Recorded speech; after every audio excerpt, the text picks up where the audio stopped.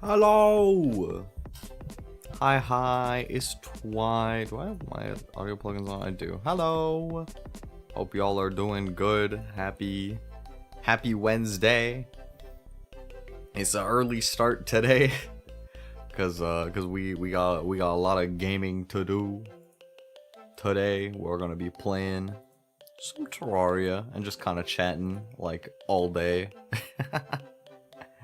It's gonna be a long stream. This is my first marathon stream, and it's absolutely nothing special. Not an event, not not a milestone. I just feel like playing Terraria because I've been obsessed with Terraria recently. So we're gonna play some Terraria. Let's go. Last time we played on stream was when I was doing For the Worthy quite a while back. Y'all remember the For the Worthy playthrough?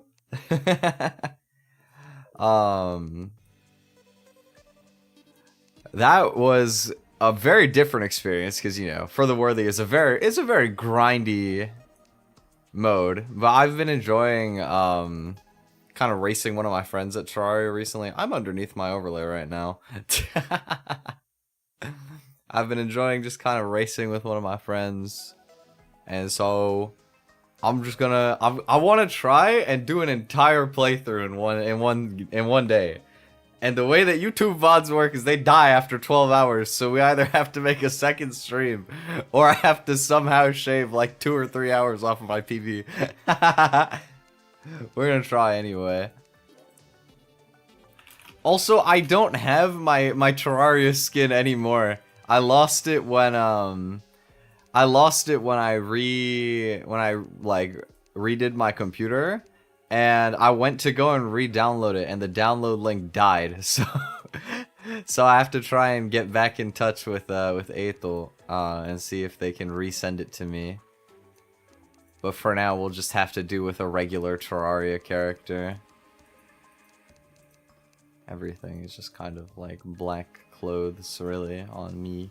Can I like, okay, you know what, let's do, where's the one that has like the jacket and then I can have like an orange shirt maybe? Yeah, that'll give me a little orange. Sure. Twi speed run, let's go.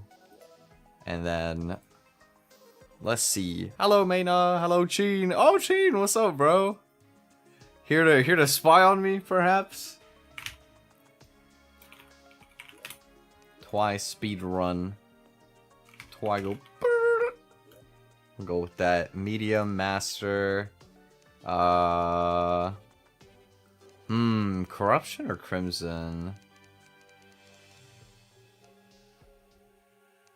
You know what? Let's do corruption. Let's do corruption. What? Yeah, man. I know you would never do that, right? You know. For those of you who don't know, me and Sheen, about a year ago or so, did a Terraria race, and I absolutely destroyed him. It was kind of close, but we did another one, like last week and I lost. And so we're planning to finish the best of 3 next week. And you know, such I need practice. Oh wait, my phone is gonna like make my keyboard positioning kind of suck. Is there anything I can do about that? What if, hear me out, what if I put my phone like here? Is this gonna destroy, this is definitely gonna destroy the tracking. Yeah, I'm like sideways right now. This side? No, again, it's just gonna be the same no matter what, right? Yeah, I have to look at the phone, that's the problem. It'll be fine. I'll just have my keyboard be in a kind of bad position, and we'll live with it. We move. Will not lose? Untrue. You're getting smoked in the best of 3. It's not gonna be even close. I'm gonna beat you by 10 hours. You're gonna take 25 hours. You're gonna rust so bad. You're gonna take 10 hours longer than last time. In the span of 1 week.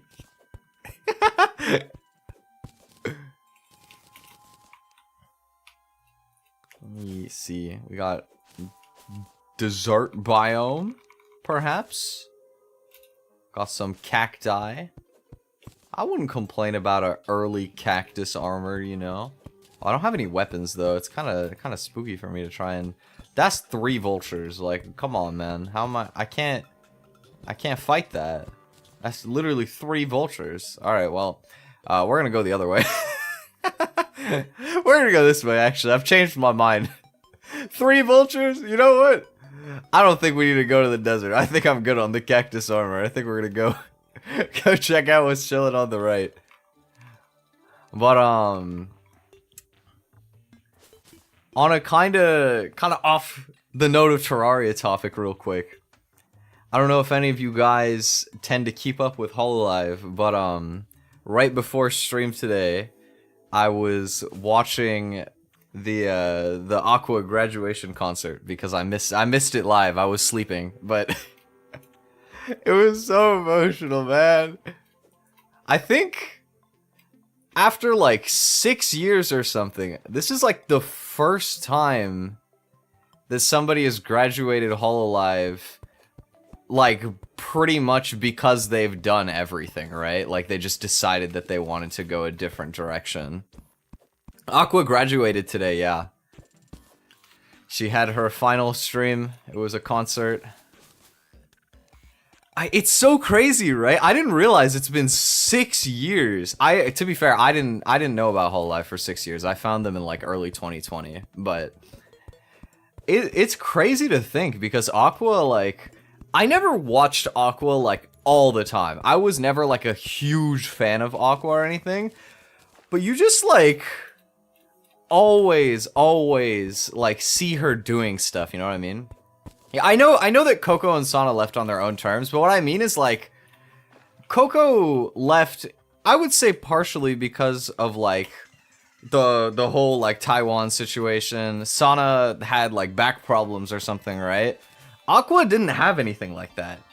She just did her career until she decided it was time to end, right? I feel like it's the first time in Hololive we've seen somebody fully play it through. Which is kind of crazy. In 6 years that the turnover would be that small. Just goes to show how goated Hololive really is, honestly, but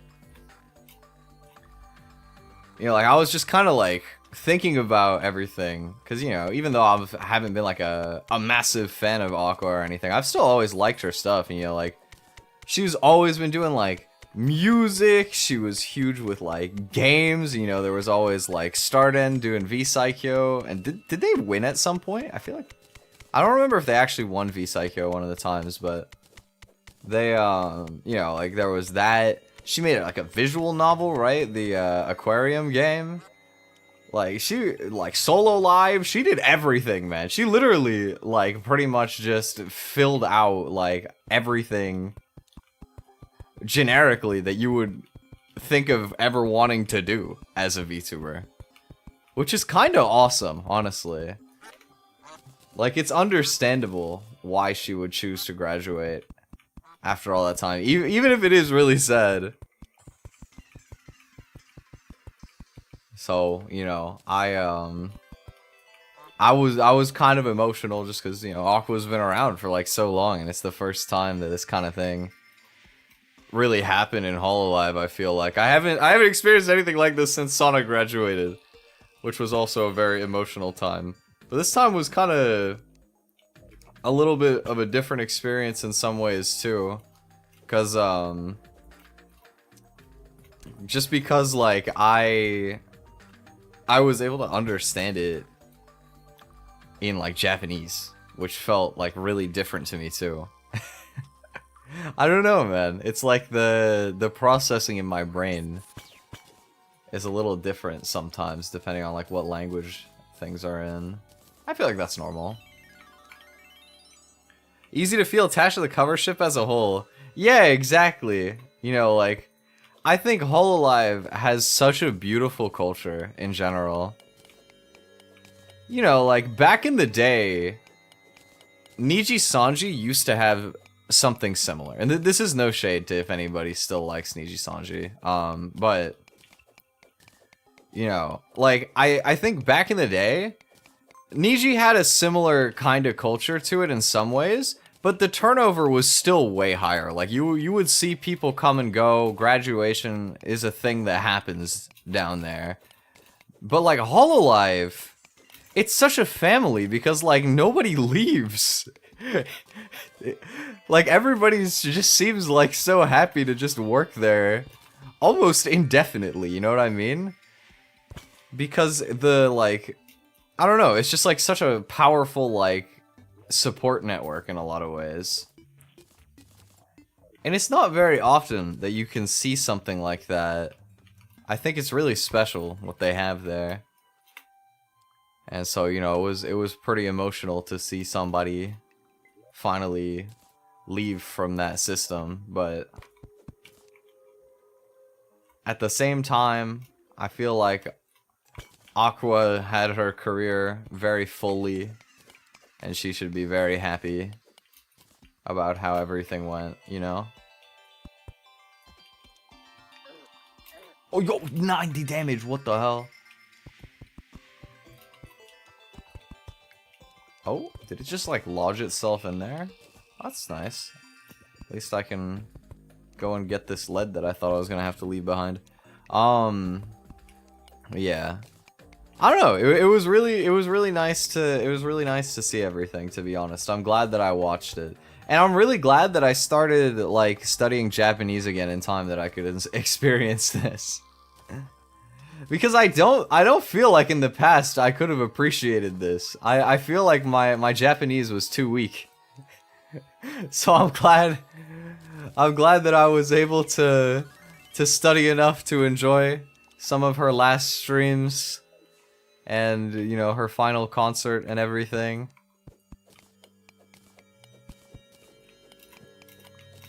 I've just been like, I don't know. I have like I have the fire lit under me right now for Japanese study again. I'm back on it. That medley? Yeah. I always liked Aqua's originals. I really like Aqua Ideal Palette, right? It's a really good song. And there's a lot of really good songs she's made. But I didn't realize just how many originals she had. Like, I didn't recognize some of the older ones. And I didn't even realize that it was a medley of all originals. I was like, oh, these songs are cool. And then I heard a couple that I recognized, and I was like, is this like all originals? And then at the end she said, I was like, wow, like that is genuinely so impressive, you know what I mean? That medley went on and on and on. Oh! Okay, rude. I got turned into Long Pig. Wow, that's messed up. Come on, Dart Trap, we're having a sentimental moment right now, and you're gonna hit me for 132 damage? That's very rude of you. Where did I... Oh, there's just trees everywhere. How am I supposed to, like, build my crib? Recognized them all, but I hadn't internalized. Yeah, exactly. That's the thing. Like, okay, I ended up like writing. I wanted to make a tweet with the hashtag, because it's #1 global trending, which deserved. I mean, that stream was huge, by the way, record breaking for VTuber stuff by a lot. Apparently, the old record was like 490,000 by Coco or something, and this was like 750,000 people watching, which, you know. I don't like to be a numbers guy in that regard, because it's not about the numbers. It's about the moment that was shared, I think. But it just goes to show, like, how many people really supported Aqua like that, you know what I mean? It was really, like, something special. And I think that's beautiful. And yeah, like, I don't know. Aqua, like, it's just easy to think. Like, I haven't like super like rigorously been watching Aqua pretty much ever. Like, I would watch her clips and stuff, right? But I didn't like, you know, I wouldn't call myself like a huge fan or anything particularly. But, you know, just kind of looking back, like, she did like game tournaments, she did a ton of originals with a solo live. She did, like, a visual novel. She was really doing, like, everything there is to do. There was, like, you know, no goal necessarily that was, like, too big or whatever, you know? Like, she really just did so many things, and I think that's the spirit of VTubing, to be honest. I think that just having, like, an absurdly large amount of things you want to do and like tapping into like all sorts of different little pockets and just going for it all. I think that in itself is like the spirit of VTubing, and I think that she did it like so fully and well. I have so much respect for that. I really respect like all the stuff that she did in her time. Especially because, you know, Aqua's like a pioneer too. She's an OG. It is crazy to think about having been a VTuber for 6 years. That's so long. Her own game. That's the aquarium one, right? Or is there another one?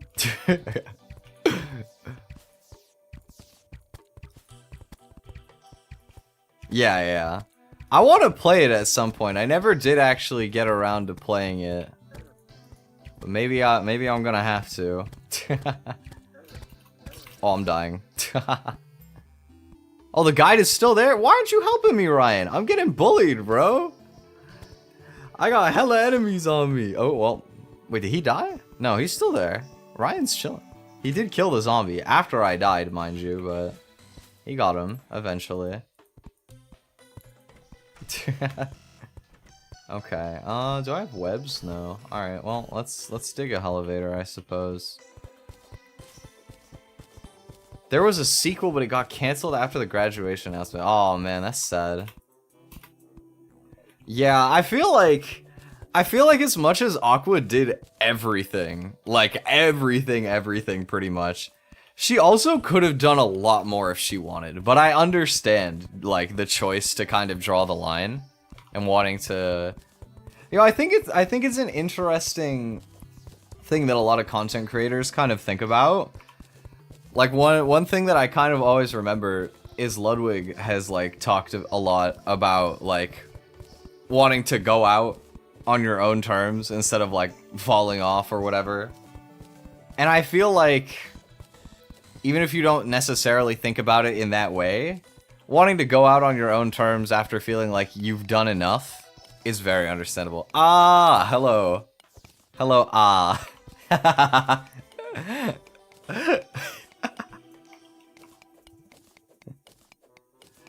Yeah, oh man.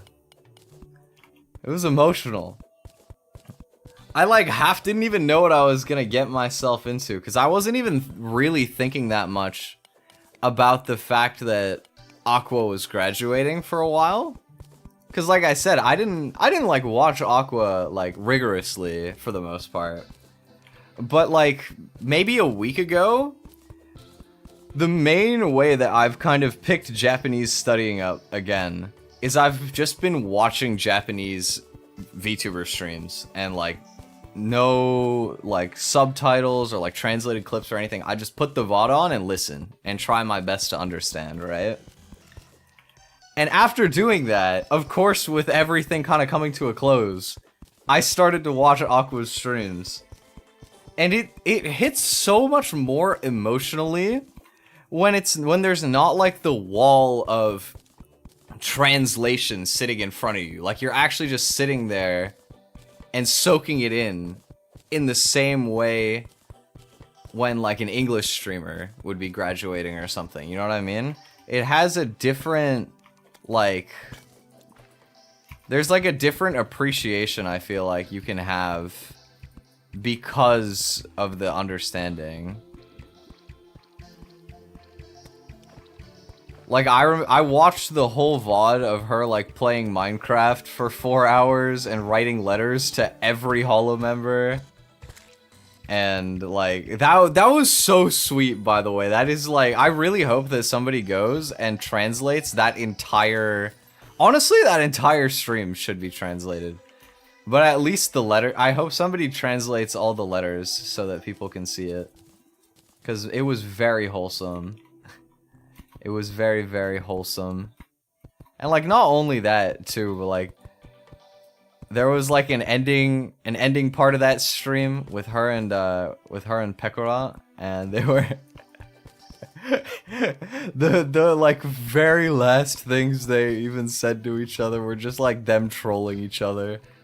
Which is so in character, to be honest.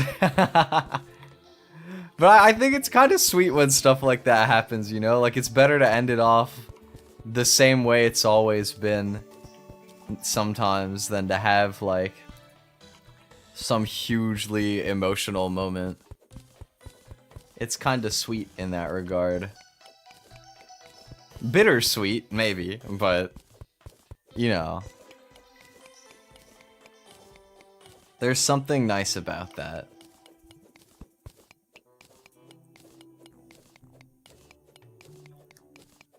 But yeah, okay. Well, I'm glad that I could kind of get this like conversation point out of my system. Just because, you know, it's a lot to like watch people like that. I'm a big fan of Hololive, so like it kind of, you know, the reality is still kind of setting in for me. Even if I wasn't like a huge fan, I can't imagine what it would feel like for the people who've been watching Aqua for like 6 years. That must be crazy. But I mean, you know, stuff like that will always come. I think that the ending was beautiful and great in its own right. And I think that, you know, she should be proud of how everything went.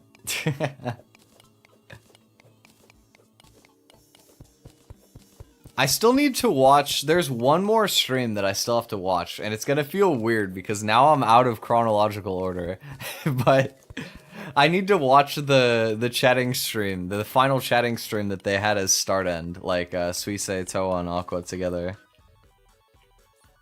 Because that's like 3 of my favorite streamers and like singers ever, you know?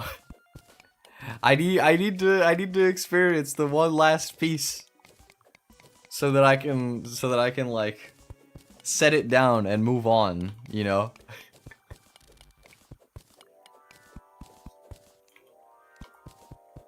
But wow, like it just feels like such a storyline, man. It's crazy. It's crazy to think that it's actually happening.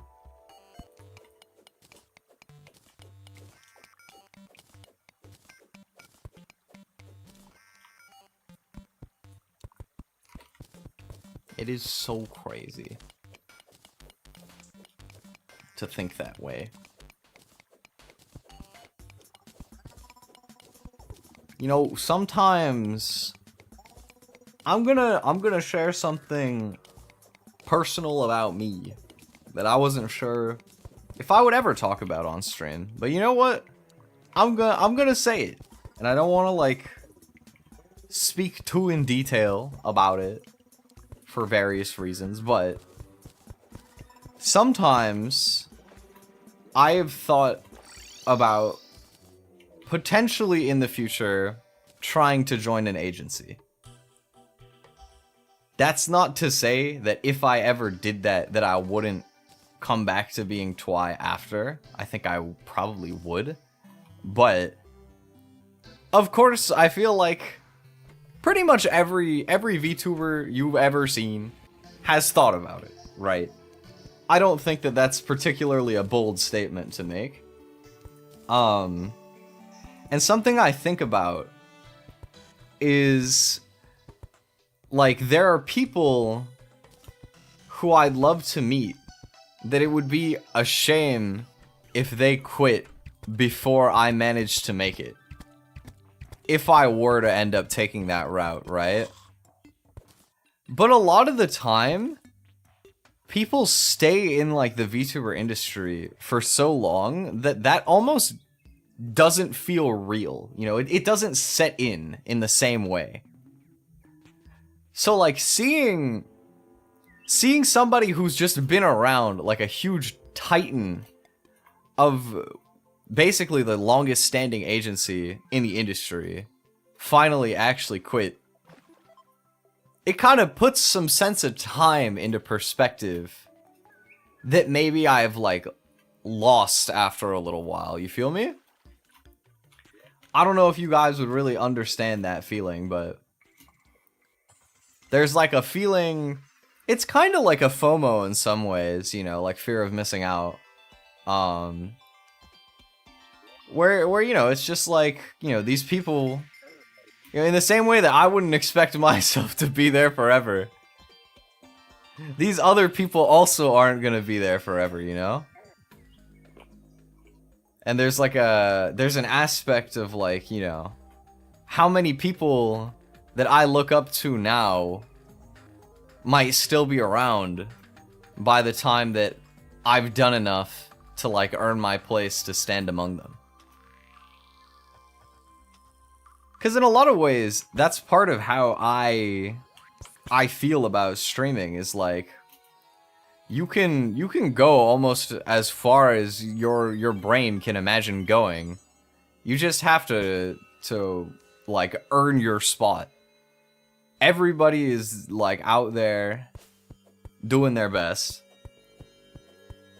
and you kind of just have to stick through all the hard times and earn your right to stand among all the people who've gone through all of that in the past. You know what I mean? And there's, like, a kind of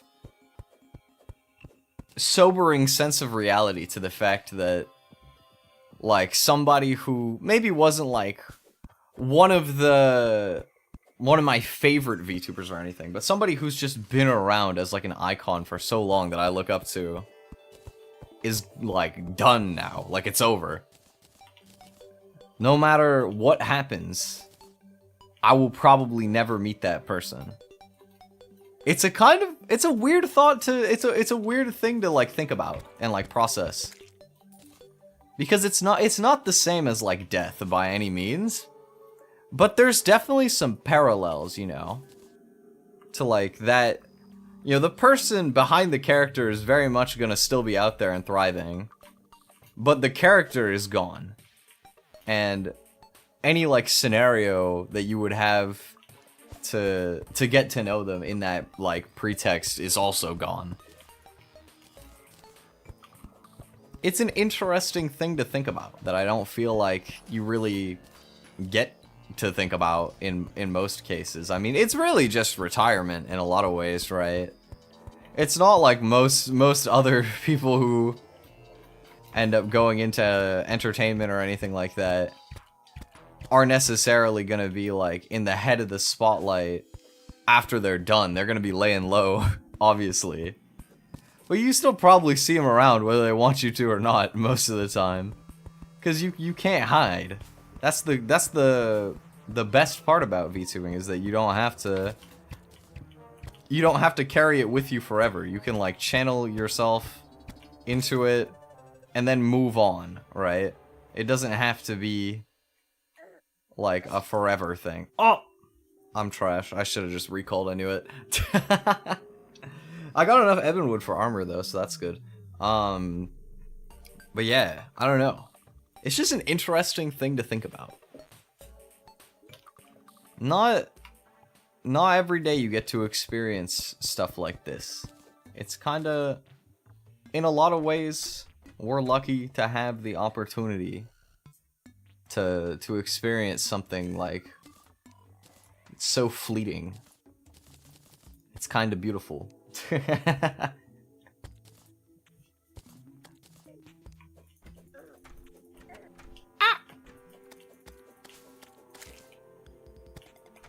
Anyway, enough depressing talk about stuff like that, or at least like very introspective stuff in that regard. On a different note, but like kind of related, I've been really enjoying being able to actually elevate my level of conversational Japanese recently to a point where I can like watch streams and understand and stuff like that. And I also feel like my speaking skill has improved. Mind you, usually I'm kind of just like talking to myself, so I don't have much of an outwards point of like proof for that, but something I've been really thinking about is I don't really know very many indie Japanese VTubers. I only have one Japanese VTuber friend. It is Vega, and he speaks English pretty, decently fluently. So, as much as I love that relationship that we have, because Vega is my bro. Like, Vega is a super cool guy. I want to make more Japanese VTuber friends. I think that as much as the culture is shared between the like English and Japanese sides of everything, there's something interesting about the smaller differences, I guess. I just love Japanese, bro. I just love Japanese. It's a really cool language. I think that the people from Japan have a very interesting and like admirable kind of like culture and mindset that has, like, there are definitely some parallels that I feel as a Canadian to like people from Japan, but it's definitely not like everything, Oh, bro, can I live? Can I live? There's nothing to do in any of the safe biomes in this world, but I also just get murked when I try to go somewhere actually like with stuff.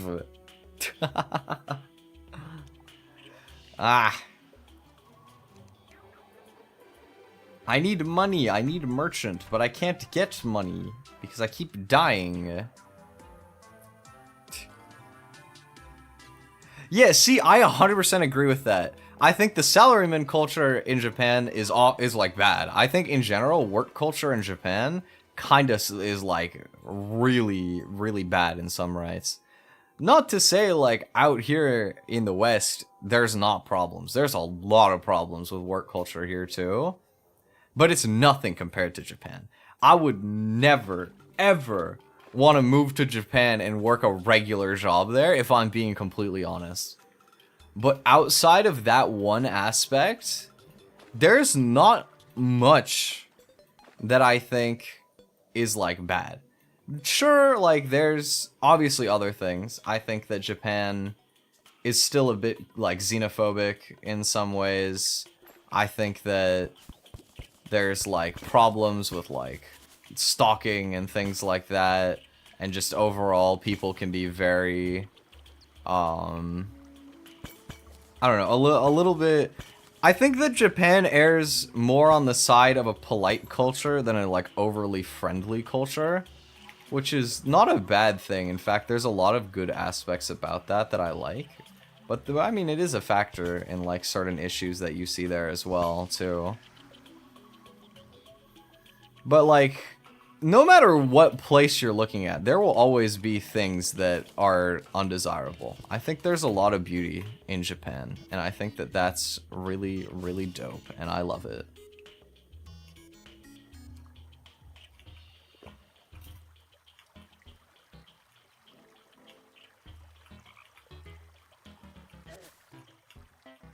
Oh, Ivy chest. Gimme, gimme, gimme, gimme.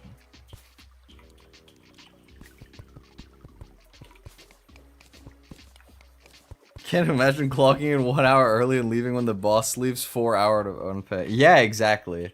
There is some crazy standards, for sure. But overall, though, Japan has a really good culture. I think there's a lot of like really respectable mindsets that come out of Japan, I think. And I appreciate, obviously as well, like, Japan is an absolute titan of, like, art and creative expression, which means a lot to me. So, of course, there's that aspect, too. Yeah, exactly. Like, you know how PewDiePie just kind of, like, moved to Japan and just lives there now with his kid and his wife? Like, that's pretty tight, you know? Because they're set. Like, they don't really need more money. They got money for life, I'm sure.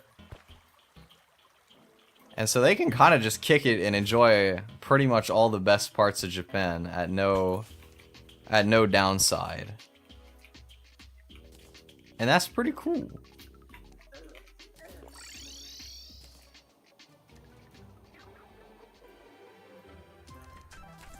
Like, if I was ever in that situation, I could totally see myself just kind of, like, maybe trying out living in Japan for a while. But at the same time, I still feel like I love Canada. Like, it would be very hard to imagine living in Japan, not even necessarily because of the downsides of Japan, but more just how comfortable I am with staying here in Canada. Like, there's a lot of really good stuff about Canada. Not to say that there isn't, like, less ideal things, but more or less, I feel very, very happy in the country that I live in. Okay. We got a chest here. We can get mob loots and materials. And we can start tossing things in there. You're gonna jump me. What's up? You don't want this smoke blue slime. Get out of here. Okay. Let's get a potions chest. And we'll put in some potions. Need a herbs chest. Think I could spend? Oh yeah, of course. How could you? It's literally, it's so much money. There's no way. I mean, I think that that's why when people get rich, they still continue trying to grow their wealth, even though it's basically pointless. Like, there's no necessity. You could literally just kick it for life and let your money sit there and not even earn anything on itself, and you probably still have enough forever. But at the same time, you never want the wealth to end. You want it to be infinite wealth for your family and for your ego and whatever, right? Whatever motivations it may be, pretty much every rich person ever still continues investing their money and stuff like that. That's because they probably just don't even know what else to do with it. You know what I mean?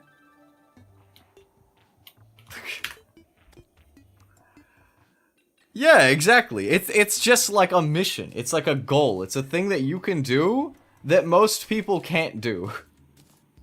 Most people don't get the chance to do that. That's like your chance to do something cool.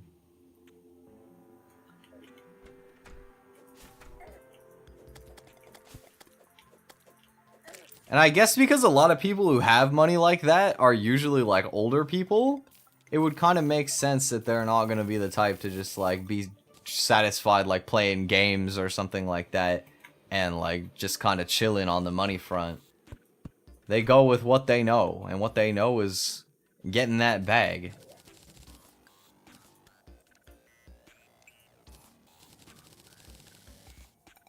Also, I saw it a while ago and I forgot to respond, but Crimson or Corruption, which is better? I don't know, honestly. Probably Crimson marginally, but I mean, they're pretty well balanced. You can kind of just play whatever you prefer. A lot of the time I do Crimson, but I felt like doing Corruption, so I'm doing Corruption. Oh, maybe I should have gone Crimson for an easier, like, pre-mech fish run, though, because it is a little bit easier. I think I can do it on Corruption anyway, though. It's not like it's much harder.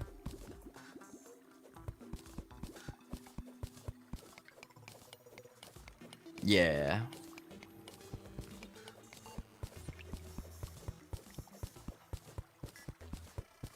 Watching this while eating 400 grams of chicken breast. The funny look. No.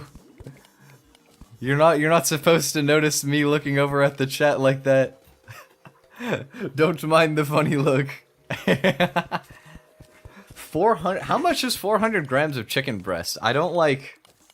I can't quantify that in my brain, or like quantify that in my brain. How much chicken breast actually is that?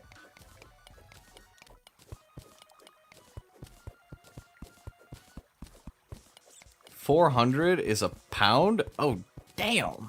Okay, that's quite a bit of chicken. Oh, I'm drowning. Let's go. I'm getting all the worst deaths ever right now. Look, it's not my fault that I have to elevate with a stupid copper pickaxe through 10 years of water. Got an entire ocean forming in my elevator. The book from the... Yeah, exactly. The book that we won't name from the Crimson. It's good for Fishron because obviously Ichor is a good debuff, and then you can use it to pop the bubbles really easily. In phase 1 particularly, but phase 2 it's useful too. Whereas when you're playing on Corrupt World, the Cursed Flame kind of sucks, so you're more likely to just kind of either use something less convenient to pop the bubbles, or you just don't, like you just dodge it. 500 milliliters of chocolate? Like chocolate milk or like what?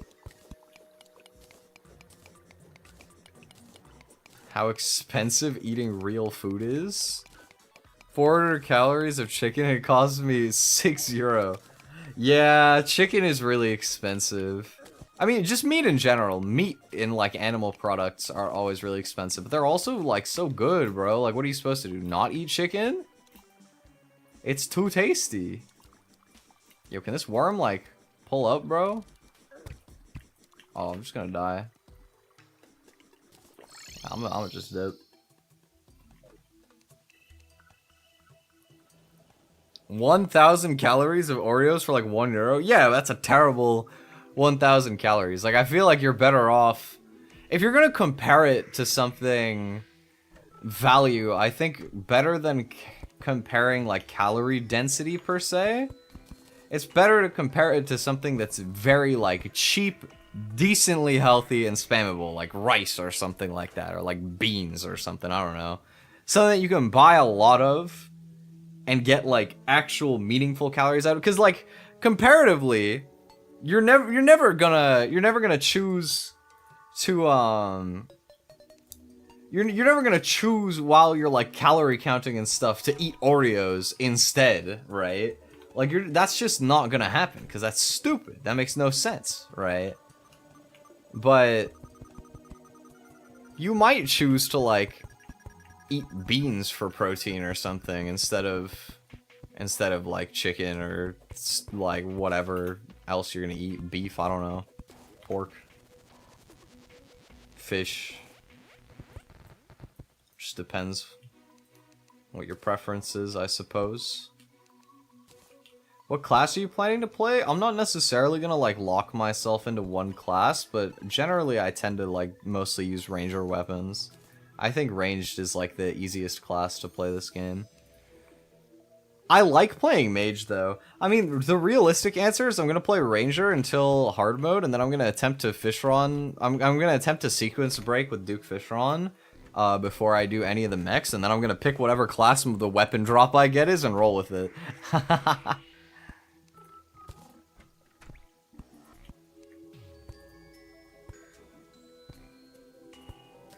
Yeah, I mean, that's just how it is now. Food just costs like a ridiculously, stupidly high amount of money. Inflation is just ridiculous, because, like, the thing is, like, all food has gotten more expensive, but wages haven't really gone up. You know, like, the minimum wage out here is finally increasing in October. It's gonna be $17.20 an hour. Which is actually not, like, terrible. Right now, it's, like, $16.50, I think. And a couple years ago, it was $15.50, I think. Or it might be 16 now. I don't know if it's 16 or $16.50 now, but... Freddo frogs were 80p? What are Freddo frogs? I need to Google this. Freddo frogs. Oh, they're just chocolates. Bro. Bro's living on Cadbury chocolates. Oh my god. You gotta get some other food. If you're on an 80p budget, I'm sure you could find something other than Freddos.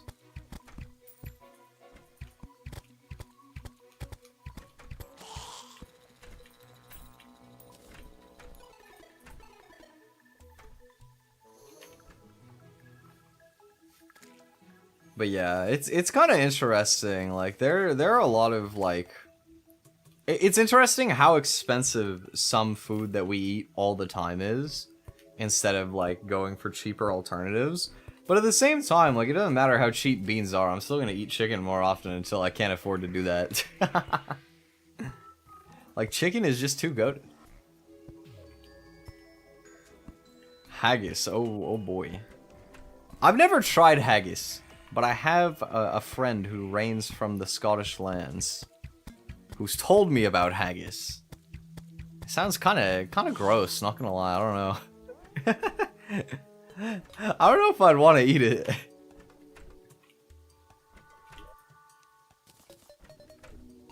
Any of you guys tried it? I wonder if Cheen is still here. Cheen, I know you're lurking back there. Come out. Spread the haggis gospel. Okay,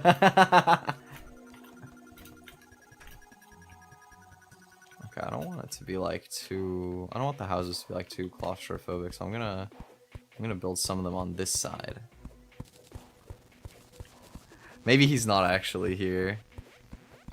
Deep fried Mars bar? I thought that was only... I thought deep fried chocolate was only an American thing. They do that in Scotland? Interesting. I did not know. Ah! Come on, man. I didn't know about that. Okay. Honestly speaking, right? So obviously I'm pretty sure that deep fried chocolate bar would probably taste pretty good. But in your honest opinion, is it worth the effort and like all of the extra caloric, not only caloric, but just like the badness it's gonna be for your health? Does it actually improve the chocolate bar experience enough that there is a reason to do it? Cause that's what I feel like about it. Like obviously I've never tried it, but I just can't imagine that you would ever have any need to do that to a chocolate bar. No, yeah, okay. Like, it strikes me more of, like, a fad type food or something, you know? Like, something trendy that people start doing, but... it's kinda stupid in some ways. Well, I mean, people will always love stuff like that, you know? From what I remember, I remember seeing there was a restaurant in the US called the Heart Attack Grill. And if you had... I don't remember if it was like if you had heart problems, if you were obese or something, you could eat for free, is what I remember reading. Which is like, why would you do that? Like, that's messed up. That's so mean. Like, it's really kind of like twisted when you think about it. But you know, I was like, it was like so excessive too. Like they were serving like deep fried butter and shit like that, which is like, why would you ever deep fry butter? Like, butter is literally like the counterpart to oil. Who the hell has ever sat there like, you know what this butter needs? So, some deep fry. Like, that just sounds nasty at that point. I feel like it would be like sickeningly rich. If you don't finish your food, you get spanked. Really? I didn't remember reading about that part. That's kind of crazy. Okay, it's daytime again. Where can I go? Well, there's jungle there, and there's corruption there. I could try getting into like a snow cave, maybe? I think there's a cave in the snow biome. Is there? Looks like it could be a cave entrance. Let's try going over there. We need loot. We need the Hermes boots. Hermes boots. Or flurry boots, doesn't matter. And we need... I would like a double jump. We actually don't need a double jump. Let me tell you guys something kind of funny. In my race that I had with my friend Sheen, earlier, like last week, I beat all of pre-hard mode with no double jump and no goblin tinkerer. Because I never found a double jump. He went looking like far and wide for... He ended up finding a blizzard in a bottle. I didn't bother doing that, so I just went without it. And normally, it's not that bad to go without double jump because you can get rocket boots from the Goblin Tinkerer, right? So you still have a way to be like flying in a way, or at least have like vertical mobility, right? But I got no Goblin army until like decently well into hard mode. I got so scammed on that front. I just never pulled the goblins until like days into hard mode. So I was just playing the entire, like, pre-hard mode with no, like... Ah! No! No! Please! Leave me alone. Wait. Okay, I'm alive. I'm safe. Yeah, I just had to beat the Wall of Flesh and Skeletron and all of that with, like, no good mobility accessories other than I had Hermes boots. And I had the red balloon for extra jump height, and that was it. I just had to kind of freestyle it. I've never played that far into the game without having like those accessories before. But it wasn't that hard, honestly, to be like, I could definitely do it again. Skeletron was probably the hardest. Fighting Skeletron without being able to like do the thing where you just kind of like circle around him was definitely... It felt weird. Okay, we're back to full life. Good.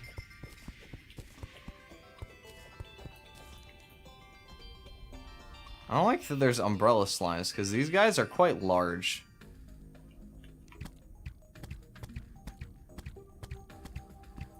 That's okay.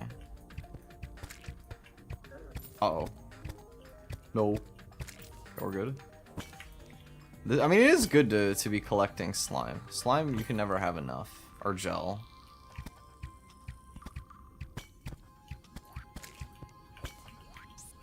Okay, where to heist at? Show me the hoose. That was death. I had a gold. No, wait, I had so much money. Okay, we have to come back for that. First time you played Terraria. Oh man, I don't even remember. It must have been so long ago. Years and years ago. At least 5 years ago, I think. Maybe... Probably 5 or 6 years ago, if I had to guess. I've played my fair share of this game. Terraria is definitely one of my favorite games ever. I feel like at least one time every year, I just get in the mood to, like, do a playthrough of this game. It just has, like, such good replayability factor.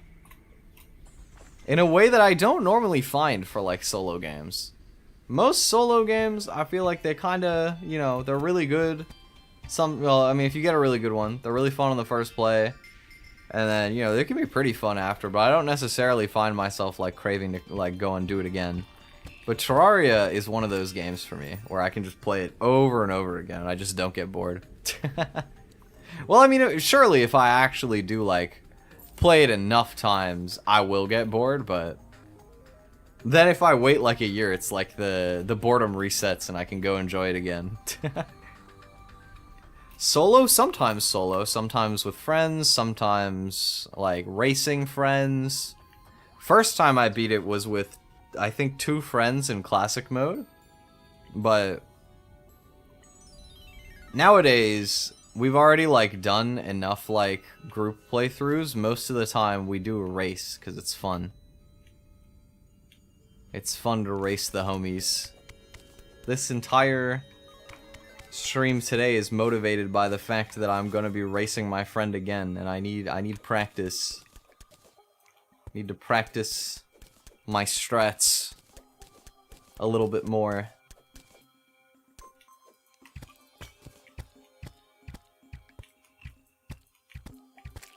Oh, there actually is a house over there. Let's go. Alright, come on. Be something actually good. Don't be like shoe spikes or ice skates or snowball cannon or flare gun or... Give me something epic. Ah, it was ice skates. Okay. Well, we got ice skates now. We can walk smoothly over ice. I guess. I mean, at least we get to make frostbark boots later in the playthrough, probably. That's kind of cool. Alright, so this is the other good thing about the ice cave. There's a lot of gems. Ah! Rude, man! Cannot mine in peace! Ah! I hate dart traps, bro. And the other thing, let me tell you guys about something kind of silly. So, back in the olden days, I wanted to beat Terraria on hardcore mode as a mage. And this was stupid because I had never beaten the game by myself at this point. Not even once. And I was just grinding hardcore, even though I've never soloed the game. But anyway, something funny about doing it as a mage is unless you pull the relatively rare Wand of Sparking item, you have no weapon at the start of the game. And the weapon that you can get, you have to mine for it. So the actual strat, when you're playing hardcore and subjugating yourself to only use magic damage in that playthrough, so basically you can't do damage until you get a magic weapon, what you have to do is you go to the snow cave, because the snow cave has no worms. So they can't get you through the walls, right? And then all you do is you build a box and you move 2 blocks at a time, where you continually expand your box so that no enemies can ever actually hit you. And you just do that until you collect enough to create a staff. And then you're allowed to start actually playing the game with a weapon. It's a very slow process. But I kind of want to pick that playthrough back up someday, now that I'm actually good enough that I probably could pull it off. Or at least get close. I think I could at the very least make pillars. Okay. I will not die to the dart trap this time. There we go.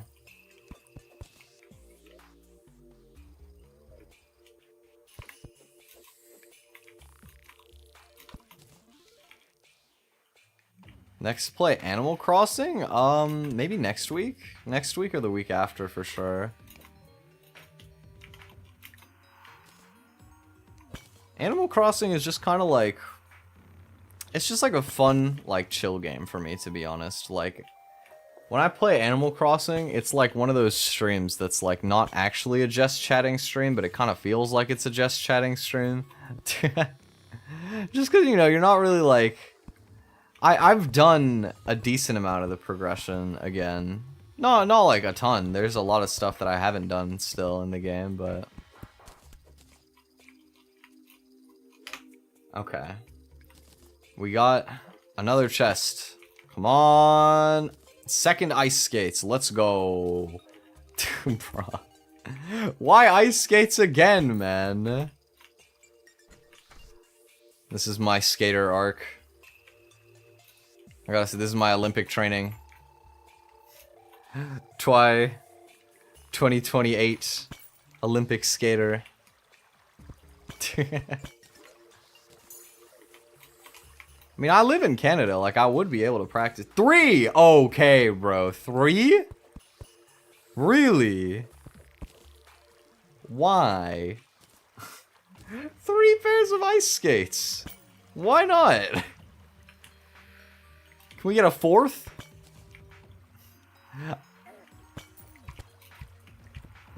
I mean, at this point, you may as well, right?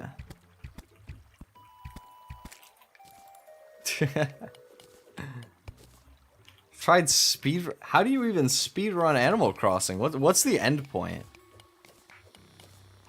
Like, I assume that there's just like a certain level of progress that has just been deemed as like the ending. There's probably different runs, to be honest, that you could do. It just depends what ending you're going for. KK slider, okay. Oh, I really just died to silt. I lost to silt. Oh my god, bro. I'm so bad. Why am I having the worst run ever when I'm on stream?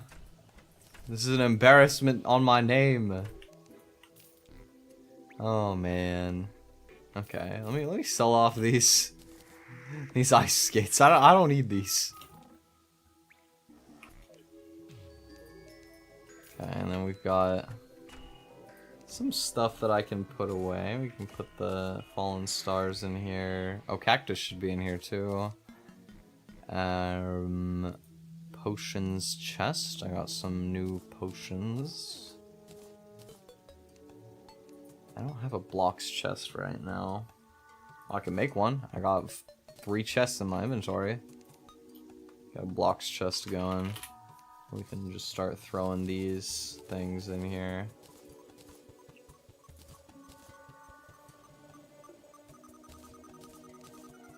Cool. Mr. Demolitionist, you can take my grenades. I don't need them. Alright. I have 5 gold on me? Where did I get all of that? Oh, from selling stuff, right? Okay, let's put my money away. That's gel. Okay, there we go. 5-star. What is 5-star? Like 5-star and what? I feel like if you say it, I'll remember, but I don't remember what that's for. Wait, how do you even speedrun Animal Crossing? Do you have to like time skip on your Switch over and over again? Or maybe it's like a different one. Maybe it's not the Switch one. I don't know if you're talking about New Horizons, but... No, but even with the other ones, like New Leaf was the same way, if I remember correctly. You just like spam, okay, you just spam time skipping on your console. That's kind of funny. Hey, well, I mean, menuing is a speedrunning skill, you know. There are a lot of speedruns where you gotta be able to menu really fast. So it makes sense.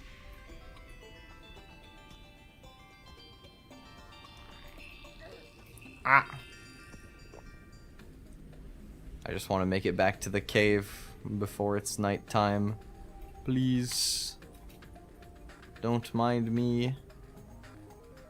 I'm just a little guy out for a stroll.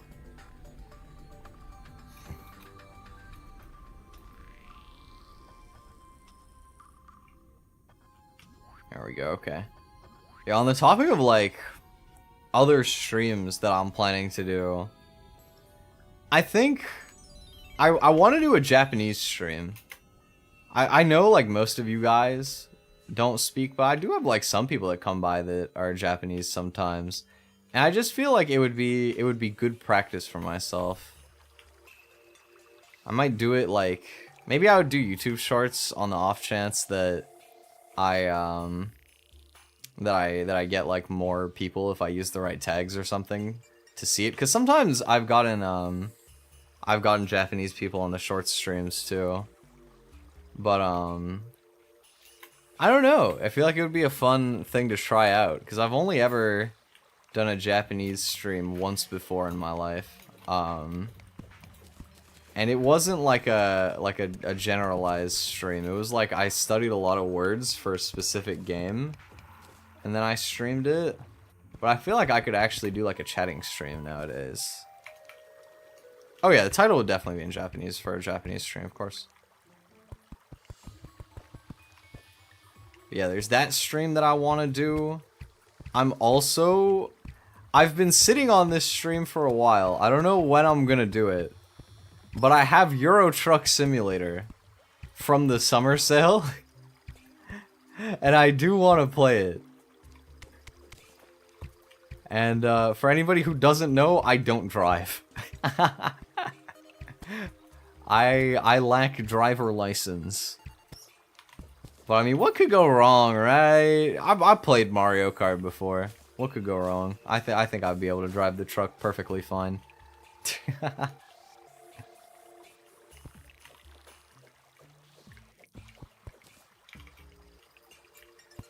But yeah, at some point, I am planning to do the Euro Truck stream. What is Euro Truck? You don't know what Euro Truck Sim is? It's I mean, it's pretty self-explanatory. It's a simulator for driving for being a truck driver.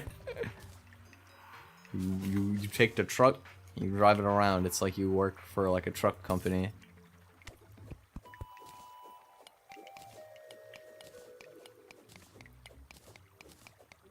In reality, it would just end up being like a chatting stream, more or less, but it would be a very stupid chatting stream. Okay, I can hear enemies, but I don't see enemies. Where are they at? Oh! There they at. I'm dead. No, wait, I have money. Okay. I made it out alive. Cool. I can put my gems away. My gems. I have anything else to put away? Not really. Let me smelt this tungsten. I think I might actually have enough for a tungsten pickaxe now, which would be so nice. Oh, Charlie, come on. There we go, lads. No more copper pickaxe. I can actually dig fast. Let's go. Okay, and then do I have stone? No, I have. I mean, actually, I do have some stone. Okay, in that case, I may as well make more arrows. So I have a bunch of frostburn torches. We can do that. Yeah, Euro Truck is in Europe. There's also American Truck Simulator, which, in hindsight, maybe I should have picked American Truck Simulator, since it would probably be much more similar to Canada in terms of road laws and things like that. But you know what? For all my European bros in chat, we'll have Euro Truck instead. Bro, I literally just got here, and you're giving me a worm? Like, leave me alone, man. Get absolutely smoked. Justice right there. All my homies hate giant worm. Alright, now I'm offline. Now I have to like I'm not, I unaligned myself. I have to fall back down. Okay. Let's get back down here. The water will catch me. And now we can continue digging. There we go.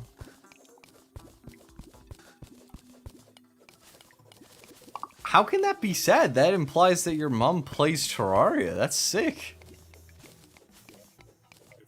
If I think about games that my parents would play with me, it's probably like Mario Party or Mario Kart, and that's like basically it, to be honest.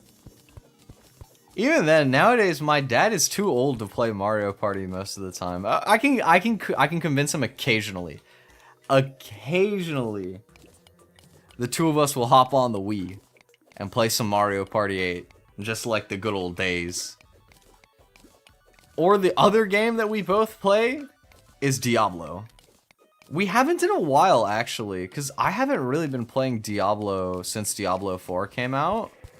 But the two of us grinded Diablo 3 together. We would make seasonal hardcores, or even just regular seasonal characters. We did both, but towards the end, we did a lot of hardcore. And we would just both play Diablo.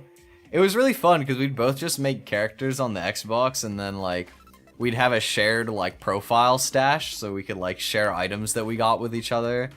So, you know, I'd come out after a while and be like, oh yeah, there's, like, I don't know, there's, like, this chest plate that would be good for your build that I put in the chest, or whatever. Or, like, you know, he would tell me about stuff like that. And it was kind of wholesome. You know, I love playing with my dad. But nowadays, you know, he's a lot older than he used to be, and a lot of time has passed, but I still love playing with him, and we still do stuff sometimes. One of these days, I gotta bully him into playing some more Mario Party with me. We played again not that long ago, but I can't do it too much because his shoulder gets sore. And, you know, if you've played like the old Mario Party, there's like a whole bunch of games that are like based on just like flailing the Wii remote around like as much as you can. Oh my god! Okay, that's a jump scare. Just drop a skeleton on me while I'm digging. That's just messed up, bro. What the hell? I'm just chilling. Why the skeleton, bro? I just want to get to the cave down there. Look at all this mushroomage down here. I want some of that. But yeah,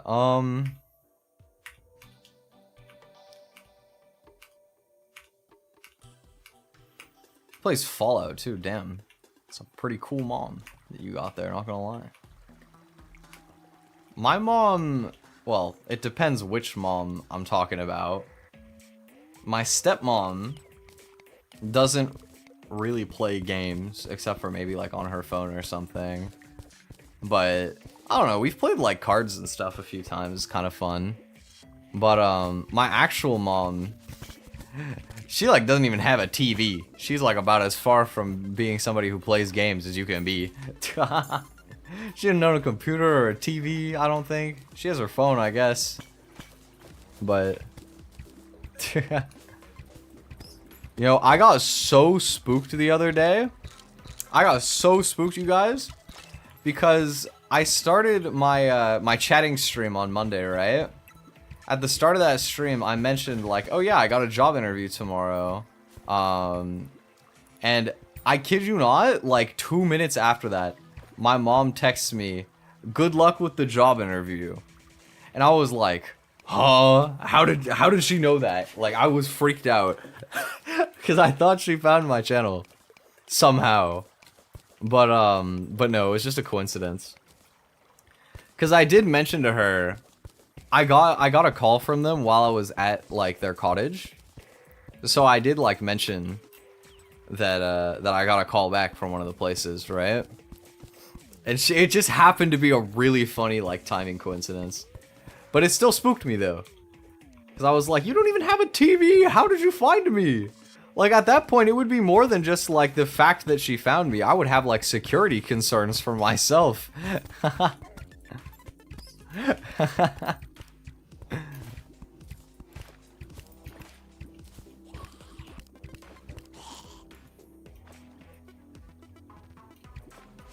That would have been a pretty cursed stream for her to find, yeah. But I mean, like, at the end of the day, it's not like my family doesn't know that I'm trying to get into, like, YouTube and stuff like that, or music. Like, they know. But I still like to keep my channel itself kind of private, because I feel like being Twi allows me to, like, be myself more, because I don't have to worry about people who are, like, I don't know, like, I have less, I can, like, zone out more, I can be myself, I guess, with less, like, tangible consequence. I get to, like, have very clear boundaries, you know. There are some people who I know in real life who are, like, totally in on the fact that I'm a VTuber and, you know, like, still support me, and it's, like, just super chill. But at the same time, being able to, like, filter that out lets me not have to hold back, and I feel like I can be more authentic to my craft when I'm doing it. And I like that.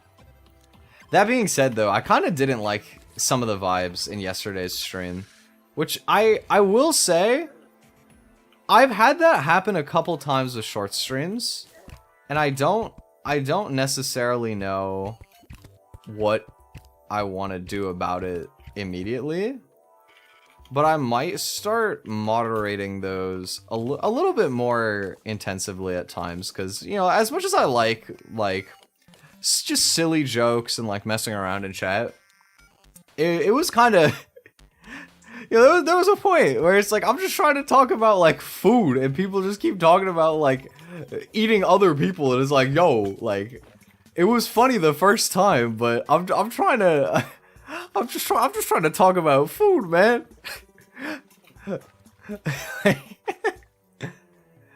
don't know, shorts can be like that. At the end of the day, as much as I do love YouTube shorts for all sorts of different, like, things, it is the most chaotic platform of YouTube.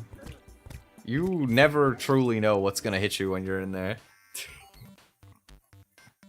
Definitely wasn't me. I don't know about that one, my friend. I'm not so sure. It wasn't just you. But the thing is, like, I feel like my community has two pockets, okay? I'm gonna make some generalizations here. And I don't mean to offend anybody who watches me. I appreciate everyone, of course. But in general, what I notice about the people who watch my streams is there's, like, two pockets. There's, like, the people who are very supportive and just kind of are, like, very wholesome, and they like to just kind of enjoy whatever I'm doing. A lot of the time, I think this is more like the people who lurk around and, like, post stuff in the Discord and things like that. And I love people like that, because I'm exactly like that. I'm usually pretty quiet in other people's chats, but I just like to watch people do cool shit and, like, support them in that. You know, that's kind of like how I consume. But there's also some people who really like to do this kind of, like, bully the streamer type experience, if that makes sense. Where it's like, it doesn't necessarily have to be always, like, super targeted, but it's like a very sarcastic, like, sense of humor. And as much as I think that it can be funny, I think there are a lot of people who, they kind of they get lost in the sauce a little bit. Where it's like, they start making jokes that aren't necessarily funny because they're, like, clever or, like, have a real, like, oh my god, that actually got in, I'm cooked, yeah. You know, it's like, instead of making a joke because it's clever in that moment and it's funny like that, it's more just like saying something out of pocket and then laughing because it was out of pocket, I guess, right? That's probably, like, the best way that I can describe that. And I think that there's like a time and place, you know what I mean? There's a time and place for stuff like that.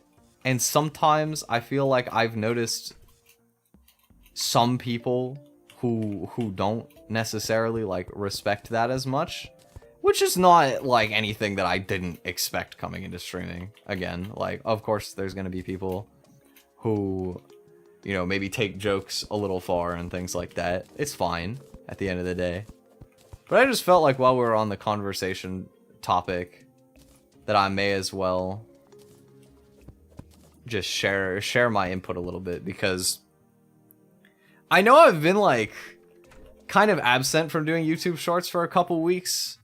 More or less, I've been pretty busy with like my job search, trying to get a part-time.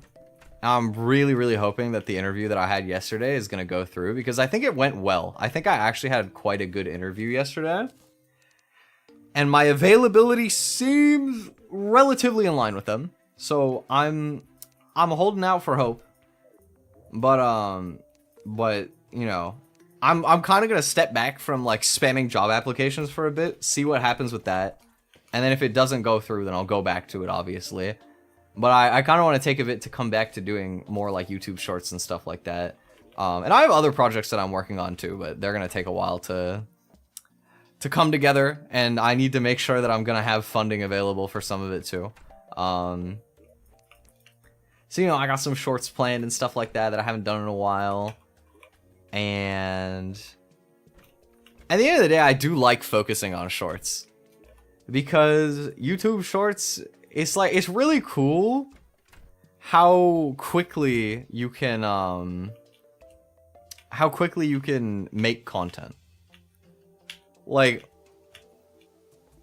I think one of the main reasons I never truly got into making long form video content on YouTube is because, like, editing it just takes so stupidly long. Like, you have to have the patience of a saint to be a regular YouTube editor, I swear to God. Especially when you're also, like, scripting your own videos or whatever. I feel like that's why most people, like, they'll only do, like, clips or, like, highlights, you know? If they're also streamers. Which, I mean, I definitely feel like it could be cool to do that, too, at some point. But it's not really my editing style. Like, I've tried doing clips and stuff on shorts and things like that. But I always find that what I do best is, like, it's just like on stream. I just yap. I come up with a topic, I write a script, and then I just talk about it. You know? That's, like, my style at the end of the day, I feel like. And it is so much, like, more accessible to do that in, like, 1-minute snippets than it is to make like a 20 or 30-minute video talking about something. Yeah, exactly. I think a lot of people have like found me through the shorts, you know. Some of them have gotten surprisingly big, to be honest. Especially that one like quick 2 days where right before my PC broke, where I made the HoloLive shorts, and those absolutely boomed. And yo, I might be getting back on that farm, because you know I'm gonna make something about Aqua. What I'm planning to do is I'm planning to make it about how I've been studying Japanese through watching VTuber streams, and I'm gonna mention how like it was just in time to experience Aqua graduating and be depressed. I know, we were talking so much about Aqua at the start of stream today, Beep. I was so sad. I watched the concert right before I went live today. Literally, I finished writing a post under the hashtag, like, 2 minutes before I went live today. But, you know. It was really cool. I think that Aqua went out on good terms. I think that she had a great last concert. I think, you know, I think she did everything very fully, and I have a lot of respect for that. You know, I tried to write my message for the hashtag all in Japanese, and I feel like there's a couple parts where I probably didn't use the right grammar or whatever in hindsight. like when I was thinking back real quick, but I'm kind of happy enough that I was able to write something relatively cohesive in Japanese. I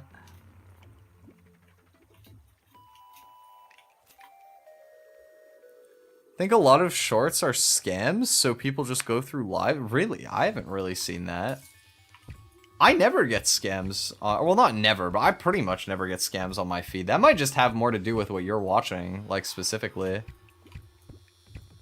Like, my shorts feed... What is on my shorts feed? Let me think about that. I get memes. There's this one guy named RaxD Flipphone. He is so funny, bro. He or Flipnote, sorry, RaxD Flipnote. He just makes Flipnote videos. Even though it's 2024, he just makes fucking Flipnote videos. They're so good. But I get that. I get people dancing. People singing sometimes. I get VTubers. I get people talking about Japan stuff. I get, I mean, yeah, like, you know, it's mostly like memes and VTuber stuff, which checks out. Sometimes I get Gotham Chess because I like watching his videos. There is a lot of dead brain content, 100%. There is, I mean, well, that's basically what Shorts is built on. Like, if you're ever scrolling Shorts for 1 hour and you can recall more than 3 videos, that would be a miracle, to be honest. Which is insane to think about, that you would watch at least 60 videos in an hour and probably not even remember 3 of them. But that is how it goes, you know what I mean? It's very brain dead.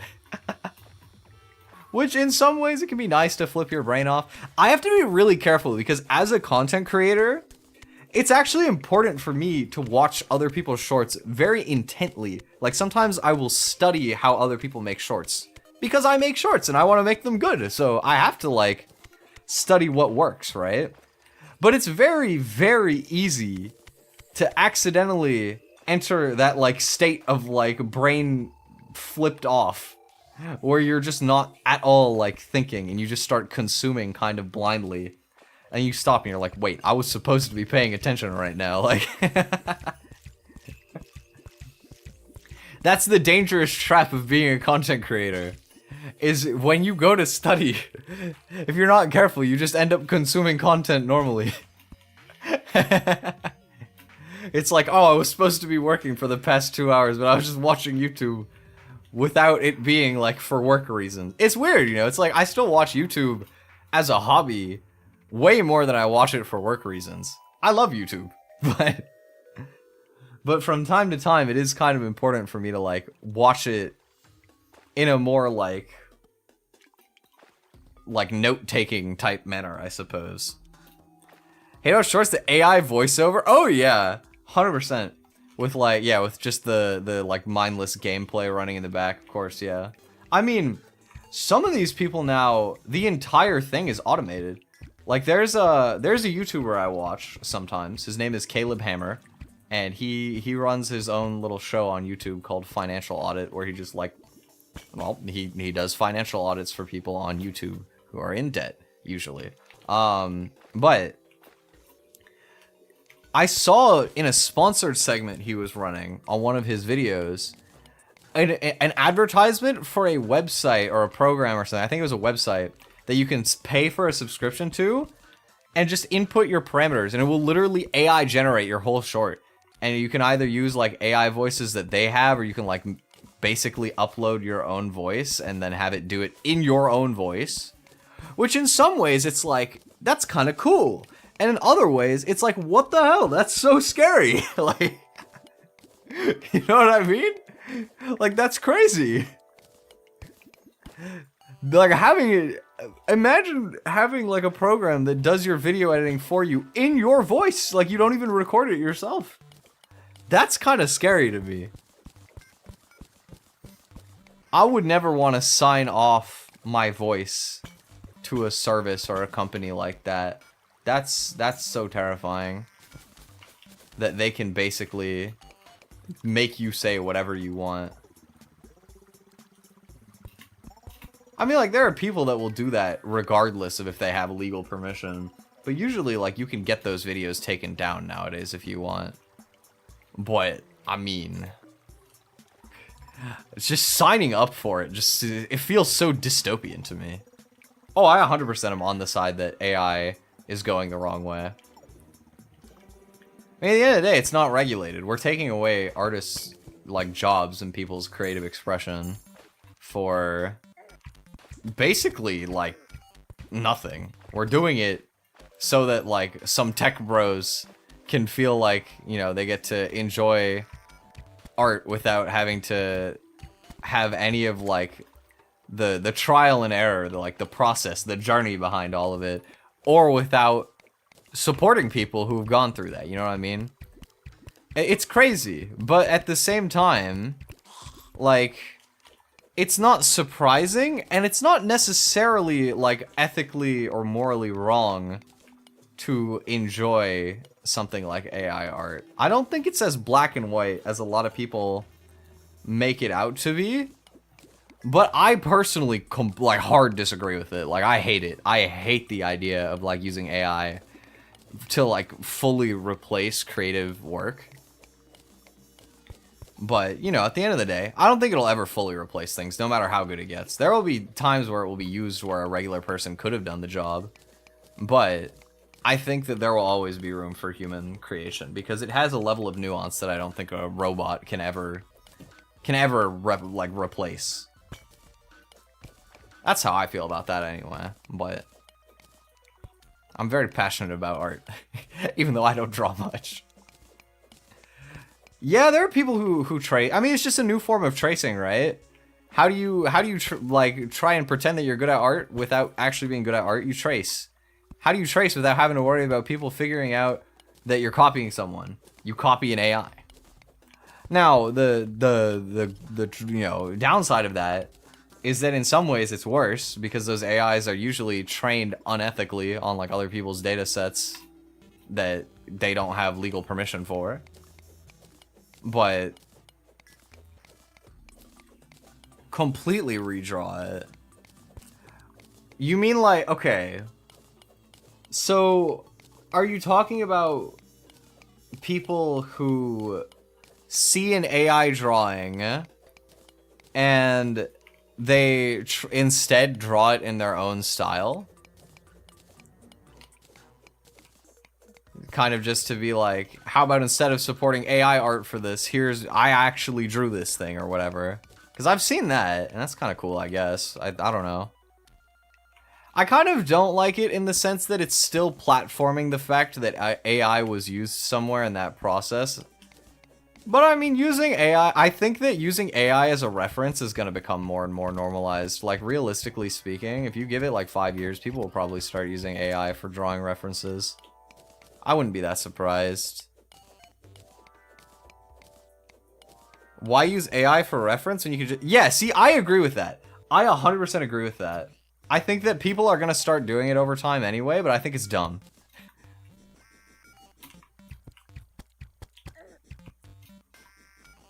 Tracing? Yeah, see, tracing is fine if you're doing it for practice.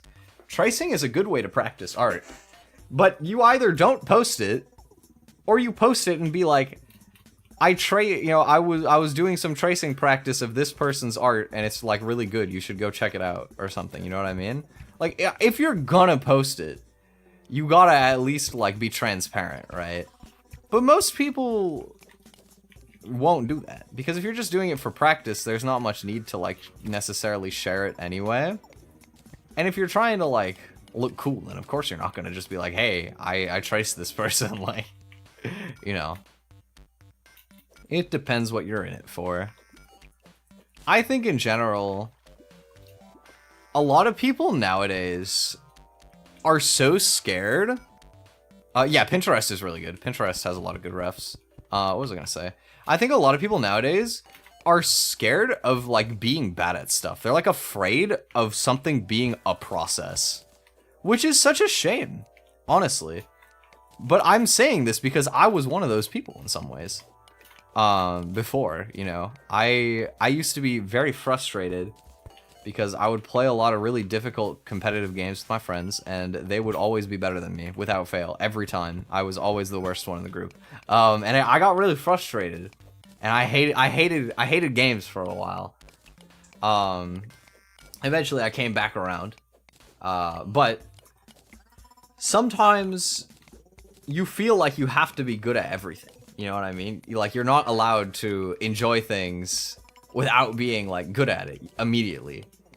And it robs you of the experience of progress, of, like, of having story, you know what I mean? I feel like a lot of what makes art beautiful is, like, the path that characterized how you got there.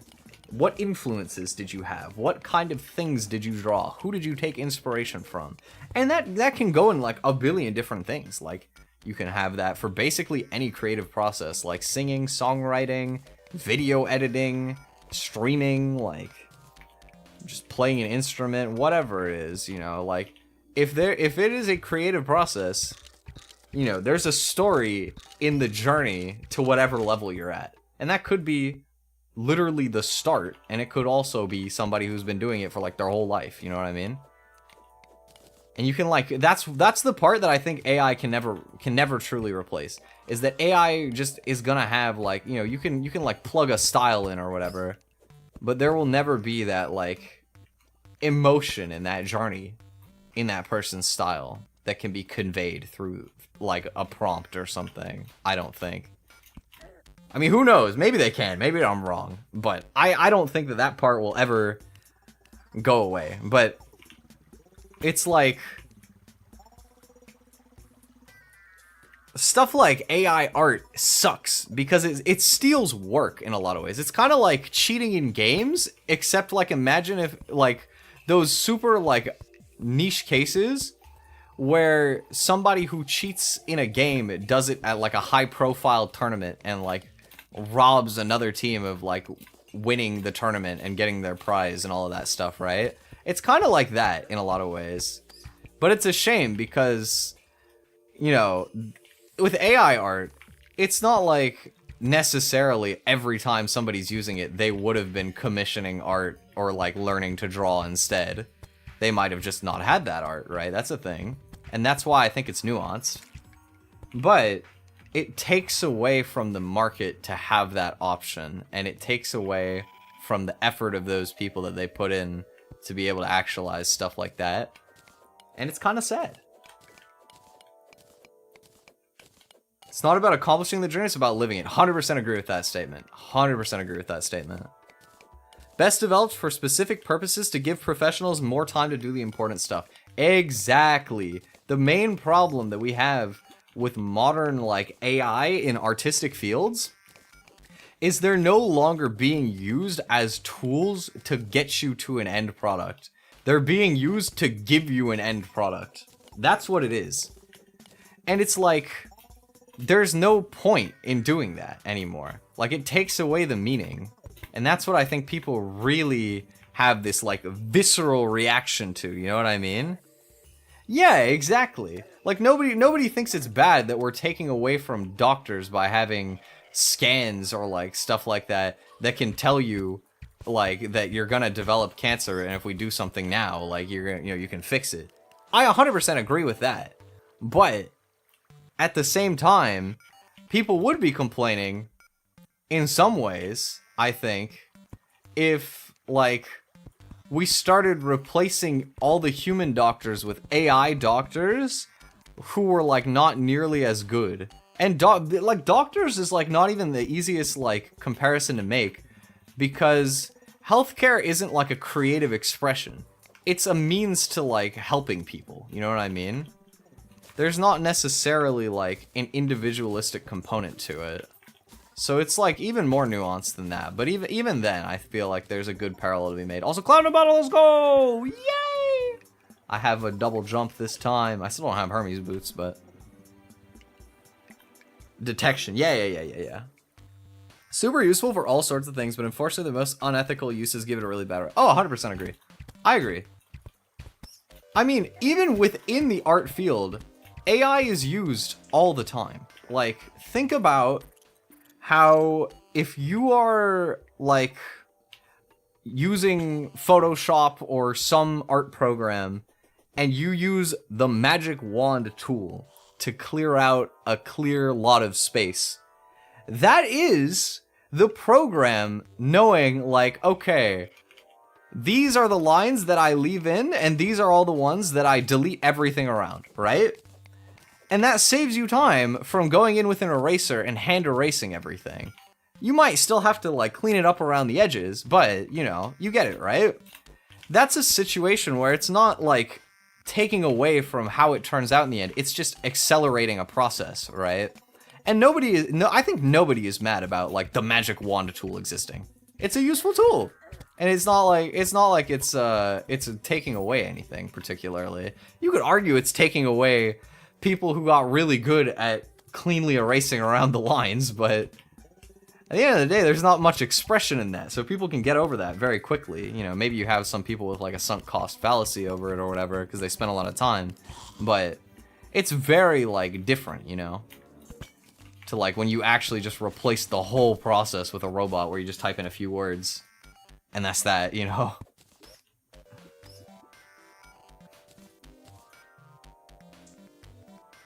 Oh yeah, I mean, the big thing is that there needs to be regulations. I think a lot of what makes people really not keen on AI is that like it's mostly trained on like data sets that they don't legally have permission to use, but there's just not like the regulations in place to like effectively punish it. Yo, man, let me up. Ah. How much money do I have? 2 gold? Okay. I don't have that much. Mechanical process rather than creative one. Exactly. Exactly. I think that's the key distinction to be making when it comes to like AI tech. Because the whole point of art is to like tell a story. Like art is not a necessity. You could argue that like technically, you know, having things to like detect early signs of like medical problems or whatever, humanity has existed and would exist for a long time without that. But it is a useful and worthwhile pursuit that is purely dedicated to the necessity of staying alive, right? I don't think anybody would disagree with that assessment, right? But when it comes to like creative things, it is purely a form of expression. We don't need art, but in a way, like as a race, like as a people, we do kind of need art. Like without that expressive form, a lot of people feel kind of like empty or like purposeless, right? It's a way to give meaning to life. And so it can feel like part of that like meaning or importance that you build in your life is being like taken away from you when these people try and replace that medium that you live like vicariously through like that. I think that's like the big thing, you know what I mean? It's a sign of civilization. That's a cool way to put it, yeah. Okay, how much do I have? I can do 2 pieces of tungsten. That's like pretty good armor right there for early game. There we go. There you go. Boink boink.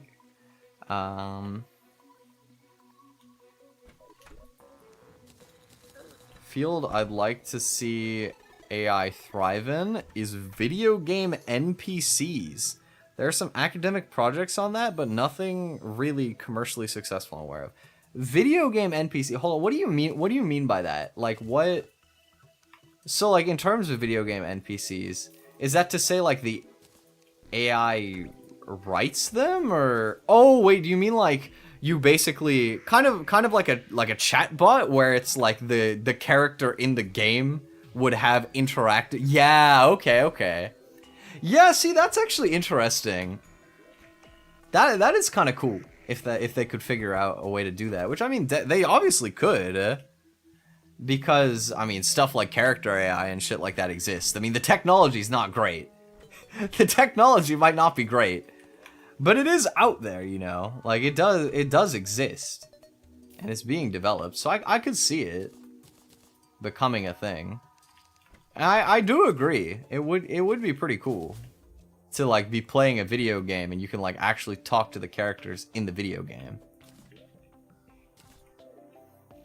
I mean, there's not a way to do it with closed scripts, because like the way that you're saying, it'll have like infinite possibilities. That being said, I wonder if there would be like legal problems to do with that, because like what if the characters say something that they really shouldn't like say, like, you know, that would be problematic to them legally. But like, you know, can you like legally say like you're not responsible for what the characters in your game say? Because I feel like that would have some other potentially problematic implications. So I guess because of stuff like that, I guess it's legally unclear like if it would be very implementable, but I think it's an interesting like conversation to have. I definitely don't think that it would ever replace, like fully replace having close-ended dialogues, because I mean, that's like saying stuff like books and having stories would go away. You know what I mean? Like everything has to be a conversation. I don't think that we'll ever head fully in that direction. But, you know, well, I mean, even with restricted words, there's things that you can't, like, that you could still run into problems with. Like, what if a character said something that was interpreted as, like, you know, they gave you, like, bad legal advice in some way or something. Like, you talked to them about something very personal to you, and they gave you advice that is, like, really bad and, like, legally actionable against. You know what I mean? Stuff like that. Or, like, you know, could you be held liable for stuff like that? I have no idea. Frankly, I'm uneducated. Maybe that's just not, like, legally your responsibility at all as a corporation, but I feel like there's probably some, like, gray areas to do with that kind of stuff, because if you truly had no responsibility, I think we would see people making games that would blow up for being, like, incredibly unhinged and, like, inflammatory, I suppose. I feel like you'd run into stuff like that if there was, like, no, like, reprehension to be had in that regard. ChatGPT is getting all sorts of problem with people asking. Yeah, exactly. You know, hit him with the, like, you know, hypothetically, if I were to whatever, how would I do that? Or, you know, like, you know, hit ChatGPT with, like, the for a story or something. I don't know. Like, you put some sort of clause to, like, trick it into saying something it's not supposed to say. Sometimes you'll see people do stuff like that. I don't remember exactly, because it's been a while since I've seen people do stuff like that. And I don't really use ChatGPT, but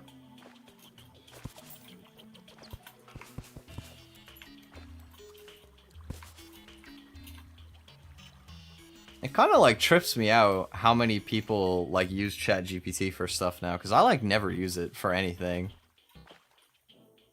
I just Google stuff, you know? Like, which, to be fair, like, Googling stuff is also, in a way, like, using AI, right? It's curating what response you're gonna want based on whatever you wrote. But I don't know how you can, like, trust ChatGPT, because it literally just, like, makes up references sometimes. Like, ChatGPT will literally hit you with the source, I made it the fuck up, or whatever, like. It will literally just do that. Like, I think it's insane that people try to use it for school and stuff like that, when it will literally just pull references out of thin air and act like it's doing you a solid, you know?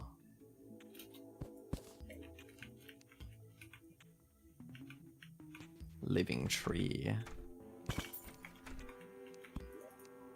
I don't really plan to make living wood house now that I already made my houses at spawn, but I can sell this. Ooh, oh, it's the second climbing clause. It's like, hasty is better than intrepid, yeah, okay.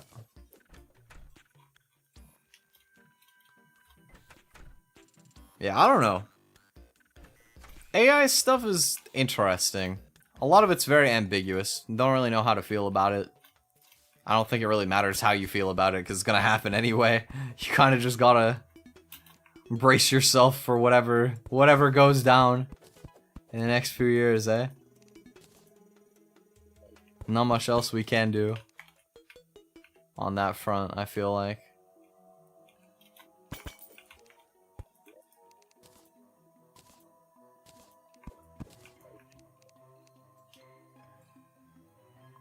Used it for help in code with some tech I'm unfamiliar with. I feel like I've heard that ChatGPT is like really bad at coding though. Like it just creates like code with like a ton of errors and stuff.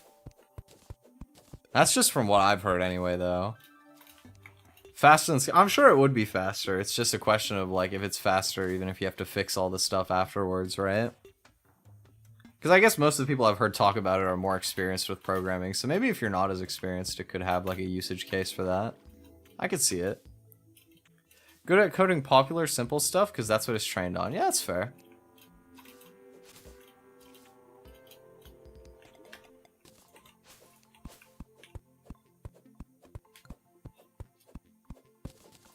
If it tells you...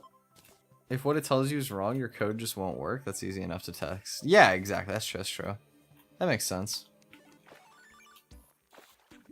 I could see it being like a useful tool in that regard, I suppose.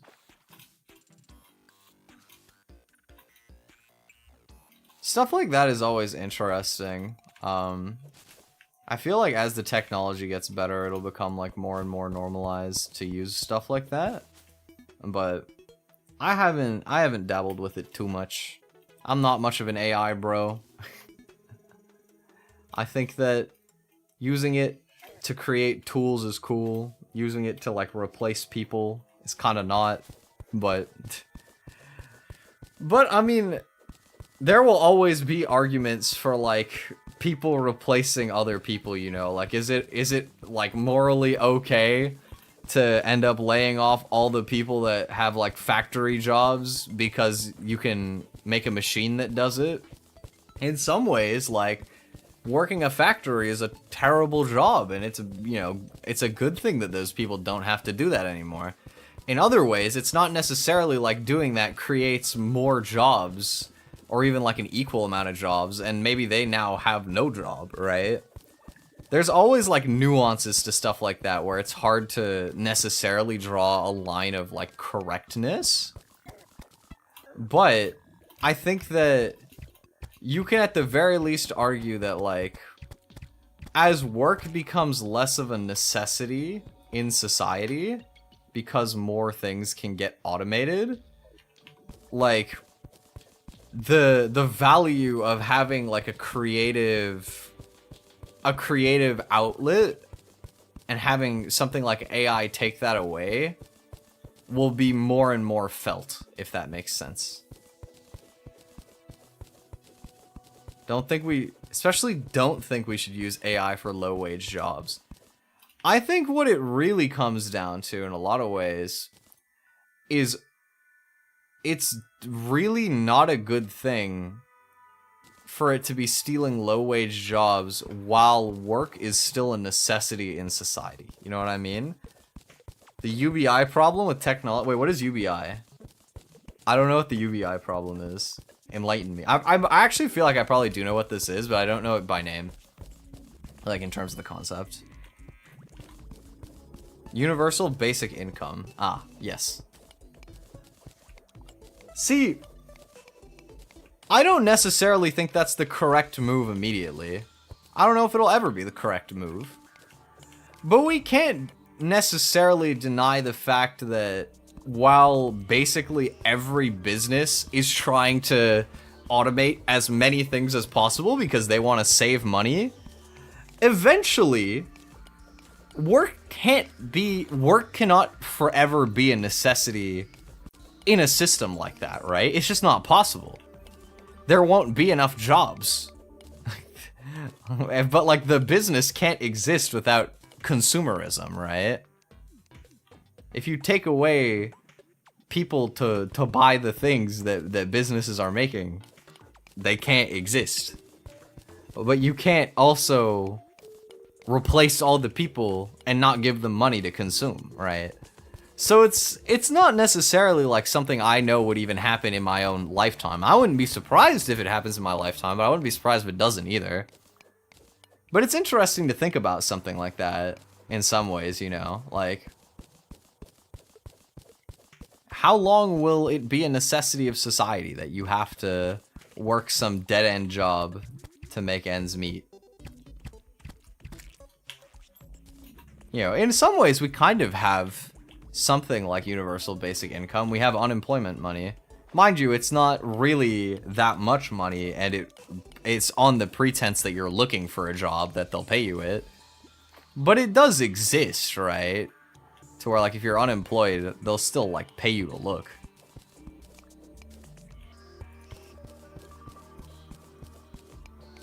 At least I'm pretty sure that's how it works. Probably depends where you live, but...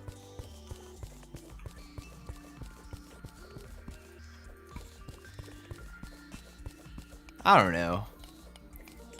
I don't think of myself as somebody who particularly likes to dabble in a lot of moral dilemmas, but sometimes after streaming with you guys, I question if I'm really that way. We always end up talking about such philosophical stuff sometimes, I swear. It just happens. Just the mood.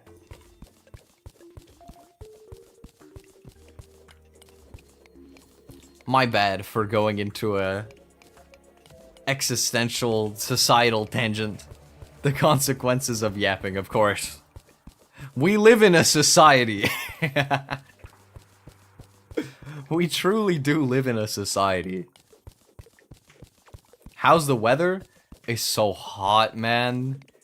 I'm literally sweating in my room right now. It's too hot outside, and the problem is it's like really humid. Like, I don't know if all of you guys necessarily experience, like, humid heat where you live, but it's like sweating does nothing to help. Because it's just too hot.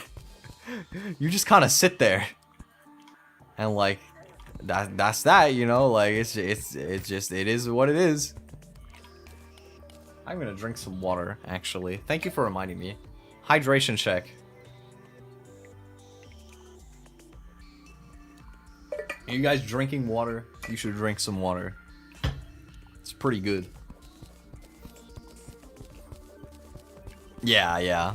You guys have it too. Okay, fair. Humid heat sucks, man. In some way, I can't wait for it to just be fall already. I just want it to be fall. Give me my nice, relaxing weather where I can go out in a jacket or a hoodie or whatever and just be chillin'. Because I don't know about you guys, I hate not being able to wear a jacket. I will wear a jacket in weather where I shouldn't. Not always. But I just like having a jacket. Like having the pockets there, the like style, the comfort. I just like jackets. Crisp air, yes, that too. Oh my god, the crisp fall air. And there's like no bugs. Oh man, I can't wait. Yeah, exactly. I think that jackets are very stylish. My style, I have a very streetwear type style. Like I just, you know, t-shirt, jacket, pants, or skirt. And I'm chilling. Like that's my like generic default outfit. And if I don't do that, usually it's because I'm using a hoodie as the top instead. And summer is just like, ha, no to both of those. Go wear t-shirt only, have fun. And it's like, come on, man. I don't like how it's a lot harder to like create layering in your fit. I don't like the fact that I have to put my hairy ass arms on display.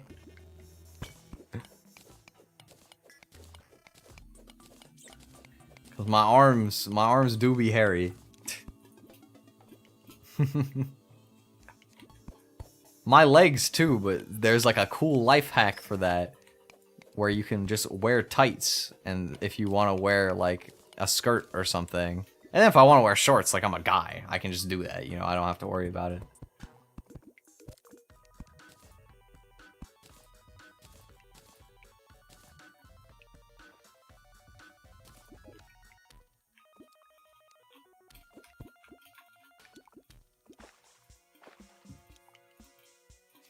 Yeah, it never feels like as hot when you like wear long pants versus long sleeve shirt as well. Like I feel like that's a thing, right? Like you can wear pants in the summertime and it's, you know, sometimes it's too hot for that, but a lot of the time it's fine. But a long sleeve shirt, you're gonna feel like so hot and like heavy, I guess. I don't know. Friends judge you for your style? I mean, like, you shouldn't really worry about other people judging you for your style, but like, what is your style? Tell me about your style. Chat, we haven't played Fashion Dreamer in a long time. I haven't talked to you about fashion in so long. Let's talk about fashion. Tell me about one of your favorite outfits that you have, or like your go-to fit. Doesn't matter if you're not like fashion savvy. You could just be like, I just pick whatever the most comfortable shirt is at the top of my dresser and I throw it on with some like pajama pants or sweatpants or whatever. Because you know what? I do that half the time anyway. I'm not here to gatekeep. I'm 100% the type of person to be like, yup, I'm just gonna grab the first shirt in my dresser. Doesn't matter if it's ugly, doesn't matter if it doesn't match. If I'm not dressing up to look nice for anybody in that moment, I do not care. I will just put on whatever comes first, as long as it's comfortable. Vest and cargo trousers. Vests are cool. I haven't gotten that. I don't wear vests much, but I think that they're cool if you can rock them. And like, cargo pants always look nice. Cargo pants are hella stylish. Like, I love cargos. They're really comfortable and they look good. And Hatsune Miku, whatever the hell you like, man. There's totally a crowd for everything. I have some, like... I don't know if I have any Miku shirts. But I do have some, like, nerdier or, like, Japanese type shirts. Which I like. I think one key difference that you can always, like, think about, and, like, to be fair, it's completely subjective. So if you like your shirt, it doesn't matter if other people like your shirt. You should just wear it. But there is a question of, like... Some merch is kind of tacky, if we're just being, like, honest. Like, I have some old anime merch that I never wear. Because I bought it before I knew anything about my sense of style. And in hindsight, the prints are pretty ugly. Just straight up, I don't really find them too stylish, you know? So I don't wear them ever. They've been demoted to loungewear and might get thrown out at some point. But you know what? I have them still. And even though I like the shows, like I have this one shirt. It's an Anya shirt from like Spy Family, and I love Spy Family. But you will not catch me wearing that shirt in public anymore. Cause frankly, I think that it's really not that like I don't like the style of it anymore. But I mean, that's the important thing, right? It's if you like the style of it. Because if you like it, then who cares? Who are you dressing up to look good for? You know who I think you should be dressing up to look good for? Yourself. You should dress nice because you want to feel like you look cool, or you look pretty, or you look stylish, whatever, you know, handsome, whatever adjective you want to put on it, right? Cute, doesn't matter. You dress a certain way so that you can feel that way. And you shouldn't worry about other people telling you that to make you feel that way. Because we all know damn well that when we see somebody who's cute or like hot or handsome or cool on the street, we almost never stop them to be like, hey, I love your outfit. You look really cute or whatever. You almost never do that. And everybody else is the same. They think it, but they don't say it, right? So you should do it for yourself. And who knows? I think that the more individualistic your style is, the more people will actually feel comfortable to come up and like say something.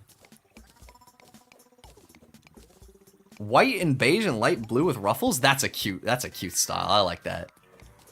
I like the little, you mean like little like ruffled sleeves or something like that? Or like at the bottom of like a shirt or something? Or a ruffle's like a different thing that I don't know. A ruffle's fashion. Oh, it's like these. They're like very like flowy kind of clothes. These are cool too. Well, I don't know if you just meant like smaller, like a lacy blouse. Yeah. I like that kind of fit. I think that it's cool, you know. I think that it's got like a very cute kind of like free, you know, like my pace type vibe. But I'm so like JP brained now.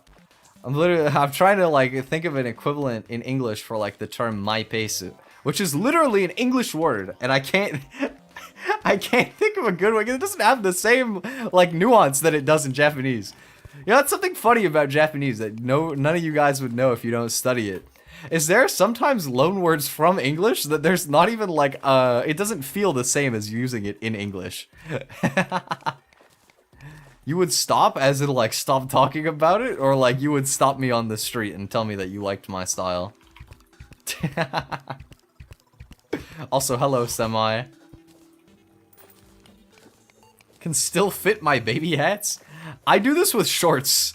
I've had to start buying some new shorts finally, because it's one of the last things that I haven't like fixed in my wardrobe. But with shorts and with shirts, I would still be wearing stuff that I wore like almost 10 years ago. And it's like, why am I doing that? Yo, like, it's about time that I get some stuff that actually fits.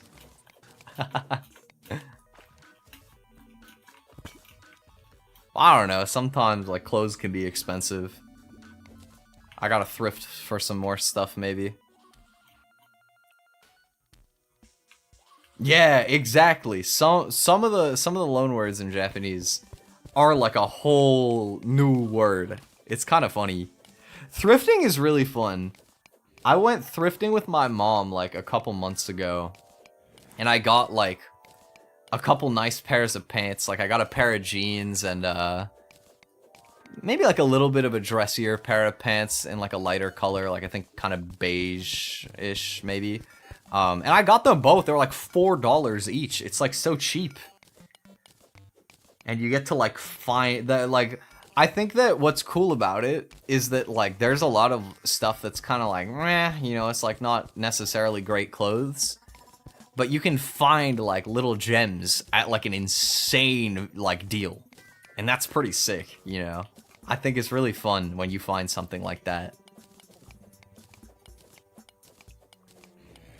It's all about hunting for the deal. Treasure hunt, yeah, that's a good way to put it. It's a great way to put it.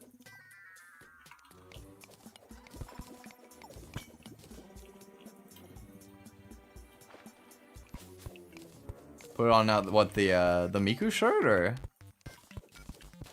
Hell yeah. Wear the Miku shirt if your heart, you know, wear it to your heart's content. I have this one like anime styled shirt that I like wearing. It actually is not even from an anime. It's just like a similar art style, but I bought it at a con. And I just like it. It's just like such a cool looking shirt. It feels cool to like have a shirt that actually like carries that like aesthetic in like a cool like kind of street type way. I love wearing that shirt. I don't normally wear loud colors, but that shirt is like bright red and I wear it. Normally, I tend to like gravitate towards much softer colors or like very like low key stuff. So I'll wear like, I don't know, I'll wear the color black, or I'll wear like blue, or you know, like a darker blue or stuff like that, you know, like basically stuff that's pretty low key. I don't tend to dress like super loud a lot of the time, but it is kind of fun sometimes when you get the right piece to dress kind of loud. Best fit, let's go. One day, when we are a bigger community, I think we should do a fashion show. We should have like a bunch of people send in pictures of their favorite outfits and just like look at it on stream and like share that. I feel like that'd be a really fun stream. That would be really cool, actually.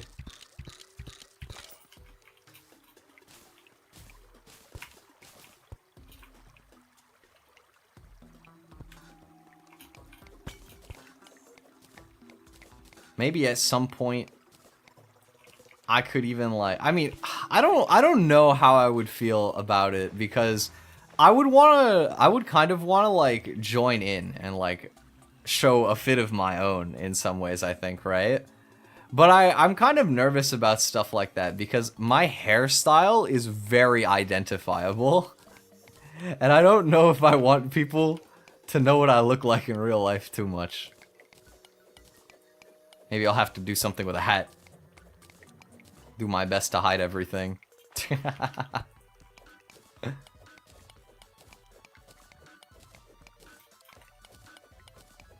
Thank you. So far, progress is pretty slow. I can't lie. I don't know if we're gonna be on pace to beat the game in one sitting. But, I mean, it's not going terrible. We're at a point where we could definitely fight the Eye of Cthulhu, I think. Even though I don't have Hermes boots. As long as I make a little arena, I should be able to do it with just vertical, like, movement.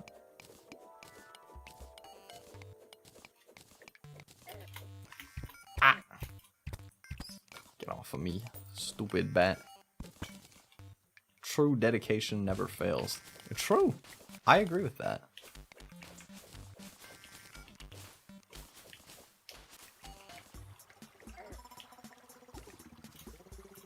Oh, I guess you were probably talking more in, like, the grand scheme of things than just the Terraria playthrough, my bad.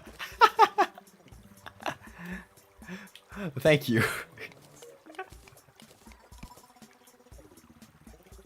I definitely tend to, like, follow that kind of, like, mindset too, you know? Like, when I was younger, I think I was much more prone to, like, trying to do things for, like, very outcome-related reasons. Like, oh, you know, I wanna get really good at this game so that I can, like, be better than my friends at something. Or, like, you know, but it was like, why do I want to be better than my friends at something like that? I don't know. I just did. Because it was, like, a value that I arbitrarily set for myself at the time, maybe. Stuff like that, you know, like, it's almost like an inferiority complex. In some ways, I guess. But after a while, I feel like I kind of changed. I had, like, a change of heart where it's like, I do things because I feel like it is worth it to me, and therefore, like, I do it with my whole heart. You know what I mean? That's how I feel about life now. I don't know. It's such a broad thing to talk about, but it's more fun when you're, like, all the way in it. Just for like the satisfaction of being, like, all the way in it, you know? Feels better to do everything at 100%, even if you, like, fail at it sometimes. Come on, grow grass faster. Get grassing. Come on. Give me the grass. I want to place the sunflower. Please. Actually, what I should be doing is I just dig down here so that the water comes over, and then I do this, and we act like that never existed, and then I place sunflower. Yippee! Watching grass grow, yeah. I gave up on it. I just drained the water.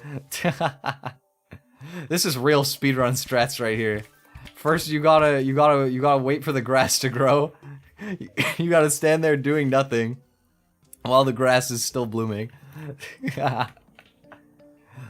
Everybody knows that's an essential step to beating Terraria as quickly as possible. Obviously. Where are my platforms? Here they are. Okay. Let's start building an arena. I have a hunch. I could be wrong. I think that the Eye of Cthulhu is gonna naturally spawn tonight. Ah! That was dumb.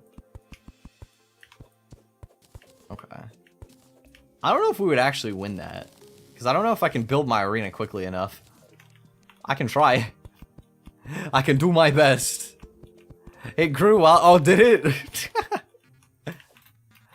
I saw, like, one block of it grew, but I needed... There was, like, a lone piece of regular dirt in the middle.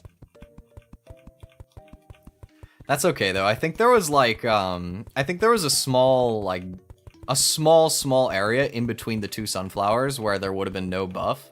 Like it was better to place it a little bit closer than that anyway. I think. I could be wrong though, to be honest. It's possible. It is possible that I'm not 100% of the time correct, believe it or not. Yeah, it would be nice to get our first little step towards some progression. And also just not having Hermes boots is annoying, but it would be less annoying if I had a Shield of Cthulhu to actually dash around places. For the time being. I still need to get them, but it would be a temporary fix. Because we'll have to do more mining later anyway, right?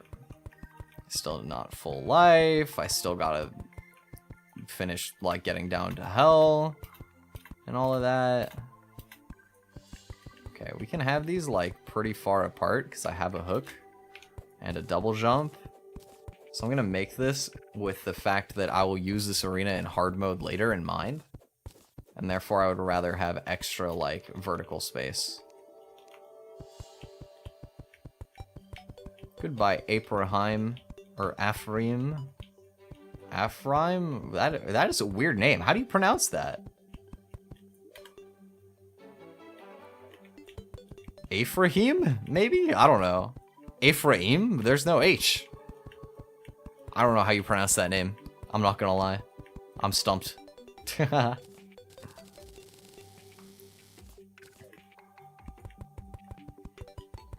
so we're gonna get all the way along. Also, I didn't even talk about this, but like, what is this pet guy that I found underground? I don't know if I've ever used this guy before. Cavilling Gardener. He's a little gardener. I don't know, like, he's got like a little piece of hay in his mouth with a straw hat. Collab with Core Keeper. Wait, what is Core Keeper? I don't know what Core Keeper is. I didn't know they did this collab. That's kind of cool.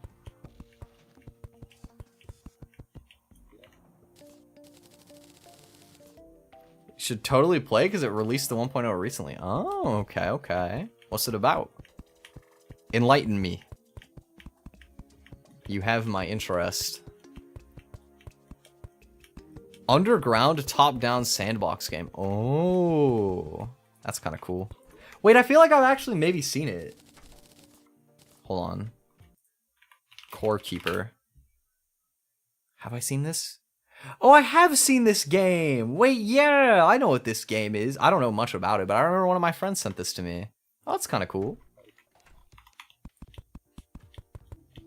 How much is this game? I should have got this during summer sale if it was released at that point. Or I at least should have considered it. I don't know.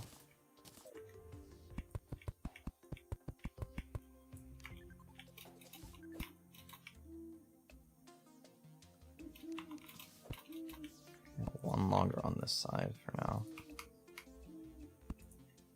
Okay, so we need some campfires. Like 3 for now.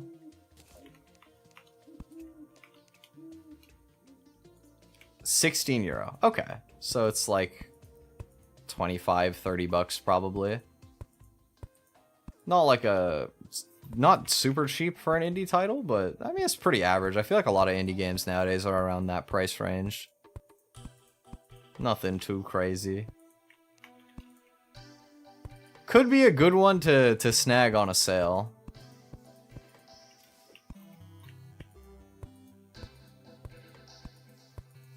Let me get all of this like torched out so that I can have good visibility while I'm fighting.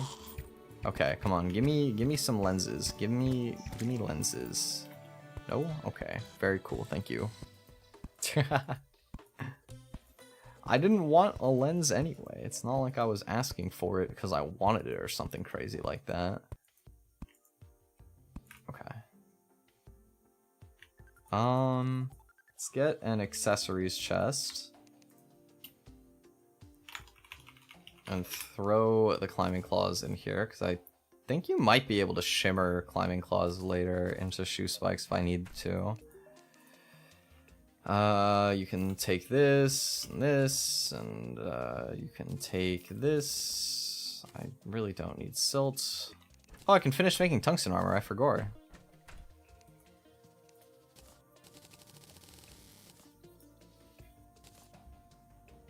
Try and watch the whole stream? I'm glad. I mean, if you want to, absolutely. But also don't feel obligated, because this stream could literally end up going like 12 hours or something. And if you live in the UK, that means it would end at like 5 a.m. in your time zone. So please also like make sure if you guys are gonna hang out for like a long time, don't forget to take a break to eat at some point. You know, use the bathroom, drink water, shower, you know, stuff like that. I'm gonna be having my own food break. I'll probably have my first food break sometime relatively soon.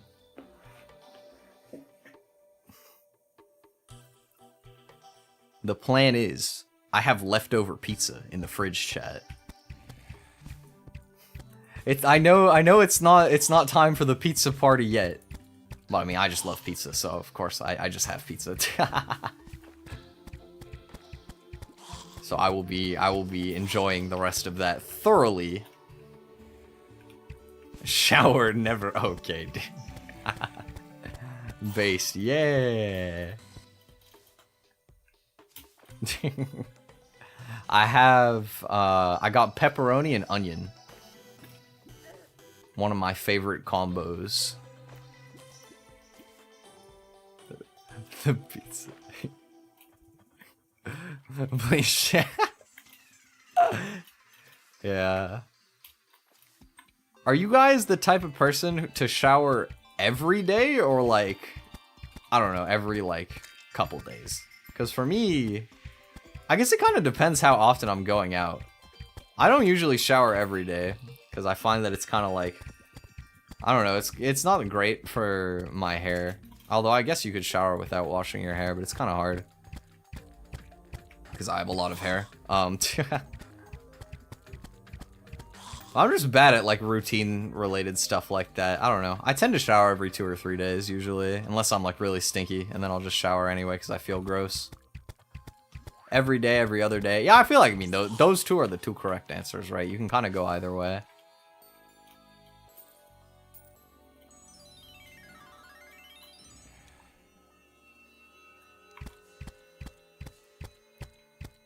Okay, but the question is, how many products do you use in the shower, though? Because me, I have body soap, I have shampoo, and I have conditioner, and that's all I need. I have like a hair serum that I use sometimes, but that's not in the shower, that's outside of the shower. But I'll be in the shower, and I'll see my sister's like basket of stuff, and there's so much stuff there. I'm like, how do you use all of that? I don't know if she actually uses all of it in the shower. Probably some of it is just like, she just keeps it in that part of the bathroom because the other like little basket in the bathroom is mine. But there's so many things. Hair is like every 2 to 3 days. Yeah, exactly. I just find that usually I don't feel the need to like wash body every day, but sometimes I'll do it just because, you know, I feel gross. Like you have a day where you get like really sweaty or something, you've been out a lot. Then it's worth it. I ran out of frostburn arrows. What? How dare I? Okay, I really shouldn't even be in the corruption right now because I'm not trying to farm these guys. I need to farm demon eyes. 5? Wait, tell me what they are. I'm curious. Because I don't even know what else you would be using after shampoo, conditioner, and body soap. Like, I can't even think of a fourth. I'm too uncultured. I need the knowledge. Oh wait, this is useful actually. Keep this. Put this in my hotbar just so it stops having random things go in my hotbar. This could be like a fishing chest if we end up doing any fishing. Throw the worms in here. Block's chest can have my chests. That's fine.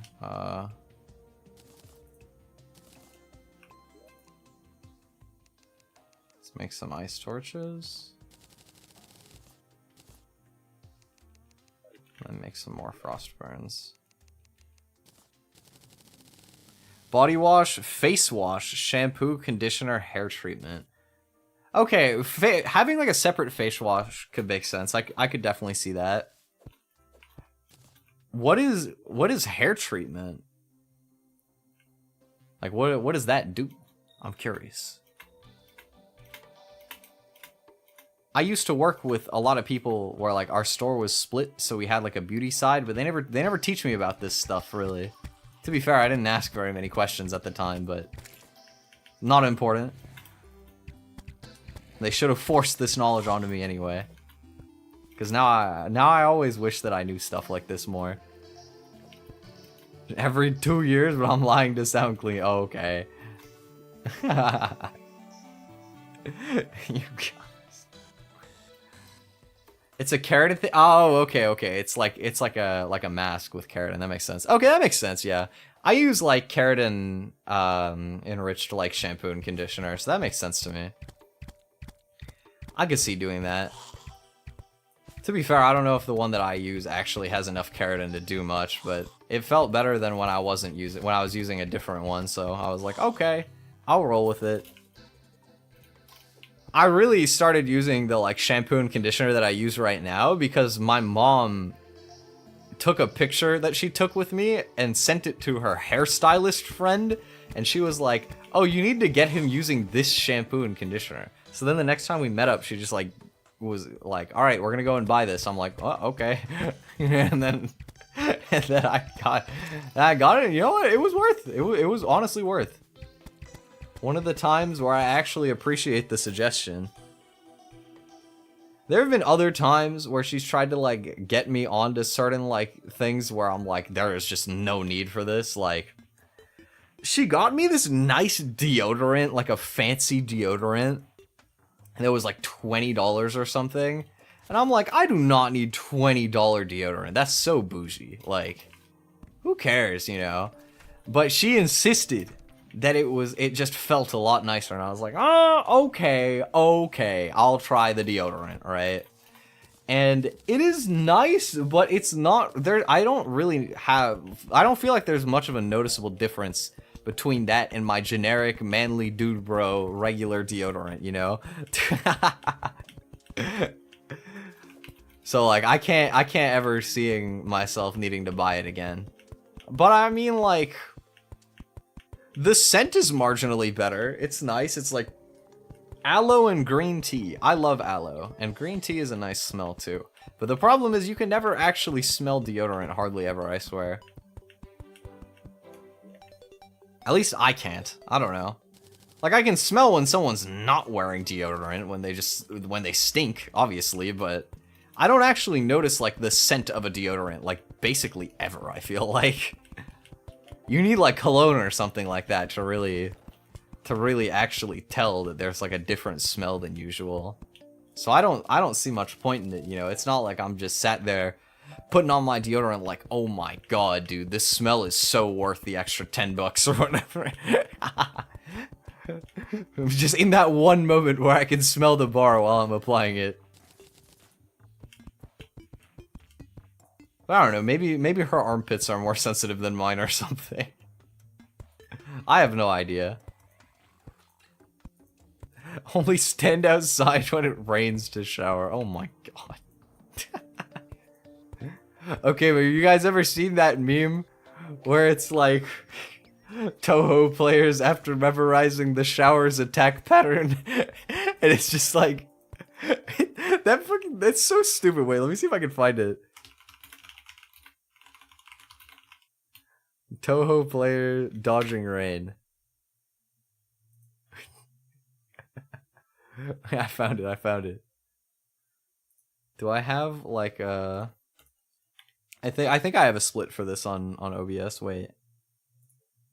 If I do, oh yeah, I have a Chrome split. And then let me just hide this. Yeah. Look, okay, look at this video. Look at this video.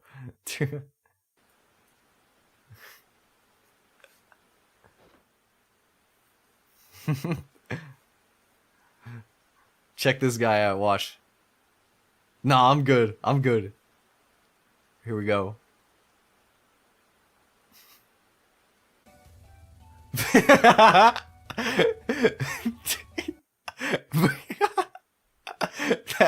don't know why.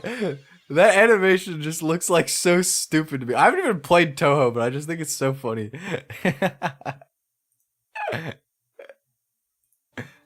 Bro, memorize the attack pattern.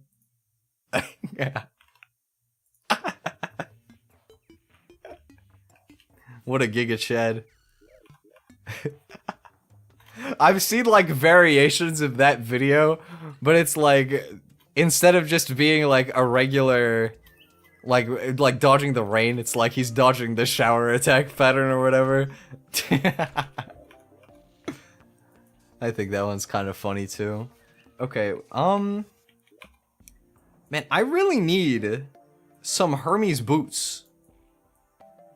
I don't know, let's just continue trying to get down to hell, I guess. It's raining right now. Oh, fuck, I'm stupid. Sometimes... Okay, I have a question. Do you guys ever just, like, go for a walk in the rain, like, not with an umbrella? Like, you just tank it? Like, intentionally, though? Because low-key, I don't often. Normally, I'll just, like, bring an umbrella like a normal person. But sometimes, it's kind of, like, nice and, like, scenic to, like, walk in the rain. Yes? Let's go, fellow rain appreciator. Fuck, man. I can't fall. I keep dying on my way down.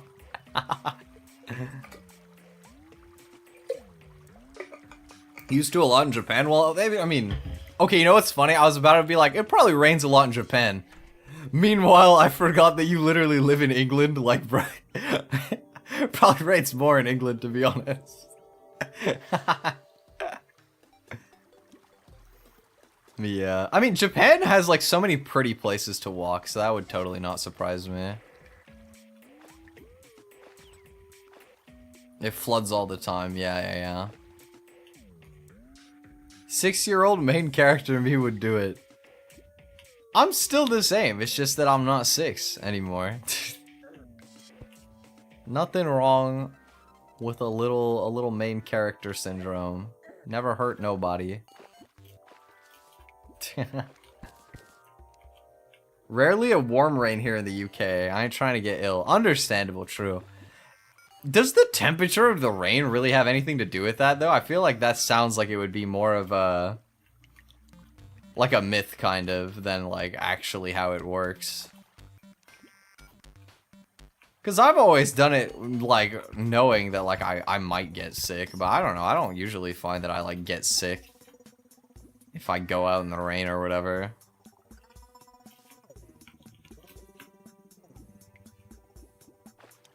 Pretty sure it's all to do with temperature. Really? I mean, usually it doesn't rain that cold, so that maybe that's why. Maybe that's why I don't normally have any problems with it.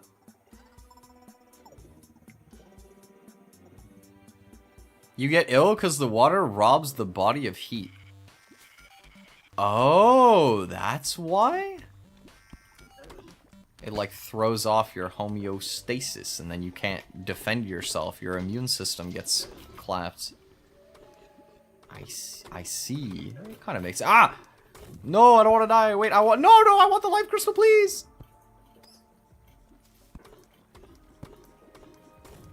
Oh, why is there a worm? I can't afford to take damage right now. I'm literally on like 1 HP. No! I'm too slow.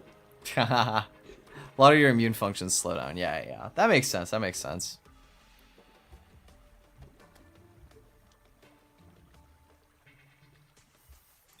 It's still, I don't think the immune system is stupid. I mean, it makes sense, right? You have like a body temperature, and then if you dip below that temperature, then you don't function as optimally. It makes sense. Because, like, I'm sure there's probably, like, certain benefits to having, like, your regular, like, homeostasis body temperature in terms of, like, health-related things. I highly doubt that we just kind of arbitrarily picked, like, 37 degrees or whatever, and we're like, okay, This the one right here. This the one. This is the good stuff right here. 37? Yeah, that's what I'm talking about. If I go off of this, I'm just gonna arbitrarily get sick so that I go back. Like I can't imagine.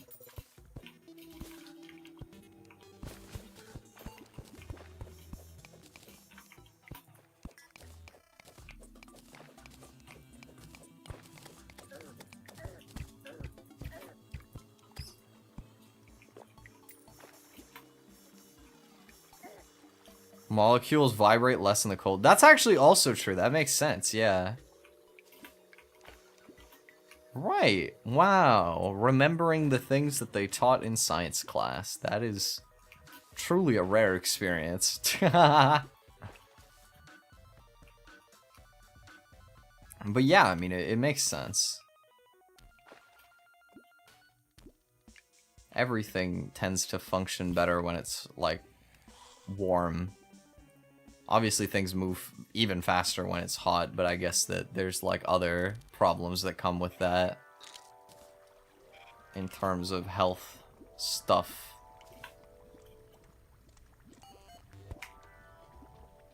Okay, there was a life crystal somewhere over here. I see it. Unfortunately, there's also a jungle bat. I hate jungle bat. He is dead. Sucks to suck, bro. Nice. Yoink. Thank you very much. Yeah, I don't know. I don't like wearing hats that are like too old, because then like you said, it's like too tight, and then I always get headaches when I wear my hat too tight. That's why I can't do it. I don't really like wearing hats in general, but I will sometimes, but I can't always be bothered to like comb my hair and all of that. Or just if it's really sunny, like, you know, obviously then it's nice to have a hat on as well. But I don't know, man. I get such bad headaches when I like wear a hat that's like too tight for me. Just like the pressure that it puts on my head, I don't like it.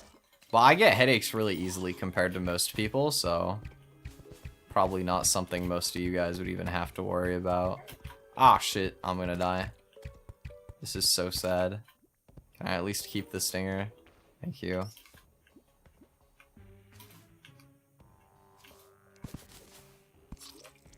Wow.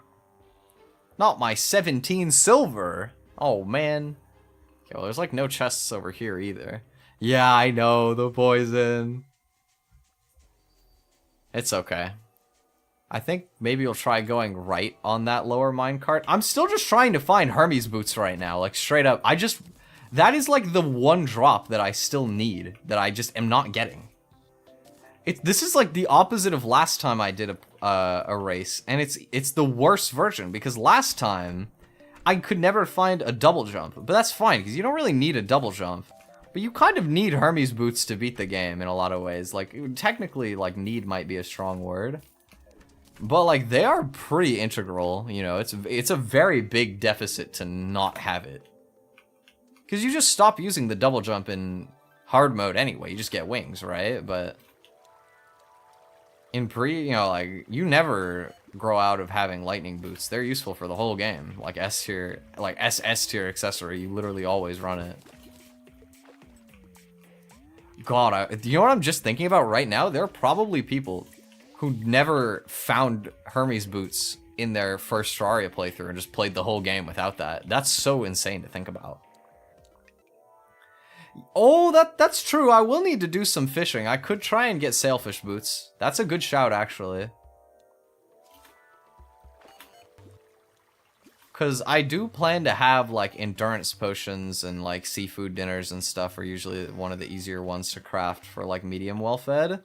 So I will be doing some cavern fishing, maybe some ocean fishing after I get the ingredients for the endurance pots, just because, like, it's easier to, like, there's more medium well-feds that you can get from one fish instead of two, like specular or stinkfish or whatever.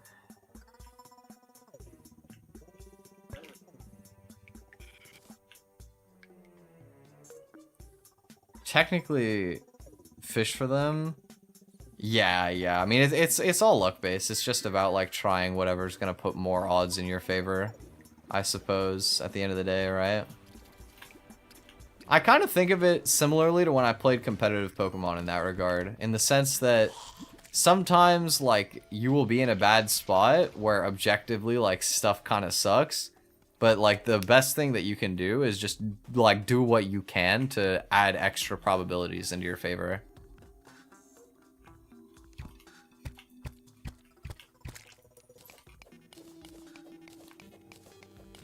What game did you play? Well, I mean, I've played competitive in Sword and Shield and Scarlet and Violet mostly, but I played a teensy tiny bit of Sun and Moon competitively. And then if you're just talking about playing the Pokemon games in general, I've played almost all of them. I never finished Gen 1. I never finished Gen... I guess there's a few that I haven't finished in general, actually. A lot of the older ones I never finished, but I did play some. But I've played like pretty much all of them, and I've seen even the ones that I haven't like finished playing through myself. I've watched people do it too. By the way, we have to do competitive Pokemon stream next week. By the way, chat, because there's like a new ranked format starting. The problem is I don't have I have a pretty good team. It's kind of sad because it fell off. I was number 1 on Pokemon Showdown and then the team kind of fell off, but I might just use that team, to be honest. I don't know if I can be bothered to build a whole new team. We're only trying to climb to Master Rank anyway, which is not the most competitive climb upwards exactly. The team's fine. The team is like, it's pretty good, but there's definitely been some meta adaptations that are not advantageous for it. For hitting Master Rank, it should be more than good enough, but I definitely think that the team is not nearly as strong as it was before, and I am tempted to just play some like Mousehold Annihilate boringness. I would be lying if I said that I wasn't tempted to just use some regular plain-ass mouse ape comp. Taking it to the top? I would love to see it. Have you ever been, like, rank 1 on any of the ladders, Sol? I can't remember. Maybe... Did you ever do it in, like, Series 6 Sword and Shield or something? You're using the Seahorse version. You're using the Kingdra version still, huh? What set are you running on that? Did you change anything in the sets? I don't remember. Did you just... I know you crept the speed for something I forgot. Is it still just like the Draco Clear Smog Icy Wind thing? Closest was 10th with the A Persian team. Oh yeah! Dude, I loved that Alolan Persian team that we built. That team was so funny. Let me tell you guys about this team, chat. It is time for me to lecture you about competitive Pokemon. Buckle in. I know you guys probably won't know much about competitive Pokemon, but I'll explain. It was a really simple, funny gimmick that you can probably understand pretty like comfortably. Okay, so one of the most fun things you can do in competitive Pokemon is run Pokemon that are like, they're used enough that people know what they do, and then use them wrong, effectively, right? You use it wrong. You do it in a way to surprise other people. So, Alolan Persian is kind of known for being a support Pokemon, but there's a move that not very many people know it gets because it's a bad move. It gets Hypnosis, and Hypnosis is a move that just puts your opponent to sleep outright for anywhere in between 1 to 3 turns. It's a very, very broken status condition.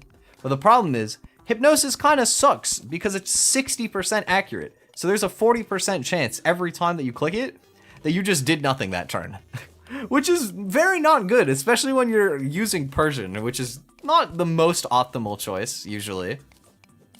But there was another Pokemon that came out in this generation called Sandy Shocks.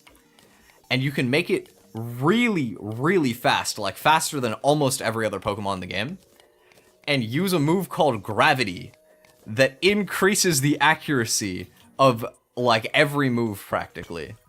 And so you can have a 100% accurate hypnosis on a Pokemon that's really fast. Persian is like, I think, maybe the fastest. I think it's the fastest hypnosis user. And so we caught a lot of people off guard with that team. It was very funny. It was a very silly team. I liked it a lot. Although I kind of riffed it off of like a different team. Oh, it's a flat 4. I actually didn't know that that's how it works. Okay. That's cool. But yeah, I ripped that off of a team that does the same thing with a Pokemon called Espathra, where technically Espathra is slower, but it gets the speed boost ability, where you get a speed boost at the end of every turn. And so what you would do is you would just protect on the first turn and then go for it on the second turn when you're like really fast.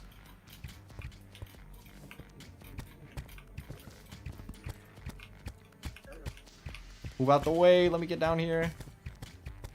Okay.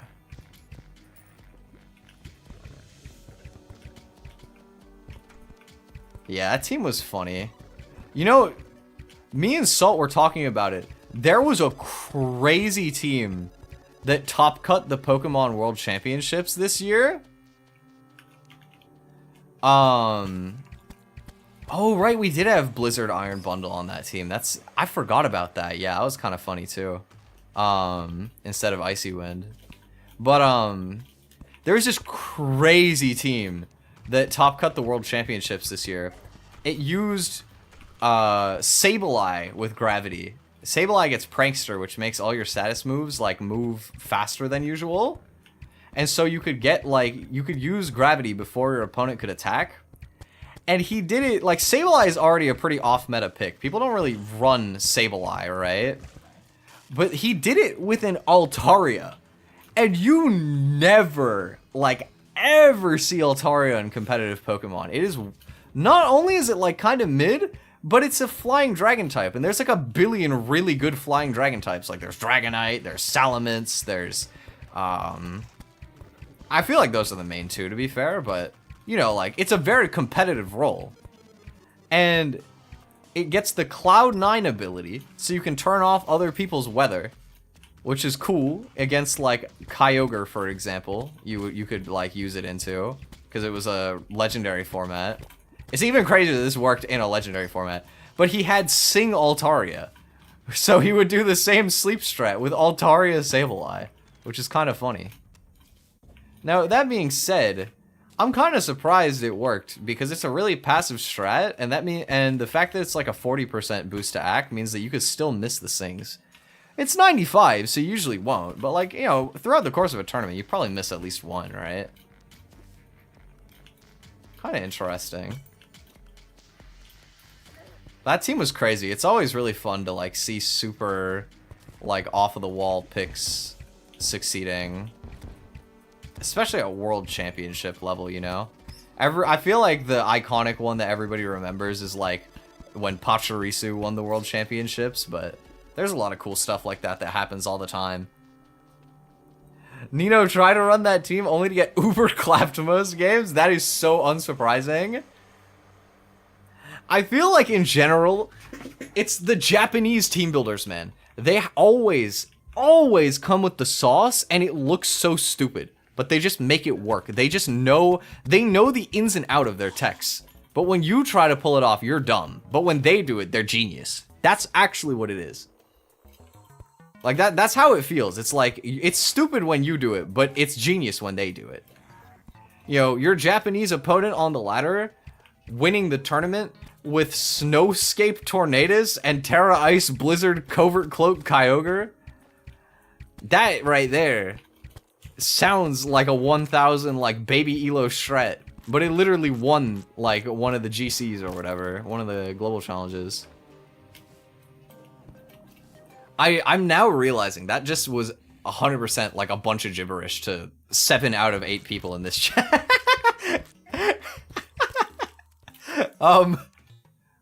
Basically, Kyogre's whole thing is he's a water type that puts up the rain, so his water type moves do even extra waterage.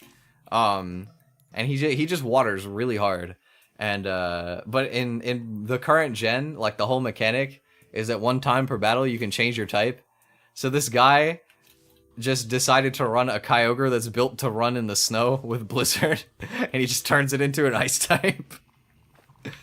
And it's crazy because you would never see that coming. And if you go for like, if you run like a grass type into it, because it's water type, you know, obviously, you just get fucking blown up by Blizzard. Like, who is ever reading that?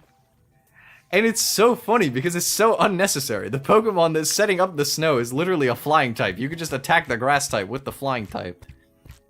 But because most people are, you know, they're prepared for that, they'll like live a hit and then like hit you back, right? So it's just funny ways to like use the element of surprise like that people innovate over time. That's like really interesting about Pokemon, I feel like. I love the team building side of it so much. It's so cool. The Hariyama, oh yeah, Hariyama was cool to see too. Cause that was it even, I don't think it was Guts, right? It was one of the other abilities. Was it Thick Fat? I think it was Thick Fat Hari, right? That was pretty interesting to see. Yeah, Thick Fat. That's such an interesting counter pick. That's really cool, honestly. Yeah, exactly, for Calyrex Ice, yeah. You know what's something I've always thought about is how cool it would be if I ever would be in a position to host like a VTuber Pokemon tournament. I feel like that would be like two of my favorite like corners of the internet colliding. And I feel like something like that might actually happen one day. Cause Pokemon Unite collabed with Hololive. It happened. So like, is it that big of a stretch to say that one day we could get a VGC crossover event of some kind? I mentioned earlier, like, how, you know, like, I've thought about going into an agency before. I just want it to be known that if someday that agency happened to be Hollow Stars, I would try everything in my damn power to make that collab happen. That would be such an iconic moment for me if I actually made it happen somehow. But I also, I don't know. I feel like it could happen. We're seeing more and more stuff like that happen, and especially like collabs on the JP side of things, I think. You see a lot, or like Japan associated like products and stuff like that tend to be getting like more and more interesting collabs with like VTubers and stuff. Because, I mean, the culture there is big, right? So, if I were to be in an agency like that, I think it could be possible, to be honest.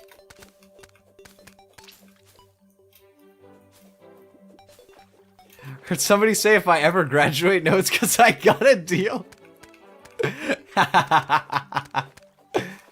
Well, I mean, see, that's the thing, right? When it comes to VTubers, you have to remember, like, most of them probably gave up a different name they had online to become a VTuber.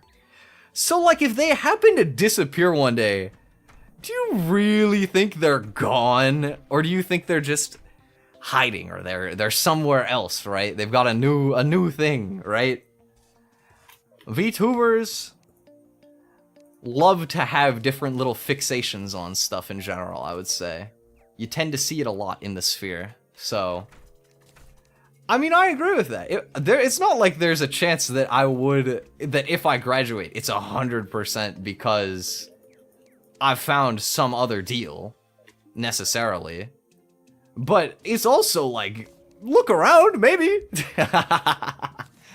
You're like, you might, like, I don't think you should ever be surprised when you see stuff like that, you know? At that case, everyone did from Gen 3 onward, or in Cover's case. Yeah, I'm pretty sure. I mean, in general, right? Well, it's not necessarily always VTubers. There have been cases where non-VTuber content creators end up working at Hololive. They become VTubers, right? Mind you, like, sometimes they convert over. Like, I'm gonna give some forbidden knowledge for people who don't like it. I'm sorry, but I think it's pretty public anyway. Magni Desmond from Hollow Stars Tempest, the OG first EN Hollow Stars. I was a huge fan. Of Tempest, right?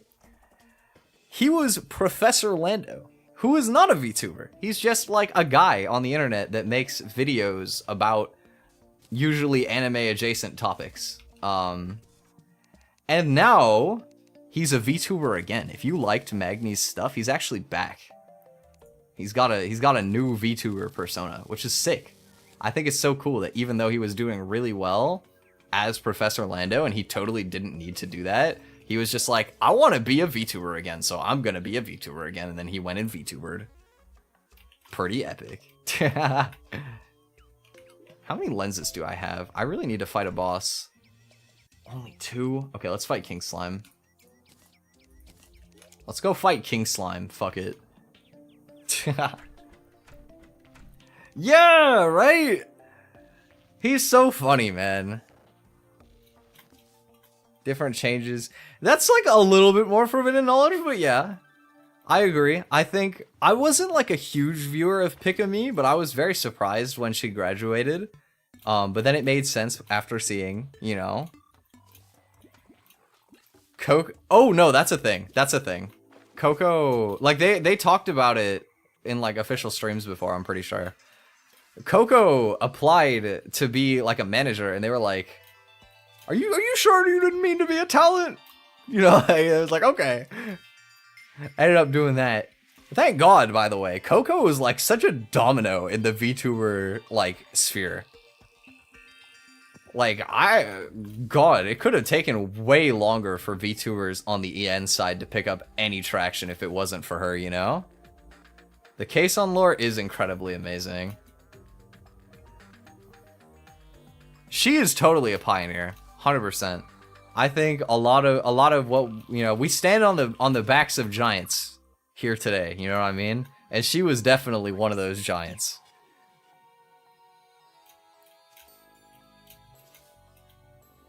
I have like so much appreciation for it too, because normally trying to appeal to 2 different language audiences at the same time, extremely difficult. Because your content, like, people can only ever consume like half of your content unless they speak 2 languages that are vastly different, right? That's the problem. That's the conundrum of the VTuber sphere, right? Is that everybody loves Japan, but the Japanese viewers can't speak English and the English viewers can't speak Japanese, right?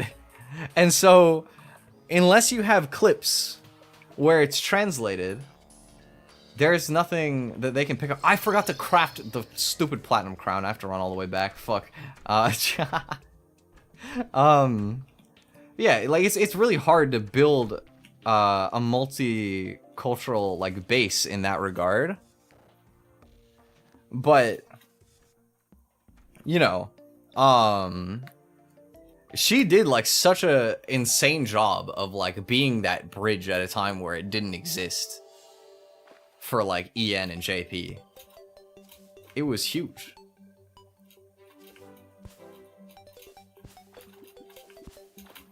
Feel great pride she lived a couple hours away from me when she was in the US? Interesting, interesting. I mean, yeah, it always feels cool when there's like somebody who you look up to and it's like they come from like a similar place to you, right? I feel like there's like a pride in your culture for that kind of stuff. I feel like in America that's like a really strong thing. Like there's a lot of like regionalizing of the cultures. To be fair, there's definitely a pretty big divide between East and West Canada as well. And then like Middle Canada kind of just doesn't exist. Like like who really lives in Saskatchewan? Come on, that's not a real place. Everybody knows that that's made up. They just invented that to make geography class harder.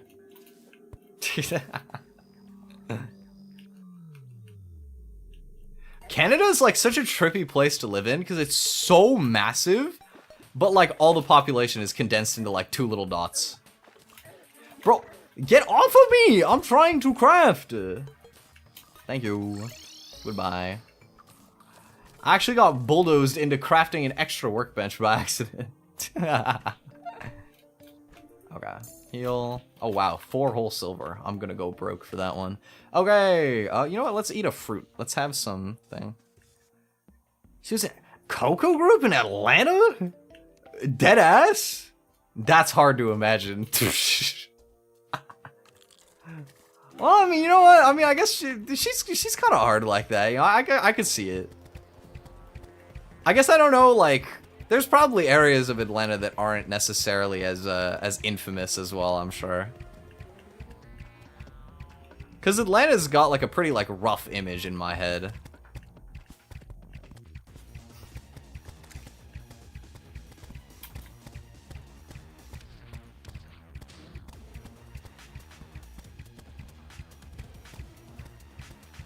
Yeah, I don't know. Sometimes I wonder, because, like, obviously, corporate VTubers will never talk about, like, where they come from, and I'm sure that if I ever go corpo, I'm gonna, you know, conveniently omit the fact that I happen to be a Toronto man's, right?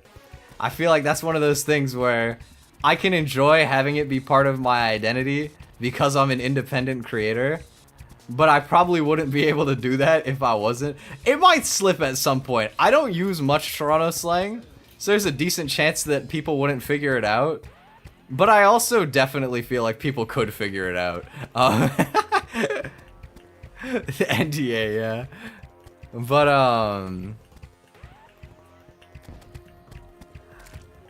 like, sometimes I wonder, like, most Canadian people are from Toronto or Vancouver. I wonder how many Canadian VTubers are just chilling in Toronto amongst us. And I just have no clue. Never know.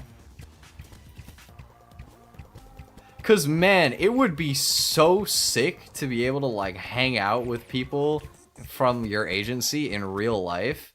Like, I feel like that's always some of the most fun like stories and clips is like when they're off collabing, but it's not even necessarily an off collab. It's just like two friends hanging out, you know what I mean? But I feel like in the Western sphere, it's so much rarer. Because, like, when you live in Japan, like, you can get to other places in Japan, like, and it's not, like, a huge place, right? The population's very dense. But if you live in, like, America or Canada or something, you could be, like, massively far apart from each other.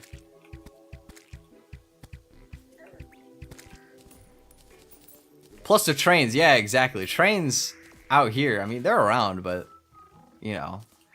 Ooh, wait. Yo, I got the slime saddle first try. That's actually really convenient. Nice.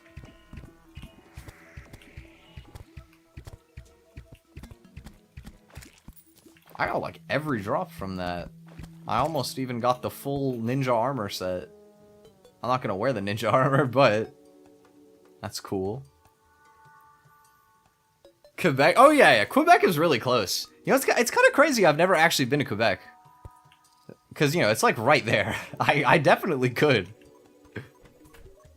You know what? I want to try poutine in Quebec because I feel like poutine is a big thing here in Ontario, but it's bigger in Quebec from what I know. I want to try. I love poutine so much. You guys don't understand. If you guys have the opportunity to eat poutine wherever you live, you should try it. It's so damn good. It's so good.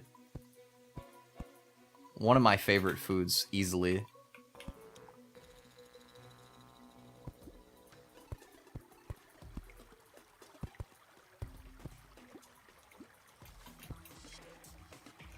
Okay, let's go back into the caves. You don't even know what poutine is? Oh my god, my Canadian soul. My red, white, and red, bro. The red, white, and red running through my veins. No.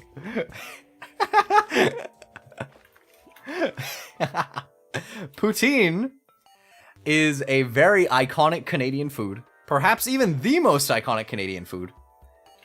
At least in the East. Where you get some good quality French fries. Usually a little bit on the thicker side, not like super skinny ones. And you drown it in gravy and cheese curds. And man, it's so good. It's so delicious. Holy shit, poutine tastes so good. It's like a very warm food. Super tasty. Yeah, I know, Canada's like iconic for maple syrup or whatever, but the funny thing is, like, maple syrup's not even like a food where you talk to Canadians and they're like, if you're asking them about like sentimental food to them or like special food, like nobody will ever say maple syrup. it's almost more of like a meme in some ways than it is like, or it feels that way anyway. Like, obviously there are people that love maple syrup here. I like maple syrup, but it's not like iconic like that, you know what I mean? It's not like a Canadian food. Yeah, we only know syrup. I know you guys only know syrup, but you need to learn about poutine and try it because it is fucking amazing. A gift to this planet. Always wanted to move to Canada. Interesting. Canada is a good country in a lot of ways. There's not a lot to complain about. It's just a pretty chill country to live in. Went to Alberta and had their steak. Oh, interesting. I've been to Alberta one time because I have family in Alberta. Not much, but I have some family in Alberta. But I don't know if I actually ever really tried steak out there, but that is true. I think that in general, like barbecue and stuff like that, out in like the West, like Midwest especially, I feel like that's a little bit more iconic. Like over there, I could definitely see them having good steak. You know, I was talking about this in the chatting stream on Monday, but when I went to my family's cottage over the weekend, I had steak for like basically the first time. Like, I think I've eaten steak like maybe once or twice before, but it wasn't like nicely prepared steak, you know what I mean? It was kind of just like, I probably made it myself and it was kind of shite, you know, being realistic, probably not very great. But I was just chilling and this dude just pulls up with a plate with a whole ass steak and nothing else. And my mom was like, he wants to try your steak. And I was like, what the hell? Like, I'm not trying to steal his food just because I'm curious about the steak, you know what I mean? But I would have accepted a little piece or whatever. And the dude just like walks off and he comes back with a second plate of a whole steak and just passes me a whole steak. Because what she meant, what I didn't know, is that he was barbecuing steaks out back. So he just grabbed me a whole steak and just pulled up. And it was so good, man. It was so good. I'm converted. Steak is delicious. It was like super juicy. That shit was great. Cause I feel like one of the other times I've tried it, I think I had it like well done or something. Which like, I like to chew my meat, you know. I would totally not complain about well done. But I think that having it like medium rare is like way better. It was good, man. It was really good. There was a lot of good meat there. Steak is only good when the chef is good. I agree with that statement for sure. Steak does not carry. It's different from like, I don't know. What's a good example? I think chicken is pretty forgiving. Like if you, maybe not chicken breast, like you can overcook chicken breast and have it be like shit, but in general, I feel like if you get like dark meat, like chicken, like legs, drumsticks, whatever, it's like pretty hard to mess that up. You know what I mean? You know, it's just pretty good. It's very easy to cook. But like steak, you know, you gotta like have the right flavoring. You gotta like cook it the right amount. It's a little bit more technical. Has to be still mooing and eating grass. Okay, I don't think I would want it rare. I think rare would gross me out a little bit. I probably err closer to the side of medium than rare in terms of like how medium rare, like specifically how I would want it in that vein, but I don't know why when you use that description, all I can think of is like Gordon Ramsay being like, the cow is still fucking mooing. Like, it's raw.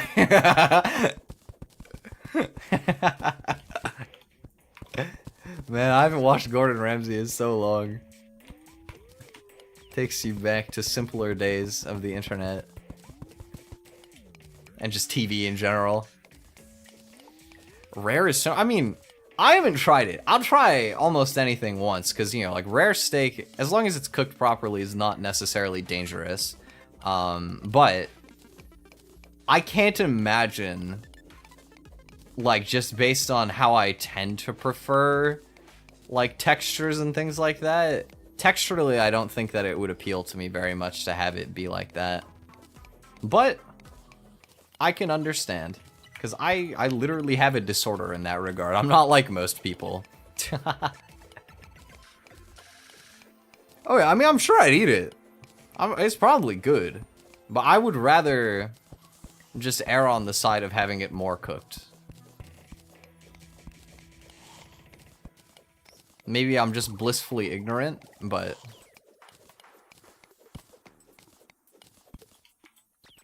You know, on a kind of, like, off-topic note, there's a Vocaloid song that I learned, a while ago. I haven't decided my set list for the Vocaloid karaoke on Friday. Maybe I'll do it. It's an English one. English with some Chinese in it. It's called Butcher's Vanity. It's a kind of interesting song. It's no, wait, I can't do that though because it's about eating people, and I just told you guys that I didn't want to talk about eating people. Fuck, why did I have to go into this tangent? But what it came from is one of the three people that was writing it said that they tried raw steak for the first time and they couldn't, like, you know, they felt like I don't, what's the right word, like, not disgusted, maybe just like cursed in a way that they started to crave that again.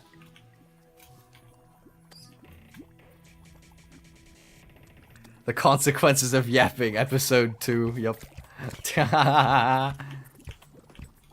Look, I mean, a lot of stuff's gonna slip out today. It's a long stream. We're only just getting started. Hatsune Miku has my respect doing a show in a collage park. A bad place in Atlanta.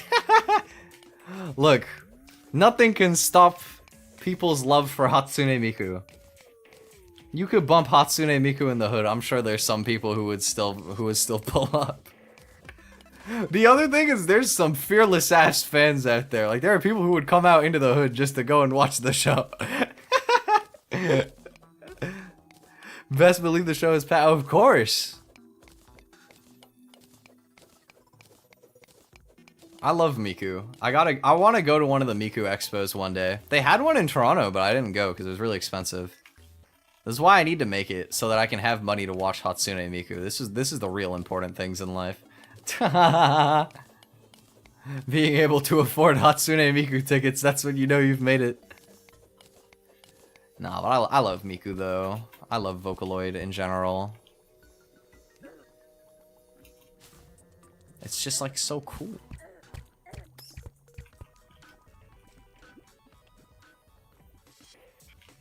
Whoa, that was like a huge vein of sapphire. Yeah, okay, don't care about that. Miku Twi. That would definitely be an outfit of all time. Maybe we'll have an idol outfit one day. As you guys know, my EP is releasing at the end of this month. So, this Saturday. God, it's actually just 3 days from now. That's crazy. But at some point after this, I am planning on maybe, perhaps, secretly, just because you guys are so cool for watching this stream, don't snitch it to the other people. I may or may not be planning on making an idol song. Maybe. Perhaps, you heard nothing. But, you're allowed to have heard it right now. You're just gonna forget, like, immediately after. I'm burning to death.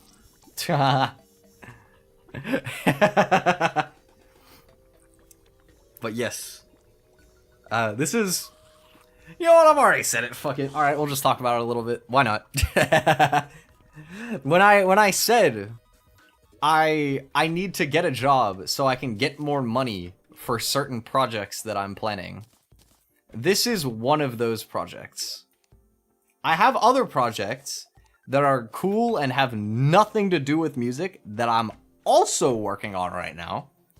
But one project that I particularly want to do is I want to try and make, now that I've done my first release, I've experienced it, this first release is like Damn, I wasn't supposed to talk about this until after the EP came out. Oh well.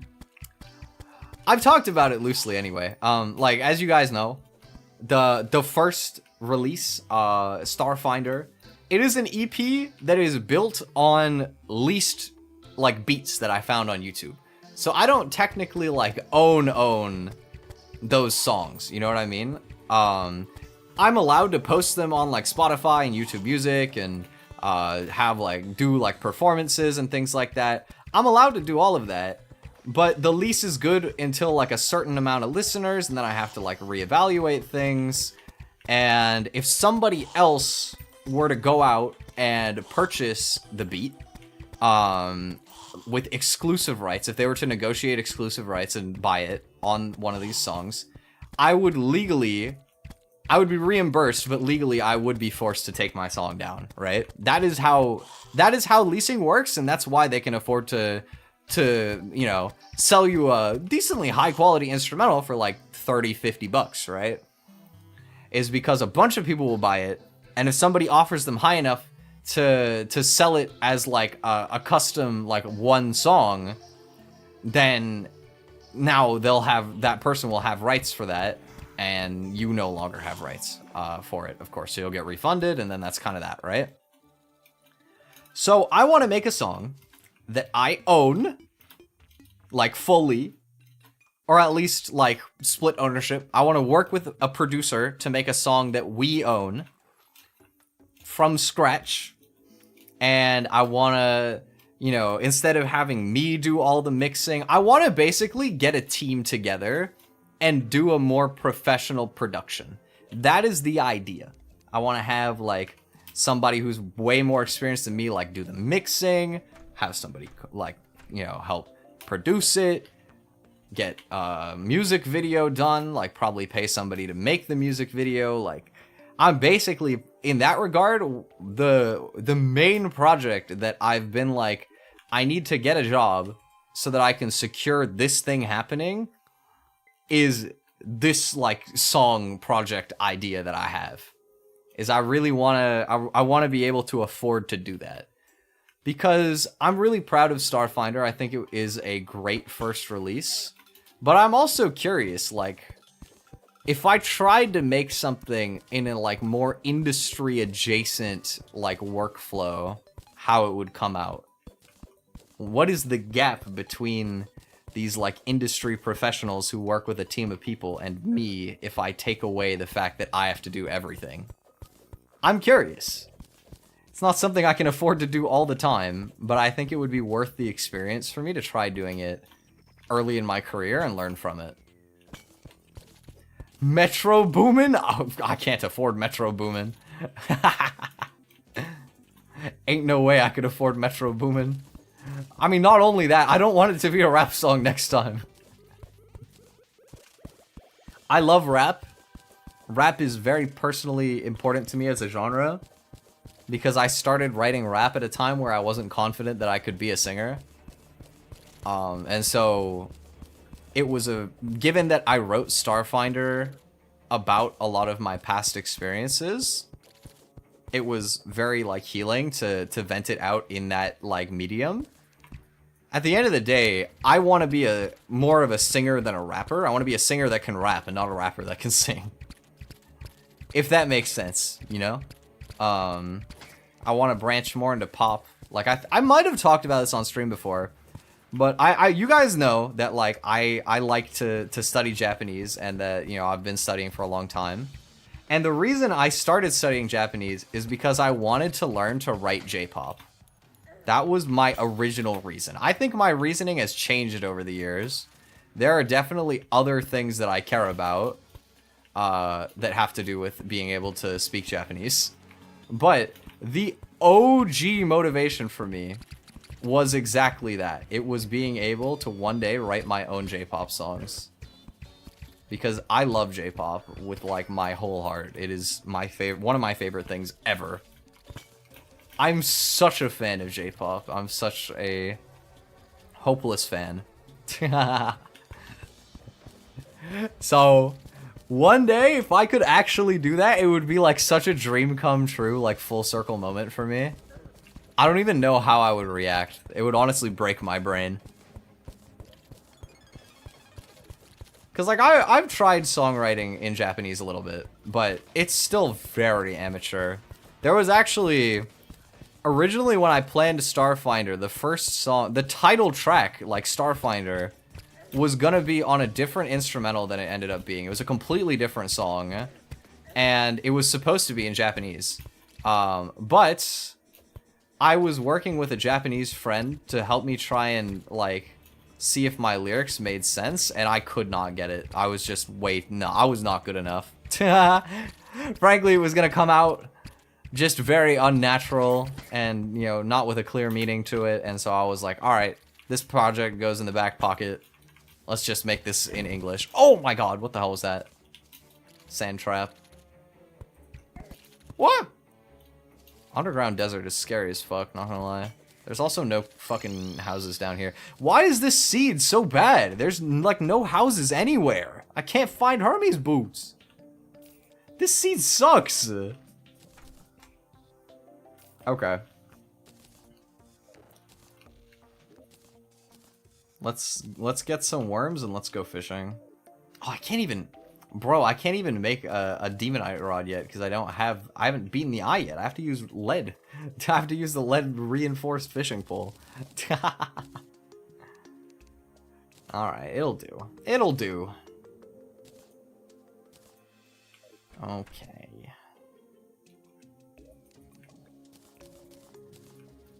Let's try and get some more worms. Producers are very expensive, yes. This is part of the reason why your boy needs a part-time job. But when you're talking about industry producers, like someone like Metro Boomin or something like that, for people who don't know who Metro Boomin is, he's like a really big rap producer. Works with a lot of like top people. Like, I think he's worked with Drake, definitely worked with Kendrick Lamar, I think, which is even funnier knowing what happened after the fact that he switched sides like that. But I mean, Metro Boomin works with a ton of really big people. Just one of the biggest rap producers. When you're talking about people like that, they've made it so big, honestly, they can probably afford to charge like over $10,000 for one song. Like, it's, you know, once you hit that level of like notoriety in that industry, you can charge almost whatever you want. Because rappers themselves are also very well off at that point, right?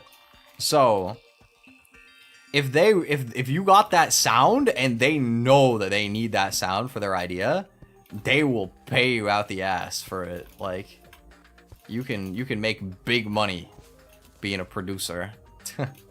But it's one of those things kind of like streaming where you got to be at like the tippity top of the food chain to charge like that. That being said, even most smaller producers, you can still expect to charge at least $1,000, which, to be fair, for the amount of work they're doing, is not necessarily that crazy of a rate. But $1,000 is a pretty reasonable, normal rate to expect something in the ballpark of. Some will be more, some will be less. Depends how experienced you're looking at, what their situation is, whatever, right? But in general, I think that's like a kind of median range to expect out of like smaller producers that aren't like literally zero experience or something. Because you're only going to work with somebody who you actually think has a good sound too, right? You're not just going to work with anybody. You know, I've worked with like artists that have very like little portfolio or like not a lot of experience in what I want out of them because I've seen them do enough other stuff that I have like that is adjacent that I know that they can do a good job, or at least I have faith that they can, right? And that's like a skill that you kind of learn to pick out, but should all chip in. That's fine. I'm not like bringing this up as a way to like say that you guys need to help me pay for that or anything. At the end of the day, it's a project that I want to do for myself. As much as I want to do it so that everybody can enjoy it, it's also a project for me to learn a lot and experience things that I hope can become more normal for me in the future as my career develops. and I have no problem. You know, it's such a big number that it's not a reasonable ask. Like, if I get monetized before then, I would probably I will always put the money that I earn back towards the content. But I mean, asking people to fund something like that is completely unreasonable, you know. I'm more than happy. Oh, for Metro? Oh yeah, you guys should chip in for Metro. My bad. Look, if you guys pay the first 10,000, I'll pay the last like 100 or whatever. Nah, but you know what? With somebody like Metro, you probably can't even buy them at my level. Because at the end of the day, no matter how much you pay them, it'd probably look bad for them if you make a bad song and their name's on it. So I would imagine that they wouldn't even like bother working with you, because somebody else will pay them, right?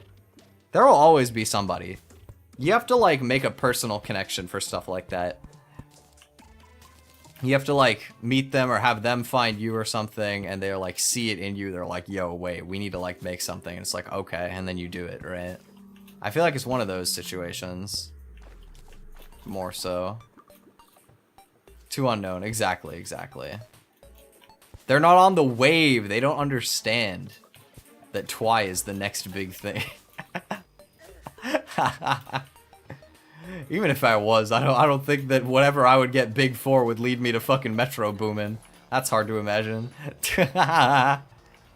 Oh, why is it Sandstorm? Please, just let me through. Don't mind me. No angry tumblers, please. I'm just trying. I don't even use Tumblr. There's no need to throw those guys. It's not even gonna need to do that. I can't even get forward anymore. Oh, yo, that Eater of Souls actually just knocked me around the wall when I needed it. Goat. Thank you. Okay, so we have Corrupt Desert here. We could do Onyx Blaster in hard mode. Okay, I actually made it through that. I'm kind of surprised. Dude, this corruption is so big. What the hell? It's like an infinite corruption biome. Hello. Super long corruption biome.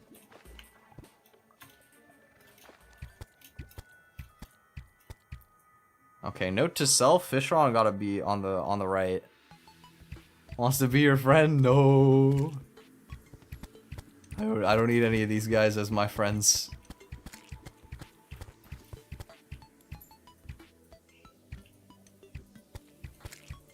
Okay, we're gonna do two things right now. We're gonna fish, and that's gonna be useful because we need to fish for like buffs and stuff. And also, it'd be really nice. We got sailfish boots. And the second reason we're gonna fish right now is because it would be really cool if we got if some sharks spawned and we got some shark fins, because that way we could actually viably use the mega shark later in the run. Normally it just takes so long to farm that it's kind of not worth it, even though it's a really, really big upgrade. Brother was an intern at Sony? Oh my god, really? Wait, that's so sick. Sony Music is huge.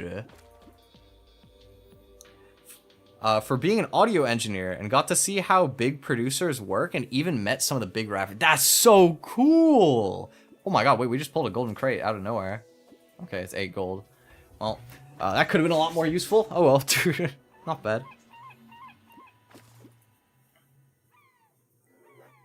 Dude, that's so sick. That's actually so awesome.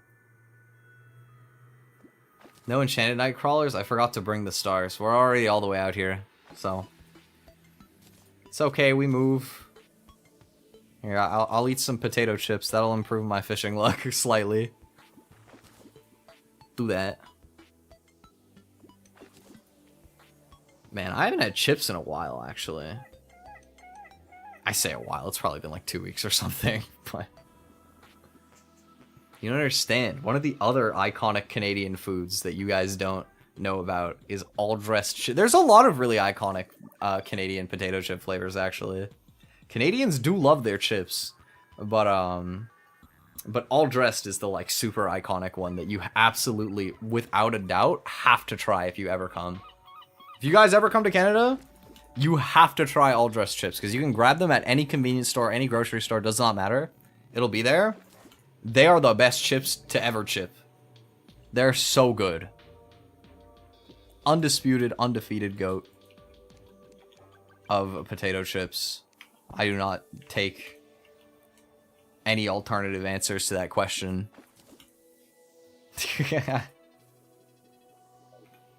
But for real, they're so good. Ketchup chips are pretty good too. They're like the other iconic one. I think they're more iconic than all dressed to people outside of Canada. But if you ask people who live in Canada, they'll always talk about all dressed. Cause it's the GOAT. There's some other ones that surprised me as being like more Canadian things anyway. Like they don't have them in the States. Like dill pickle isn't in the States apparently for the most part. I think in a couple places, but it's rare. And I was like, really? That's kind of crazy. Brussels sprout, that sounds kind of mid, not gonna lie. That's a kind of weird one. I mean, you always see like weird types of chips around, but... A little bit of this, a little bit of that, chips. Yes, and it's the best! It's the best formula ever. Don't knock it till you try it, is all I'm saying. Oh, we got water walking boots. Oh, at least I got master bait, that's pretty useful. Well, I mean, water boots aren't bad. Like, they're still nice to have, I guess.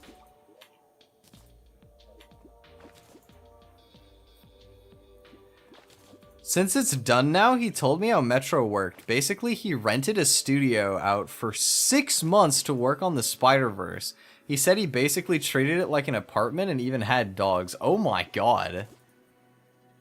I can see it though, like when you really are trying to create like the perfect like piece of art, you almost have to like live and breathe that experience.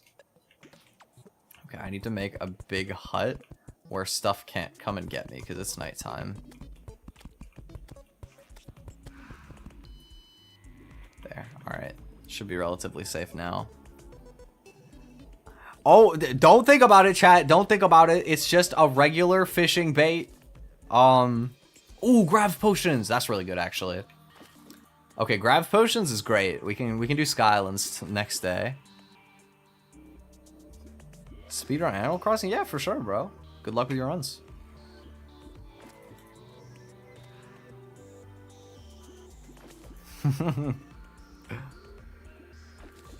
Animal Crossing is pretty good. I think...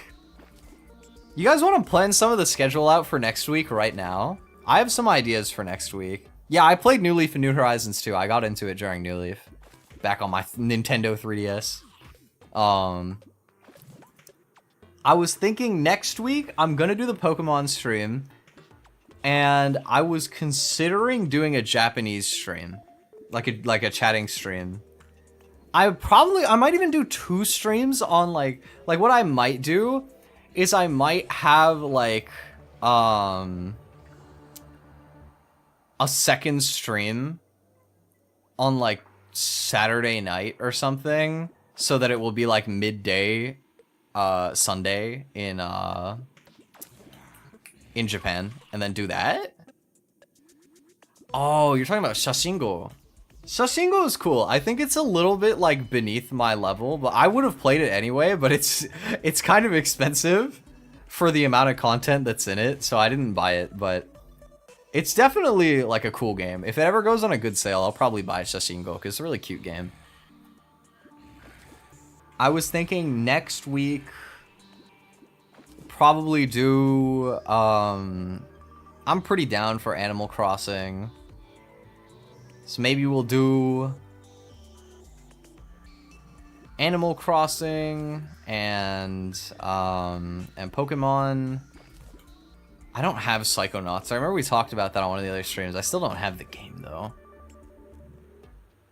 Owl Oni? I don't know what Owl Oni is, actually. I'm not sure. You know what's one I haven't busted out in a while that I could actually? I've been playing Osu again recently. Maybe do Osu stream? Osu stream could be fun.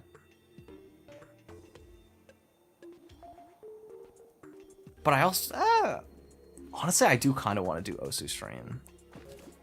Osu's lit. I love Osu. Osu is one of my favorite games ever.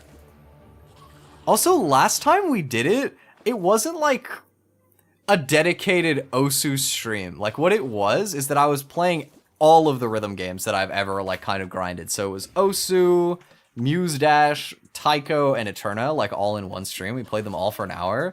But I kind of want to just do an Osu standard stream. Especially because now Osu Laser is out, so you can rate mod stuff, and like playing rate mods makes the game so much more fun, not gonna lie. That's like the one piece that like Osu was missing that a game like Eterna had.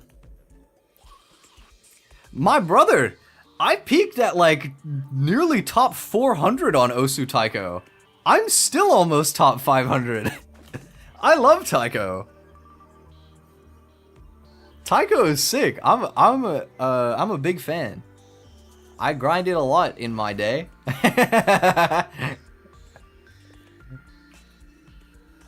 Taiko is very fun.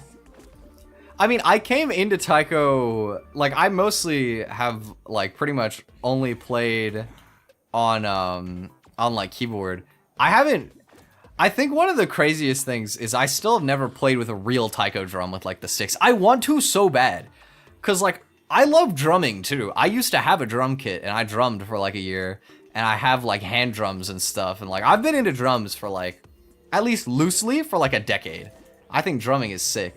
But I've never had the opportunity to play like proper taiko.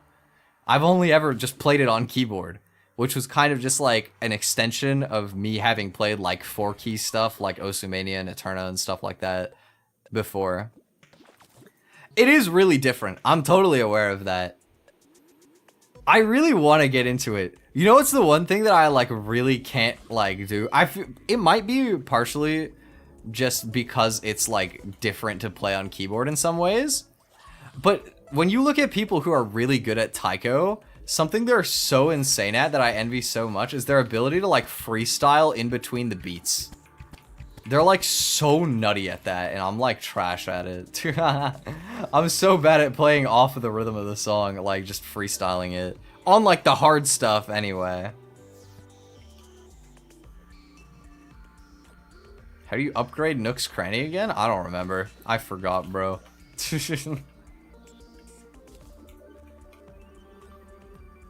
Put me on to so much songs. Oh, 100%. I got into Japanese music and then like just Japanese as a language, and I got more into like anime and stuff like that. All of this stemmed from me and my friends playing Osu and getting into the music through that. That is where it all started for me, really. Which I think is like not the most common pipeline, but it's getting more and more common. You know, Osu was like still fairly big back in like, I guess it would probably be like 2016 now? Maybe 2017, something like that.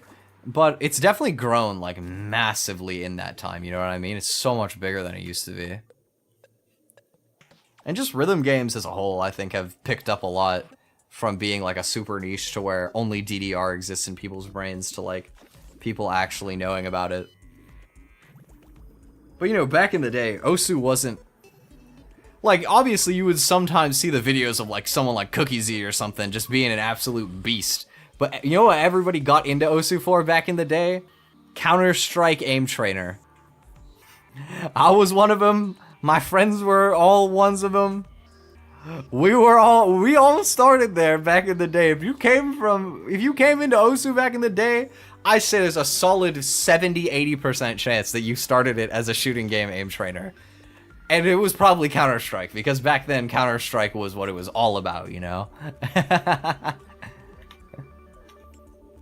Different times, man. Different times.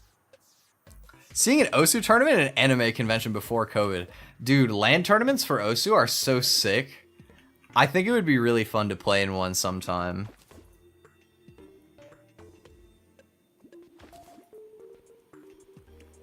You know what I've also thought about?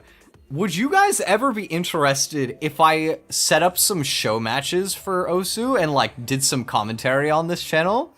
Because I actually have like experience with map pooling for Osu tournament stuff, and I really like commentary. This is a side of me that I've never shown you guys because I haven't had the chance. But in the olden days, I used to do like tournament adjacent stuff for several different games, and I really like game commentary. I love doing commentary. So I feel like it could be really fun sometime, actually. I know you guys may occasionally see one of my mods and one of my best friends, Chin, pops up in this chat. He's like a rank 200 Osu player. So I also, one of my other mods and friends who's sometimes in the chat, Osage, he's like rank 2,000, maybe even top 2,000 now. He's pretty high up. I'm rusted. At peak, I was like around top 4,000, but I'm no longer. No, I ran out of ammo. Or bait. Ammo, bruh. My fishing ammo, no. Bruh. Well, that's all our fishing for now. No luck with the Hermes boots, unfortunately. No sailfish boots. Feels bad, man. Oh my god, I'm just never gonna get them. I'm just gonna have to beat Terraria with no speed boots. It's gonna be great. So excited, man. Oh, I got hella bombfish. Wait, that's actually really useful. Normally I just sell them like instantly most of the time. That's actually really good for the corruption.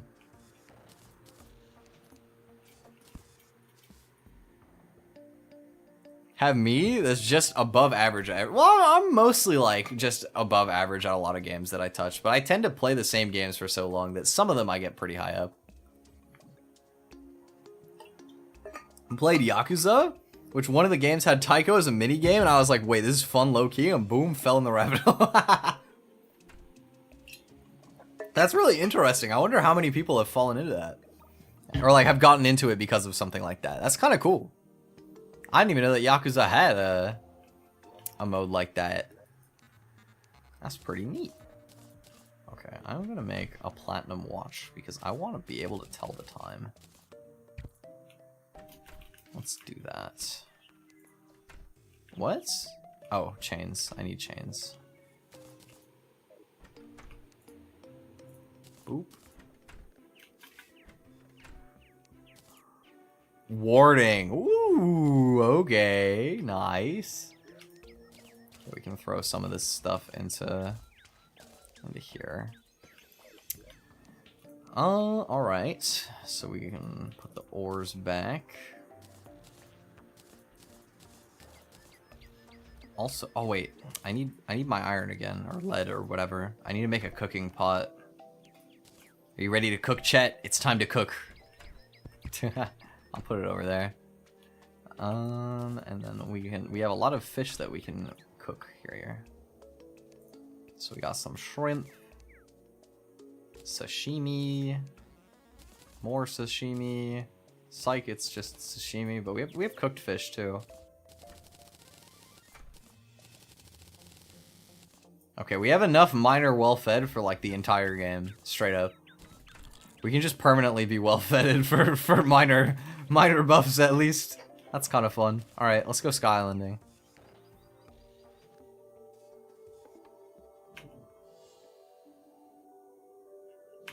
Yeah, it's always really fun to like hear how people like get into different games over time, you know? Because sometimes it's just like, oh yeah, my friend told me about this game, and then we played it together or something.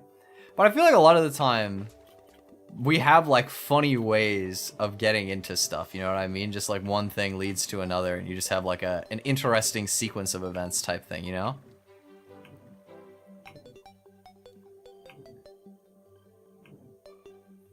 I'm trying to think about like some of my other favorite games. How did I even get into competitive Pokemon? That's another one that I don't even remember that well, to be honest. I don't know. That's interesting to think about. I must have just been a YouTube video or something. Because I didn't have any friends at the time. I made a lot of friends in that community, but it's not like I went into it knowing people. Okay, nice. Love getting the lucky horseshoe. Can stop dying of fall damage. Pretty nice. What am I gonna replace? Probably the water walking boots. Don't really need that. Okay, come on, red balloon. Red balloon, please. Actually, wait, I want to, like, get this wood. This is a lot of wood. There's some big trees down here. Like, look at this. Epicness. Look at all this glorious tree. Oh my god. Make me work for actually collecting it, though. There's a lot of guys. Hey. Yo, chill. I just need the chest. Don't mind me. Oh, nice. It actually is a red balloon. Sweet. Don't hurt me, please. No. Okay. Oh my god, I'm getting absolutely walloped, bro. Stop. Or the end of regen, maybe? Oh my god, I'm getting bullied. I don't have a dash. I can't outrun them. How long does this have? 45 seconds? Okay. This is so bad because I don't have a dash. I don't have Hermes boots. There's like no way for me to accelerate. Ah! Dude, I'm gonna die. I'm 100% dead. I'm so cooked up here. No. Oh, I lived. I thought I was gonna die from the next hit. Okay. Let's check out the right. Let's see if we can find anything cool this way. We gotta do a shadow orb too, because I want the goblins. Man, we are almost 4 hours in, and I have only beaten King Slime. It is so doomed, y'all. There is no universe this run is PBing. Okay, well, actually, maybe I could PB still. But like, restart? Nah, I'm good. I'm good, yo. Honestly, I'm not trying to play all the early game again. I'm not seriously like speedrunning anyway. Like me and my friend, when we race, like yeah, we're racing, but it's not like we know like speedrun strats. We're just kind of playing the game. And I think it's kind of more fun that way, you know?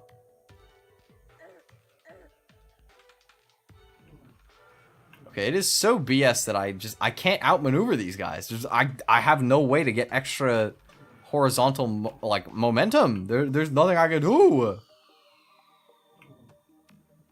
Oh, Skyland. Ouch. Let me live, please. I just want to land. It's a lake. Okay. Fine. Sky Lake. Oh my god. Actually, wait, I was saying I wanted to break a shadow orb. I'm already right here, may as well. Oh, there's like a convenient one here, too.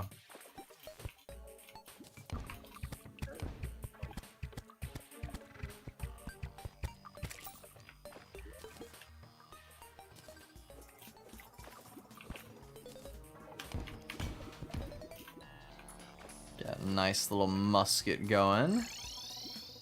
Cool. Oh, we need more housing. Do I want pylons in this playthrough? Where's my furthest desert? Okay, desert's like right there. It's not gonna save me much time to have that. I'll probably end up making a jungle pylon at some point. But aside from that, I don't think I'll really need one. Maybe like a snow pylon. I usually just end up with those two. Maybe a hollow pylon later in the game.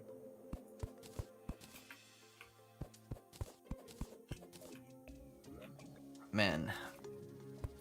We really need to do something about the lack of boots that we have going on in this world. Because no Hermes boots is a sad way to be playing the game. Not really a big fan of that.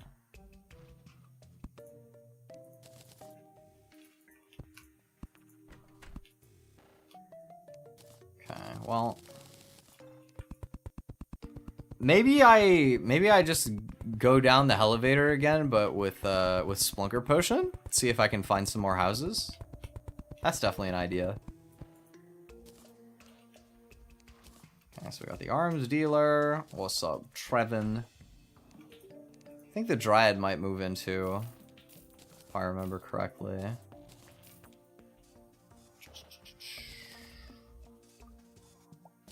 Anything else that I need to, like, sell? No, not really. Okay. Potions chest can have the other grabs, and the hunter potion. Blocks chest can put the cloud and this, and okay. Potions chest. I don't have any splunkers. Oh, I have one. I have one splunker potion. Okay, let's roll with it. Okay, let's try and find some Hermes boots. Let's go gambling! Oh, dang it. I don't know. Maybe we'll find it.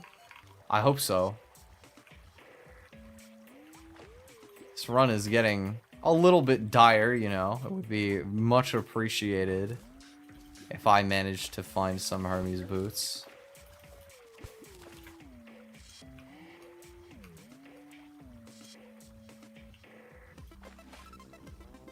A couple more life crystals would be good too. Can start getting heart lanterns after I max out. So we do need some loot. Definitely lacking a little bit in the loot department. Okay, right side of this rail? Oh, gold chest here. What? What is this chest doing here? Just chilling in 2 blocks in the ground. What the hell? Random ass chest. Shoe spikes. I mean, that's still useful. That's still useful. We can get what's his face? Master Ninja Gear later is really nice to have, like borderline mandatory when you're not like an absolute goat at the game like me. So good to have. Another ice chest down here. Could we get flurry boots? There's a wasp with photographic memory. Yeah, I do remember hearing about that actually. Oh, okay, well you know what? This is not useful at all, but we have a pet penguin now. Yay! I love the penguin. Look at the little guy. Wait, fly over here. Oh my god, he has like a little jetpack. Look at my little guy. We have a penguin chat. It's like learn to fly all over again. Look at him, he's flying. Oh yeah, I wanted to play Learn to Fly 3 on stream.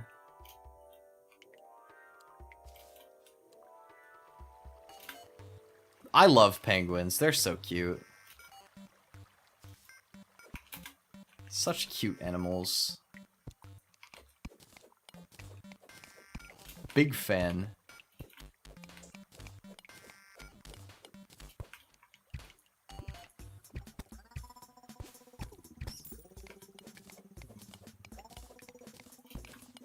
What is your guys' favorite animal? If you had to pick one, okay, let me phrase this a more interesting question actually. If you could have any animal as a pet and it would be domesticated, no matter what would you want to have? Like just let your inner child answer this question. Don't think about like the logistics of it. Just be like, if any animal could work as a pet, what would you pick? Monkey? Monkey is a cool one. I feel like there's a lot of people who would answer monkey. Okay, should be safe to loot this now. Band of regen. Damn it. Okay.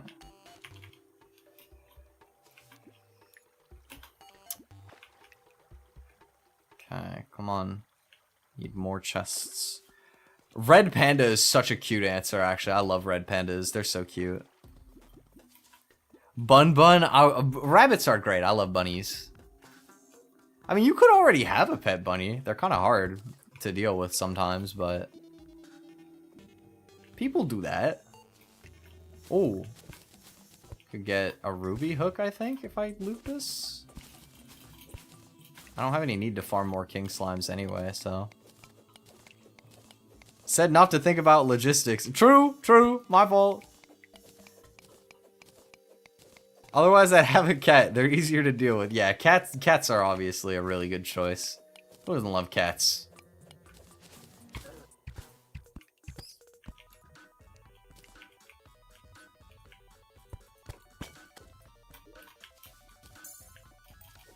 Okay, one more heart crystal for max life.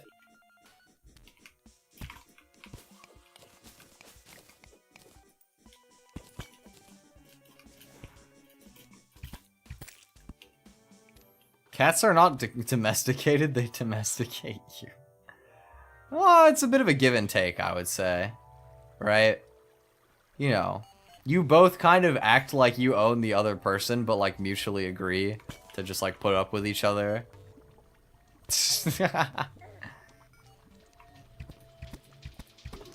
Like cats think that they own you and they own the place. And people are like, no, this is my pet. My cat lives at my house. Meanwhile, the cat is like, yeah, this is the human that lives with me.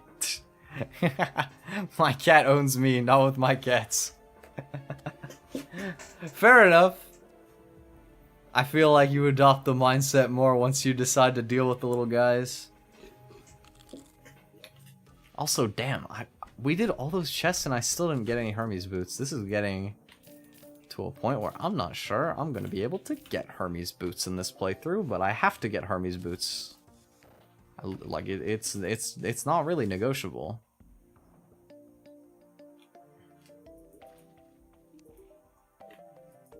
You know, cats think we're weird large cats.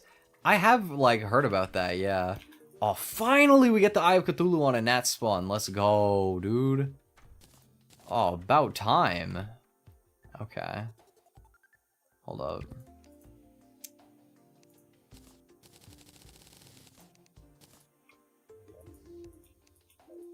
Oh, ice torches?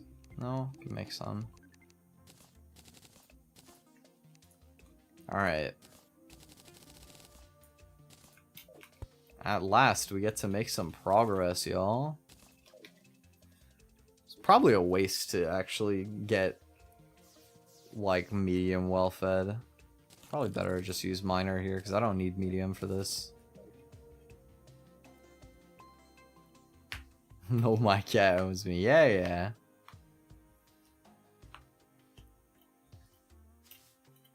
That's okay.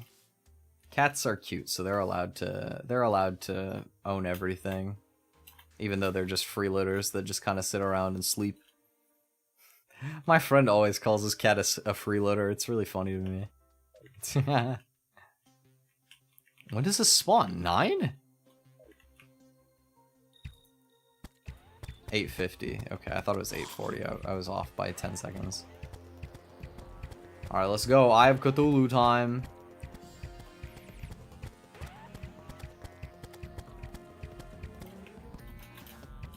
Oh, I forgot to make my ruby hook. Oh well, too late.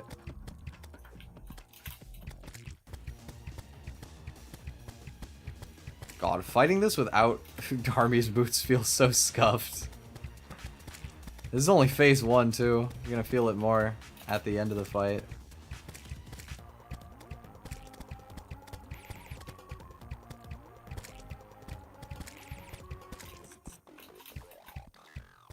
But like, realistically for this fight, a grappling hook is enough, especially when you also have a double jump. Like, I definitely have the tools to just win. Not that bad. Okay, it would be nice to clear all these little guys out.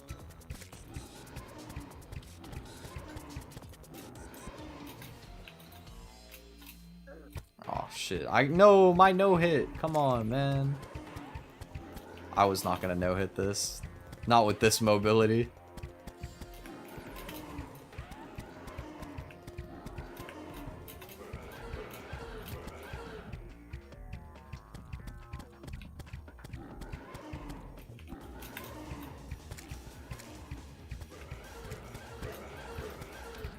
Ah. I mean, we're chilling though right now. Okay, this phase is a little bit harder though. When it starts like actually spam dashing. I have to like take advantage of like vertical mobility as much as possible. And you just have to be like more on time with the attacks, right? You can't play reactively nearly as much. Okay, phase 3 will be soon.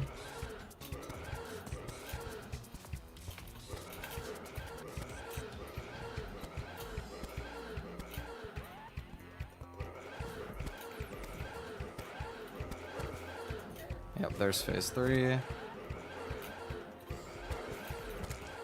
There we go. Nice. Nice. Got a nice little shield of Cthulhu going. Oh, it makes not having my Hermes boots slightly more tolerable. Now I have a dash at least. I have a little something. A crumb. A crumb of extra mobility, sire. Thank you.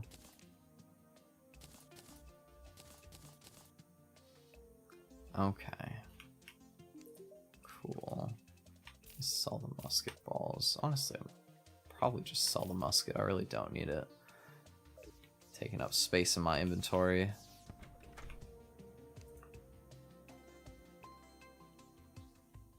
Cats are evil, but they're cute too, so they get away with it. True. Very true.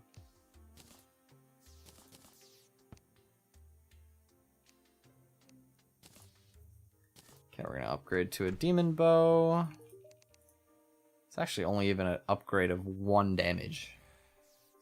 But it is still, like, better in some other regards. We'll get the Fisher of Souls going. And that's, like, basically all my Demonite.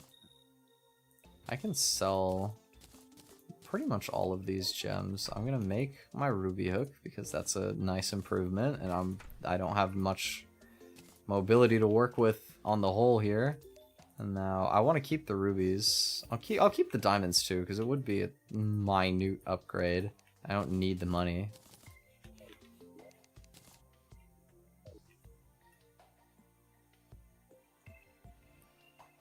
They need to unionize. I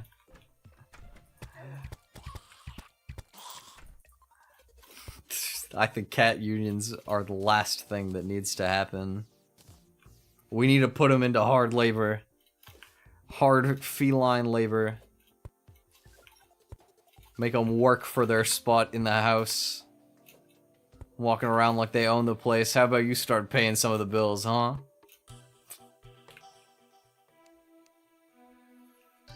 Somehow, I don't feel like they would do anything, and we wouldn't kick them out anyway, because they're cute.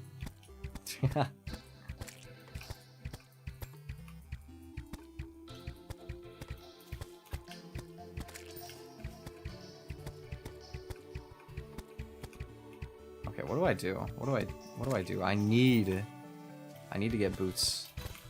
I can do some cavern fishing. That's another chance. Oh, I can't though, because I don't have bait. I have like 0 bait. Where can I get worms? Why couldn't it be a night with fireflies? Come on, man. Cat's have a 9-to-5 job. What's he doing? What the cat doing?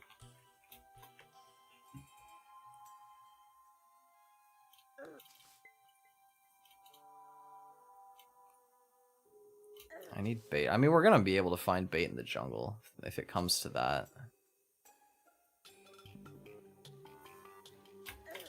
Do a little jungle mining as well, potentially. I haven't explored too much of the underground jungle in this playthrough. It's very dangerous, like I'll probably die, but I deposited my money, so it'll be fine.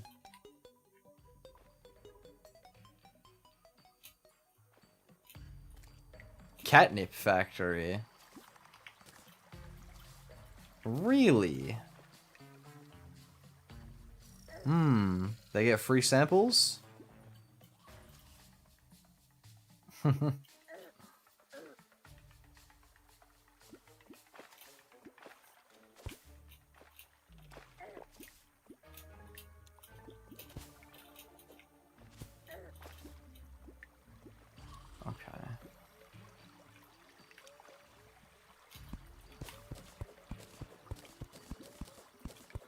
Tunnel down a bit.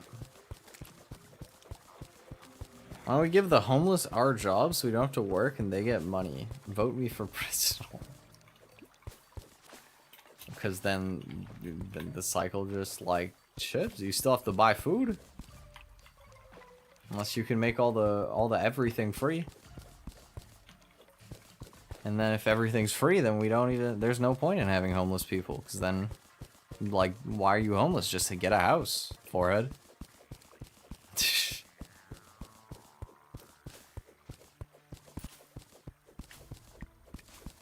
I think I just solved homelessness, honestly. They should make me president. Homeless? Just have a house. Just buy a house, bro. GG.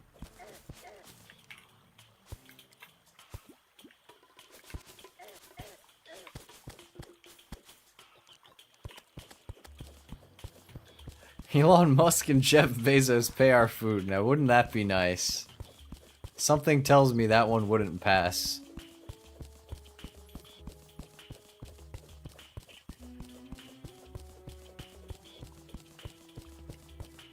I don't know. I don't like to talk too much about politics stuff on stream. Not important for right now. Right now, we're just chilling. We're just playing Terraria.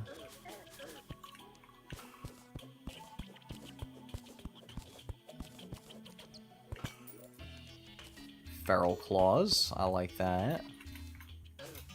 Anklet of the Wind would probably be more ideal so I could make lightning boots, but I won't complain about Feral Claws. Actually, they're just completely useless to me because I don't plan on playing melee. Unless I get a melee drop from Fishron, then it would be useful. Oh my god, I'm getting Bro, there's so many hornets. Oh my Jesus. Dude. Holy.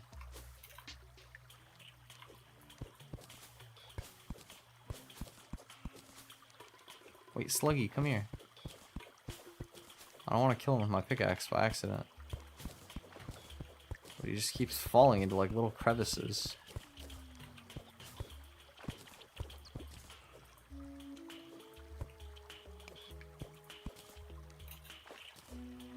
Got him. Okay. Slug acquired.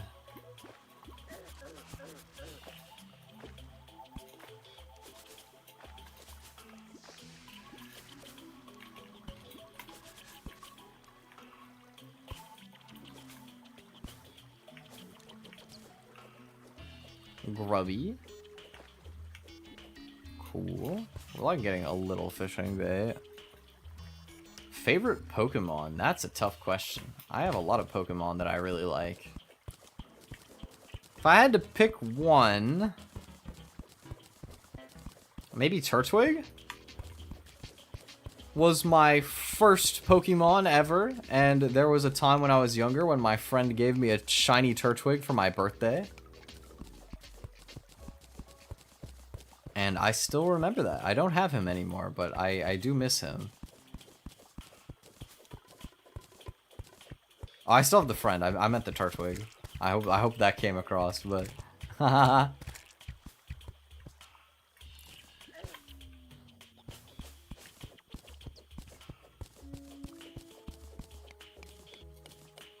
yeah, I still remember that. That was such like an interesting gift. We were always big gamers growing up, you know, we would dial each other up on the fucking home landline and then start playing Minecraft over the phone. The good old days back before we used Skype and Discord, where you would literally just phone somebody while you were gaming. That's nostalgic, man. My god. Must have been literally like 10 years ago now. At least. Oh. Oh, house. House. House. Please, please, please, please, please. Why? Why Mace? Why? Why couldn't you just be Hermes Boots, bro? What is wrong with you? Come on, man. There's like no more heist down here, bro.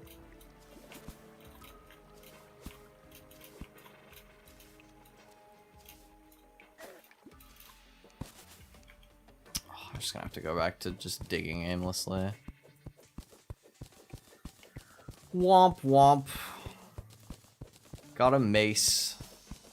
Completely useless. It is so hard to find Hermes boots on this seed. It's kind of crazy. Animal Crossing is September 3rd, so you've like time skipped 5 days. Hermes boot, dude. Actually, they know my attack pattern. I don't even know my attack pattern. I've never played on this seed before. How did they figure that out? Like, they're guaranteed to be somewhere on the world, I'm pretty sure. I'm pretty sure, like, every drop you're guaranteed to get, like, at least one. And usually there's several. They're just bobbing and weaving throughout the fucking seat, I guess. Like, I don't know, man. They're just gone.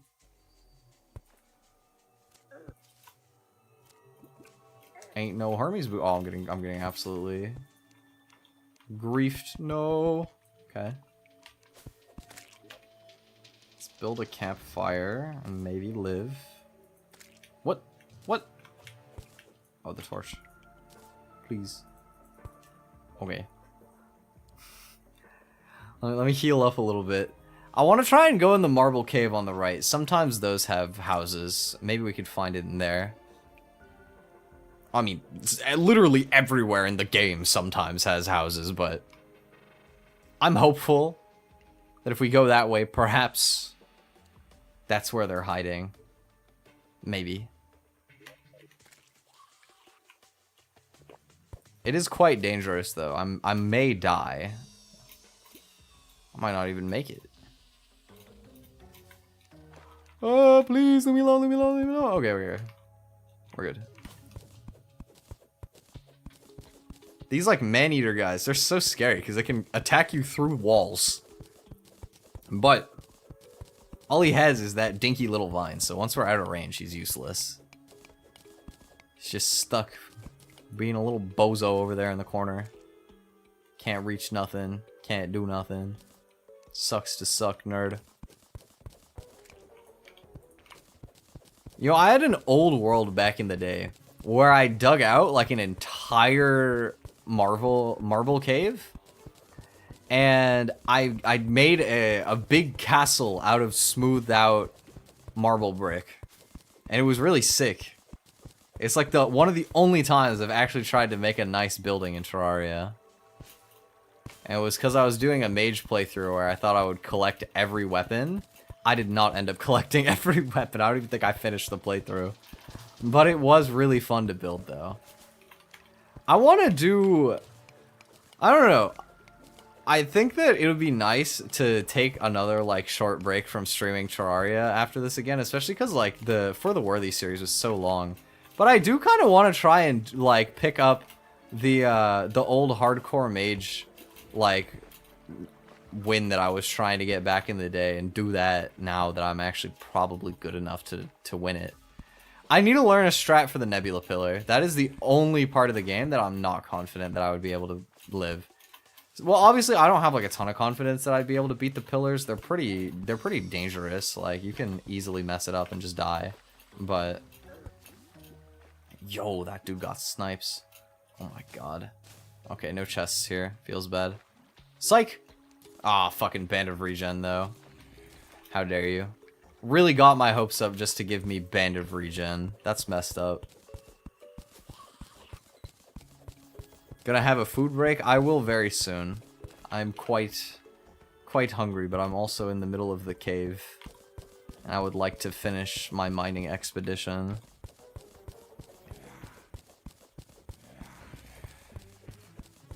And then it will be pizza time. What we'll probably do... I'll probably take a break at 4:30. Right now it's 4:20 for me. I think I'll probably take a half-hour break at 4:30. And then we'll just come back after that. Oh, found the temple. Okay. That's good to know for later. We'll come back at 5. Just put up like a AFK stream or something. That sounds like a plan to me anyway. Take a little bit of time for everybody to get up, move around, eat some food. I think that sounds like a good way to do it.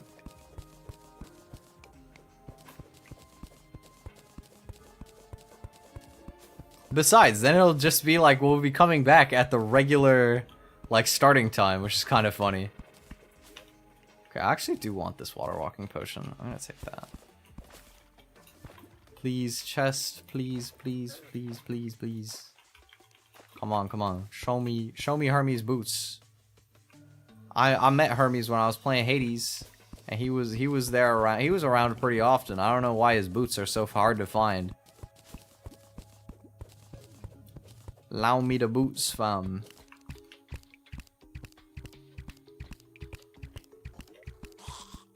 Anything I can bin right now? Dynamite? Platinum ore?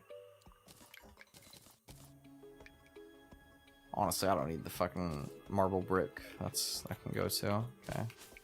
Grab the jungle spores, may as well.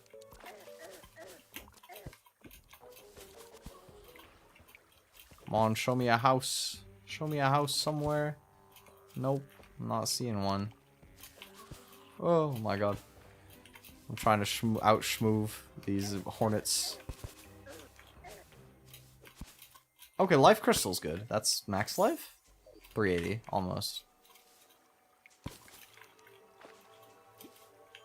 That one's max life. Well, I mean, this is the one thing that you can count on the jungle caves for, is life crystals. Not a wasted trip, by any means. But we did not find Hermes boots, again.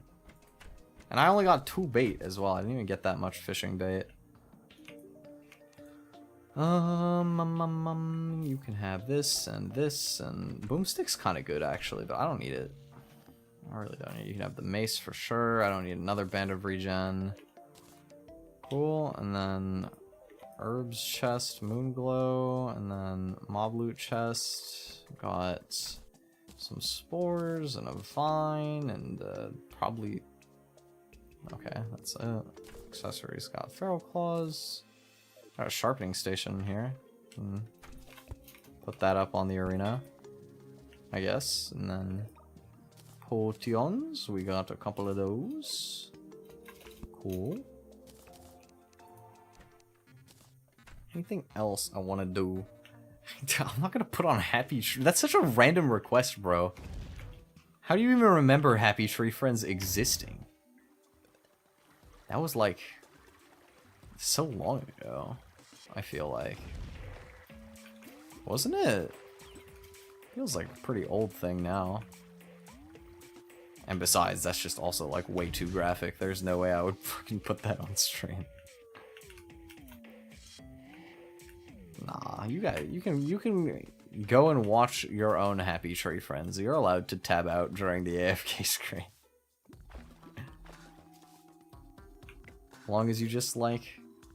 I'm probably gonna end up muting the BGM while the AFK screen is up, so you can just kind of like leave it and then get jump scared because you forgot that I was on in the background.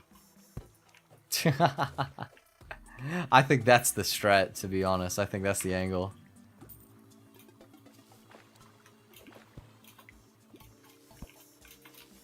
Wonder how many people will get spooked. I gotta make sure that I come back really loud.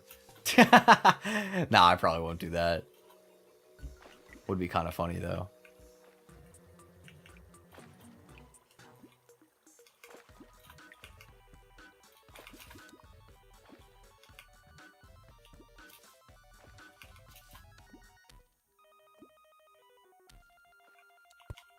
I can just hear somebody's car alarm going off outside right now. I don't know why, like, that happens. I don't think it's like ever really people breaking into cars. You don't really hear about that like pretty much ever out here. But at the same time, or like not never, but it's very uncommon. But like you hear car alarms a lot actually, like out here. They'll just be fucking beeping on about some random bullshit. Just be chilling, you just hear brr, brr, brr, brr, like over and over again. I wonder if my mic picks up the car alarm. Can you guys hear that? I doubt it. If I had my window open, it probably would. With it closed, I assume that it's probably not coming onto the mic.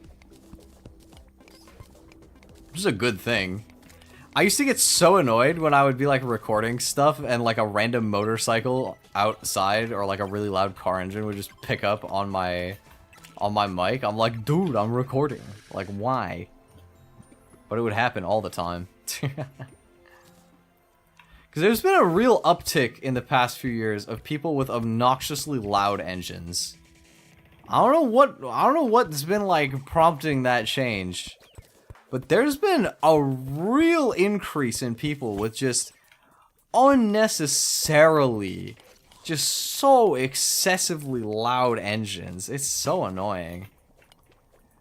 Cause I have sensitive ears. Like I hate it. I really, really don't like the sound of like a car flying by you and just going like fucking super loud in your ear. Cause it hurts my brain. It sucks. I hate it. But they be doing it hella loud sometimes. And like, I kinda get it when it's like a motorcycle or like a sports car, but sometimes I've literally seen like a little fucking like family van, like a little Toyota or something, fucking roll past with like a fucking NASCAR engine sounding ass muffler in that shit. It's like, dude, you're literally driving like a Kia. Like, what is wrong with you? Like, why?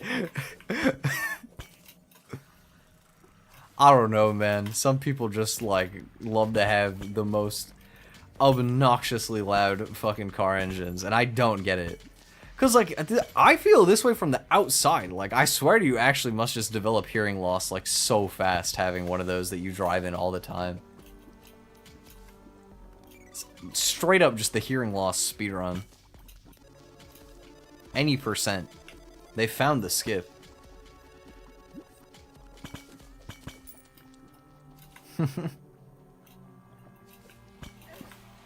I don't know. Very random rant. My bad. Leave me alone, leave me alone. I'm just trying to loot some pots and then be done. Don't mind me. Ah! Oh, sheet. Boop. Okay. Made it out successfully. Let's go. Oh, I got an obsidian skin potion. That's actually super useful. For after we do the Eater of Worlds. Something I'm thinking about right now is that I don't have a good underground corruption area. That's gonna be kind of problematic, isn't it? I'm gonna have to surface fight him. I don't like fighting him on the surface, but maybe. That's probably winnable anyway. Oh, it'll be a lot harder without Hermes boots. Be a lot harder without Hermes boots. We'll figure it out. It's a good time to take a little break, I think. Tab, and then. So what I'm gonna do, I'm gonna take a 30-minute food break.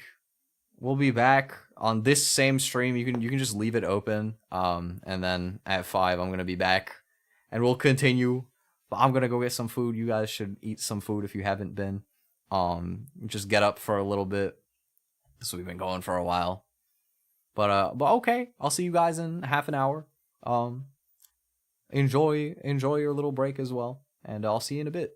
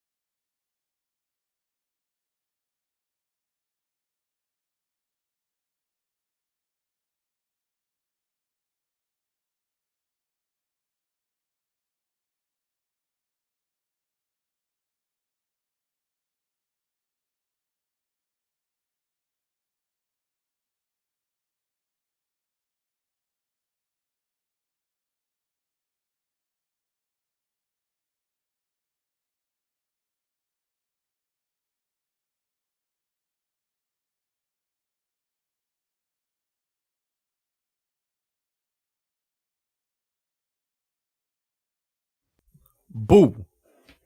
Hello.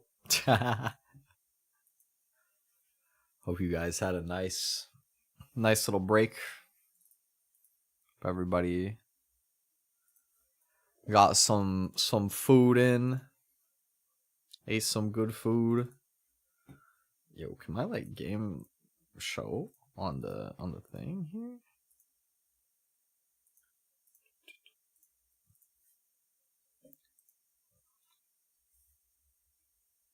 Why my overlay break? Come back. Let me try and like it's just I can't see it though. Just don't see it.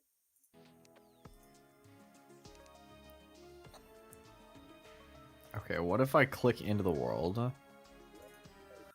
And then no, but it's tabbing me out. That's a problem.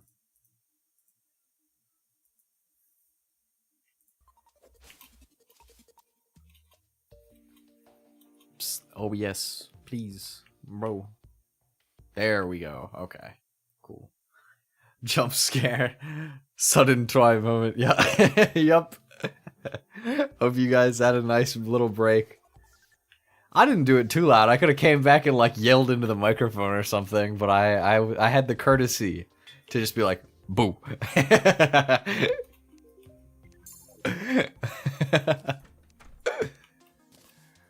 Yeah, I hope you guys had a nice little break. What did you guys get up to in that short half an hour? I had a very pleasant surprise waiting for me.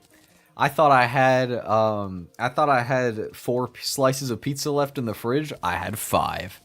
And so I got to be extra fat and eat extra. Always a pleasant surprise to have extra pizza. I don't know who would ever complain about that. Working on a project report? Nice. What's the project about? I'm curious. Got Nook's Cranny? Congrats. Nice. Oh right, I need to do le corruption. Actually, might get a better underground cave on the right. Okay. What do I want to bring with me? For starters, I'll bring the chains in case I get another life crystal, because then I could make then I could do some cool stuffs with getting a heart lantern up and running. I get a bunch of arrows, and then we're gonna make some jester's arrows for the Eater of Soul, or the Eater of Worlds, I guess his name. Boop. 460 would be plenty. Even if I fail an attempt, it'll be a good amount to have. I'm gonna want actual buffs for this. What can I get? I got swiftness, I got regen, I got archery. That'll probably be good enough, I hope. I mean, we'll see. We're gonna try. God, if I keep forgetting that we don't even have Hermes boots. We'll make it there slowly. University capstone project. I'm building a platform to help on education on comp sci algorithms. Oh, that's cool. Deadline is on the 6th. Ooh, good luck. Good luck. Very interesting. You still have university even though it's like summertime. Do you have is it like a project that's specifically supposed to be like over the summer, or do you just still have classes running at that time? I feel like most of my friends still like had summer off when they went to university.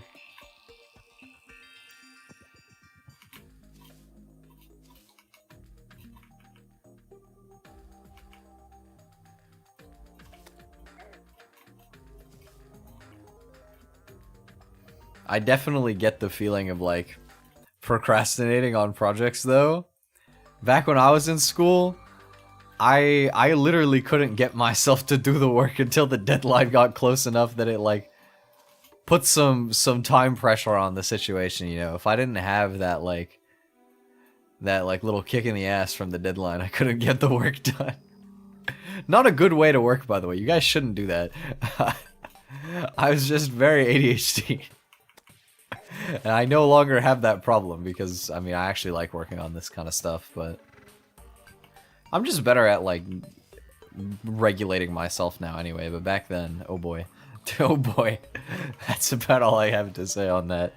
I was almost never late, but I loved to cut it close. Somewhere where I live ended on my... Oh, right. I guess it is kind of coming up to that time, I suppose. I mean, normally I think of it as being in, like, September. Like, I think usually out here it's, like, second week of September or something it restarts, but I guess it would depend where you live, maybe. Capstone projects in Europe are long-term projects. 2 full courses? Ah, I see. That's cool. That means you're almost done something you've been working on for like a year or something. That's pretty cool. How do you feel? Yeah. Must be exciting. 2 months before the deadline? There's a reason they gave 2 months to work on it. That is quite a mood. Okay, like the way that I always did it, back in high school to be fair, I think you cannot afford to do this in university. This is quite literally why I chose not to go to university, because I'm not motivated enough right now. There's nothing I want to study, and if I went, I would be an absolute mess. But back in high school, what I would do is I would get a project, I would read over the entire thing, I would kind of skim it, I would think about the project, and I would be like, this will probably take me about this long to finish. I don't know, let's give a sample. Let's say this will take me 4 hours to finish, okay? And then I would wait until I had 5 or 6 hours left until I had to get it done, so like the night before usually, or whatever, and then I would lock the fuck in. And I would just grind it out. That is exactly how I managed to get through most of high school. Because I couldn't get myself to do the work if I didn't. I would just like figure out how much time I needed. I would carve out a little extra. And then, you know, if you miscalculated badly, I mean, there's always like, you could just not sleep. For the capstone, it's almost finished. Nice. What is that sound? Oh, that's a slime rain. Bro, I don't need to do a slime rain right now. I already did King Slime and got the mount. Like, there's no need. Uh-oh.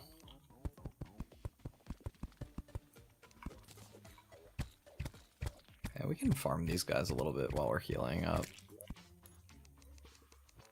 Campfire. Boop. I'll start reading it one day before and then go, oh no, this is gonna take hours. Nah, you gotta be calculated about it. You gotta be responsibly irresponsible at least. Come on. Whoa! Oh wait, I have roll gel, it's fine. But what was my favorite subject? That's a good question. Probably psychology. Psychology or English, most likely, I would say. But I only liked the parts of English where we were like doing presentations and stuff. I hated doing Shakespeare was my least favorite part of maybe all of school, to be honest. English was like half goated and half terrible. I absolutely despised doing Shakespeare, but I liked being able to like do presentations and just like talk about shit. Systematic irresponsible. Exactly. I have a system for everything I do. That doesn't mean they're good systems, but there's always a system in play. Oh, this looks like it could be a usable arena. Wait.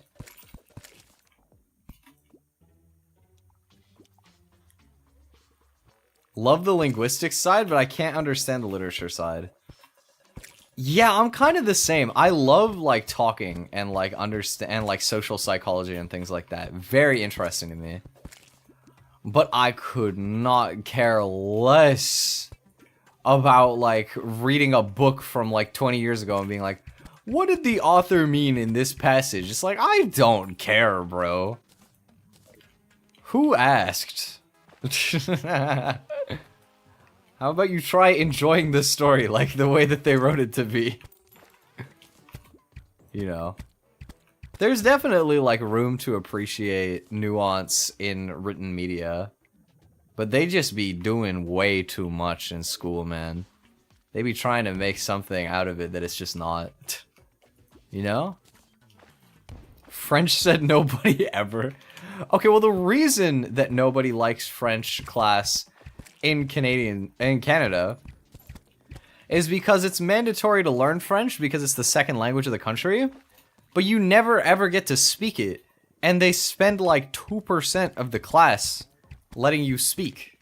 Like, here's the thing. Something I've learned since I started studying Japanese on my own is that the way that you learn language in school is quite literally the most inefficient way you could possibly learn a language.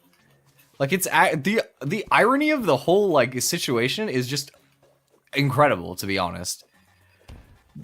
Because you would think at school, like, so many people think, oh, I can't learn another language. I'm really bad at it because, you know, in school I was so bad at French or Spanish or whatever, right? And in reality, it's like, nah, they just suck at teaching. Like, it's not even your fault. Anything below... Well, I think the thing is that even universities generally are not the best, are not, like, that good, in my opinion. So, I'm gonna say, when I first started more seriously studying Japanese, I did focus heavily on textbooks for about 4 months. And I did learn a decent amount in that time.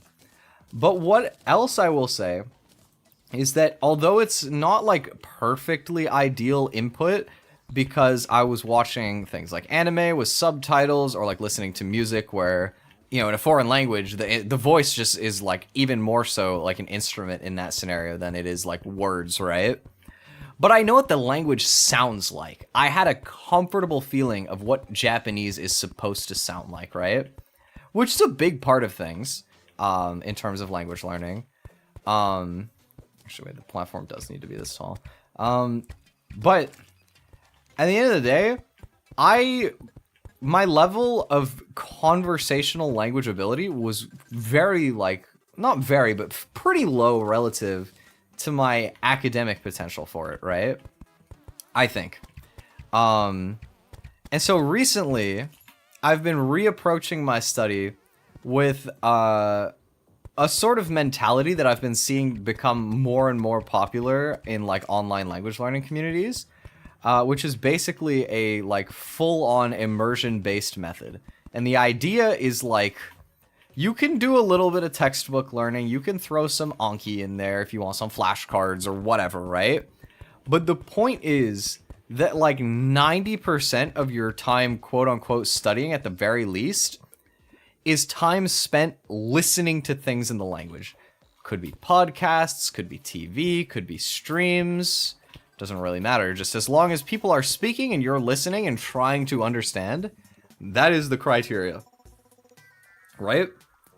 And so I've kind of picked this up again a little bit, where I've been trying to do this through primarily listening to live streams, which I never focused on immersion-based learning before.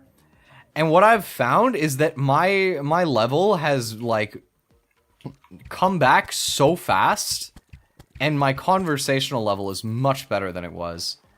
I think if anything has decayed a little bit, maybe my kanji reading ability has gotten a little bit worse. It's still honestly not that bad. And kanji reading is becoming less and less important. It's kind of important to me because I'm planning to take JLPT this year. But in terms of like learning how to speak a language, I think that school adjacent methods are just simply not right. And it's like, it's interesting because I was always aware of the kind of like fact that, you know, when you're younger, it's like supposedly way easier for your brain to just like sponge up a language and learn it. And if you think about how you learned like your like mother tongue, or if you learned a second language as a kid, right? You didn't like think about it, you know what I mean? You just existed, and then from hearing it all the time, you figured it out, right? And you practice over time. But like you wouldn't think that doing the exact same thing that you would do as a child, as an adult, would still work because of the way that they phrase it to you. But it like, I don't think it's as efficient, but it is pretty efficient. Like, you can learn a lot pretty fast if you just listen to it like for a long extent, like periods of time.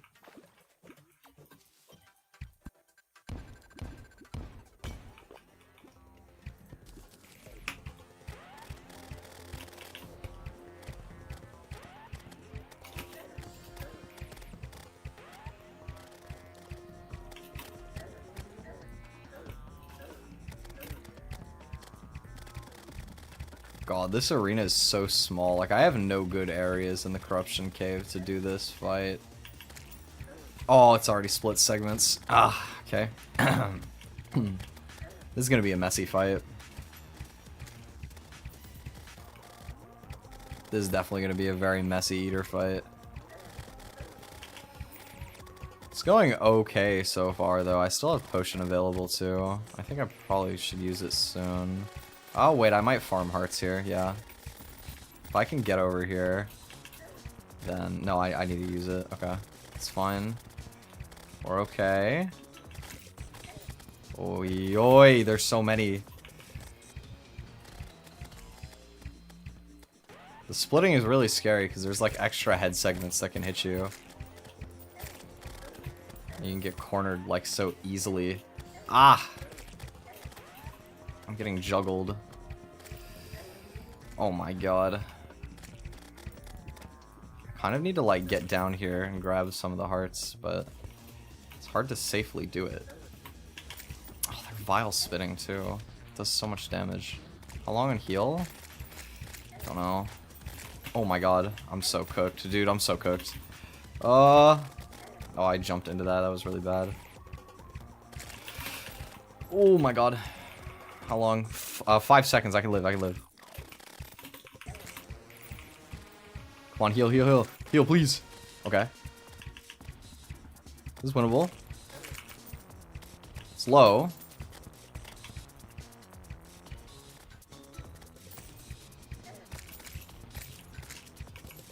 Come on, surely I can win this now. I got like a lot of HP back. Okay, just one segment.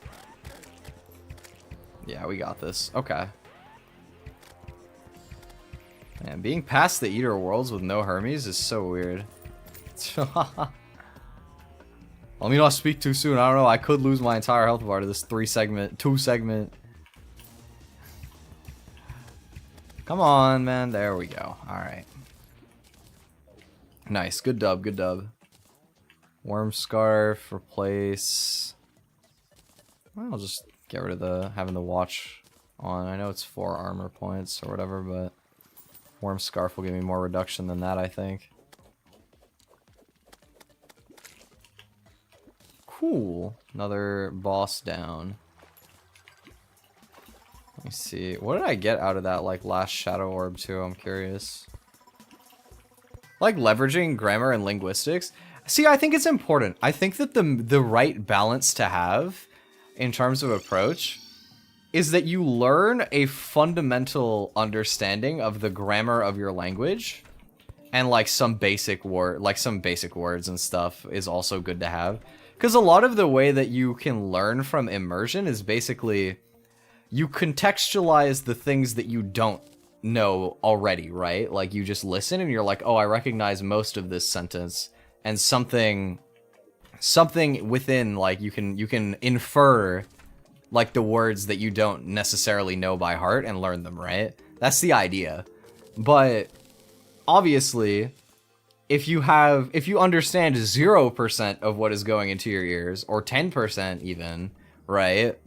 You might gain some knowledge. You might be able to pick out and be like, oh my god, I know that one word, right? But at the same time, you know, it's gonna be, you're gonna benefit a lot more if you have some knowledge of what you're listening to, right? Okay, I want to fight another Eye of Cthulhu, but I don't have a spawner. How have I not gotten a single eye spawner from all these chests, too? That's like such a ripoff. I could craft one, but I want the lenses for archery potions later in the game, because it's a really important buff to have access to. What was I gonna do? Fish. I was gonna fish. I have like no bait though, man. I actually have like so little bait. Oh my god. Let me try and see if I can find some stuff. If it moves and it's an insect, I'm catching it. 25%, okay. Not bad. Oh, I'm so fast because of the swiftness potion. Dude, I'm schmovin'. It feels so weird. It's, you know, it almost is like how it is normally when you have Hermes boots, but I'm still slower than that right now.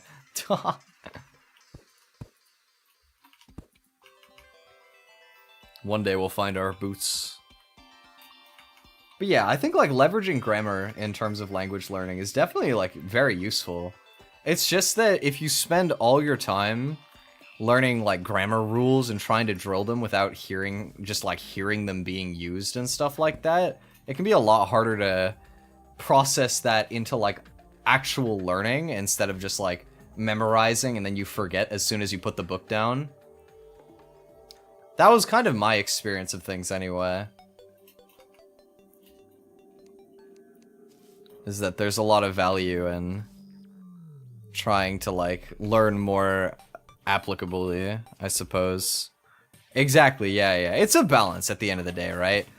There's no like one correct thing that you can do. There's no like linguists hate this guy, you know, with just this one trick, you know, polyglots hate this guy, this one trick, you know, whatever it is. I don't even remember how those like ads go, but you know, there is no one trick.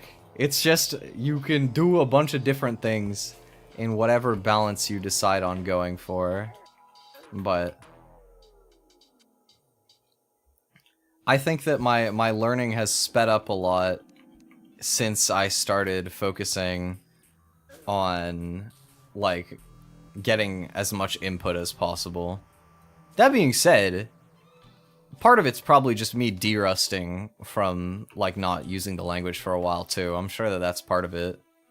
It's just remembering things that I learned before. I can't fight Skeletron yet. I honestly don't even have a reason to fight Skeletron right now. I should probably consider getting molten stuff like ASAP. That's probably the next sort of course of action, is getting molten stuff up and going. Oh, I really want more fishing bait. I want to do more fishing, but I don't have any.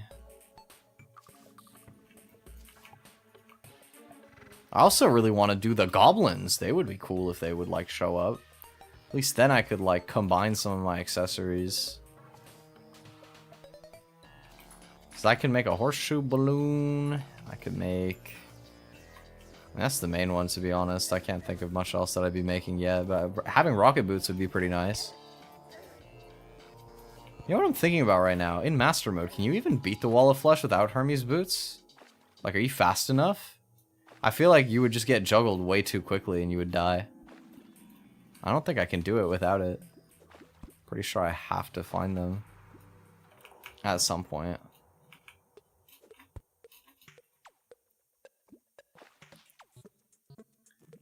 I've certainly never tried without Hermes boots, because I've never gone this long without being able to find them, literally ever. Of course, the stream playthrough would give me the worst world seed of all time. Undisputed champion of being the worst of all time. Let's go Hasty Flipper, my favorite.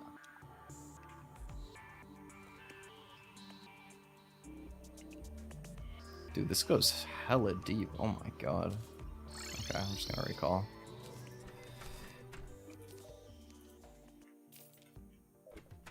well, I have some bait.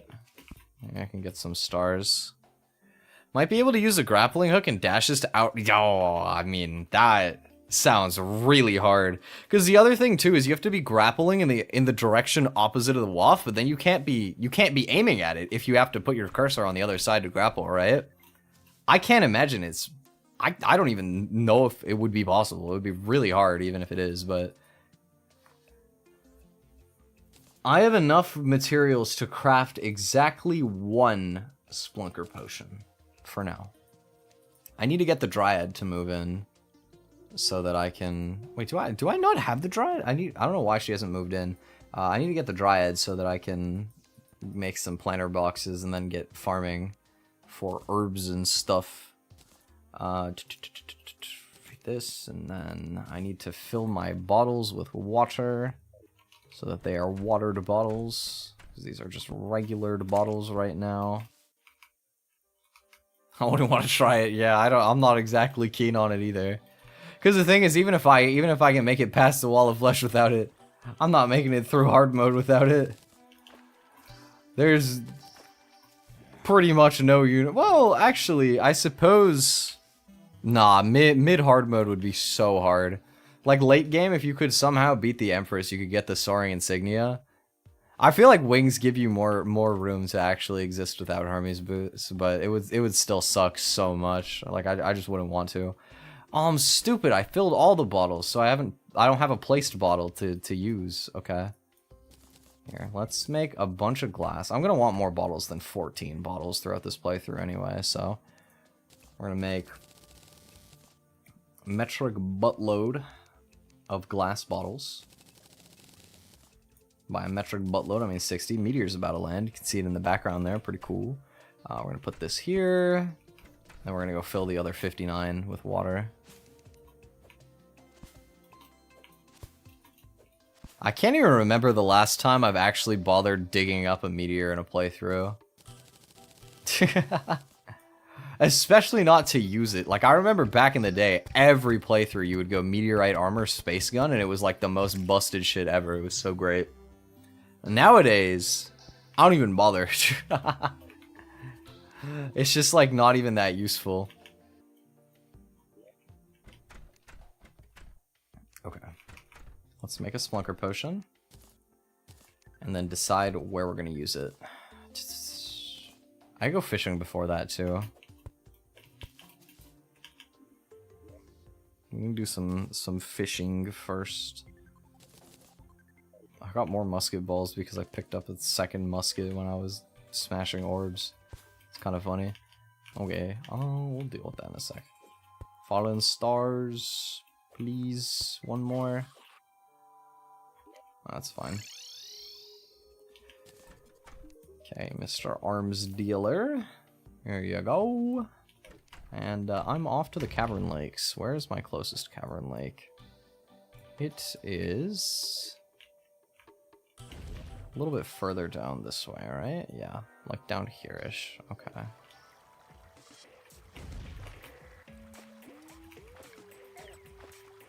School next week? Low-key forgot I don't even have my books.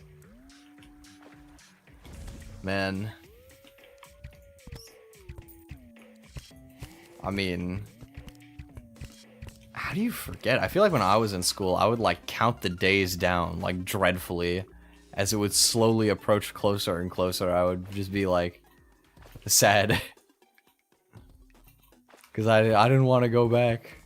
Maybe I was just a little bit too sensitive, but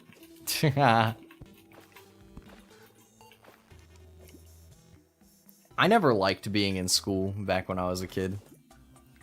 It just, I didn't thrive in that environment. I kind of did, because I was, academically, I was great. I was a straight A honor student, like, my whole life. But I was always so bored at school. I kind of flew under the radar, despite having ADHD. Because I have, like, inattentive type ADHD, where you just kind of, like, space out. But it's, like, quiet, you know what I mean?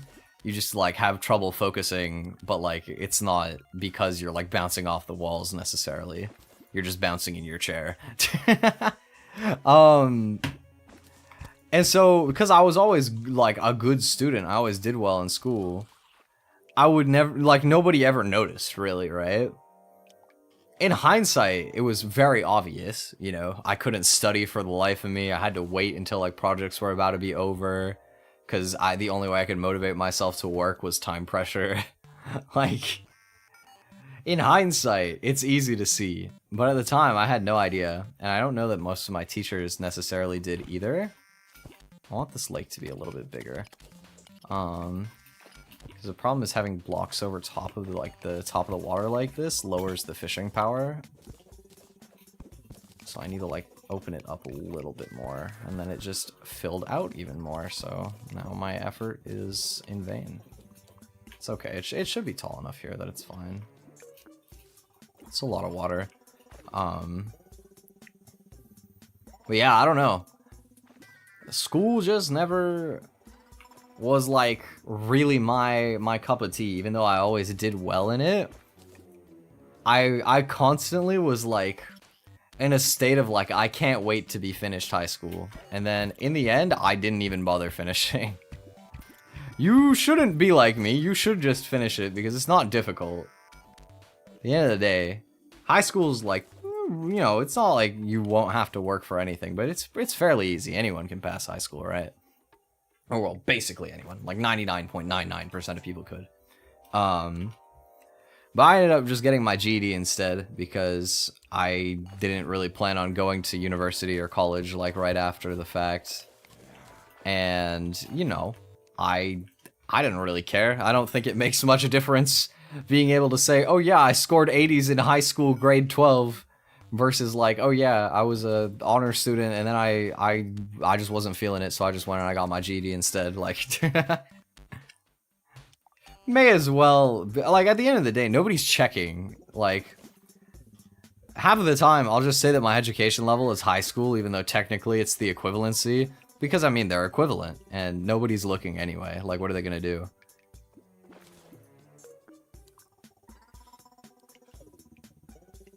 Come home at 1 and play until 11? I mean, in a lot of the ways, I was very similar when I was in high school and, like, late middle school. I would come home and I would literally just play with my friends, like, all night. And then even after they went off, I would usually continue playing by myself. Because my main online friend group was all based in Europe, even though I live in the lands of Canada, of course. So, a lot of the time, well, not a lot of the time, all of the time, they would go to bed before me, but, you know, it was still fun. Like, I would just continue playing a bit after on my own various games. Okay, I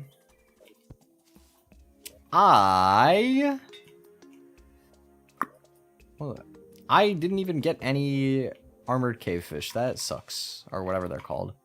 What do I want to do? Let's mine some hellstone. That's a good thing we can go and do. Getting better armor first might make it a little safer. But then I have to kill the Eye of Cthulhu. I mean, there's no rush for me to do it, like, specifically right this instant. I can do the Eye of Cthulhu tonight. Alright, I will use my lenses. We'll get more lenses as we play, it's fine. So let's go and craft a eye spawner for tonight. And then we got a Splunker potion to use. Maybe... where do I want to use the Splunker potion? We could use it on this side, actually, because we might end up finding the shimmer by accident, too, which would be pretty nice. You studied? Nah, alright, get on. I mean, yeah, in a lot of... well, I mean, we wouldn't ask about school, like, pretty much ever. I didn't even know it, but one of my friends from that group was just out of the school system for, like, since he was, like, 12 or something. Which is kind of crazy, but in general... you know, like, we didn't really talk about school. We didn't care. You know, the reason that we were gaming in the first place was, like, as an escape in a lot of ways. I mean, that's what you do, alright? Like, you don't just get into doing that. Oh, wait. Where's the corruption? Is there even corruption on this side? What am I doing? Alright. Deal with that later.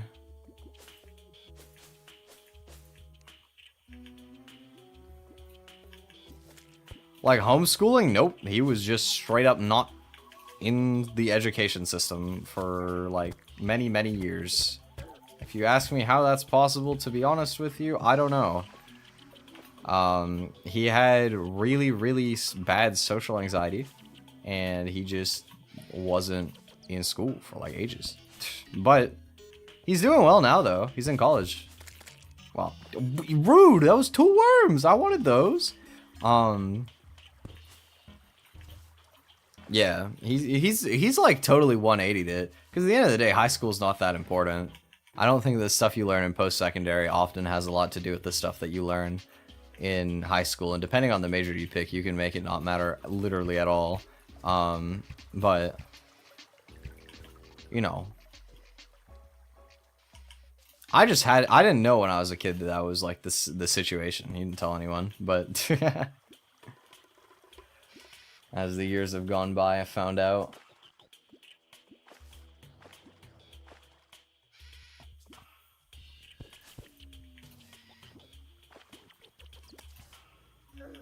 Only useful thing? Yeah, I think generally speaking, if you're doing math-related stuff, it will be useful. Or like, I would say STEM. If you're doing, well, actually not all STEM matters. Tech, it doesn't really matter. If you're doing science, math, or engineering, then you probably want it. It's pretty useful to have, I would say. But like, you can go into a tech job with like nothing for that kind of stuff, you know? There are people who do it nowadays without doing like any sort of like formal training. There are people who like they'll do like a certification course instead of like going to school for it. Come on, come back. Come back, little dragonflies.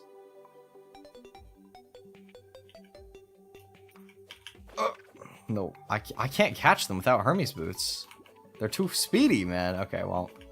Oh, I got one. Blue dragonfly. Yeah, I can't get them. They're too fast.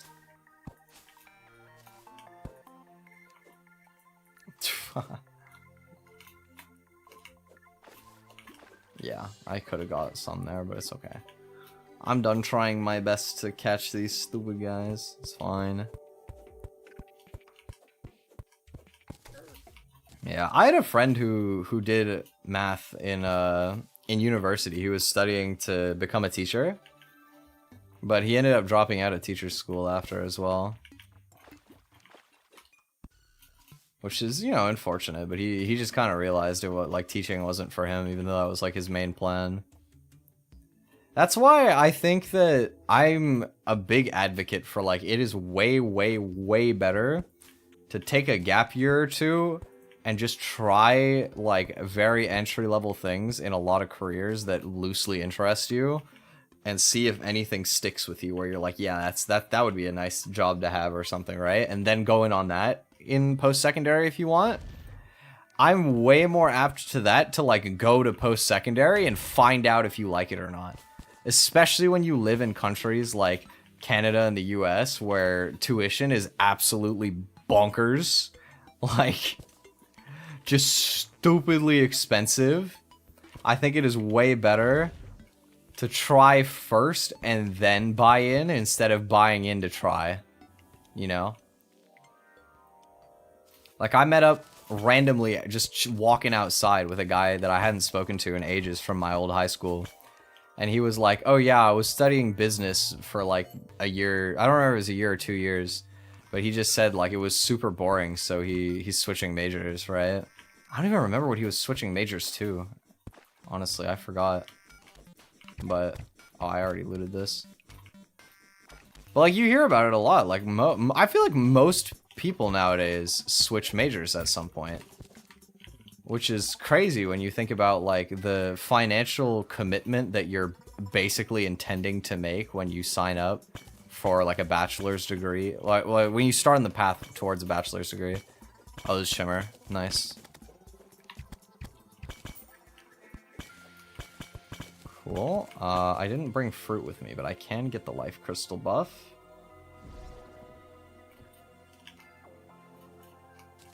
Thank you.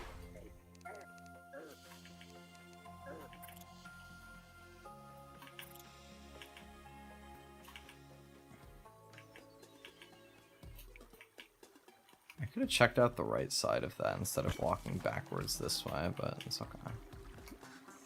I think I've dug out more of this direction, so maybe we'll find chests down this way somewhere.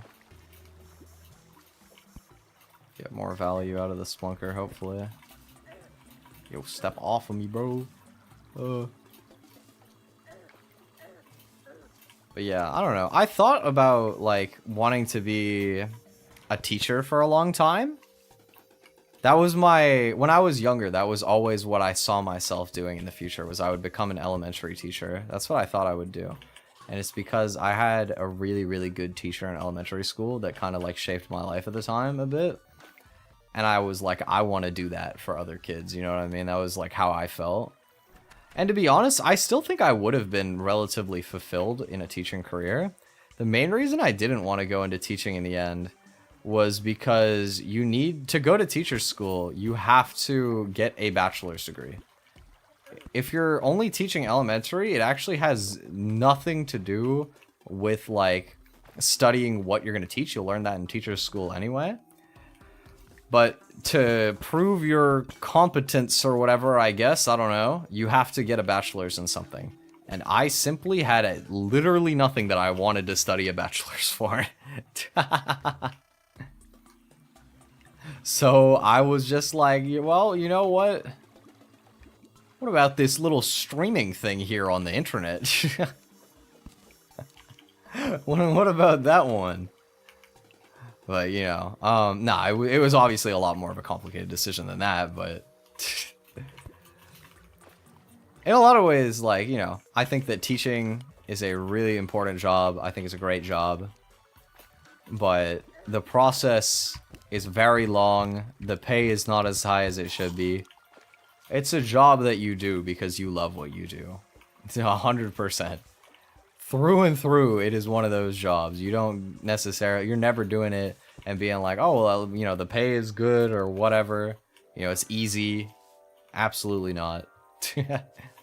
You get like time off in the summer vacation. That's like basically it. I mean, the downside is that you kind of have to work like off the clock sometimes during your like regular year because, you know, maybe you have some like a bunch of papers to grade and, you know, you just can't do it in a short enough time span or whatever.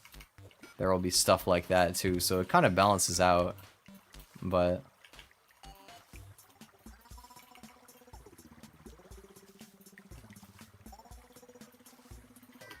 I don't know. I think that a lot of the same appeals that teaching had to me, I kind of realized I could do through streaming. Because a lot of the reason I wanted to become a teacher was, like, being a positive influence on people and, like, being able to help people, like, grow, right? But I feel like, as a streamer, I've kind of angled myself that way regardless. Like, I don't consider myself to be, in a traditional sense, like an idol, but I like to just do cool shit and show people that anybody can do cool shit if you put your mind to it. And if that's not like somebody that you can try and idolize, I don't really know what I could count as like an idol. So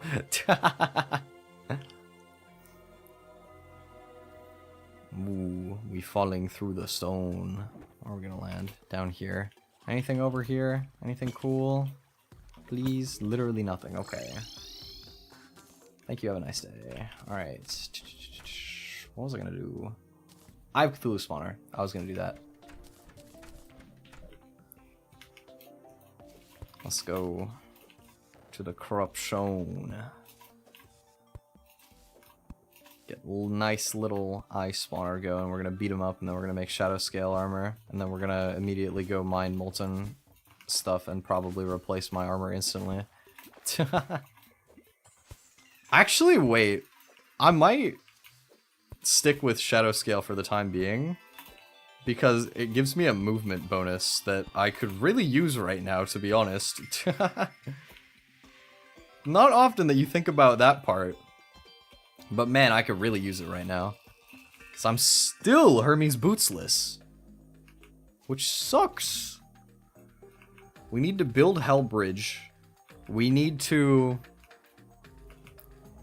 mine Hellstone, and we need to get Hermes boots. That is the like the 3 ingredients that we're lacking right now. Hello, Meteor. Okay. Well, we're just gonna drop on down here. Don't mind me. Oh, we need goblins too. Goblins is the other thing that we still have to get. But I can't do anything about that one. That's just gonna come whenever it comes, you know? Heart Lantern. Boop. I should make a bed. I still haven't made a bed yet. I got webs. Can I craft it from here? No. Okay. I think it's 5 each, so I need like 25. I lied, it's 7 each. What the hell kind of random number is that? Okay, I need 10 more. Boop boop. And then... Oh, is it? It's sawmill for bed. Okay, where's sawmill? I have chains, right?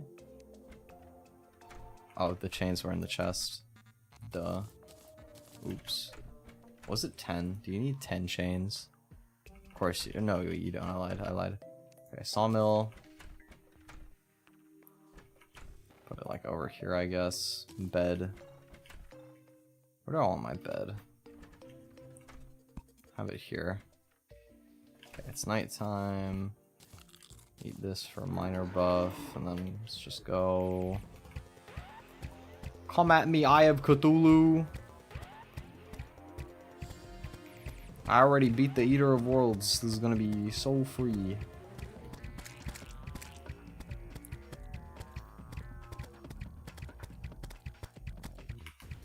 Yeah. Sometimes it's kind of funny to think about, like, what kind of dream jobs we all had, like, as kids, and then how, like, your perspective kind of changes as you become an adult, and, like, your values change a little bit. To be fair, I think my values are pretty similar. If you asked me what I wanted to do when I was 10, there's, like, a pretty solid chance I'd say, like, YouTuber or something, actually. To be fair, that's a pretty generic answer nowadays. I think a lot of kids nowadays think that being a YouTuber is, like, the coolest, most epic job ever. And in reality, it's like, it is still a pretty cool job. But it's definitely a job, too. Like, that's the part that, when you do it as, like, a kid, as a hobby, or you just watch a lot, like, you don't really process the fact that it is absolutely work, right? Like, it's not just, oh, I play game with friends, or, like, I play games and then I make money and become rich. GG. Like, no. Pilot, astronaut, YouTuber. Those are definitely 3 big ones. Pilot and astronaut. Astronaut's a little bit crazier just because you go all the way to space. But pilot is just intimidating to, like, to become, you know? Like, it's very, like, mechanically difficult. You need to know a lot of things. But it's a cool job. I think my mom has a friend who's a pilot, but she has a friend from, like, every occupation of all time, I swear to God. It would be more difficult to name a job that she doesn't know somebody who works in, to be honest.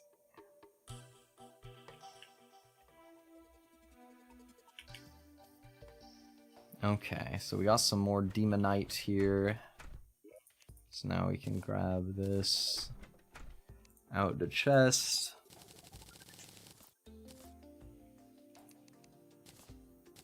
Finally upgrade from this tungsten armor. Boop, boop, boop. And I got a bunch of stuff. Oh my god, I'm so speedy. I'm like almost as fast as the default run speed with Hermes boots. That's crazy.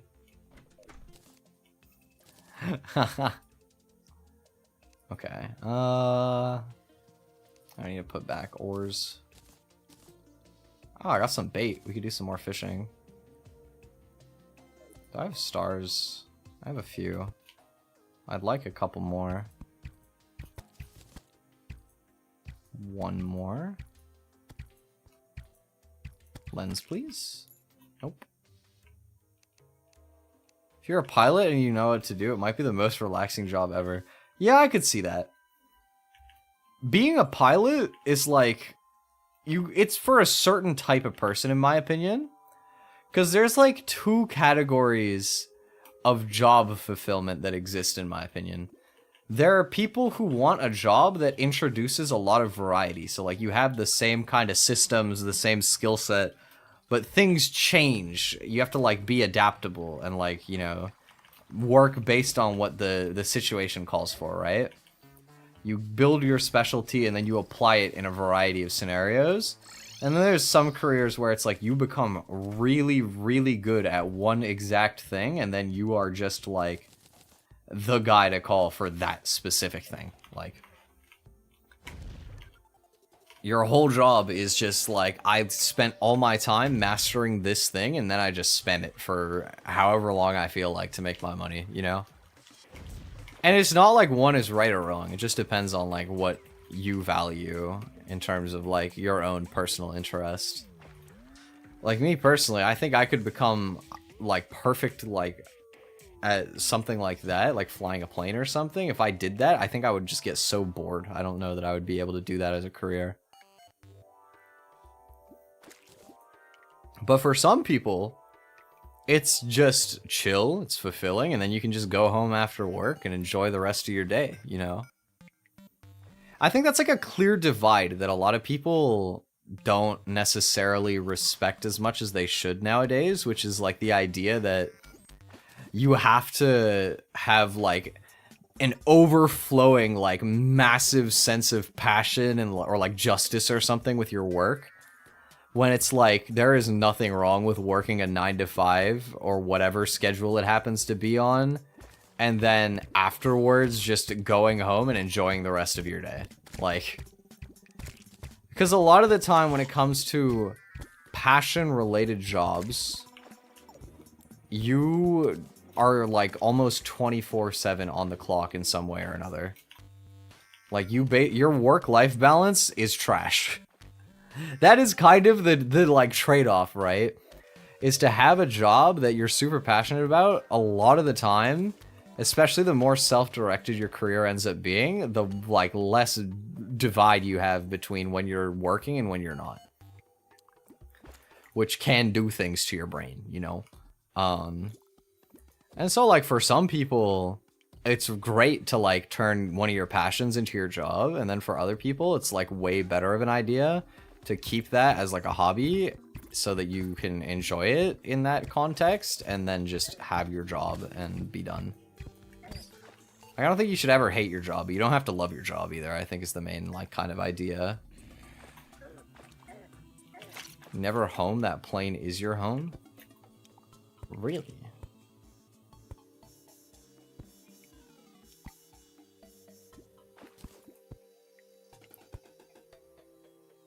What, you're just like flying constantly?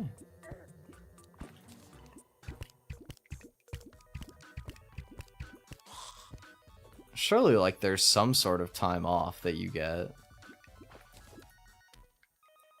But I mean, I suppose after a while, like, it would become like, I don't know, I don't necessarily think of home as like having to be a specific place. It's more of a feeling, right? As long as there's like a separation in your head between when you're like flying and when you're just chilling and you have that like private personal space for yourself, it could be fine, you know? Just depends on how you look at it, I suppose. Okay, we got the wrong drop. We got the tsunami in a bottle. I'm pretty sure that one just shimmers into cloud in a bottle, which is like, ah. Wait, why is it using that? No, use my night crawlers. They're better. At least we're getting some armored cave fish now. This is like really useful because we can make endurance potions later, and endurance potions are really, really, really good.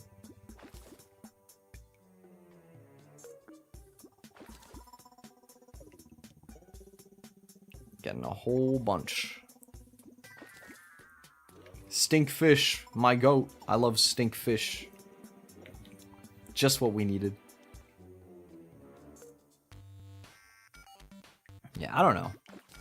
I have a really close friend, like one of my best friends. He used to be working like a lot of like different, not a lot, but he would work like various jobs. But now he's settled into like a remote job that he just kind of works like I don't know, he works like from the morning.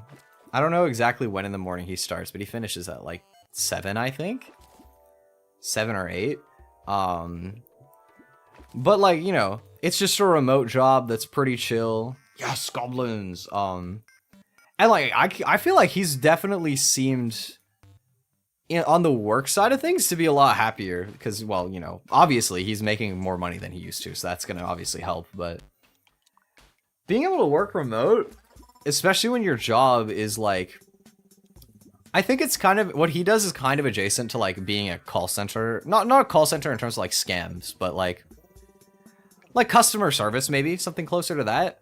And doing that is like pretty chill because as long as you're doing things that you can like put down at any like moment's notice, then you can kind of like finish whatever tasks you have to do for the day that aren't like answering calls and then just chill at home.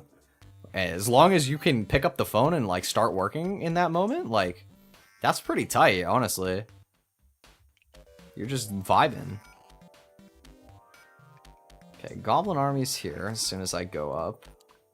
You know what? I should do that now so that I can reap the benefits of maybe having the goblins spawn while I'm fishing later.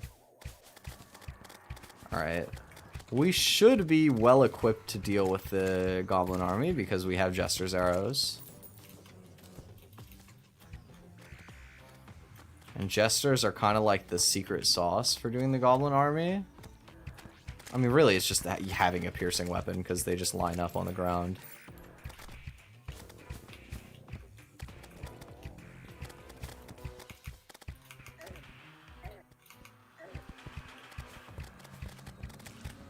But we're like deep enough in pre-hard mode now that the goblins aren't that dangerous. You can kill them pretty fast. Would have been absolutely free if I had a Molten Fury, but relatively chill even without. And as we start getting spike balls, we could start using those instead too as an option.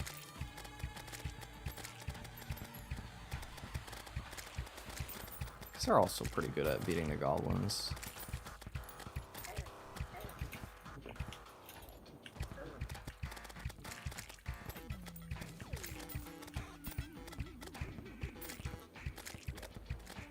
How much do I have? Oh, I only have 45 Jesters left. Yeah, we're gonna want to switch to spike balls because we're gonna run out of this. Okay, spike balls. Put in like slot 6 or whatever.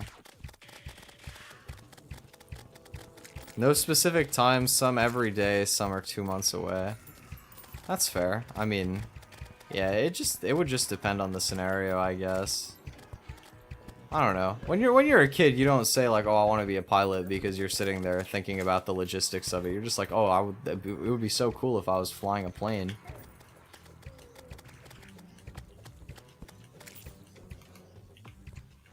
There's a lot of arrows, man. Chill with all of that.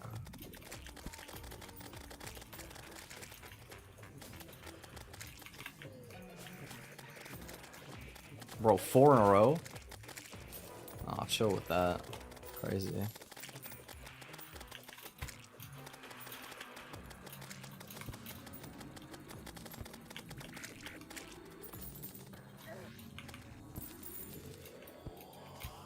Okay, let's run back and then spam these again.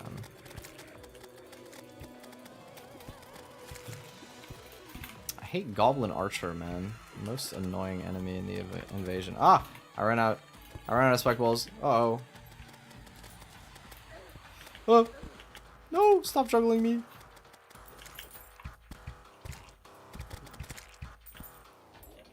I'm almost out of frost burns too, that's kind of bad. Ah.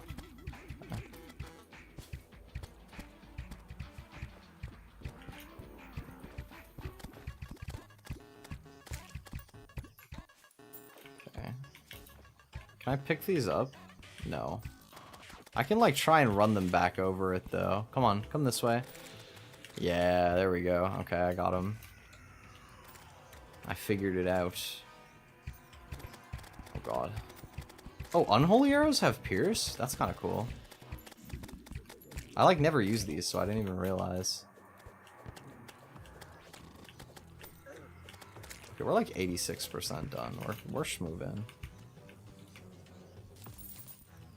Oh, I got a harpoon. That's pretty neat. Okay, come at it from this side. Just rotate around. All of these. Oh, my NPCs are so fucked. There's just no way. Right? Boneless. Ouch. Oh my god. I hate archers. Stop. Okay, nice. Ah.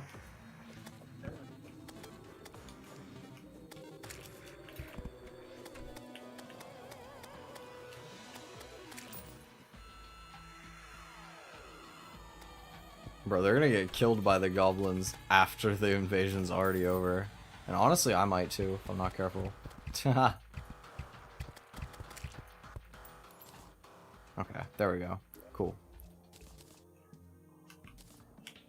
They only busted down one of my doors. Oh, I forgot to put torches up here. No wonder nobody's been moving in. Stupid. Okay. There we go. What do I want to do? How about let's build some houses in the snow biome too. Is not a bad idea. Nah, I'm just gonna keep spamming them in the I don't know. That's kind of dumb.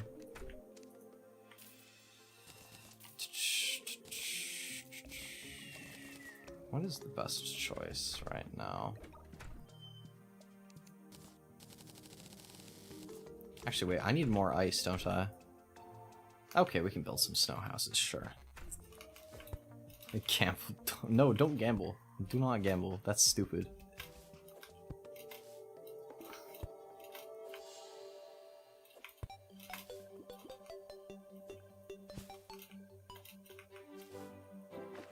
No gambling.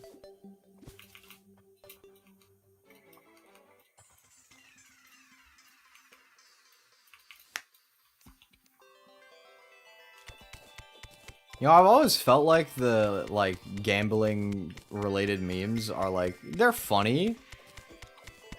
But at the same time, I don't like how it normalizes the culture in some ways, because I had a friend growing up, one of my close online friends who got into, CSGO skin gambling back when that was very, very unregulated and easy to do for underage people like ourselves.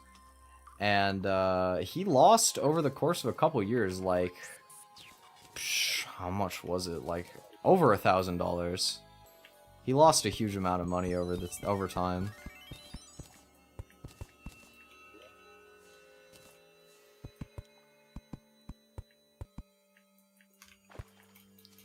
So, even though I know that, most people don't actually intend to, gamble, I still always feel, on edge about, just the existence of gambling.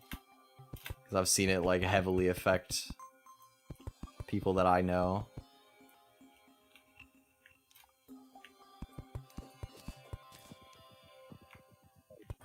Okay, let's do this.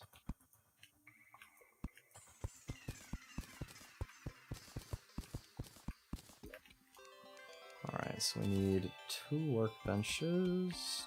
We need 2 chairs. Then we need 3 doors. Oh, I made these uneven. Oh well. Hopefully nobody here has OCD. I'm gonna make dirt walls because I don't want to use my wood. Worst. It's the worst and no, it is just always the worst way to make money. It's not the best way to make money.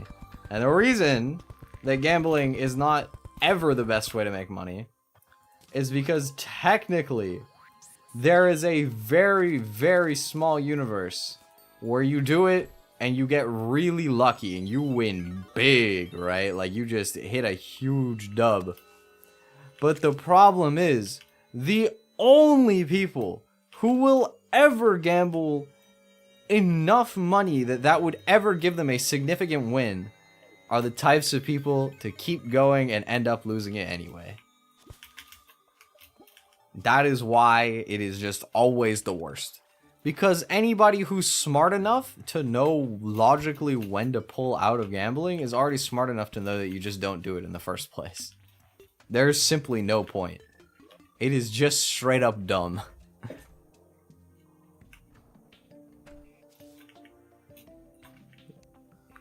That like sense of thrill is the only reason people actually gamble.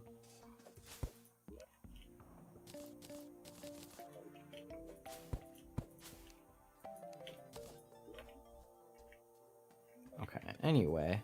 What was I planning to do? I forgot. I wanted the Dryad to come so I can make a herb farm. I need to make a herb farm. Do you guys say herb or herb? I like herbs, I don't know. I feel like British people tend to say like herbs. But I think most like NA people I know say like just, I don't know, some herbs.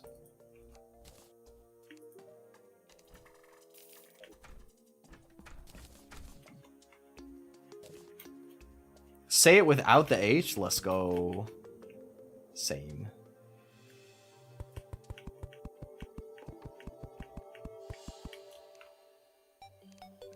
Okay, we'll like partition this with wood. Boop. That'll be for day blooms. That'll be for blink roots.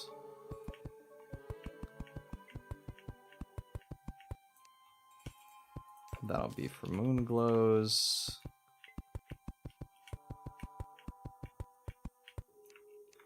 That'll be for anything else useful that I have left to plant. Real question is whether you say H with the H sound or not. Is that what you mean when you wrote that? Whether you say H as like H or like H? That is true. Some people do be doing it that way. Wait, was this deathweed seeds or fire blossoms? Fire blossoms. Okay, don't care about that. No, but H irks me. Okay, fair. Fair, fair. Wait, what pronunciation are you thinking of then? What other H sound could you make when you pronounce the H?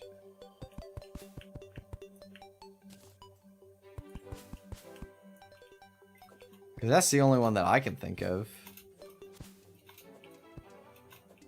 It's H or H for some people, I guess.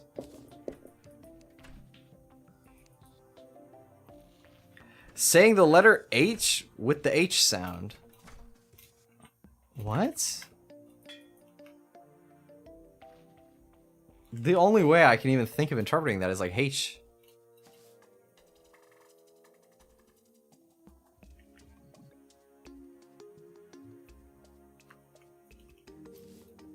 Right, because the H sound is like huh, huh, kind of like type sound, right? Like in hey, or like hi, or whatever, right? So the only way that you could add that to H is by making it like H. Say W instead of we? Wouldn't it be like, what? Why would it be we? I know in some cases it sounds like a V or something, but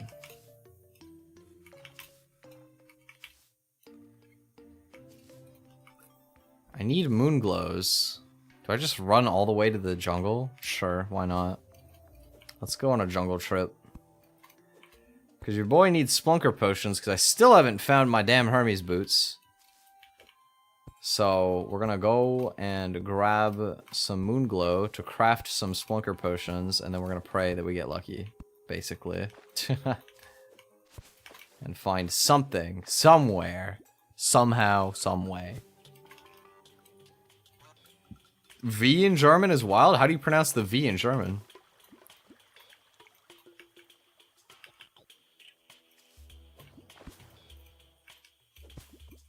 Can you even like phonetic? I mean, I'm sure you could phonetically type it.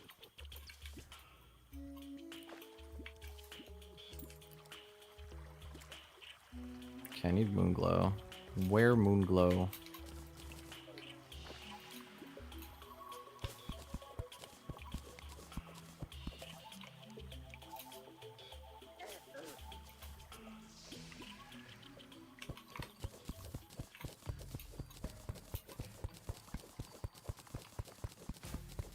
We say epsilon for Y? Is it pronounced like differently?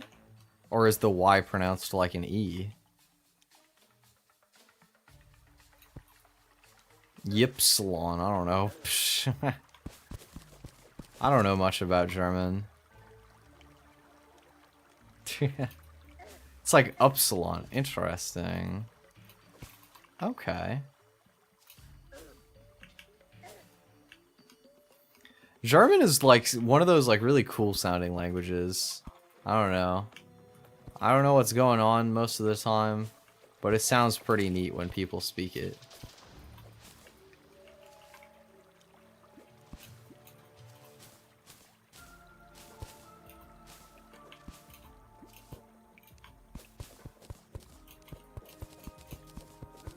It can sound aggressive. It doesn't always sound aggressive. It's just when people are mad and they speak German, then they sound really mad. I think it amplifies it more than just putting like a flat, aggressive tone over everything.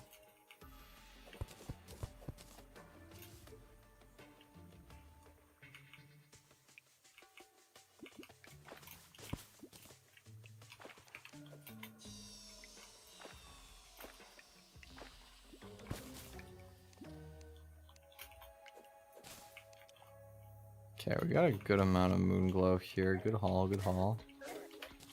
I'll head back, because I don't need to be here anymore. I got a bunch of seeds too, we can plant those while it's still nighttime.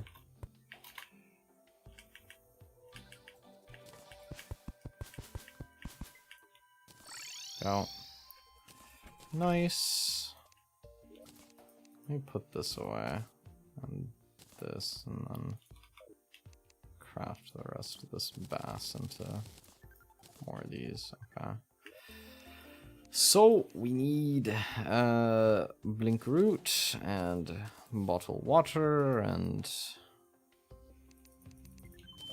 these. Okay, if 5 splunkers isn't enough, then I think that we're just doomed, to be honest anyway, so we got 5 splunker potions and a dream. We gotta find this damn Hermes boots.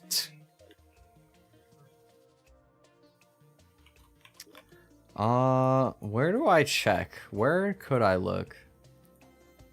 I could check the snow cave. I could check. That's probably like the best cave that I haven't really looked in yet to go. Krankenwagen?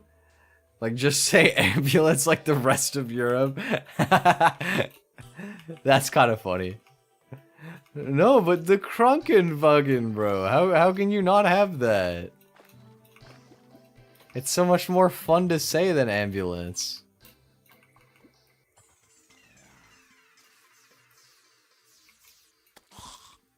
You're... How do I even pronounce that? I don't even know how you would pronounce that. Tell me it isn't the perfect word for glove. Honestly, it might be the perfect word for glove. It sounds pretty correct. I can just imagine, like, from the 2 H's, like, I don't even know verbally how to describe that sound, but I can hear it in my head.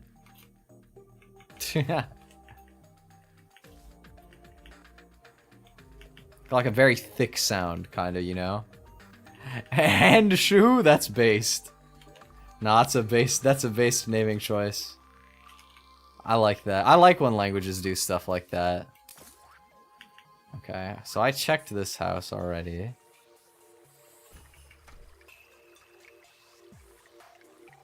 I need... Oh, there is another house over this way. Come on. Give Flurry Boot, please. I will love you forever if you give Flurry Boot.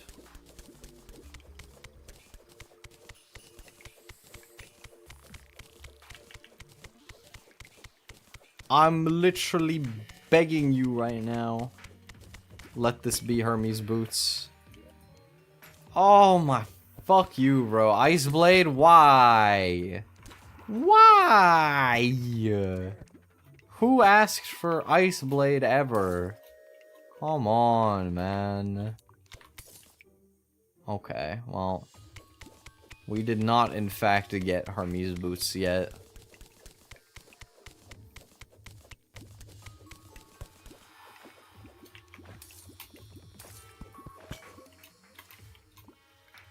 Alright, come on, show me another house over this way, surely. Okay, there's another house here. Please, please, please, please, please, please, please. I'm begging, I'm begging, I'm begging.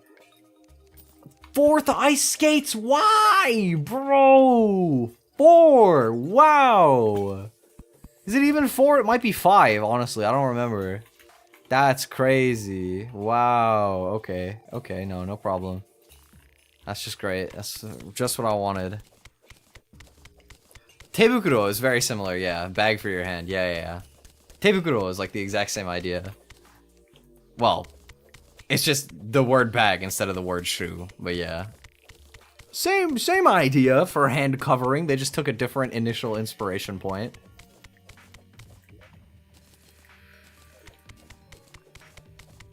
Use this mining shirt. Let me dig faster.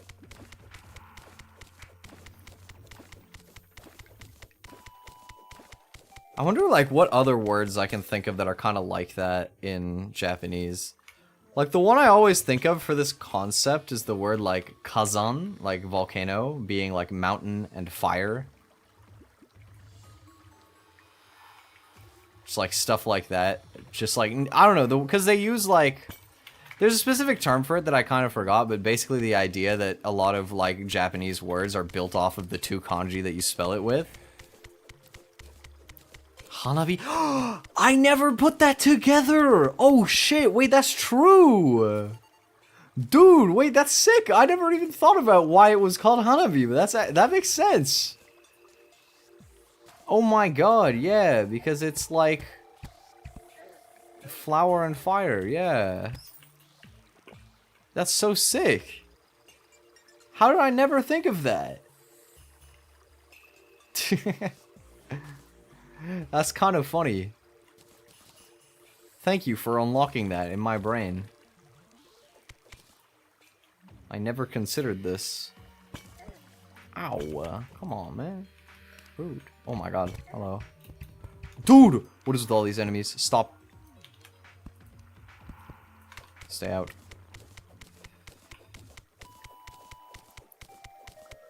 Soul Tao is hand sheath? Interesting. I don't know if I've ever heard that word before. Is that Chinese or Japanese? The explosion is... Yeah. As soon as I heard that, it made perfect sense. I've just never put 2 and 2 together. That it's like Hana and then He, but because it's like the second one, the reading changes to B. Yeah. I get it. Chinese, yeah, okay, that makes more sense. That's cool. You know what else is gonna be cool? This flurry boots right now. This is not flurry boots. I'm actually going to jump off of a bridge. Oh, there's spiders in there. That's kind of spooky. Or around it? I don't know. I'm not letting anything stop me from opening this damn chest. Oh, I mean, at least it's Blizzard in a bottle. At least it's Blizzard in a bottle, but I'm still so cheesed. Oh my... Why? I don't want to bin that. Okay, well, it's fine, because my potion is out, so I have to go home anyway. Wait, I had the potions on me! I'm so stupid! I'm literally carrying them! What am I doing? Okay, well, let's sell a bunch of this stuff that I don't need. While we're here anyway, now that I'm an absolute chump and I came all the way home for nothing, may as well take advantage of the fact that I'm back here. Yeah, I know you can like stick extra stuff in the vanity, but I have my vanity bar almost full. I guess I could put the tsunami in a bottle in here as well. I can have triple jump if I want. That's kind of funny. I could even have a quad jump if I really wanted. Oh, I got an ice spawner. That's cool. Okay. Now where to? The snow cave was relatively unsuccessful.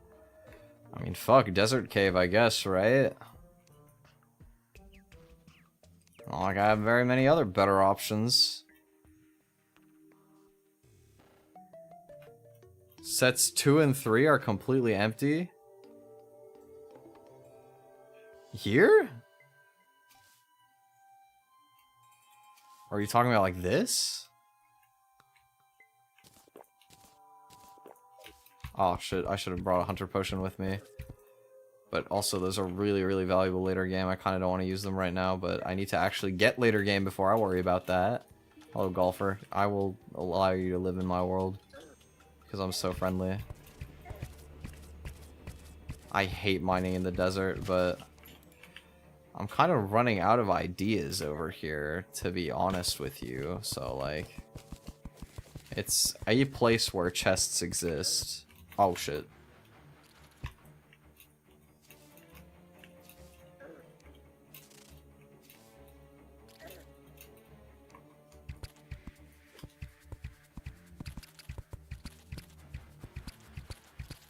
You stay down there, sir. Okay.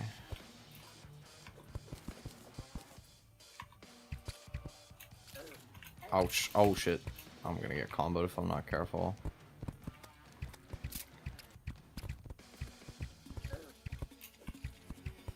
Problem is, like, using splunkers here is such a waste, because you have to, like, spend so long playing around these stupid antlion chargers. That's not even considering if I get the worm.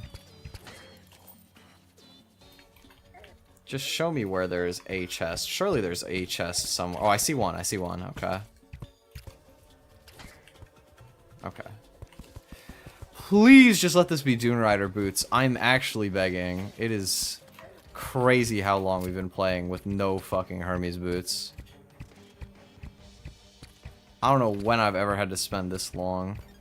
Little people icon?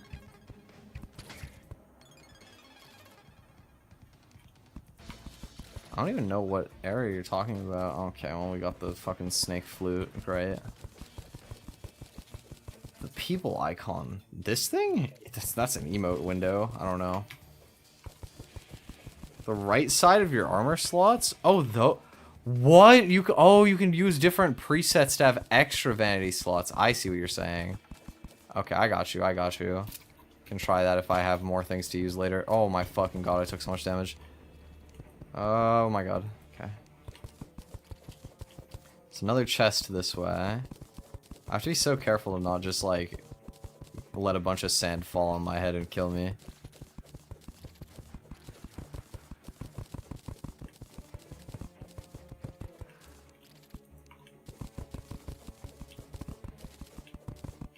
Okay, surely we're about due, right? Yes! Finally! Oh my god, that was such a long wait. Dude, that took so long. Oh my god. At long last. Finally, dude, I can actually have running speed. Oh my god, bless. Holy, that's so grand. I'm so happy right now. Okay. What do I do? Sell stuff I don't need. 'Cause I hate having my inventory be full. Okay. More frost burns. At this point, I'd rather buy them than use wood. Okay. I need to buy more torches too. Hello. How much money do I have? Oh, I have a platinum and a half. I'm balling, bro. Okay. Get my ice quick stacked. There we go. I think like I'll be a good 800 or so. Boop. Alright. Okay, well, next step is go mine hellstones. So let's go do that. And find the goblin too, obviously. We need to find our goblin tinkerer friend.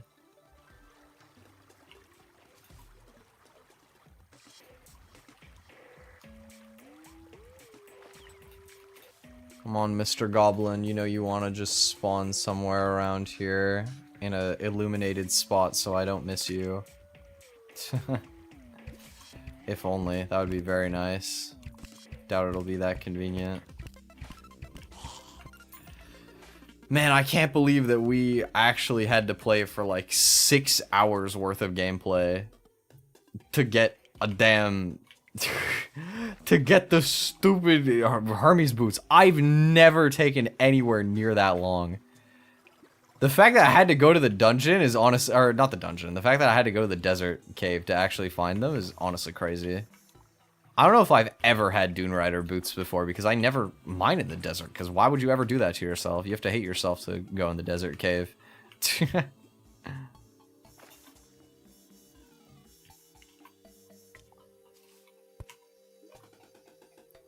It was the play for once. Okay, let's go the left route.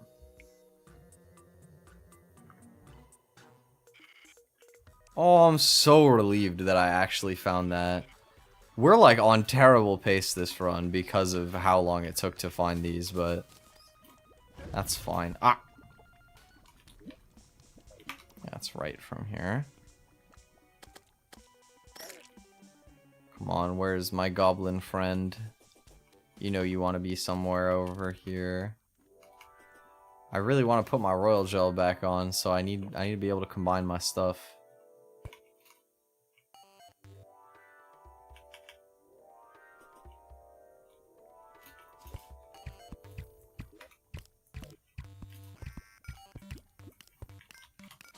Well, our progress is flowing smoothly now, at least. You know what? It took us a long while.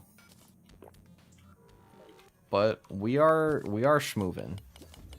Schmoovement has commenced. Which is pretty nice.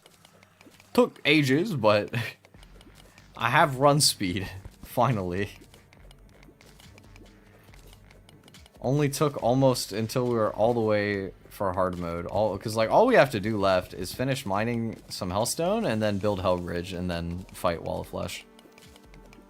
That is quite literally. We are thankfully pretty much at the end of pre-hard mode stuff. Because we should have been out of hard mode by now, definitely, but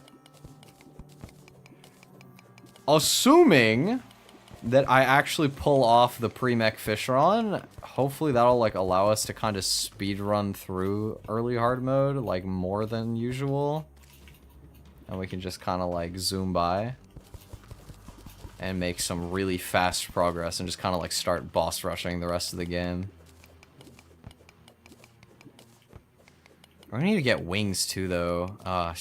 What kind of wings do I want to farm? Normally I do fairy wings, because farming pixies is normally part of it, but if I'm fighting Fishron, it doesn't necessarily have to be. It depends on the drop.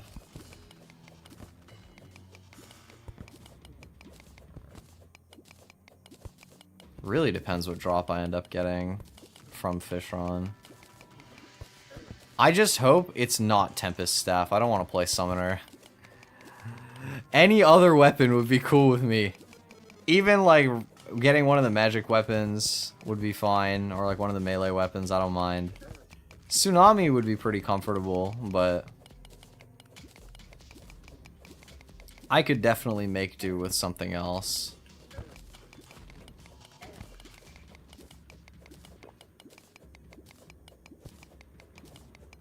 Okay. For those of you who don't know Terraria as thoroughly, by the way, Duke Fishron is a boss that you can fight in hard mode, where he actually doesn't have like a set like sequence point in the game. Once you're in hard mode, you can fight him. There's no sequencing beyond that, and like relative to the other bosses. But it's generally like one of the last 3 bosses you would fight normally, because he's quite strong. He's a very strong boss, but he's also a very skill-based boss. Like if you're good at that fight, you can beat it with almost any equipment, really. You could probably even beat it with like pre-hard mode equipment, but no wings would be pretty difficult, to be fair.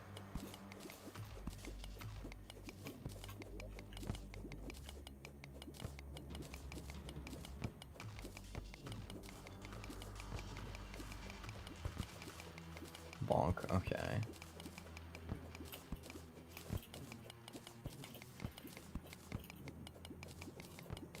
But yeah, now we're getting some good later game progress. How much do I need? From what I remember, I think like 250 ore should be plenty. I think I already technically have enough ore. Pretty sure. Okay, can't get out right now. It's also annoying. There's 2 fire imps shooting at me. Not a fan of that. Kind of obnoxious. Okay, well, there's about to be 1 fire imp shooting at me. And now there's about to be 0. But I'm gonna get jumped by a hellbat, which is really annoying because I might die. I'm probably gonna die. Please no. Oh. Right, don't teleport away. Oh! I killed myself. Nice. Wait, I really hope that was enough because I lost my obsidian skin potion. I think it's enough. I need to farm obsidian now, so I need a water bucket. I can do that.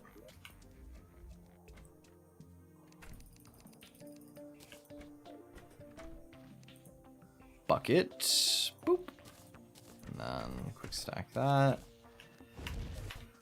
Okay, on our way down, I need to grab a little bit of water. There we go, water acquired, and now I need to go down to somewhere with a bunch of lava, and there's a lot of options for that. Plenty of places I can find a whole bunch of water. We're getting pretty close now to being able to focus on building the Hell Bridge, which is exactly what it sounds like. You just build a giant bridge across hell. We could go for the super baller water walking potion strat, but I don't think I'm that guy, not gonna lie. I've literally never been that guy. I'm just not good enough at that fight. Skipping Skeletron for now. I have no need for the dungeon right now, and I'm far enough behind that I don't feel like wasting time on it, when I could just kill him in hard mode with like way better gear and just delete him in like 2 seconds. I'm gonna skip Queen Bee too. The plan is basically to just Molten Fury the Wall of Flesh and then try and get into hard mode as quickly as possible. This run has been going like painfully slowly, to be honest, because of how obscenely long it took me to find the damn Hermes boots. So I can't be bothered with any of that anymore, man. I just want to get into hard mode. So I'm just trying to get through it however I can. You know, the Wall of Flesh is not like an easy fight, but it's nothing compared to when I did it on For the Worthy. well, For the Worthy Wall of Flesh is almost a different fight entirely. It's so bullshit. Because, like, the Wall of Flesh himself is not actually hardened for the Worthy. Mind you, it's usually because you're running, like, a Knight's Edge or something, which is, like, the perfect Wall of Flesh weapon. It's really, really good into the Wall of Flesh, but those of you who don't know, if you fight Wall of Flesh in For the Worthy mode on Terraria, what happens is they did this really funny thing where he spawns fire imps mid-fight, and those fire imps shoot like twice as fast, they're 10 times bulkier, and they're like way stronger. It's really dumb. Like it's so stupid. To give you some perspective, right? When I was doing those streams, I tried it and I was like, wait, this boss is like so impossible. There's no way I can win, even though I have like the best equipment available to me. And so I looked it up. I was like, how do you beat Wall of Flesh on For the Worthy mode? And you know what every single answer said? Farm imp banners and then stick imp banners on your entire hell bridge so that you can kill them really fast and you have extra defense against them. And you know what? They were right. I did. And then I beat him like first try or something. Cause that was, it's just like an unfair difficulty, straight up. It's not, it's just like an artificial difficulty spike where you just have to grind a ton. I tried to find the imp statue in my world, but I had to end up using a different like seed because I couldn't find it. So I just like went into a different world. I googled like imp seed statue or imp statue seed Terraria. Went in, yoinked, and then I went back. I think that was definitely the grindiest part of For the Worthy. I think that Wall of Flesh was the worst fight. Oh, well, it was the grindiest fight, but it wasn't the worst fight. The worst fight was Golem. Golem was so hard, dude. Golem is so stupid on For the Worthy mode. Oh my god, I got so lucky when I beat him. They just made him really, really small, and they made him, like, invisible on the temple walls. So, like, you can't even see him. What I did is I cranked my monitor gamma super high so that I could, like, see him ever so slightly more, and then I just spam retried, and eventually I got it. But it was really hard, honestly. That was definitely one of the hardest fights. Okay, how much obsidian am I gonna need for this? Also, did I grab a Hellforge? I don't think so. Pretty sure I gotta go back down to Hell and grab a Hellforge. And then we can just start working on the bridge while we're down there anyway.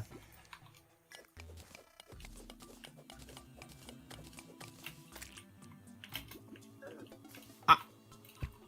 Really? Did I lose my water? No! Oh, wait. Bastard! Oh my god, that bat actually made me lose my water because he made me place it in the wrong spot to do the infinite water glitch when I got, like, knocked. Oh, that's so annoying. Wow, okay. That's fine. No more obsidian for me. Not for now, anyway. Alright, let's continue downwards. Go back down into Hell just quick enough to grab a Hellforge and maybe start the bridge. Yeah, we probably start the bridge while we're down here. We're gonna do a nifty little trick.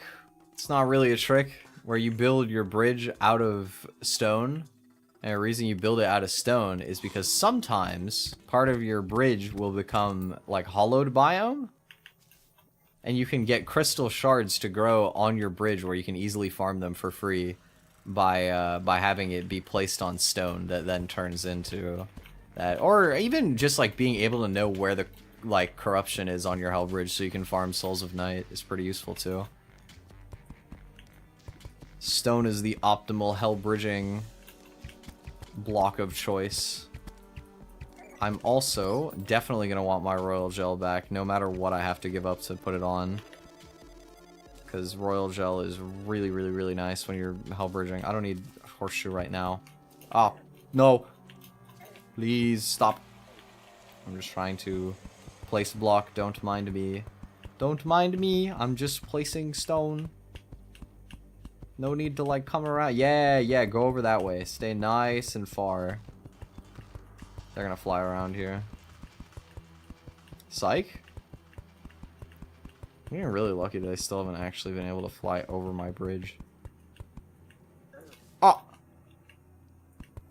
Skill issued. Oops.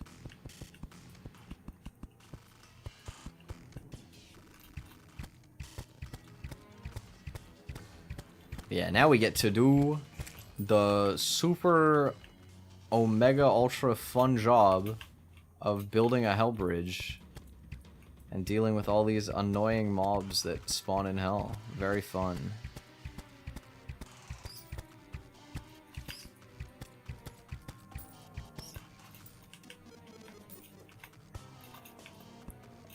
I think it's so cool that some people are actually able to, like, do this fight without actually bothering to build a bridge. They just, like, pop a water walking potion and just YOLO it. Like, I cannot imagine being able to pull that off. Like, how do you even deal with the fact that there's, like, buildings in the way? I don't even understand how that wouldn't just completely ruin it. Well, I mean, a lot of people just do it that way, so clearly you can.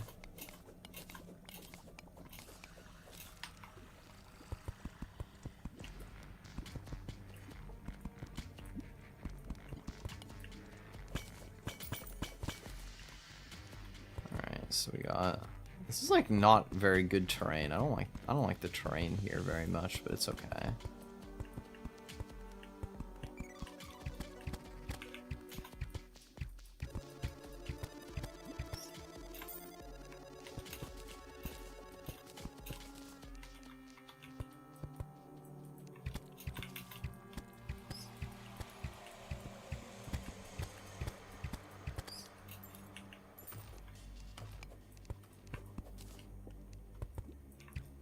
On a kind of like different note from the Terraria stuff, I've been thinking about doing a second Flash game stream. Would you guys do you guys think that it'd be fun to do it again?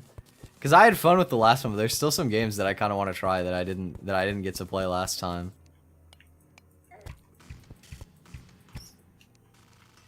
I felt like the Flash game stream was a lot of fun. Like, way more than I expected it to be honest. I kind of expected it to be like a bunch of, like, meh games that don't really stand up today, but, you know, nostalgia carries. And to be honest, it might honestly kind of be like that, but I had a lot of fun regardless. Nostalgia is powerful.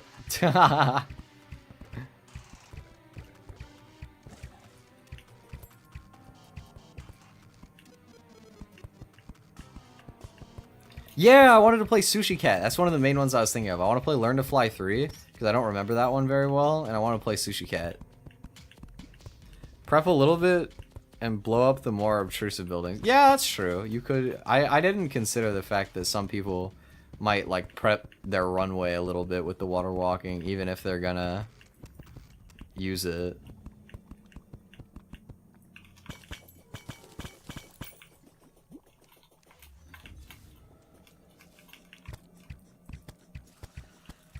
Oh, I thought it was gonna be a bone serpent. It's just a regular worm. It's like the only time I've ever been pleased to see a regular worm. He's just gonna like dig around underneath of everything there like a little idiot, and not even be able to reach me. He's just gonna use up one of the mob counts on screen for nothing. You can never have enough of that when you're in hell. 'Cause there are so many annoying enemies. It's like the same reason I love using Royal Gel when I'm hell bridging is because getting lava on the bridge from the lava slimes is super annoying. And like just having any chance for like one of the enemies on screen to not be like obstructing you is really nice. Also, Voodoo Demon, hello. My friend, come out. Not the worm. You are not the friend that I was inferring there, or well, referring to there. Okay.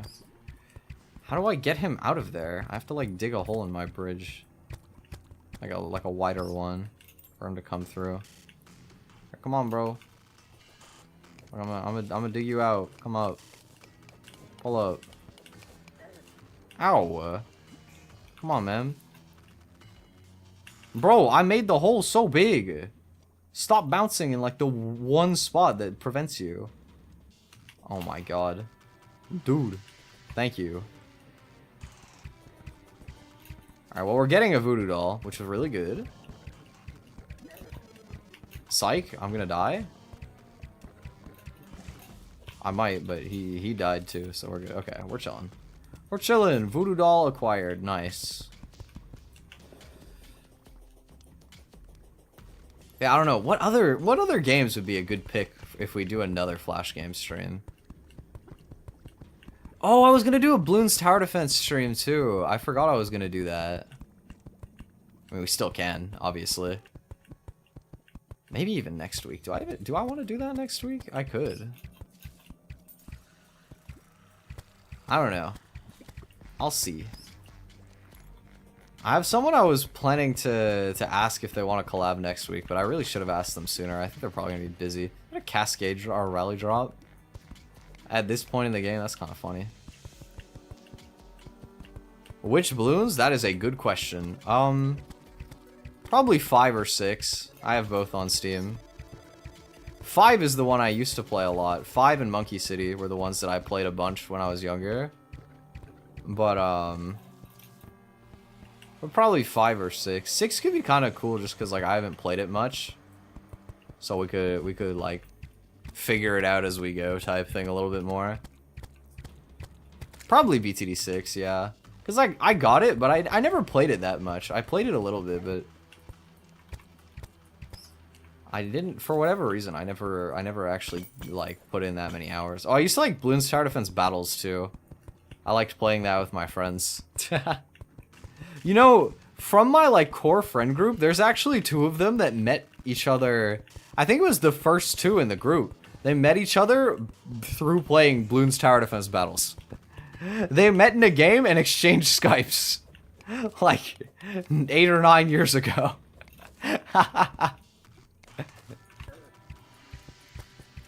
Which is a crazy thought.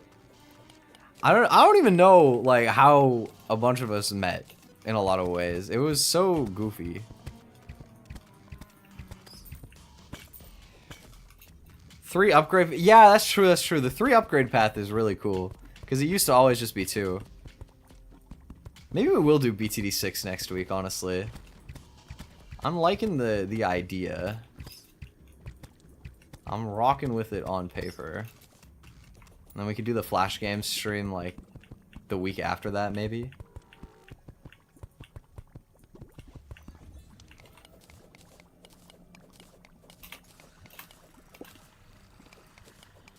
Yeah, I don't know. I've always liked the Bloons Tower Defense games. They have like a special like place of nostalgia in my heart. Aside from the fact that I think that they're just decently fun as games anyway, like.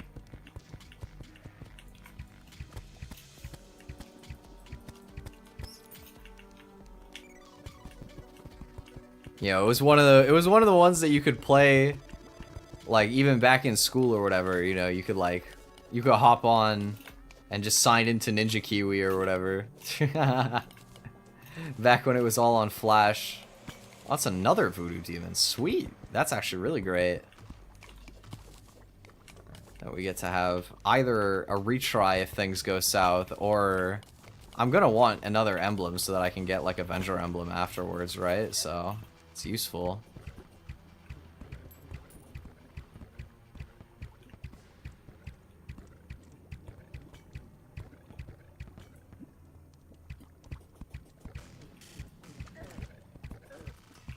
Yo, okay, cool. Nice. Second voodoo doll acquired.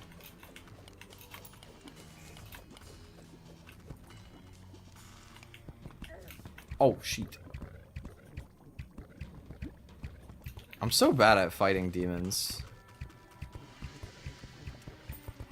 Like, the scythes always just mess me up. There we go.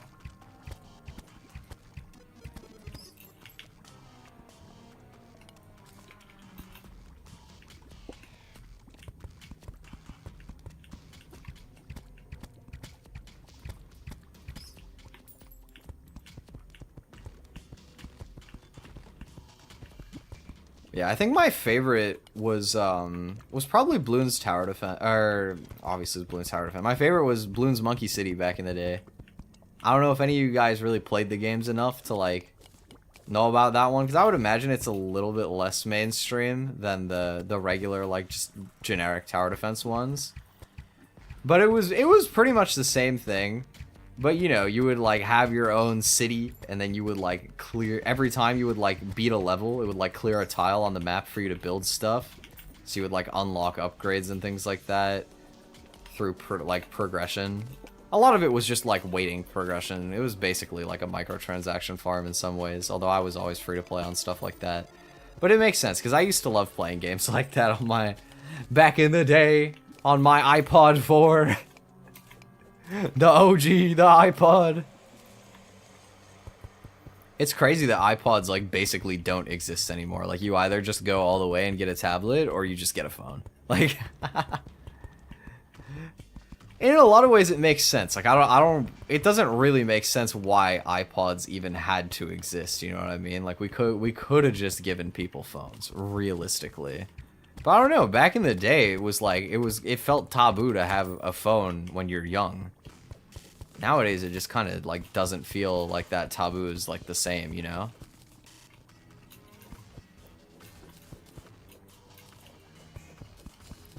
Times change.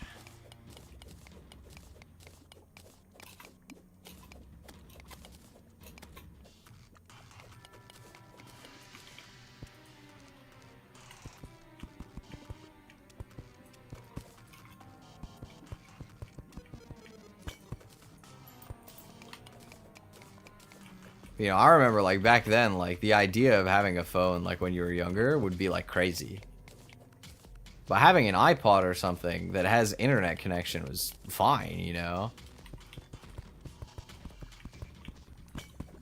It's kind of funny, because in a lot of ways, I think you're more likely to encounter bad stuff on the internet than just by having a phone number that exists, like...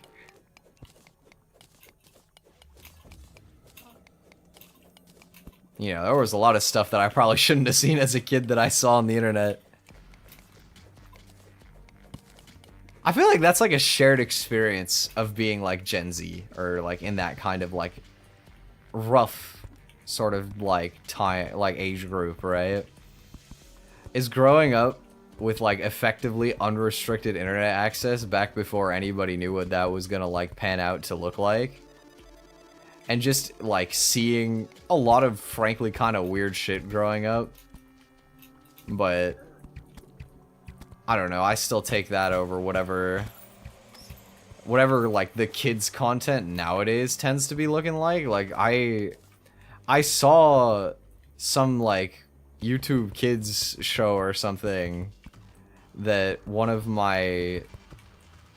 I think they were actually technically my nephew, that sounds so weird to say, oh my god, that a nephew of mine was watching, and even his dad was just like, I have no idea what these shows even are, like, it's not even educational, it's just like whatever, but you know, we let him watch for a little bit, and it just seems like so goofy to me. I don't get it, but, you know, there was definitely like kind of weird shit that I liked as a kid too.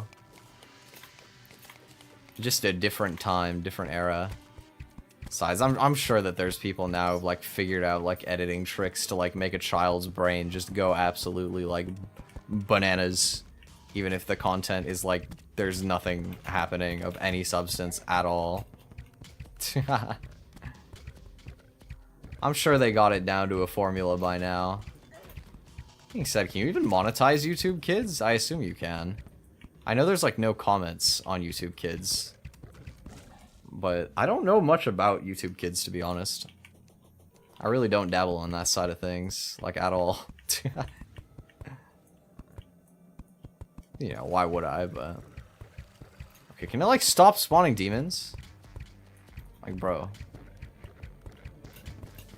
I'm trying to build a hell bridge right now. And I can't do that when I'm getting barraged by 2,000 demon scythes.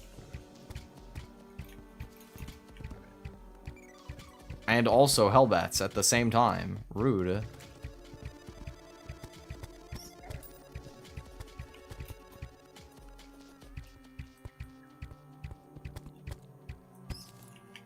Okay. Dude, don't you dare. Don't you dare fly over that. You stay on your side of the wall, my friend. Yes, okay. Okay, I don't want to use, like, literally all my stones, so I'm going to switch to dirt in a sec.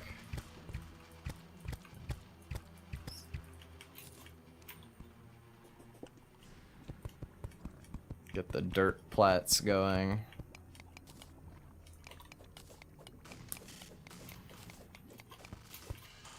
I that is not like the 1 HP demon from before and it's a new demon, I'm gonna tilt. Where'd it even go? What? Where did those come from? I didn't even see anything there. I don't know. That was weird. Ghost demon. There's nothing there. Oh, we could do Love Ghosty next week too. That's another game that I was enjoying. Oh my god, I'm on fire. I'm fine. Okay.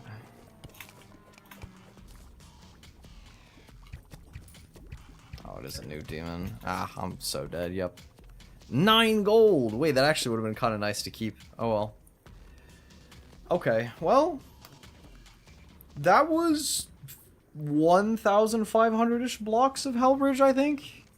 That's like most of the length. I think 2,000 is probably enough. Okay, so we're gonna place our Hellforge. Make like 1 billion bars. Okay, I still definitely could use more. But right now I don't have more, so we'll have to wait.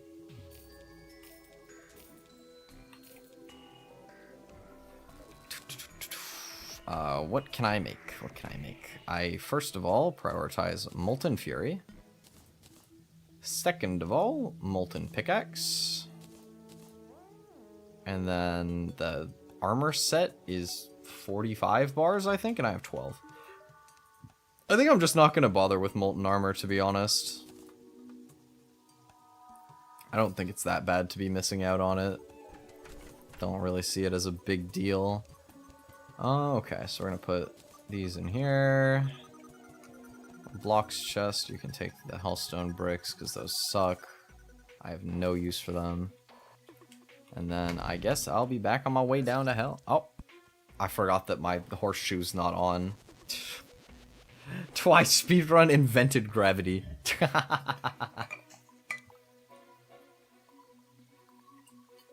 'Tis I, Twizik Newton. Here to bring you the invention of gravity itself. Twizik Newton, that's so stupid. That's one of the dumbest puns I think I've ever made.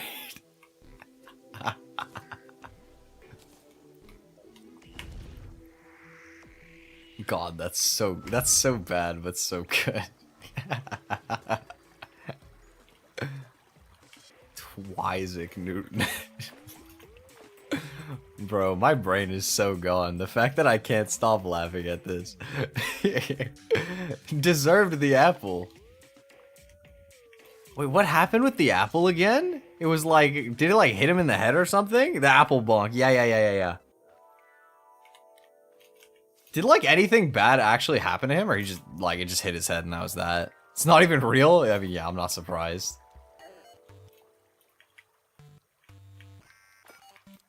Maybe a little. It was a believable enough story, I think, unless he died, in which case then it's not believable. I don't remember. It's been a long time since I've heard anybody talk about Mr. Isaac Newton.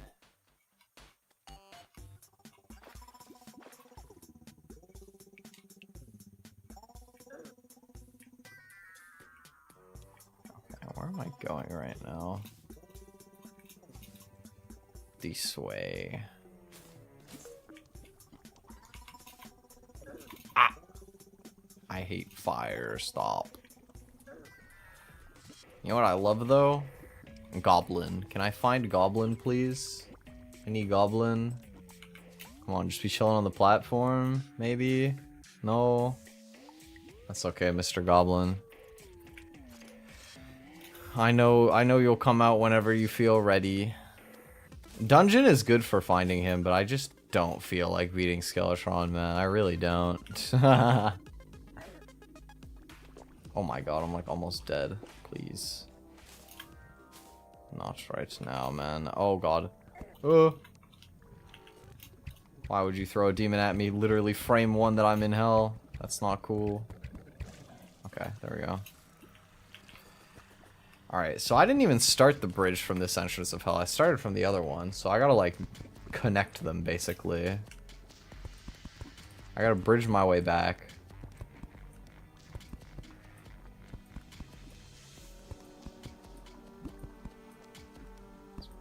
enough to the ground that I can just continue forward.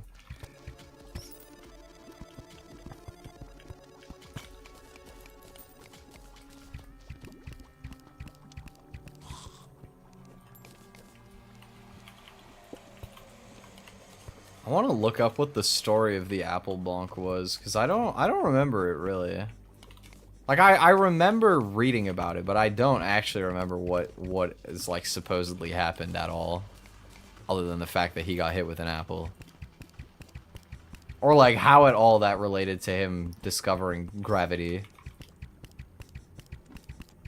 I mean, I guess, you know, it fell out of the tree, therefore gravity exists, but come on, surely there was an earlier way that they were like, hold on a minute, things fall. Like, Apple bonked his head and then he got the idea of gravity because it fell. Oh, okay, so it was like the inspiring factor. The point of realization, I guess. That makes sense.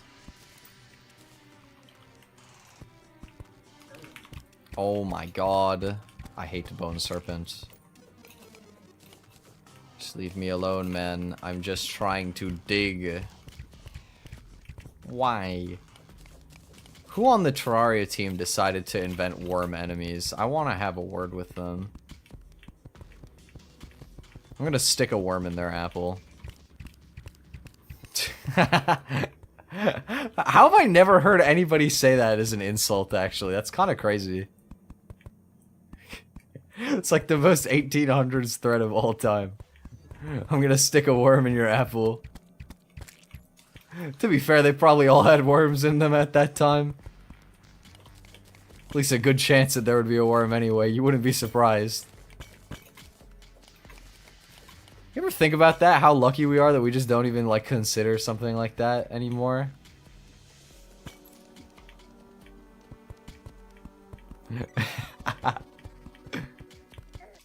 Like I would be like mad freaked out if I was having an apple and there was just a worm chilling in the middle.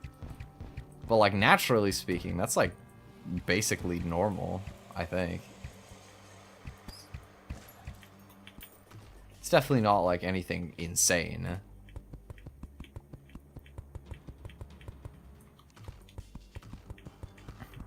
Okay, so the rest of the bridge is coming up here. Good. We can reconnect the bridge.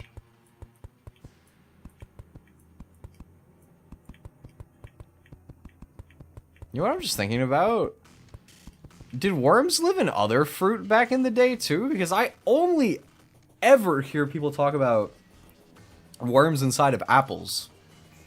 But surely, like, if they like living in apples, surely they would live in like a pear or something too, right? Like, I don't see why not.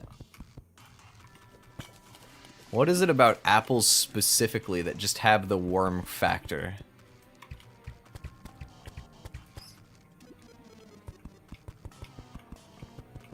I'm curious. I'm gonna have to farm Fallen Stars too, because Molten Fury really only works into Wall of Flesh with Jester's arrows. And I currently have 0 of those because I wasted them. Not really, I used them on the Goblin Invasion. It's a pretty normal way to use it. Okay.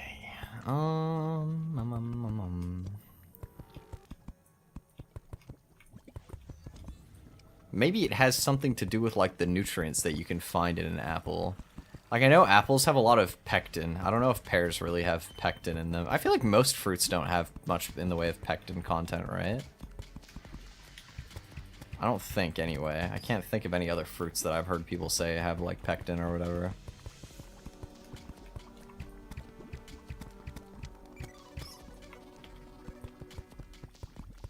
Type of worms?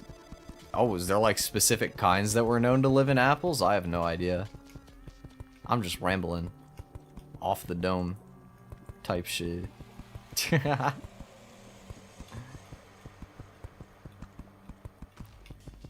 Just a random passing thought as I sit here placing block in a line.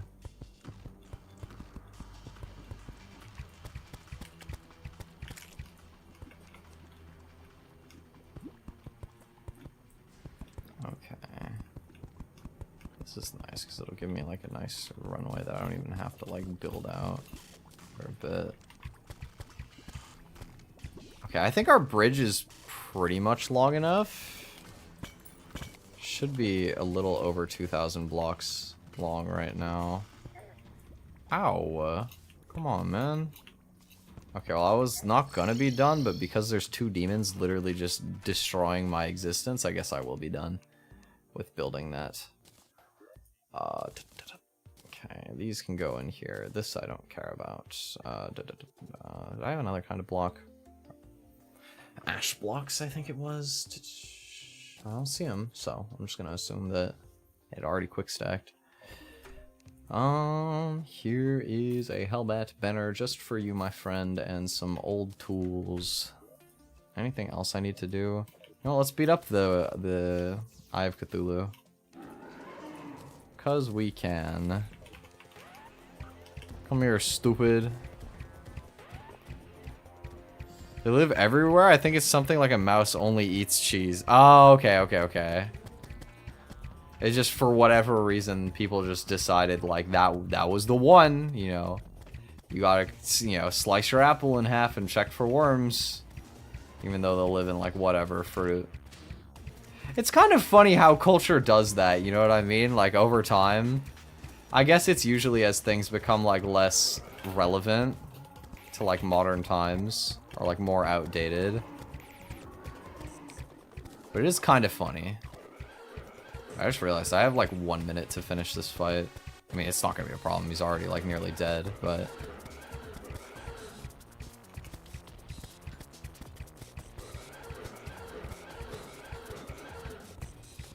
Come on, hurry up and die faster. I got other things to be doing. Thank you. Okay, I need to collect fallen stars. Like as many as I can in a short period of time. Just go. Oh, I went into snow water. I'm stupid. No! My run speed. I'm a slug. Oh my god. Okay. Oh, the painter moved in here. Bruh. Hello. I need a jungle pylon as well. I gotta set one of those up. Because the plan is effectively to have a pylon network where I can teleport to the jungle so I don't have to run the whole way. What is this? Brisk? Yeah, I don't care about that. Cool. How many fallen stars do I have? 14? That's not gonna be enough arrows. Okay, so we gotta get through another night. So we may as well go into the jungle housing now. I want a better axe. I don't like having this stupid garbage axe. What ores do I have? Ah, I shouldn't have sold all my demonite. I shouldn't have done that. No, I'm like barely short to make an axe. Damn. Alright, platinum axe it is. Good enough. Zealous. Extra critical strike chance. Let's go. Okay. You know what? Maybe we'll be fancy. Maybe we'll build the jungle houses out of jungle wood. Wouldn't that just be like so crazy?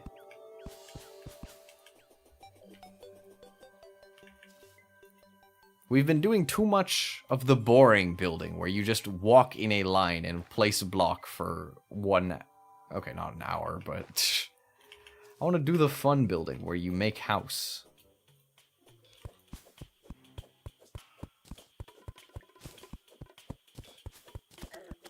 Whoa, okay, just throw some bees at me out of the tree. That's just sick.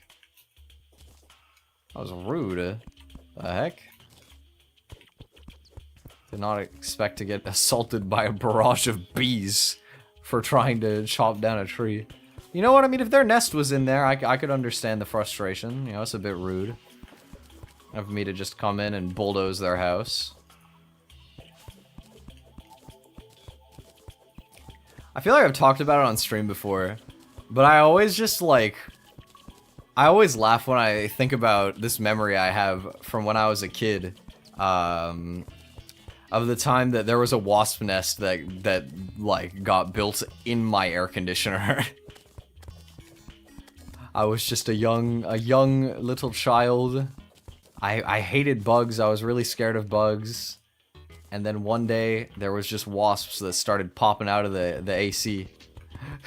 And it was because there was a wasp nest inside the AC.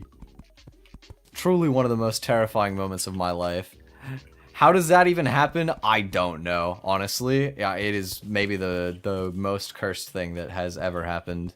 Ever. No, I wouldn't wish it on my worst enemy. To get, you know, that's a real insult right there. I hope you get a wasp nest in your air conditioner. That's a cold insult right there.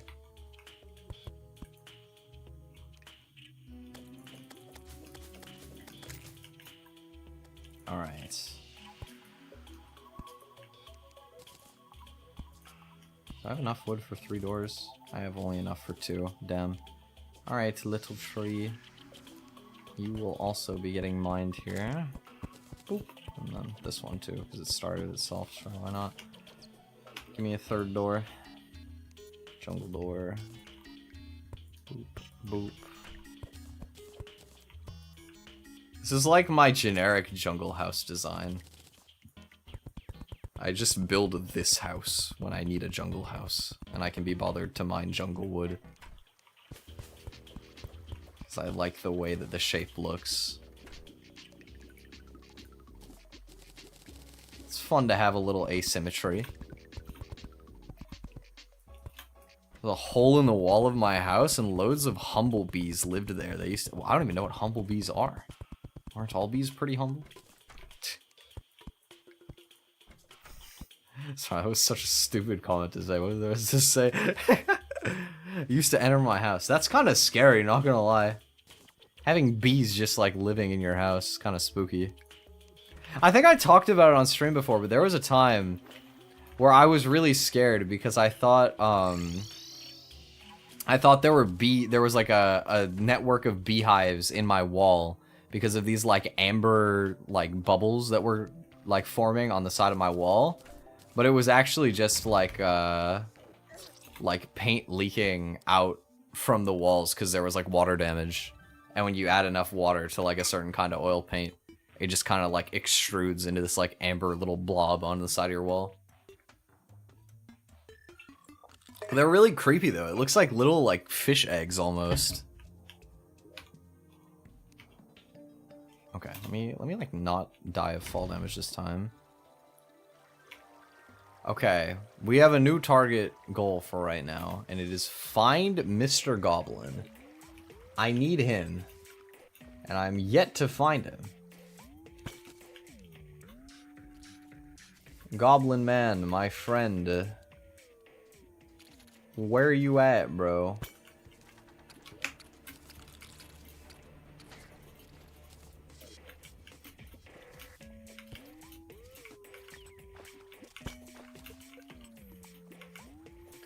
Come on, please show me bound goblin somewhere. Why is the dryad all the way down here in the mushroom biome? What are you doing? What are you doing down here? You silly individual. You should be moving into your jungle home that I just built for you, instead of chilling underground for literally no reason. Any hunter potions? I do have hunter potions, but I really value having hunter potions in hard mode, and they're for like the underground jungle, they make it way more like comfortable to traverse late game. And it's super duper annoying to craft them because it uses shark fins, which are just so hard to farm. And I never got a life form analyzer in this playthrough yet. There's been like a surprisingly low amount of traveling merchants so far.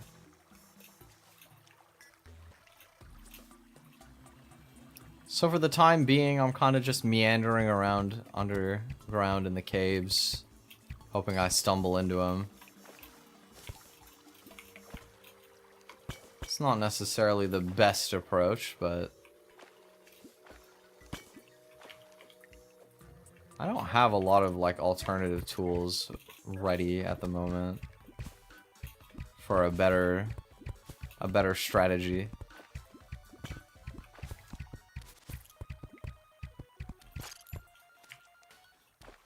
Come on, Mr. Goblin. Where you at? I don't know where he's at, man. I had to drain fly eggs. Spray deodorant on. I mean, that'll probably do it, to be honest. Especially depending what kind of brand you got. Like, you got Axe? Oh, them bitches dead. Like, oh, if you had Axe body spray or something, that would absolutely just, honestly, might extinct the population. Regular deodorant would probably do the trick, though.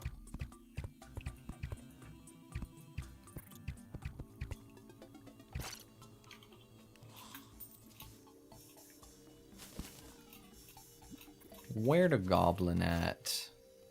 If I were a goblin tinkerer tied up in the underground, where would I be?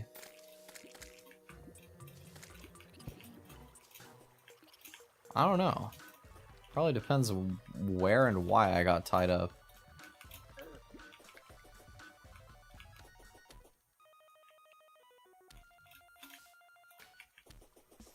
I'm trying to like stay relatively in one spot so that he hopefully spawns around here somewhere.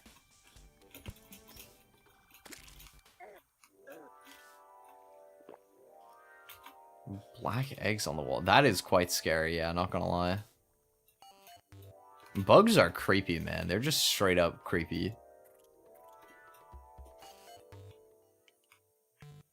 I feel like most of the, most horror film adjacent things that can happen to you in real life have to do with bugs. A lot of the time. The spooky stuff. Hello, Bone Merchant, what's up? You have absolutely nothing useful. Wow, thanks, man. I thought he'd at least sell me an artisan loaf. Give me some good bread. I thought my boy looked like he would make good bread. He did not. Come on, okay, where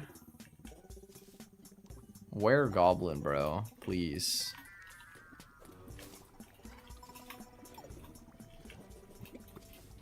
Come on, goblin. I showed you my horseshoe. Please respond. There's another railroad here? Oh, it's the one from here. Right. Sure, let's just cruise around a little bit.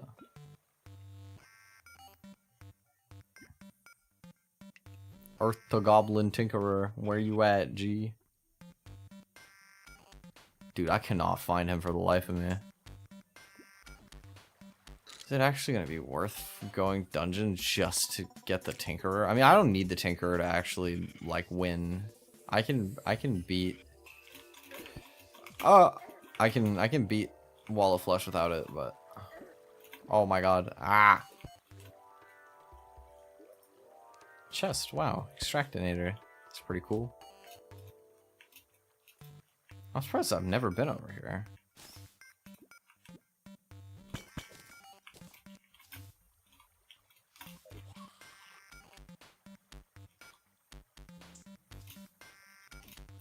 True. Yeah, I mean, a lot of bugs are just, like, freakish stuff. I don't know. I don't want to talk about bugs being creepy anymore, man. Who likes that mental image? It's fine. Oh, another chest. Another magic mirror. Cool. Sure.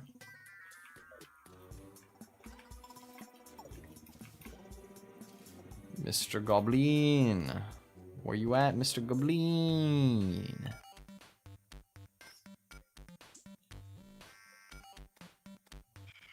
One day he'll come out. Maybe. Oh my god, why does every minecart on this world run through a fat pool of lava? Jesus. Okay. There is another mushroom biome. Hello. I do like mushroom biomes. Okay, this is like a good spot to find him. It's like very open. Easy to see. No, don't waste Jester's arrows. Oh my god, wait. No. I need those.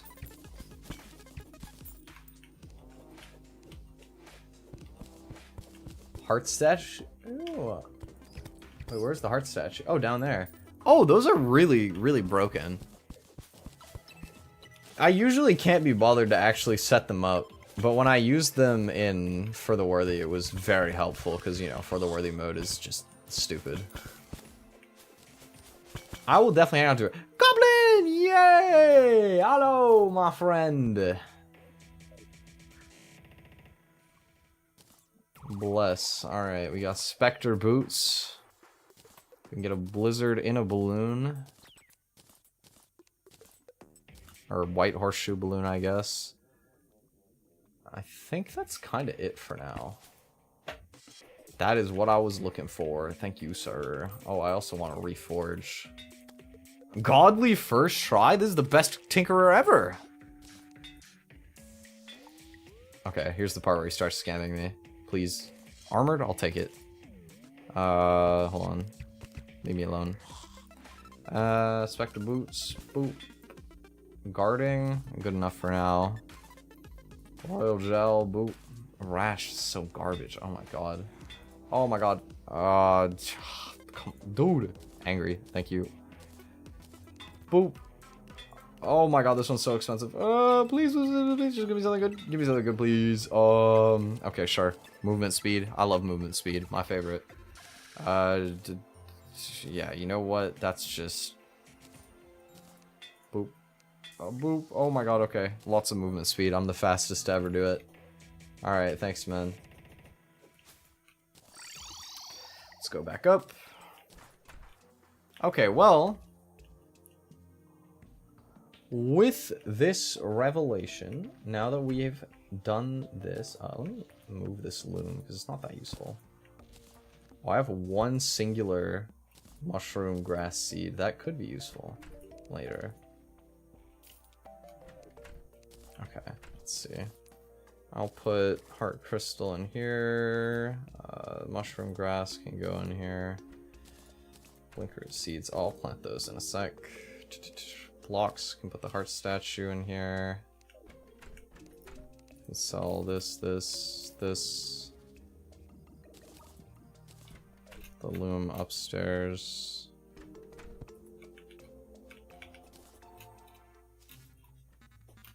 All right, I think we are more or less ready to fight the wall of flesh. Okay, well, that's just cool. Doesn't really matter. Farm my herbs. Give me all of that. Ow! I'm planting moon glows right now. Do you mind? Okay, well... Oh, yo, the bunny is evil? I didn't expect to get murked by a rabbit. It would be nice if I could get some lenses from these demon eyes. Somehow I can't imagine that the game would be that nice to me, though. It's gonna give me a black lens. It's gonna give me the useless one. Okay, actually, I did get one lens there. Thank you. 2. This is a good opportunity because I'm gonna need to make more archery potions later anyway, and getting a shark tooth necklace would probably guarantee me the wall of flesh fight. I can't imagine myself losing ever if I have that.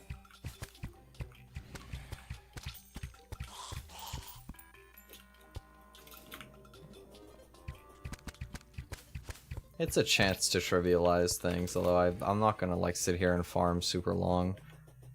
I don't really need it, right? I really can't imagine that I need it. Do I have any useful accessories in here for this fight? I mean, an extra double jump could be kind of useful. It's more useful than... No, Royal Gel actually could still have use cases, because you can still get... things, lava slimes mid-fight. I don't really want to deal with that. Okay, so my accessories are good. How many fallen stars do we have? Only 13. Okay, so the goal for tonight is to just grab a whole load of fallen stars at the end of the night. That's pretty much what we're looking at. Oh, I can't sleep though because it's an event. That's kind of annoying actually. I guess I don't really have much choice but to farm then. What am I even gonna replace if I do get Shark Tooth? I mean, it's probably just the Royal Gel. Could be Band of Regen. Replacing Band of Regen's not a bad idea. Doesn't do much.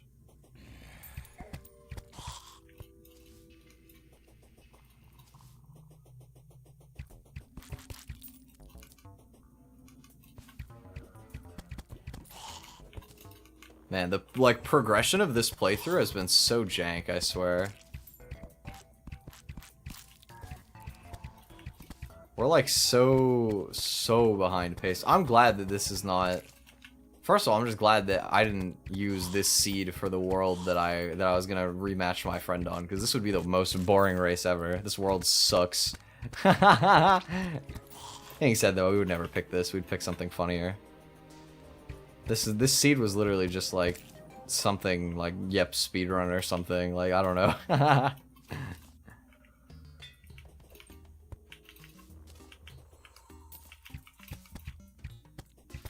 Meanwhile, it's actually a slow run. Get absolutely pranked. Slow running Terraria.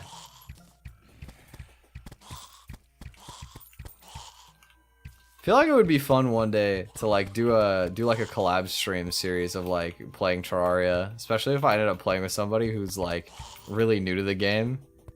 It's like so fun to like get one of your friends in on a game that you know really well and just like watch them have like their baby like phase for the first time.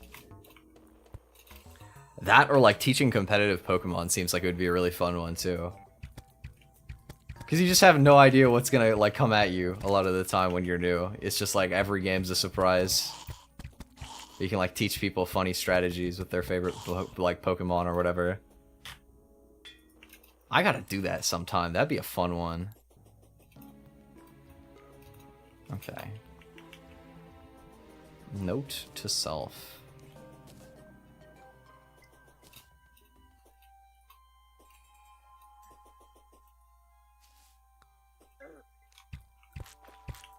I just feel like I want to do more collab streams at like over time in general. We've done literally one collab stream on my channel so far, and it was a tournament. Like, I still am yet to do a collab just for the sake of collabing. Even though I have some like VTuber friends. I don't have a lot yet, but I have some. We just never like made plans to like do anything. I need to invite people for stuff.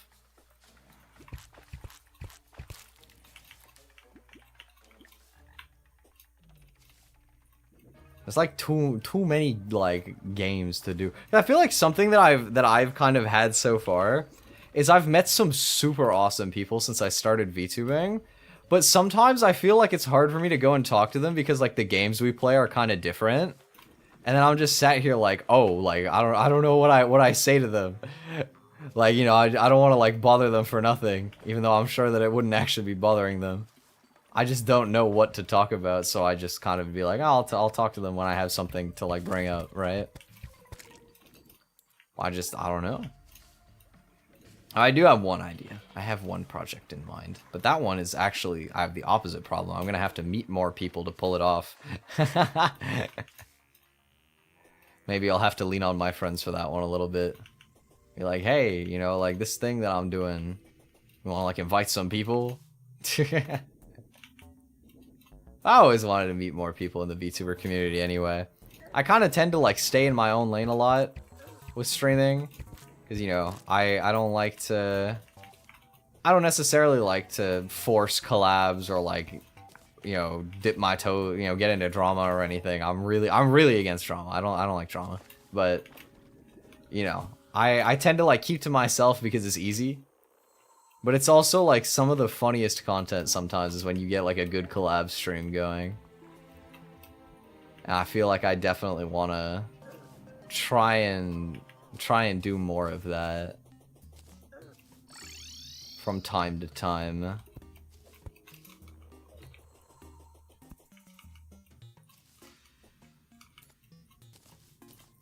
It's just I have like a curse though. I have a curse that like outside of the one like super OG friend group that I made back when I was like 12 or whatever, outside of that one friend group, I think genuinely every time I've ever like become friends with somebody, it's like the type of person who's always like really busy with something. They literally never have a day where they're just like, oh yeah, I'm just chilling, like you want to hang or something, you know, like there's always something cooking, you know what I mean? Which is awesome because you just get to see your friends do like so much cool shit. But it's also like, damn, bro. Like, I wish that I could actually like pop by and like say something or like do something. You know what I mean? Which I a lot of the time I can. I just need to like be more willing to come up with like ideas to invite for stuff. Because I used to always be the friend that invites the entire group to do stuff. Back in my old friend group, it was like, you know, every time there was like a group-based game, I would always be the one bullying the entire friend group to hop on. You know, like Among Us blew out, I was all over it. I got Jackbox, I was, you know, making my friends come play Jackbox. Like, that was always the dynamic. And I liked that dynamic. You know, I didn't have any problems inviting people. Wait, stop bullying me. I want deathweed. Hey. Dude, there's so many. There's so many of these stupid eater of souls trying to bulldoze my teeth in. But I lived. I lived. Okay. How many fallen stars are in my inventory? Oh my god, wait, like over 50. Okay, we're gonna be so chillin'. We're so back.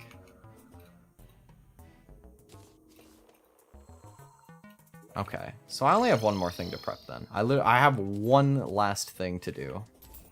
Really. And that is I need to get my pylons. I should have bought it.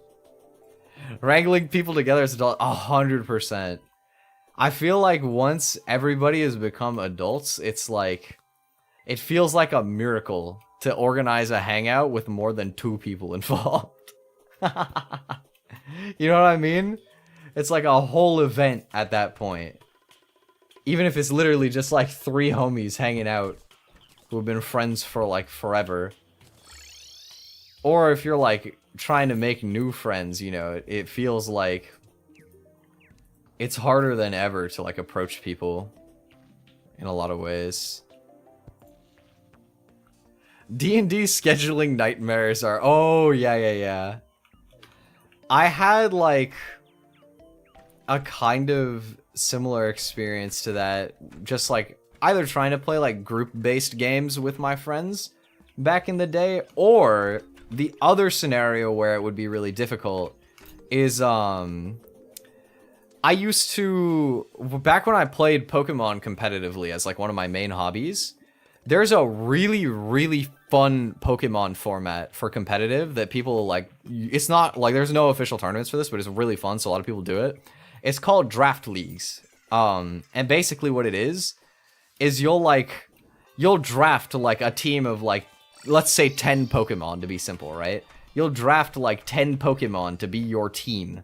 And then every week you will like, in like Pokemon battles, you can only bring 6 Pokemon, or like you'll have 6 and you'll bring 4. And so what a draft league is like is you have 10, your opponent has 10, and this is like what you're allowed to team build with. And so you'll prepare the best team of 6 that you think you have into your opponent's potential like 10 Pokemon. And then every week you'll like play a match and see, you know, who can like end up finding like a better team building line or whatever. It allows you to like team build in more creative ways than you normally would get to, right? And it's super fun. But it also involves playing a match every week. So you have to schedule that like constantly. And some people who like to play are a lot harder to get a hold of than others, you know? It's probably the simplest way to put it. Oh, there's no way that I've actually planted out an entire line of Blinkroot. I don't believe that. Your Honor, that is Cap. I'm actually correct, it is Cap. Now it's a 4-0. There we go. I've always wanted to try D&D. I actually still have never played. I was gonna there was like a one-shot campaign that one of my friends was planning to DM for me. And like a couple other people, but it fell through.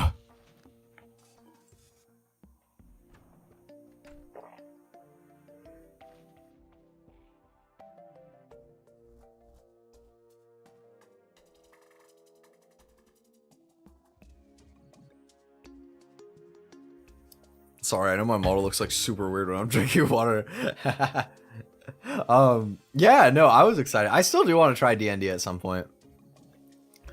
Maybe I'll get that friend to like do something on stream with me. Do like a little one-shot campaign, because you can do solo campaigns too, right? I think.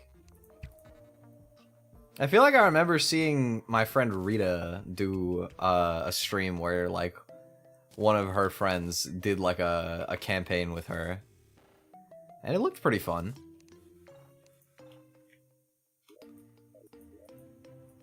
Let's do like,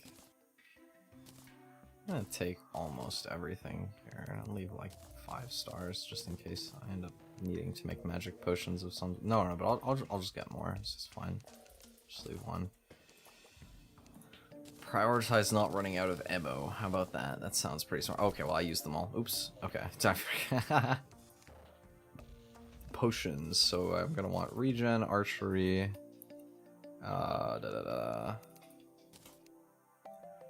Probably won't need endurance, right? Maybe, because I'm using shadow scale, but I really shouldn't need it. I want iron skin, obviously, swiftness, and then should I do how many of these do I have? I have 11. That's a lot, actually. Oh my god, that's so many. But it'll still like burn through if I actually use them right now. Okay, I think I have two attempts anyway. I have two voodoo dolls, so these 4 plus a medium well fed, probably enough to be honest. I don't think I need more than that. No, don't bin it. What am I doing? Put it in the damn chest. Okay, there we go. Cool. Maybe make some more arrows just in case. I don't want to accidentally use my jesters. All right.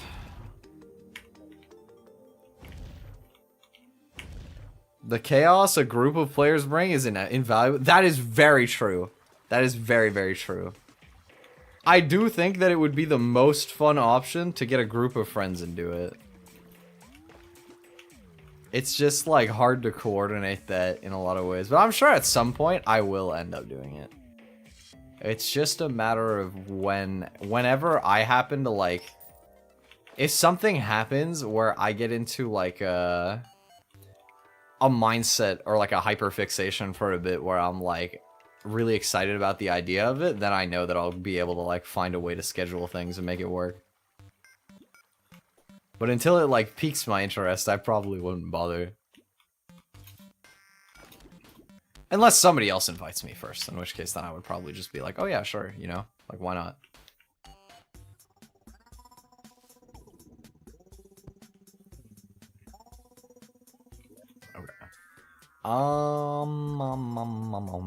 Where am I dropping down from? Here. Okay.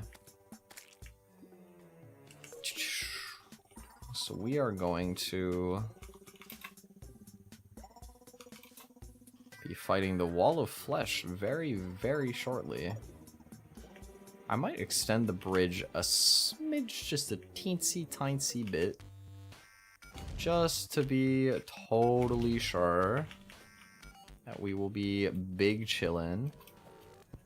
Okay, wait, this is where the... Okay, so this way is closer then. So I want to start from this side. Alright. Use some mud blocks. I have so many of those. I'm like, what do I need mud block for? Nothing. Oh, why bone serpent? Why? Hello.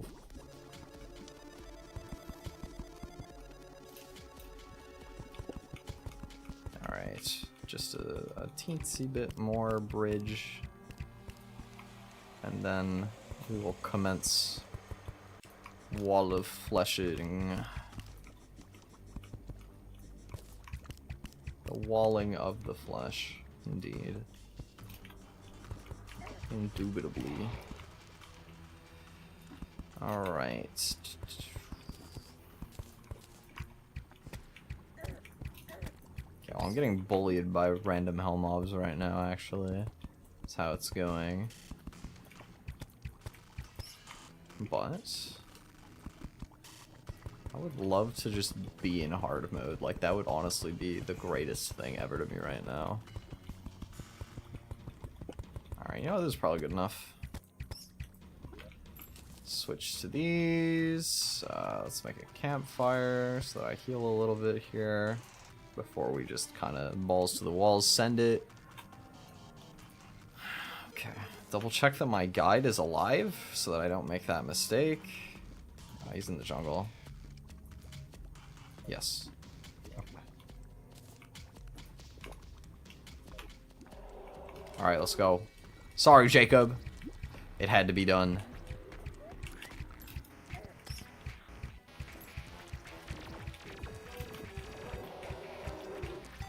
Let's go.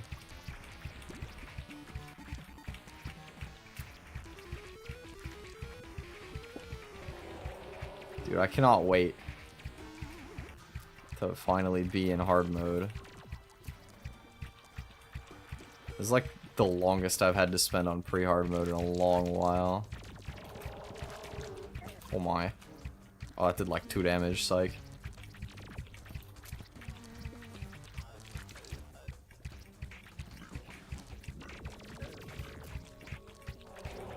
So far this is going pretty well. We're still on the dirt segment of the platform, and he's like Half-Life.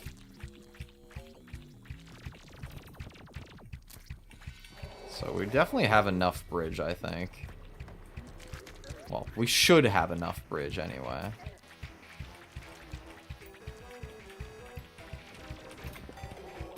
Because the stone part is like 1,000 blocks long.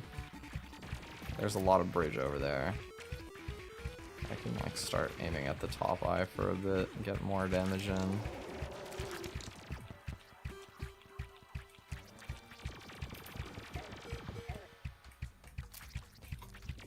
I should have used a water walking just in case I run out of bridge.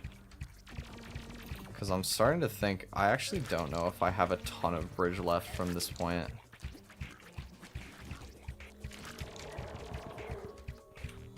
Okay, well, that's my potion gone. Oh, he's like hella low though, surely. Oh yeah, we're good, we're good. We're chilling. GG. GG no re, goodbye. Yippee! Finally! Hard mode, let's go.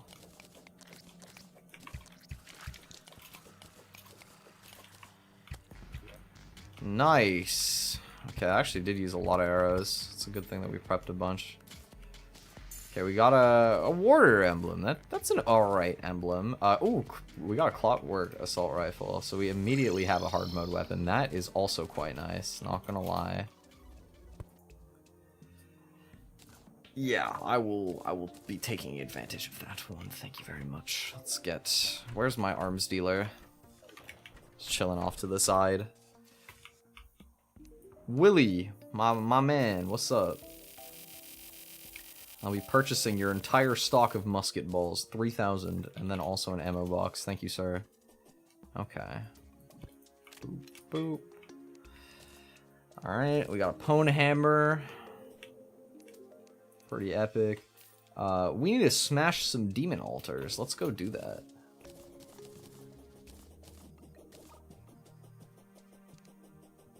Right now, I just have regular musket balls. This might be a little bit weak, but I also have buffs right now. So you know what? I'll be fine.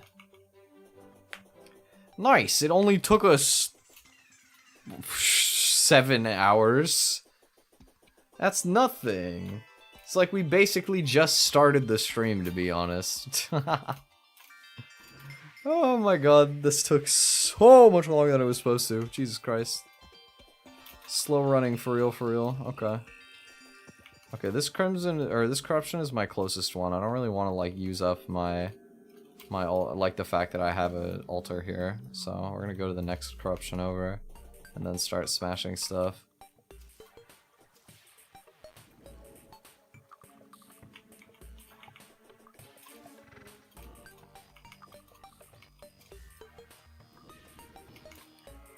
You know, it feels kind of weird that I don't have lightning boots still, because I never got an anklet of the wind, but we could... Oh, now we're in hard mode, though, so it's going to be so annoying to go into the jungle. Oh, it will suck if I have to go in the jungle in a hard mode. Hard mode jungle is so trash. We'll worry about that later. It's not like I'm... I mean, lightning boots would be nice against Fishron. They would actually be quite nice against Fishron, now that I think about it. That is definitely one of the fights where it would be rather appreciated for the extra movement speed. I might be able to do it without, but it'd be harder. Okay, why is there just no entrances into an actual cave, dude? Please. Leave me alone. Ah! These bozos do so much damage. Oh my god, they just all lead to nothing. It's so cooked. I'm just gonna get bopped by a random corruptor and die. Come on, cave, cave, cave, cave, cave. Oh, yes. Oh my god. It's like altar heaven. Holy shit, there's so many. Okay, palladium, mithril, adamantite. Alright. Adamantite's fine, it'll do.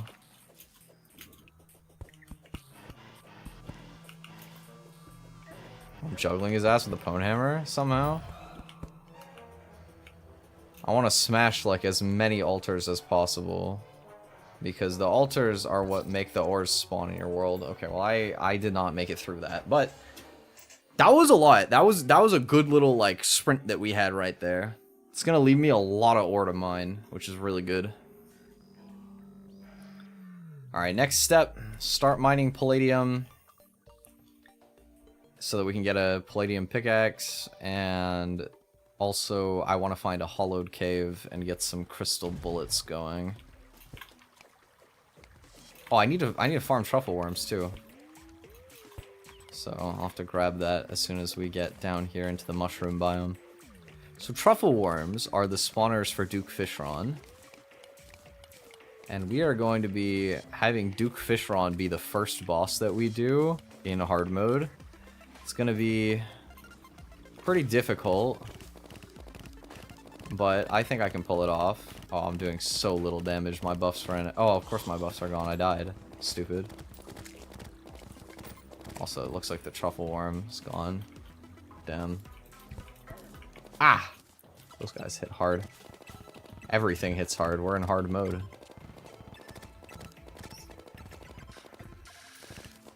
We got a trifold map. Cool, I guess. Magic quiver would be really sick, but of course not. Never ever get the magic quiver anymore. I just realized I didn't prep for the pirates in this run either, so I really hope I don't pull them. But to be honest with how far behind I am, I can't be bothered.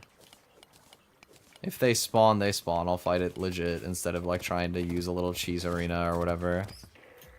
Although they are mad annoying, so I really hope that doesn't happen. Any truffle worms want to spawn? No. The one that was here earlier is just gone. Oh well. That's fine. Okay, like one more vein of palladium, probably enough. There's a lot of mithril down here. There's so much mithril down here, dude. Okay. Noted. The way down has a lot of mithril. Okay. Hollowed is here. I need to find crystal shards.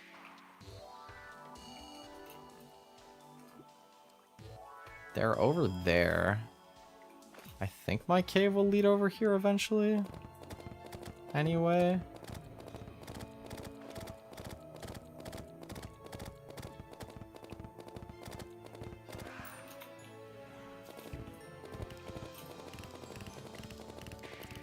Come on. Magic quiver, magic quiver, magic quiver.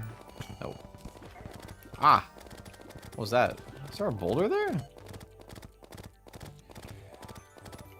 I don't know what that was.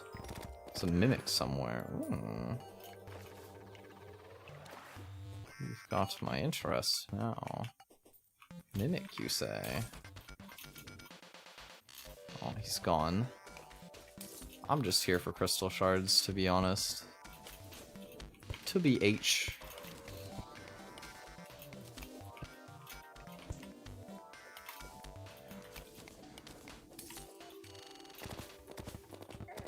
Oh my.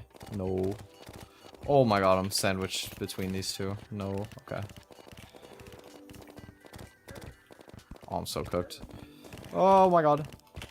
It's so doomed. Psych? Nope. Dude, oh my god, early hard mode is so, like, deadly. Okay, but it's cool to know that we have a little hollowed biome here. Good to know, good to know. Did I happen to pick up enough palladium ore by any chance that I can just make the pickaxe? Oh, surely 16's enough. Really, man? Is it really not? You need like 18 probably. Oh. Alright, you need a little more palladium.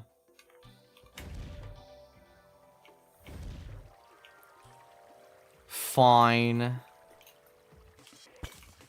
Try and find some more. Ah!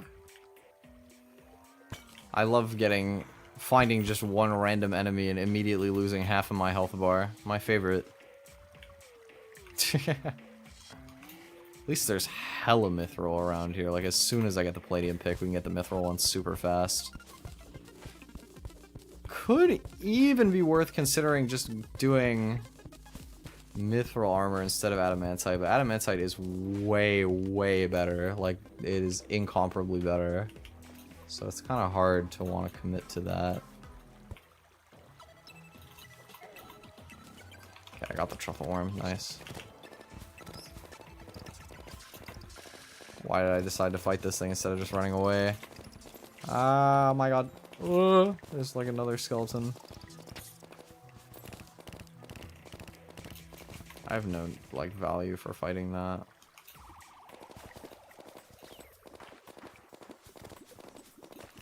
Oh, not the giant worms as well.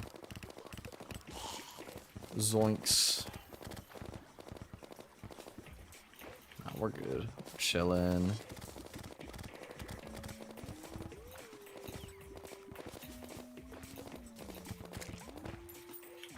Boom. Alright. Oh my god, no. Okay. Oh, actually, wait, let me go on the right, because I already went left, and there wasn't really much palladium this way. If I go this way, surely I'll find some more. Yeah, look at that. It's actually like the 99% of gamblers quit before they win big meme right there. The entire cave full of diamonds was literally right on the other side. Except just palladium in this case. Maybe I can... What would I even want to make other than a helmet? I don't know. Or not. Helmet, bro. I meant pickaxe. I seen you, skeleton archer. You're not slick. Yeah. Alright. Oh my god, not the bat. Please. Okay.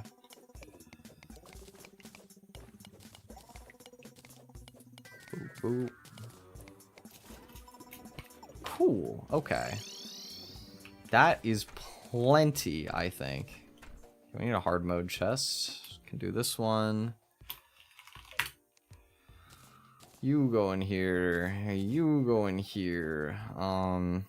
This can go in the accessories chest, I guess. Blocks chest. And then sell the mushroom torches. Anything else that I need to deal with from in here? I can put the bucket away. I definitely don't need to be using my inventory slot on that. Alright. Oh my, dude. Yo, the jump scare is crazy. I forgot that those could open doors. You not, man. I'm trying to craft right now. It's very important business that I'm attending to at the moment. Okay, palladium pickaxe. It was 18, yeah, alright. So you can take my molten pickaxe. And then I will just put away the palladium bars.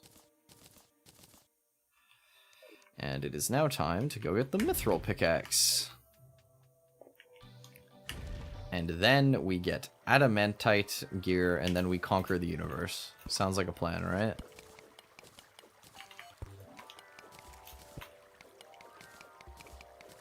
Thankfully, hard mode scales generally speaking, I think a lot faster than pre-hard mode does. Pre-hard mode, there's like only so much stuff to do. Once you actually hit hard mode, it feels like you can really sort of up the pace a little bit.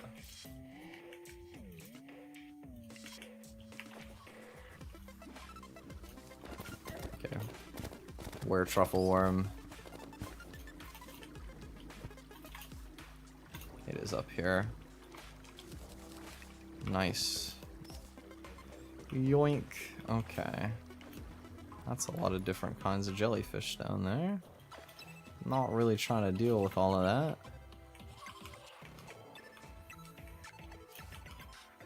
Alright, real mithril collecting hours. Let's go.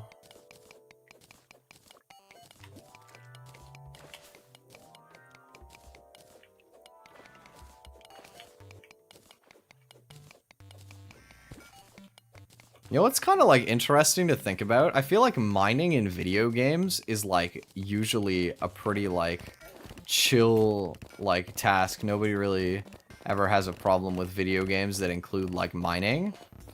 But like I have a family member who apparently works in the mines that I've never met. But I just think like actually if you had to like actually mine and like be a miner, that sounds like such like a taxing, like awful job. And yet, it is one of the cornerstones of gaming. Which is like the ultimate escape from your job. But I mean, I guess it comes with none of the downsides. It's like you find all the cool stuff like 24/7 and it takes almost zero actual work other than patience. Yeah, I mean, it's not quite the same, you know, it's a little bit rigged, a little bit biased.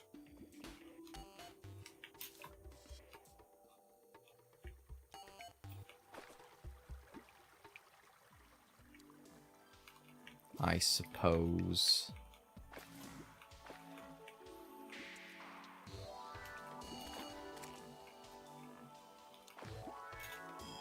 Alright, there was more mithril, I thought, down here.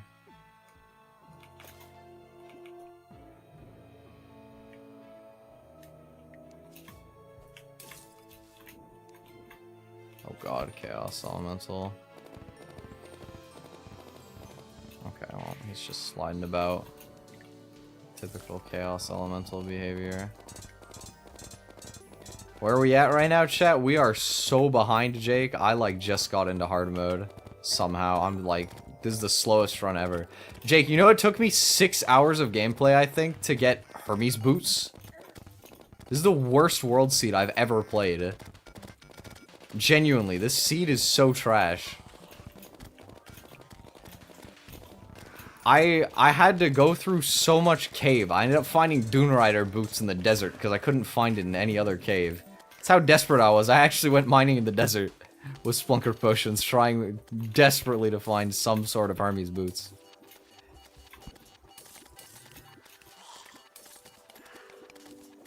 This seed is so dog.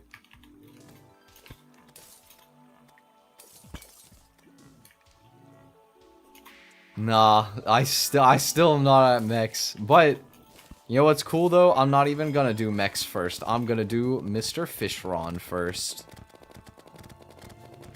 Dude, yeah, I know, dude. I've never ever gotten Dune Rider boots in this game before. Never bothered. Not even one time. Yeah, I have Magic Mirror, of course. Oh, I got boulder trapped, bruh. In hard mode? I haven't died to a boulder in a while.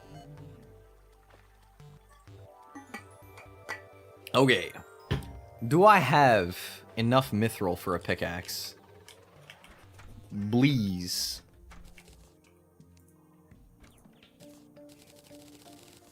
Oh, I think it's exactly enough. Oh, I forgot I need to make a mithril anvil. Psych! Get absolutely pranked. Nope. I still need more. Okay. Boop. Don't need this anymore. This can go here. I don't know where to put this. Like here. Okay. Boop.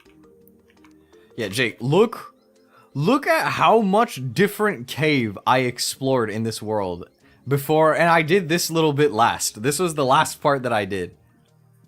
I splunkered over here, over here, over here, over here. I was like, dude, I cannot find boots, like, anywhere. I was even fishing for a while trying to get sailfish boots. I still didn't get it. Cursed thing? How do you compete? What do you mean, Oni-chan tournament? Is the tournament about being a big brother or about saying like Oni-chan, like cutely or whatever? Like, how do you even make a tournament out of this? I'm confused. Intrigued.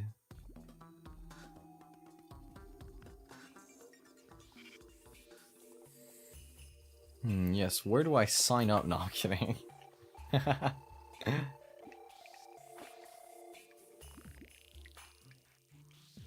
Yeah, dude, I know, dude, like, actually, it's crazy how far I had to go. Oh! Don't die. I want to kill the mimic. I want the loot. There, okay, that's adequate lighting. This is an ice mimic. Isn't there, like, some cool drops that you can get from those?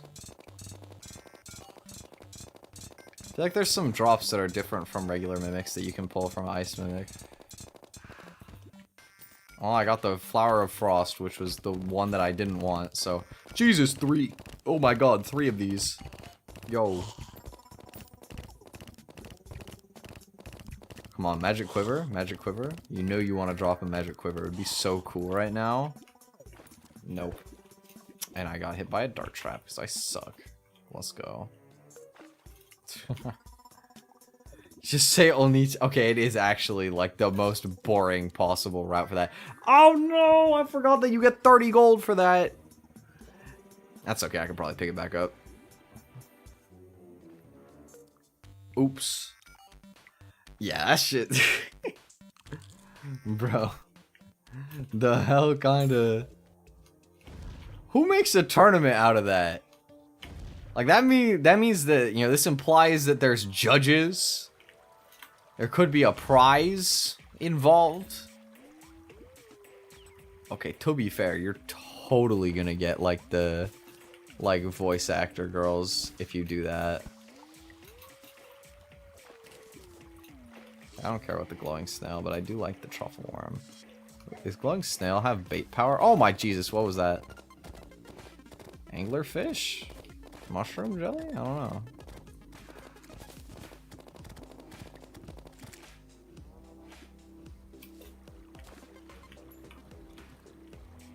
It was the anglerfish. It's only 15% bait power. I don't need that. It's like at anime conventions. Ah, okay, okay. It's a con thing. I could see that, actually. I could see that.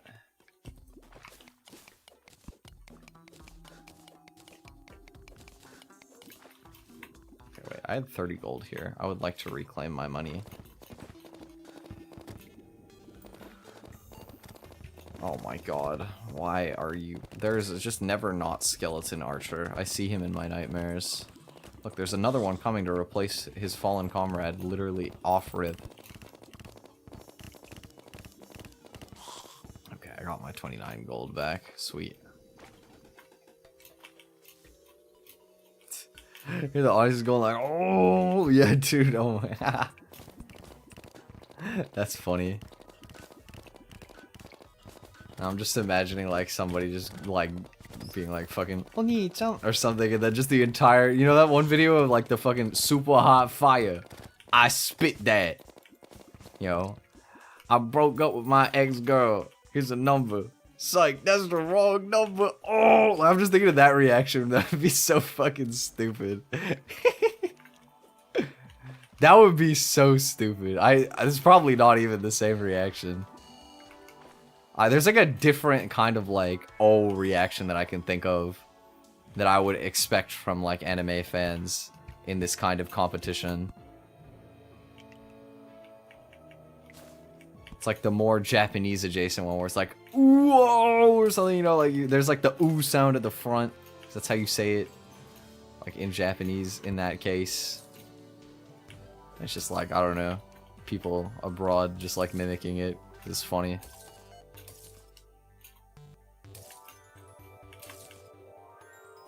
Okay. Getting lots of crystal shards, so I can start making my crystal bullets after this, which is nice. No disrespect. Oh, of course not. That's the goat right there. Super hot fire. He spits that.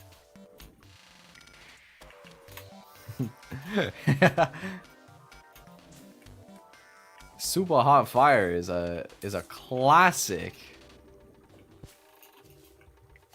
It's not just no disrespect, it is respect on his name. One of the greatest to ever pick up the mic.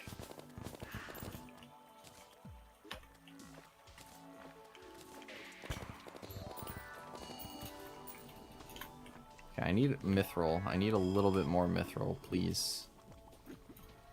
Somewhere. Just show me mithril somewhere, please.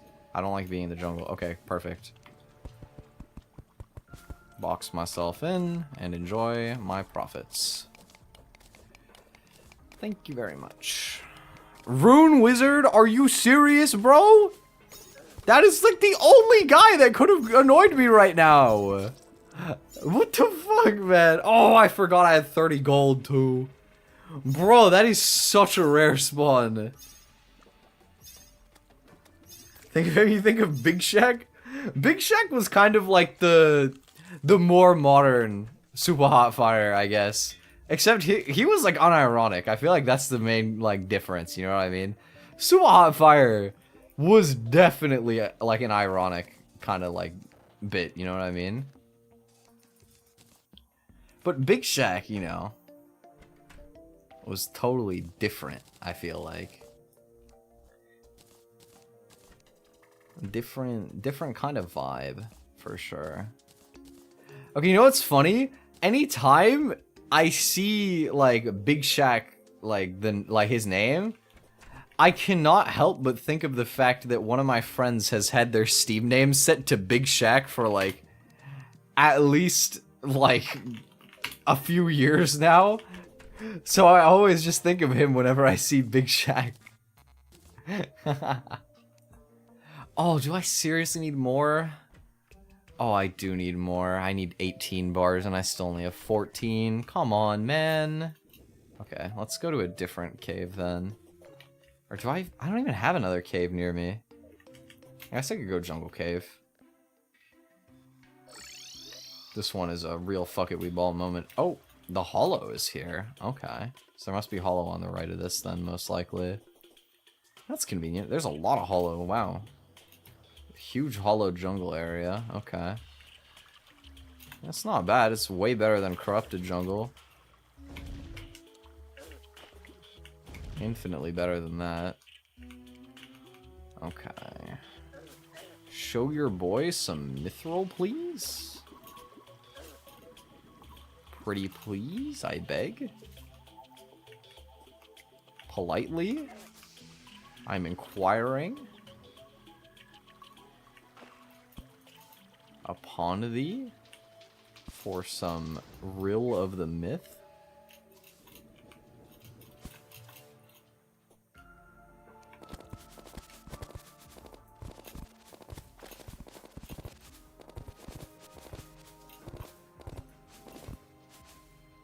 Come on, man. Where the mithril at? Where it at? Please. You can't tell me there's like literally none that's been planted in the jungle. There's just no way.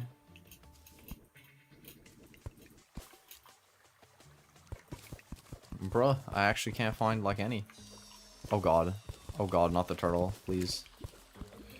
No. Oh, that's a lot. That's a lot of mithril. Okay. I just need to kill the Arapaima. And then box this off. And now it's free for the taking. Alright, here we go. I ended up finding it. There we go. dropped man's not hot and dipped. Yeah, I mean, pretty much. That is true. What happened to Big Shaq? He had, like, such a viral song. Surely he probably, you know, like, even if it was, like, really cheesy, he probably could have made a music career out of it. I wonder what happened to Man. Maybe he became hot. Man became hot, and that was that. Boom. Alright. Bulky, that's gonna be minus speed. Minus 16% speed? What the hell, bro? You cannot do that to me. Oh my god. Wait, I'm just realizing. Oh, the corruption is gonna, like, get... that. This snow biome house is totally getting corrupted. Man, literally night 2 you're gonna spawn the destroyer? What am I supposed to do against that? It's the destroyer! I'm cooked.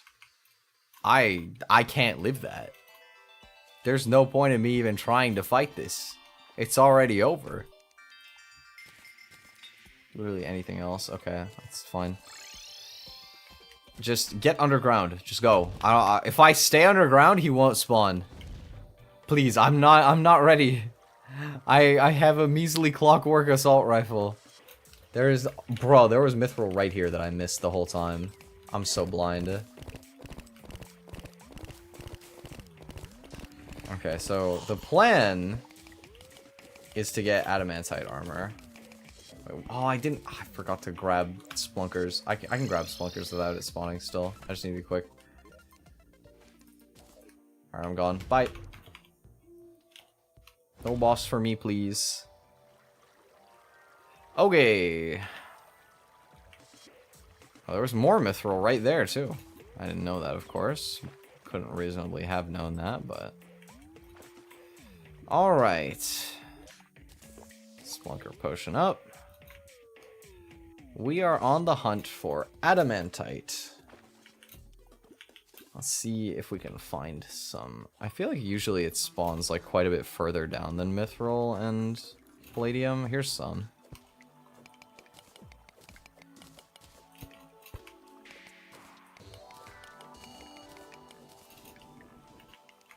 So we could either do I feel like we just gotta do regular adamantite armor. I cannot be asked to farm for frost armor. It'll take so long. Oh, dude, the mining speed of these pickaxes are so fast. This is great. This is great. I love this. Also, dude, there's like hella adamantite down here. It's actually really nice. There's so much around. Just chilling. Because we do need quite a bit, but it works out because there's quite a bit to be had, apparently.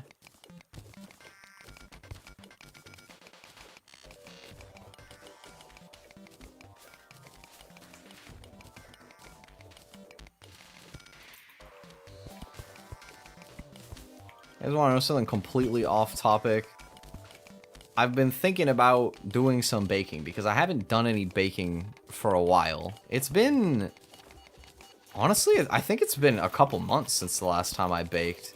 But later in September, not later in September, it's like pretty early in September, in like a week and a half, it's gonna be the last time that I see my sister for a while because she's going backpacking in Europe, which is pretty dope, honestly. Love that for her. But I've been thinking maybe I should make something for the last time that we hang out for a little while. Little like goodbye thing for a bit. Could be nice. Just because it'd be fun too. Like I haven't baked in a while. And you guys know me, I love baking. Maybe we somehow do like a test batch for like a baking stream. I've been saying I want to do a baking stream for ages. It's just difficult because like how do you do a baking stream without like showing the kitchen on stream? Because I can't do it in my kitchen. That's the biggest like hurdle that I have. Like what is something I could bake from my room? I could probably do brownies, but I kind of don't want to do brownies because I've already done brownies.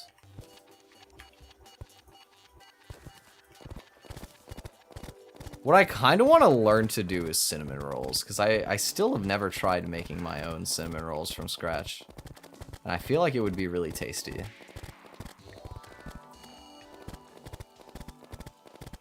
Could I do that from it? But you need like a rolling pin to do that. I don't even think I would have enough space on my desk to use a rolling pin. Like if I were to do something on stream, it would pretty much have to be something I could literally just make in my lap or something. Like the mobility options would be quite scuffed.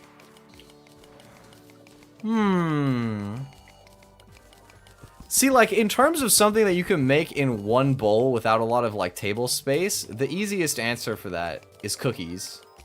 The problem with that is that I can't, like... I can't exactly bake the cookies on stream very easily because I'm gonna have to, like, keep bouncing back and forth into the kitchen over and over. Because the way that I do it, like, my oven's a bit uneven, so it'd be like... I put it in for 6 minutes. I turn the pan side, like the other side so that it cooks evenly. I let it go for another 6 minutes. And then I do that 4 times because there's 4 trays worth. Right? That would be like... That would take so long. I would be like AFKing so much on the stream.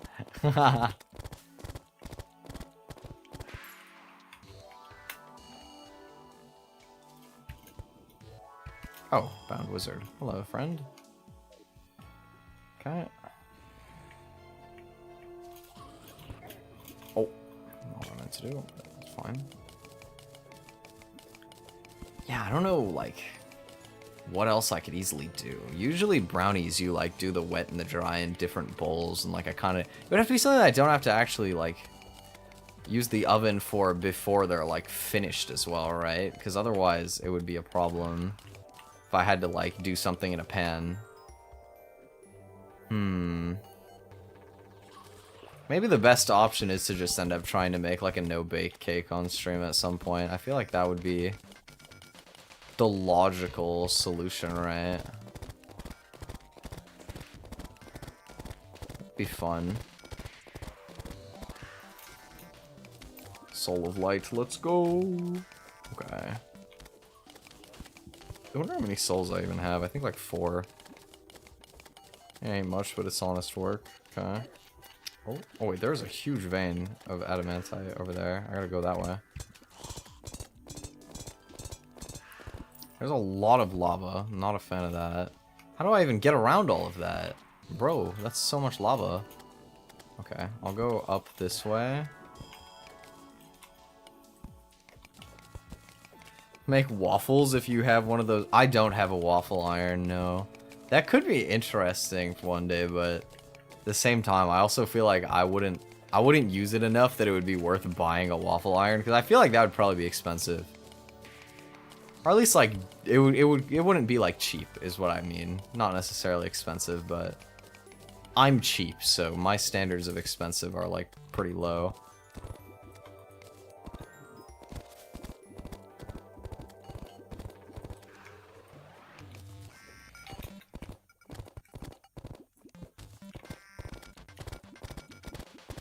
Alright. Get out, Mr. Chaos Elemental. Oop. Okay, and then this thing as well, of course. Oh, Soul of Light at least, thank you.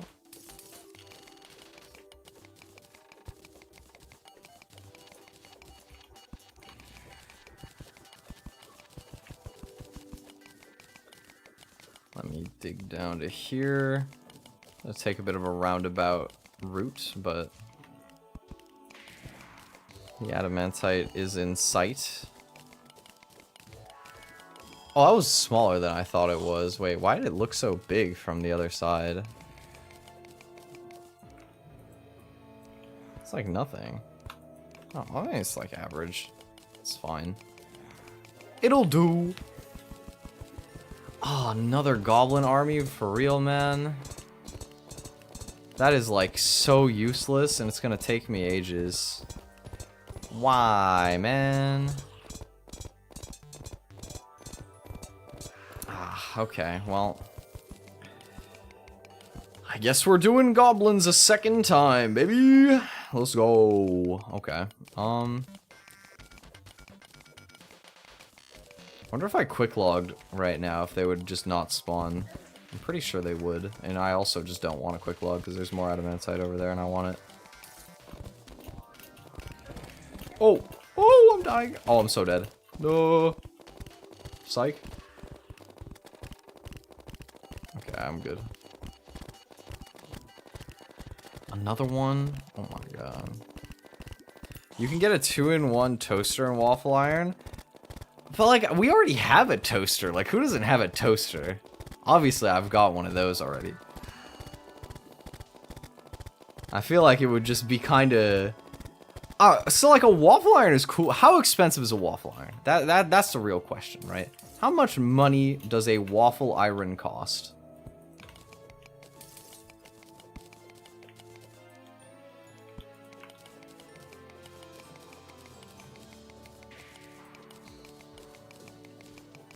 Also, if I made some, I imagine making waffles probably kind of similar to making bread, I would assume. And if that is the case, then there would be a lot of waiting involved.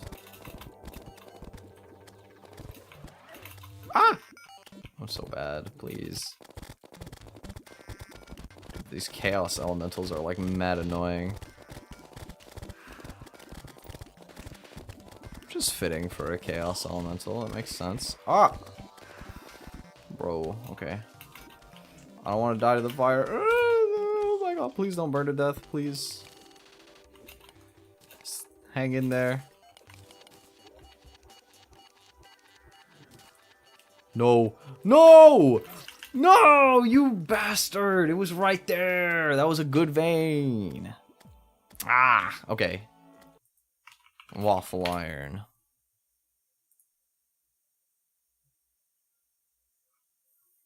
Oh yeah, these are more expensive than I'd like to spend. No, there's ones that are like 30 Canadian dollars, okay? I don't know what kind of bougie ass waffle iron you were looking at. I can see a couple for like 20 if I was willing to cheap out. But that's not the point. The point is that I don't need it. I would be better off making something else. That's the main point. Oh my god, I hate doing the hard mode goblins. Because this stupid idiot has like 10 billion HP. Lives forever and spawns these annoying things.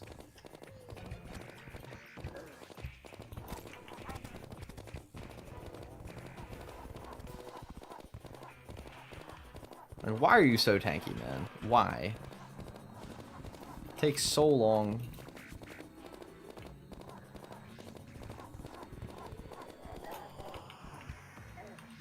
Oh my god.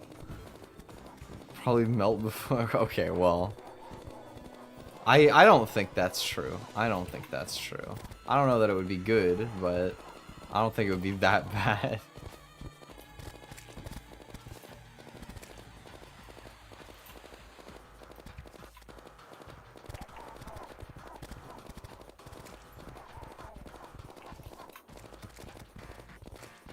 Okay, well, all of my NPCs are just getting absolutely walloped right now.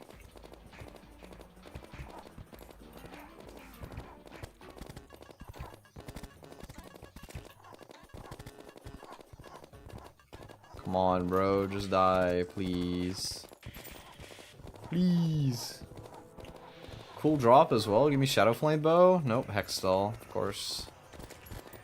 Another one immediately? Oh, these like slow the event down so much though. I can't like just focus on killing the other guys nearly as easily. Yummy microplastics? Okay, that part's not wrong. That part is definitely true, but look, like, I don't know.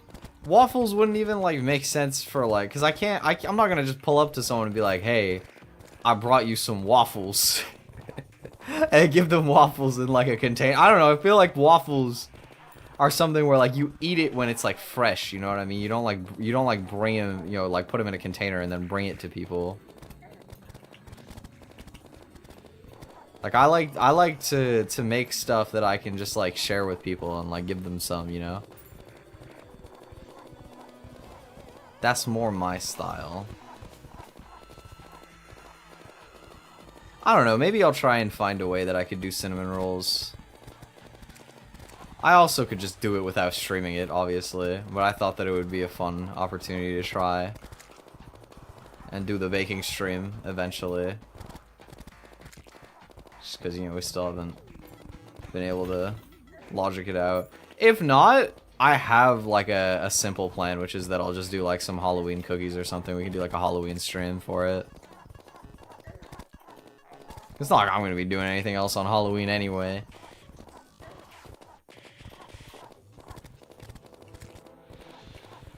I've never made like Halloween themed cookies, but I feel like it could be cute. Okay, Hexdoll twice is messed up. I just don't need that, do I? Like what is the necessity for that? Come on, man.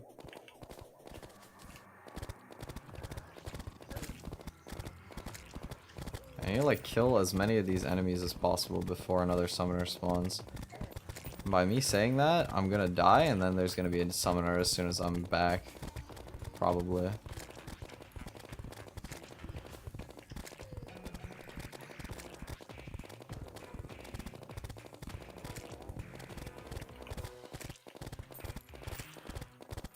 Okay, we're making solid progress though.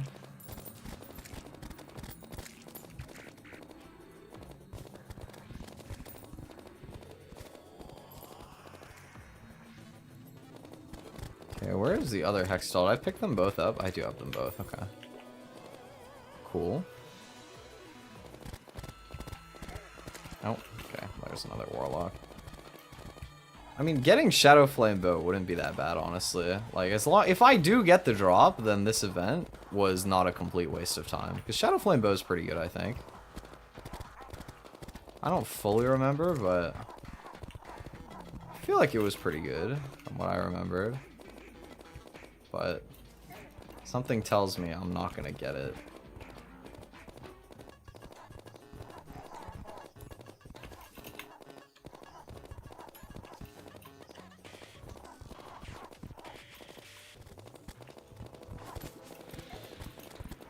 Ouch.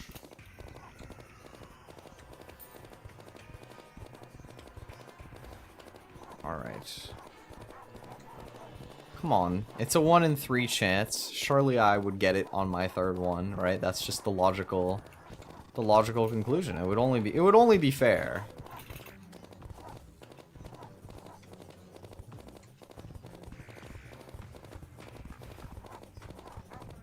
And everybody knows that RNG is a completely fair and balanced thing that, you know, if it's a 1 in 3, then you'll get it on your third try, obviously. Otherwise, it wouldn't be a 1 in 3, would it?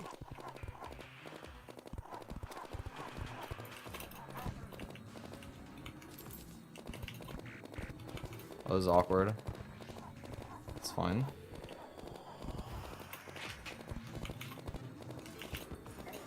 Ah. Okay, come on. Pull up.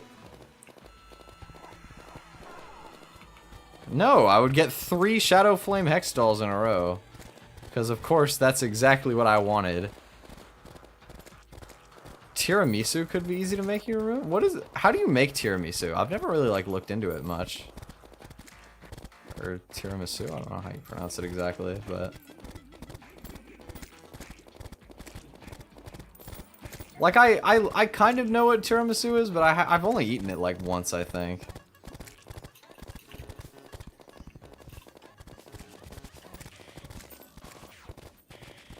Well, I know it's like it's a layered dessert. I know that. But like, what is involved in the layers? I guess is what I'm kind of more curious about because I can't remember. So there's of course, sorcerer spawned again. You just couldn't let me finish the event easily. You're gonna make me fight another goblin warlock for it. look, as long as I get my Shadow Flame Bow, I'm chillin'.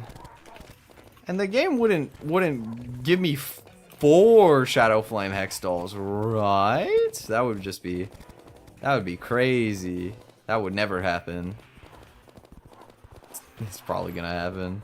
Maybe it'll be quirky and it'll give me the Shadow Flame, or the Shadow Flame Knife, or whatever it's called instead. The melee one.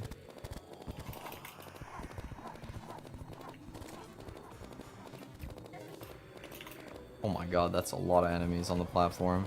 Jesus. Yeah, tiramisu, interesting shout, interesting shout.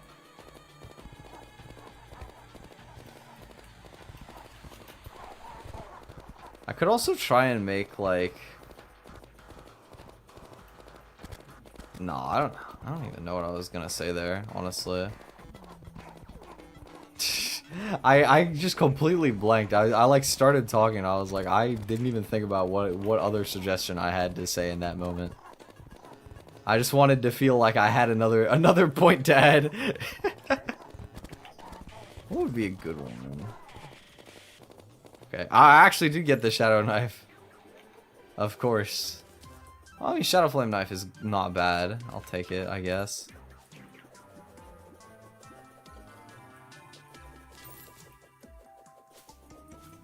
Ladyfingers and mascarpone. If you're basic, you can throw in anything, really. What? This is too much, like, free reign. I don't know. Okay, I'm Googling it then. Tiramisu. Italian dessert made of ladyfinger pastries dipped in coffee, layered with a whipped mixture of eggs, sugar, and mascarpone, and flavored with cocoa. Recipe has been adapted into many varieties of cakes and other desserts. Mmm. Okay. Maybe. I don't know.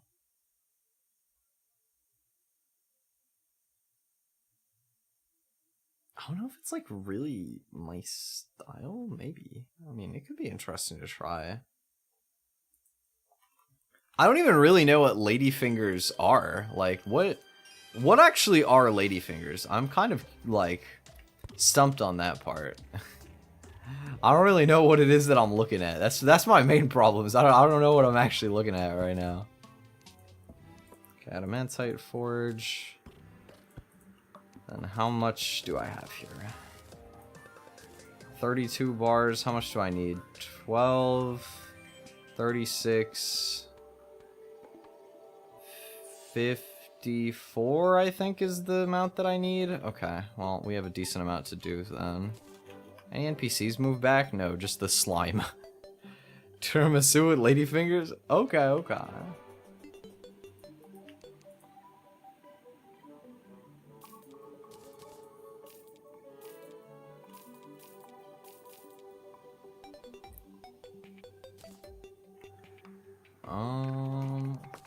Okay, so we need to put these away. And then grab another Splunker potion. Just grab both. And we just go back into the caves. Okay. Cookies in the okay, so they are like cookies, basically. Yeah. Do you like make them from scratch, or do you just like buy them? Because Ladyfingers almost sounds like it would be like a brand or something.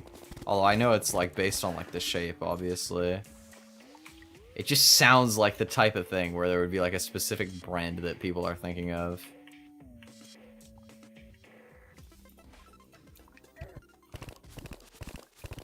So I don't know. I really like making stuff that I like completely make from scratch in a lot of ways. I feel like that's part of the fun of it for me. Is you go from no food to delicious food.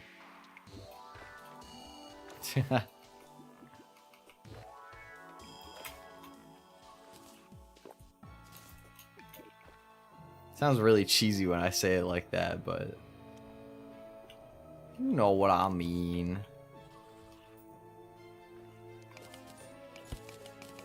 If you want to make it from scratch, you can. Yeah, I know. And of course, you can make basically anything from scratch if you really want to. But I will look into it. I will read some recipes. I feel like my heart is still on the idea of doing cinnamon rolls if I can find a way that I could do that on stream. Or I mean, like, I don't know. The baking stream, I feel like I have to like pick something that will specifically work for it. And I'm kind of thinking of like just waiting until it's like Halloween and doing it as like a Halloween stream. Making something like to do with that. I mostly just had the idea to do it early because, like I said, you know, I thought it would be cute if I could like make something for my sister before she goes backpacking out in Europe. You know, I guess I could also just do brownies because she hasn't tried my brownies. She tried my cookies. And then I tried her brownies and they were pretty good. But they were like a very different vibe, you know. They were like coffee brownies. Whereas like mine is like mint chocolate. Dude, how dare you? Why did I not just build a wall? I'm so stupid. I could have literally just boxed them out. But I was like, nah, I'd win, even though I knew I was gonna die. You stupid. Now you wasted a whole Splunker potion. Bozo. Alright, my bad, sorry. Taking out my own frustration against myself. There's some stuff I do need the stove for, though, in terms of making that. I can't make ganache without using the stove. I can't get brown butter without using the stove. Wait, do brownies use butter? I think they use butter. I don't know, man. I'm confusing my recipes. I know I do it for cookies. I don't know if I do it for brownies. I'm a little bit fancy. I like to brown the butter. For baked stuff specifically, I feel like brown butter just buffs it like a good amount. It's just worth the effort. Because when I first did it, I would always melt butter in the microwave. You know, the classic lazy person way to do it is you just put it in a mug, you throw it in the microwave, and then after a little bit, you have melted butter. But I don't know, there's like an extra like depth of flavor that you can get when you brown it in the pan that I feel like is really nice. It goes really well with baked goods, I feel like, most of the time. Man, I need to do some baking. It's been too long since I've done that, because it's like something for myself, you know what I mean? Like, even if I'm making them for someone else, part of it is that I'm still gonna eat some of it. Like, obviously, you know, I'm definitely gonna be trying it out and then stealing like half of the batch for myself, and then the other half can go to whoever I'm making it for. But also, like, it's just fun to make. It's like a healing process for me. Is healing really the right word? Healing might be a bit of an overstatement, but I enjoy making stuff, you know what I mean? It feels nice when everything is said and done. And then there's no more saying to be done because your mouth is full of baked good. Okay, let's get back down this way. Wait, there's like so many crystal shards here though. Yoink. Okay, thank you. Hollowed Mimic. Oh boy, I don't think I can fight that underground. Would be cool, but respectfully, nah, I'd lose. Jesus, why is there so much stuff? Leave me alone. Oh my god. We can get a metal detector here. There's a nymph. That'd be pretty nice.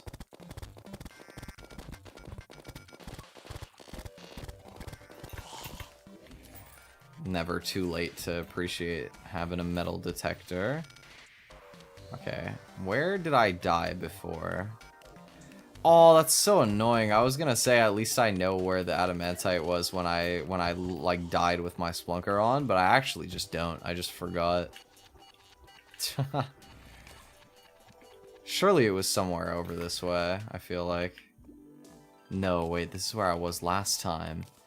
Ah, damn, psych. I don't know where I am anymore. Like, I know where I am, but I don't know where any ore is down this way. Oh my god, I'm gonna die of lava as well.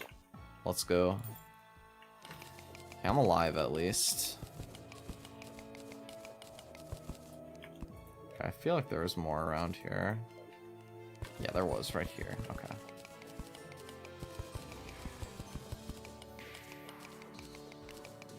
Tiramisu has to stay in the... But what I feel like is if I was gonna pick something for the baking stream, I 100% would want something that I can eat at the end of the stream. That is like a non-negotiable factor for me. It's like we gotta be able to end the day with the taste test, right? What's the point if I don't get to enjoy it? It's like I want it to be like a conclusive experience, if I can.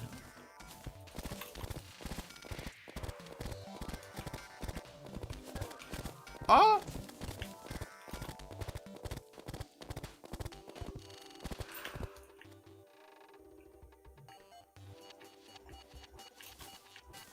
I'll probably just do the baking for my sister off stream and just do the baking stream like a different time. And because I feel like cookies would be like the by far easiest, most logical choice to do. I would have to like bounce around to the kitchen and back a little bit, but I feel like it would still just be the right call, right? I could just make like one tray on stream, and then even if it's like kind of, you know, the back corner is like a little burnt or whatever, it's fine. And then I could bake the rest of them off stream. I don't have to do all 4 batches on stream, right? But the point is that we would get to eat cookies at the end. And that's pretty epic, because I love cookies. I just don't want to make cookies for my sister again, because last time we met up, I gave her cookies. Well, last time I gave her something, I gave her cookies. Which, to be fair, my cookies are pretty bomb. My cookies are really damn good. But I want to, like, mix it up a little bit, you feel me? It's always nice to have a little change of pace. I'm not like a one-trick pony or anything. Like, she herself said that they were, like, insanely good. You know, I passed down my cookie recipe at the last family gathering because people were like, yo, that sounds really good. And I was like, yeah, it is. Here, let me give it to you, and then you can go make it.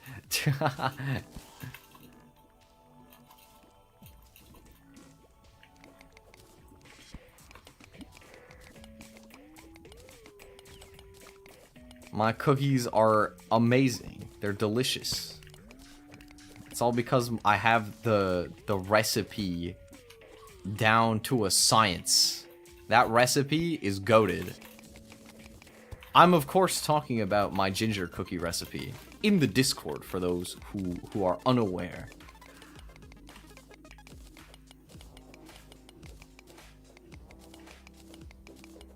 Oh, obviously I said thank you. I say thank you to like everything when I'm talking to family especially. Like, bro, I'm Canadian. Of course I said thank you. You know, if you wanted my realistic answer, it was probably more like, you know, like, thank you, yeah, you know, like, I worked on them a lot, you know, like, I refined the recipe and stuff like that. Like, I would say something along those lines, you know. I wouldn't just be like, yeah, my cookies are really good, what about it? You know, like, the fuck.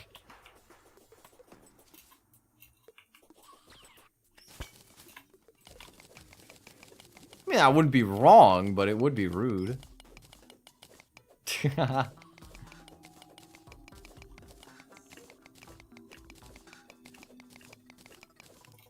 You gotta have confidence. Believe in your craft. I've made those cookies at least 15 times. I've tweaked that recipe over months of cookiage. I have confidence in those cookies because they're damn good. And you know what? If I were to give those cookies to someone and they were like, these aren't really for me, you know, I'm not a big fan, that would be fine because that means that I get more cookies. That's the beautiful thing about it. If you just make it the way that you eat it and you're like, damn, this is so good, then if somebody else is like, actually, I'm not like crazy about it, you can just take theirs. And it's just more for you. Win-win. Being said, you know, I have like the opposite problem of that now, where it's like last time I did like a serious amount of baking was like a family party where my cousin was gonna go, he was gonna go for like a super long road trip. And so my plan was to make a bunch so that he could take some as like extra like snacks on the road trip. And then what happened is that nothing lasted past the party. Just everything got eaten. Everybody just grabbed everything, and it was like, well, you know what? At least they enjoyed it. 8 hours? 8 hours indeed. I have been playing. I did take a quick break in the middle, but been playing for a while. The main idea for today was, can I beat Terraria in one go? The answer, probably not, because I had the worst seed I think I've ever experienced in the history of ever. But we could probably get decently close, though, if I'm being honest. I mean, part of it's going to come down to if I win this fish run or not. Okay, this should be enough for the armor. Oh, yeah, plenty. That is plenty. I could probably even make a repeater. Okay, so we're going to want the mask. And then the armor. Boop, boop, boop. And then, nice, I have enough for a repeater, too. Sweet, okay. Hello, Mr. Merchant. Take all of my old stuff. Then a hard mode chest. I'll put my old ores away. Where's my goblin? He's in the snow biome. Oh, we need to make wings still, too. We still don't have any wings. Okay, what kind of wings do I want to make? What are my options? Man, I really miss back in, like, the older days of Terraria. There was a thing you could do where if you kill the queen bee, you would get an NPC called the Witch Doctor. And if you put him in the jungle biome, then as soon as you're in hard mode, you can buy leaf wings for 1 platinum or something. And it was so perfect because you would not have, you didn't have to like, what's it called? You didn't have to like grind anything, you know, you would just have the wings, right? Immediately off rip. But now they changed it to be post Plantera that he sells them. Which is like, aw, come on, man. Like, now you gotta actually grind for the beginner wings instead of just having a platinum on hand and like a jungle. There was no pylons back then, I suppose. But what I would always do is I would just make a big railroad across my world and then go there. But I mean, you could also just run. Like, it's not like you had to be fancy and have the super, like, quick rail. Okay, so in that case, the best method is probably gonna be having fairy wings, which is farming pixie dust. Because I'm assuming that the hollowed starts a little earlier than the jungle, and therefore we can go there and farm it. And then what? So what actual like weapon do I want to use against Mr. Fishy Ron? We could definitely roll with the oh wow, there really isn't much hollowed outside of the jungle. That makes fairy wings pretty much undoable, doesn't it? Okay. In that case, what's the easiest gonna be? Probably just farming souls off the Hellbridge, right? Get some demon wings or something. I suppose we could get the Souls of Flight now and try our luck at the at getting like a giant harpy feather. That'd be really funny. Can you imagine we actually get to do the harpy wings? Almost never get to run those in an actual playthrough. I feel like sometimes you get the feather, but it's always after you already have another pair of wings anyway.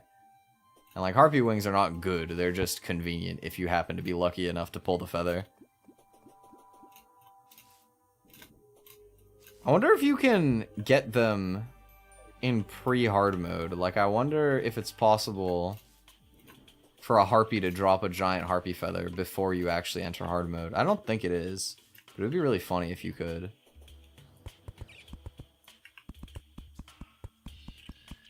How come there's, like, no scary, like, enemy? Okay, there are Darklings before Plantera. I thought there were.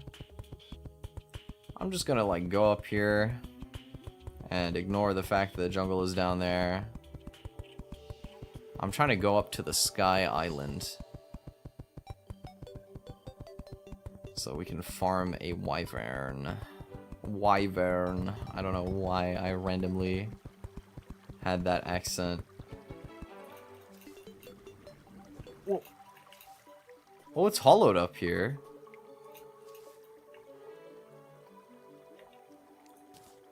I can make like a little platform. Ow, my platforms, dude. Little patience, man. I'm trying to make a little walkway here. Rude. Okay. I feel like it would be really cool and fitting if you could just craft the giant harpy feather out of like a bunch of feathers. But that would just be way too convenient. That would be such a convenient way to get early game wings. They would never make something that pleasant for gameplay experience, right?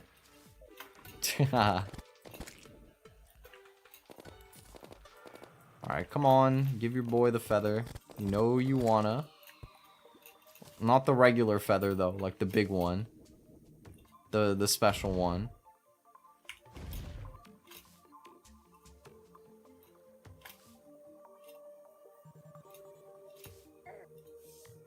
But yeah, I've been in the mood to do a little baking perhaps. Could be a fun one. See if I actually get up to anything or if I just kind of get distracted by other things and forget. I feel like that happens a lot with baking, right? Is like I want to do it and then I just kind of get distracted and like forget about it.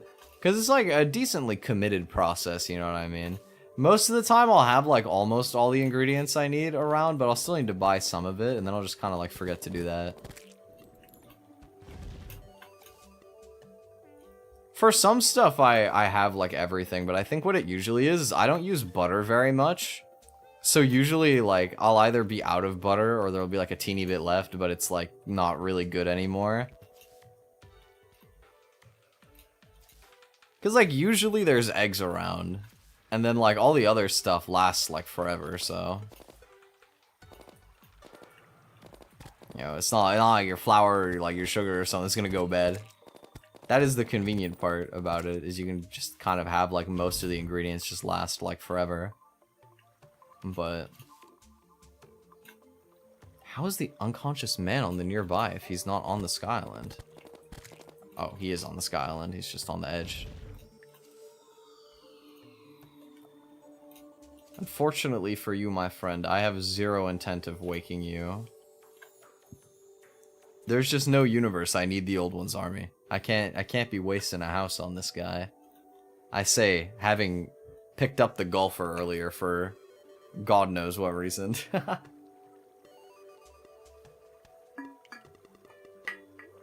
Very important. Everyone knows you can't beat Terraria without golf. Obviously.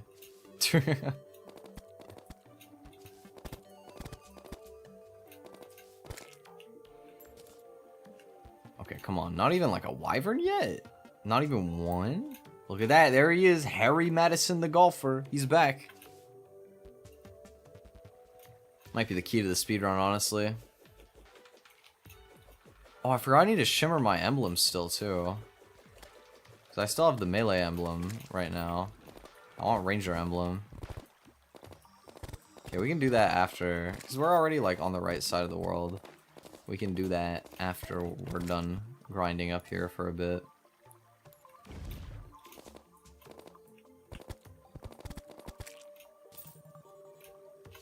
How to yoink this.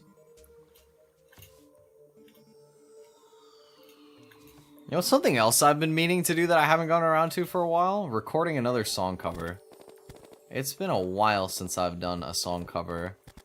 Since the Watashi wa Ame cover, which was...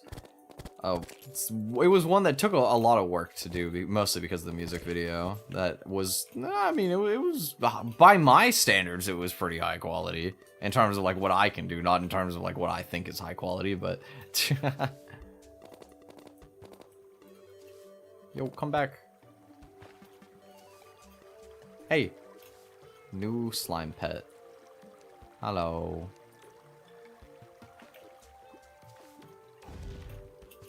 That's pretty cool. We got another slime pet. I think that one's going to be the difference maker for the run. Okay, this is like taking so long, man. Why? Where the wyverns at? Am I like not getting... Am I not high enough up? I should be. You can get wyverns way lower than this, I feel like. Well, not way lower, but... You don't have to be in like the space layer or anything usually. But I'll rope up really high into space. Why not? Maybe the spawn rate is higher on the space layer. Who knows? Doesn't hurt to try it out.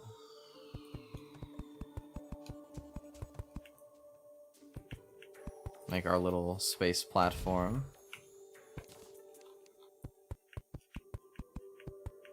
And proceed to get absolutely murked when it decides to spawn because I can't fall quickly enough. Or not, it could work out brilliantly and I could be an absolute genius. God, seeing these guys spawn below you is kind of trippy. Alright, come on. Where the wyvern at?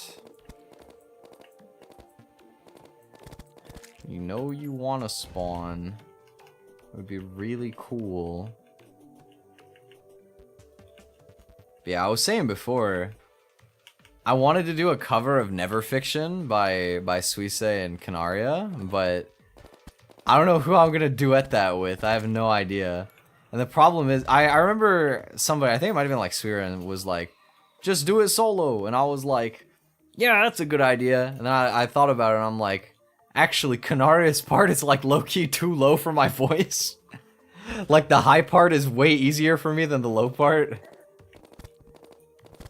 I feel like in terms of like guy voices, I have like a pretty like mid-range voice. I don't have like a particularly high voice or low voice, but in general, I find that my range is much like more flexible upwards than it is downwards.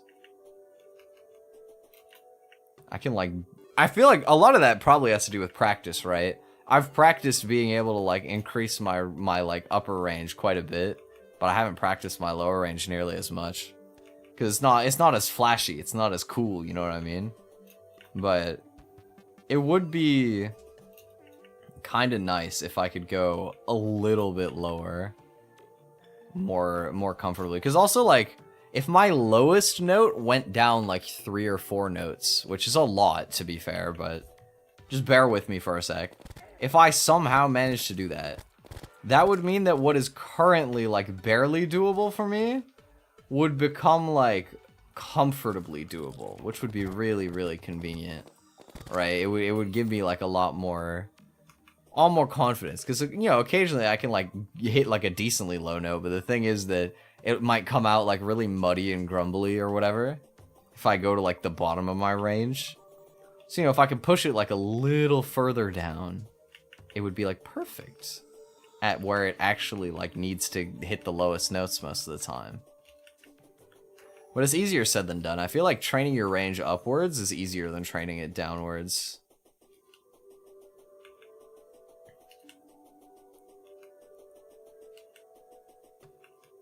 But maybe that's just because I don't actually know, like, really good technique to going lower. Ah.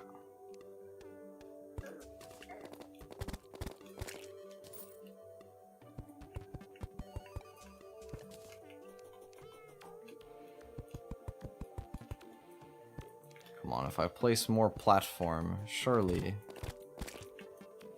you will spawn, right?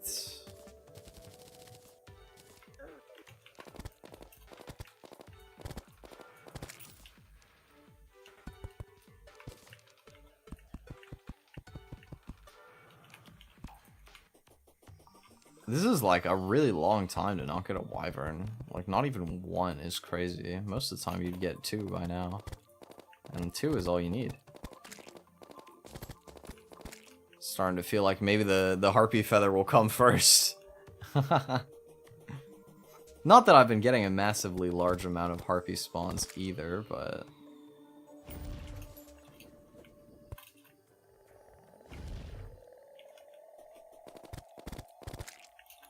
Yay, we get the nighttime space music. I like this theme. It's got like such a floaty vibe to it.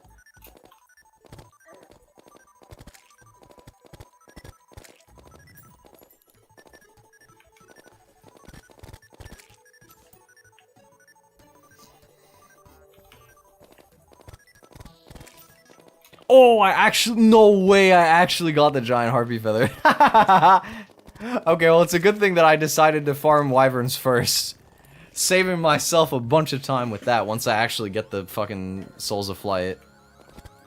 Oh, that's so funny. I, like, never, ever get the harpy feather for my first set of wings. That's so epic. Okay, let's fall down a bit so that I have better gravity to fight this thing with. Dude, it's so dark. I can't see. Oh my god. Hello. Oh, shit. I'm, like, stuck. Please.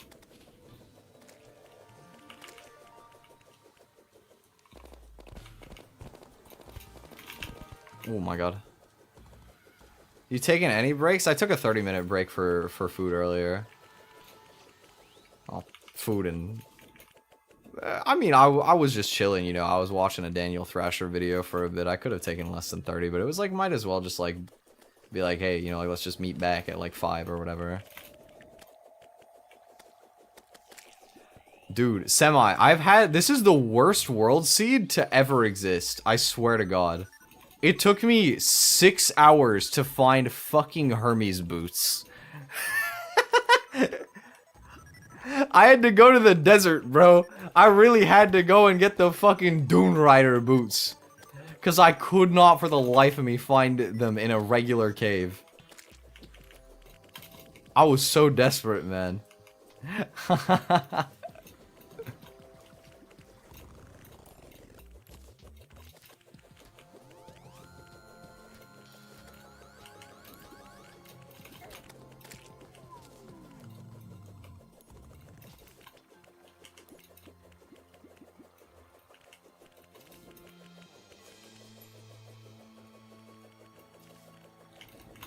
Alright, come on. There we go. Giant harpy wing time. Let's go. Don't get to say that one every day. Boom, we got the harpy wings. Oh man, I haven't had harpy wings in so long. That's fun. Alright, I really gotta move the goblin back over here, bro. Because they're not selling the pylon over in the snow biome for now. Why is there just a door that's just murked over here? Hello? Also, all the doors being wide open. It's a little bit sketch. Okay, so do I have everything for Fishron then? I feel like, what else could I even need? Cursed bullets might be in, or wait, not, what am I saying? Cursed arrows is probably worth getting. Cheen told me? Cheen is still here? Bro, he's such a lurker. Never said. I even called out for Cheen earlier and he didn't say anything. He's so shy. Wow. That's okay. I bet he's here right now. Maybe. I have no idea. Are you guys in a call? Y'all gaming? Loopholing. Oh, okay, I guess I'm settling for guarding because I'm out of money. Guess I have to rock with guarding wings, sure. What do I replace? Royal Gel. What else can I get? What else can I get? I need to go shimmer my emblem. That is one thing. Oh, but it's nighttime. I don't want to do that right now. Okay. Let's go get Cursed Flames. Let's go get some cursed arrows. That'll be pretty cool. We have like better mobility than I normally would for a pre-mech Fishron because we have a horseshoe. We have Blizzard in a balloon, which is pretty nice actually. That thing got some good like vertical extra oomph. If I need it, it can bail me a little bit. All right. so where is the... It's like here. There's like a little hole right here. It's like the wonkiest elevator I've had in a playthrough in so long. It's like not even an elevator. It's just like a long, slow travel down to the underworld. Very, very, very slowly, methodically. Weave your way through everything. But you know what? It's kind of funny that way. Give me the soul. There we go. Thank you. Never know when you're gonna need those. Alright. I don't have any Souls of Night yet either, so it'll be good to farm some. Oh, there's just a whole ass Hellfire chilling right there.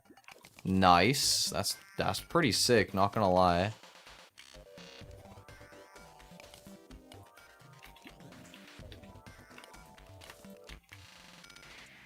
Yeah, I get that feeling where, like, you know, there's like a new game that, or like it can be like a game or a show or whatever. There's something that you want to like, you want to interact with, but you can't like afford it in that moment, and you don't want spoilers. I get that. You just gotta dodge the spoilers until you can get the money. I mean, well, no shit, but I should go the other way because I have stone this way, so I'll be able to easily see.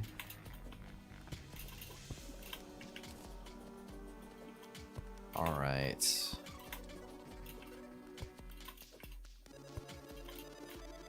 Come on, show me the corruption.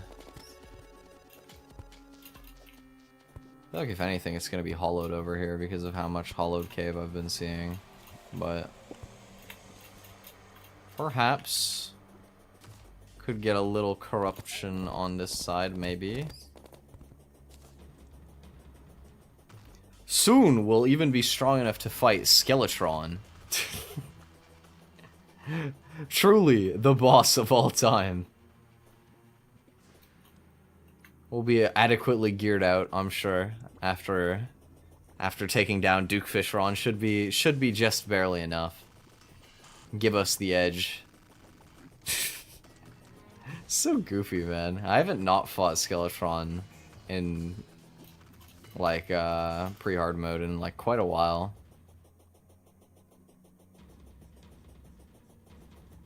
Come on, man, there's really no corruption this way? Oh, it's gonna make farming annoying. Okay. Maybe on the other side of the bridge we'll find some? If not, I mean, I guess I just go to a regular corruption cave and grind it out like that. Could always do that, it's not a big deal. I wonder how far we're gonna get before I have to end stream, because I'm thinking the stream's probably gonna end up being a little under 12 hours so I don't lose the VOD. Because that's like the thing on YouTube, is that it maxes out the VOD saves at 12 hours. You can't just like indefinitely stream on YouTube without losing the VOD anyway. So, I mean, people can still like, we could always like just start a second stream like right after, but I'm not going to. I think that I will make it past Plantera in that time, but I don't know if I'm actually gonna be able to finish the game. That would be pretty unbelievable if I finished the game from this point in 3 hours. Computer that can run Pong? I have no idea how you would do that, not gonna lie. Can you even do that? That sounds more like a Minecraft like command block type job than like something you could do in Terraria, because I don't even know how you would program something in Terraria. Okay, well, there's just like nothing here, eh? No corruption. Oh, psych, this is corrupt. Okay, we just gotta like go up into the cave a little bit. Oh! Oh my god, jump scare, hello. Holy jump scare, dude, that was spooky. Okay. We'll come up here. Oh, there's a house. What's poppin'? A mace. Well, you know, I'll take it, I guess. I can sell it. Sure. Sure. I need a clinger to spawn, or a worm.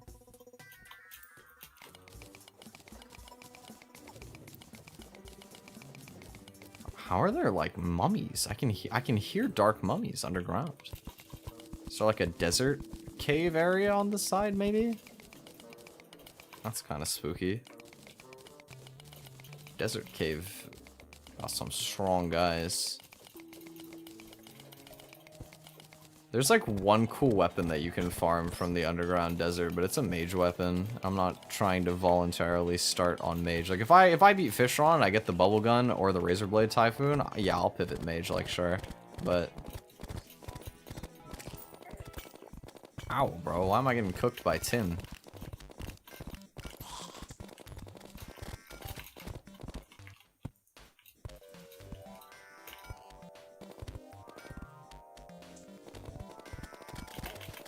Oh my god, that does so much damage. I'm gonna lose to the world feeder.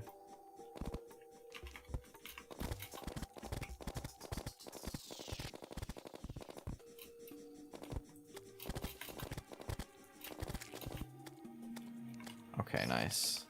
I thought I remembered this dropping cursed flames. That's good. Get a few of those going. Only 3 though. That's like 450 arrows. Think about it that way. I only need a few more of those, like a couple more of those, and then I'll be good.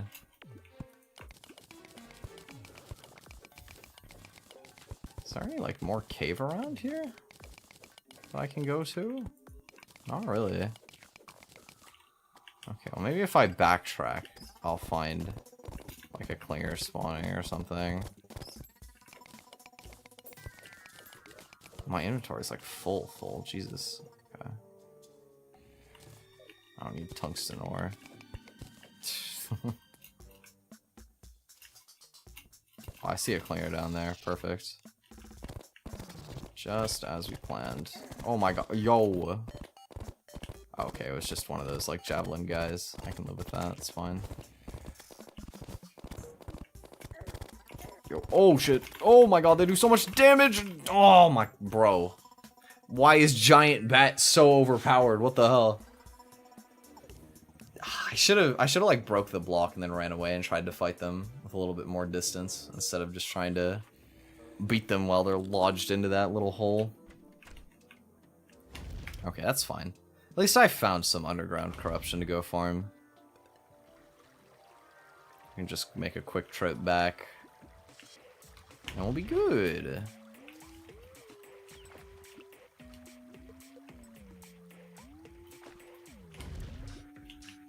You know, usually I play the Crimson Worlds because in a lot of ways I think that, I mean what it basically comes down to is I think that Ichor is like usually a better debuff than like the cursed one. But you know what is a clear advantage of the corruption? It's purple. Clearly the most important choice, aesthetic. Purple clears red in terms of like the color tier list any day, not even close. Exactly. Where are my purple enjoyers at?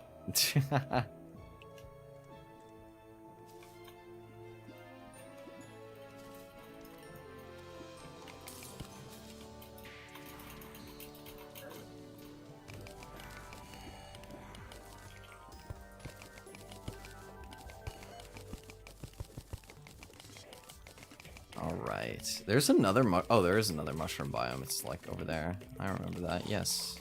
Yes, I do recall. There's a regular mimic somewhere? Somehow I doubt we're going to be finding that, but it would be nice. I don't see it, so. Should try to mine the purple crystals only in the hollowed?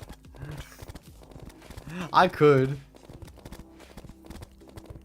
But I already farmed a decent amount of crystals. At that point it would be like, I don't know, it would be like one of those games like when you're walking out on the sidewalk and you like try not to step on any cracks just for the sake of it. I feel like it would be like one of those type of moments. Oh my god. Oh, I'm dead. I'm dead. I'm dead as fuck. I'm so dead. Yep. Oh man. Come on. All right. You know, what if I'm just gonna go into a regular corruption cave. I can't be bothered to go all the way back down to hell. My route is too, like, scuffed. Let's just go to a regular corrupted area of my world. Oh, my inventory's so full. Wear the wizard hat for now. Cosplay mage.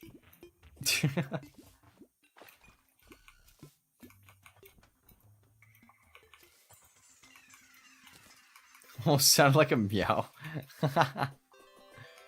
Yes, of course. Everybody knows that I'm secretly a cat. Obviously. Okay, but Twi with cat ears would probably go pretty hard, not gonna lie. Like, design-wise, that would probably be kind of fire.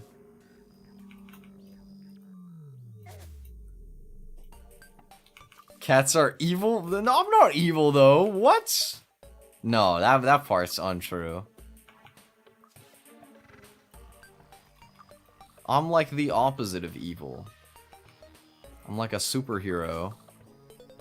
Saving the universe. One Terraria stream at a time.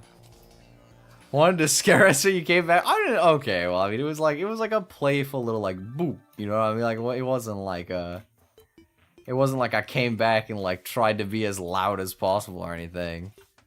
I was just being a little silly. Is it evil to be a silly guy? Is that what the standard of evil is nowadays? Silly evil plans. Okay, well, you know what? If I'm evil for being silly, then maybe I am evil. Not sure I can fight that one, because I'm not beating the silly allegations.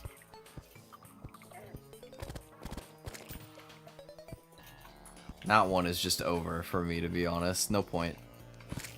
No point trying to fight that one.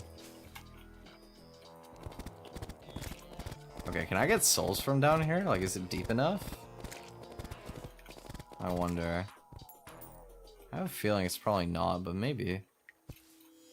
What I need is, like, enemies that will drop me cursed flames. So either Clinger or World Eater. I need one of them too.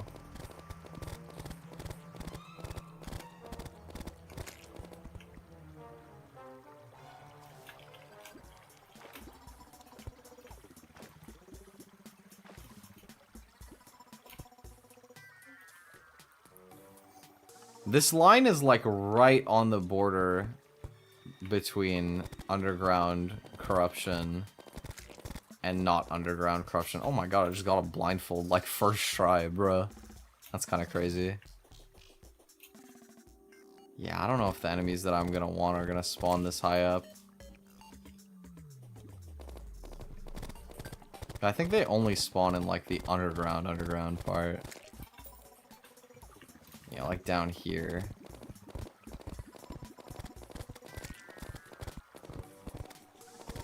Oh, I got... No, that's a regular worm. Come on, man. Had my hopes up.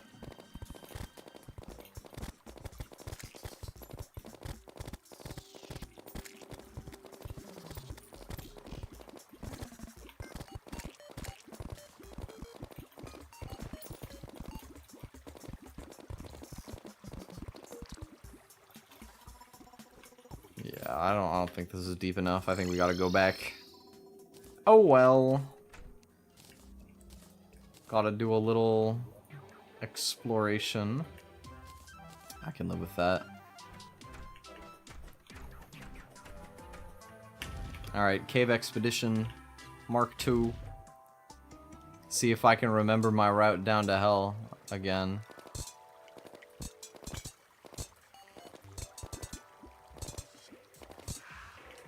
That was so goofy. I just kept pogoing on that enemy, like, over and over. You know, I saw this, like, crazy clip on YouTube Shorts the other day of some guy who was just, like, doing tricks on, like, a fucking pogo stick, and he, like, did a backflip on, like, a sidewalk. I'm like, dude, you're a menace. Who's trying that on a sidewalk? I'm like, what? What if you, like, miss? You're just gonna like eat shit. Concussion. Your brain is GG'd. But you know what though? Somebody who's smart enough to think about that isn't cool enough to do a backflip on a pogo stick. And that's why I could never be like him.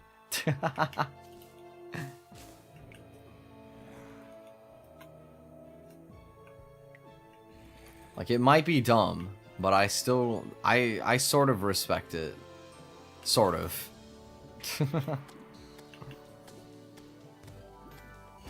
Because doing tricks is cool.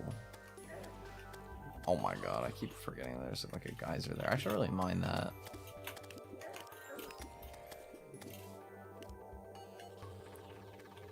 Can you imagine though how sick I would be if I did a pogo stick backflip? That's crazy. That's a power move right there. I don't know if I can think of a better way to assert dominance than doing a backflip on a fucking pogo stick. Like, that's such a crazy move. I don't know, maybe like doing a backflip off a ramp on a unicycle or something. It's hard to think of something goofier than a pogo stick.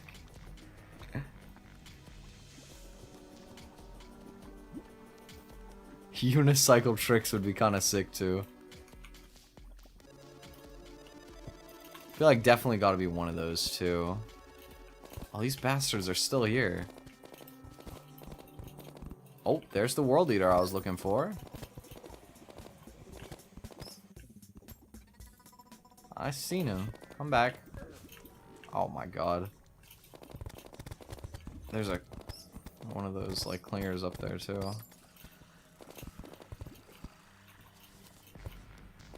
Oh, where's the worm, dude? Oh, there he is. Oh, look at all the souls of night, like, here by the lava. Oh, I don't want to die, though. I really don't want to die. Come on, come up. Okay, there we go. Nice, I got the cursed flames. Perfect. Alright, now I need to get the clinger that was chilling up here. Psyche, he's gone. Oh, well. There'll be one over here, so it's fine, right? Totally. There is not, in fact, one over here. Damn. Oh, there is one there, though. I see. He is still here. He was just arched in a different spot than I expected. Oh, that was close. Oh, come on. I had him pinned, bro. I had him pinned, and then you spawn like 3 enemies. That was rude. That was mad rude, not gonna lie. Okay. There we go. There was one more. May as well. Don't mind if I do. Oh, psych, I'm gonna die. Psych, I'm not gonna die. Psych, I'm gonna die. My controls are inverted. Help me, please. Oh! How do I steer? Man, the item dropped, but I can't even grab it. It was 5, too. That's so many. Really gonna make me traverse all the way back down for those? Do I need it? Do I need it right now? Do I need it right this instant? I have 9. Nah, that's enough. That's enough ammo. Okay. Okay, so we are angling to fight Mr. Duke Fishy Ron. That is the plan. Buff-wise, I'm gonna need Iron Skin. I'm gonna need Swiftness. Again? Can you leave? Can the Destroyer actually leave me alone? Like, come on, bro. I'm not fighting you right now. There's simply no point. I don't have the weaponry to meet this matchup with.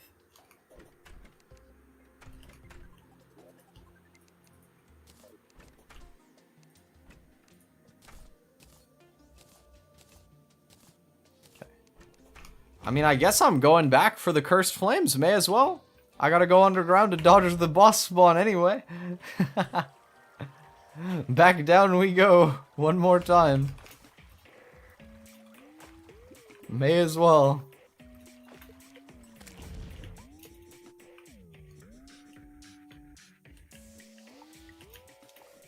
Alright. One more trip down then, if you insist.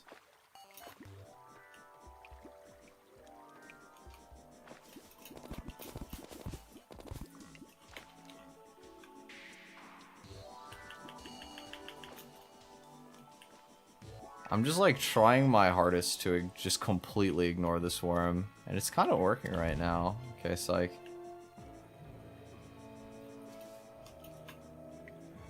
Okay, here and down here. Ow! Oh my god, I'm getting juggled so hard. Please. You can't just send me this far down and not let me get down to hell. But I'm 100% not making it. Yep. I got, bro, how am I supposed to fight the destroyer? I literally got rolled by a regular worm. I'm so cooked. Okay, no, it's fine. Because I wasn't fighting him, I was running. But this time, when I fight the boss, it's gonna be clinical on my end. Unstoppable performance, some might even venture to say. Okay. So. Oh man, we're like about to be out of crystal bullets as well. That's fine. Forgot to put this in mob loot. Boop. Okay. So the plan is to make a lot of cursed arrows. I have more flames, I just need more arrows.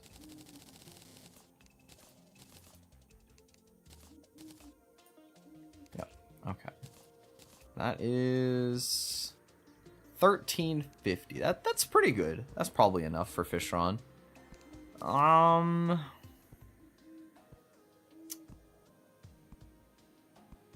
And then after that, do I need? I don't think I'm gonna need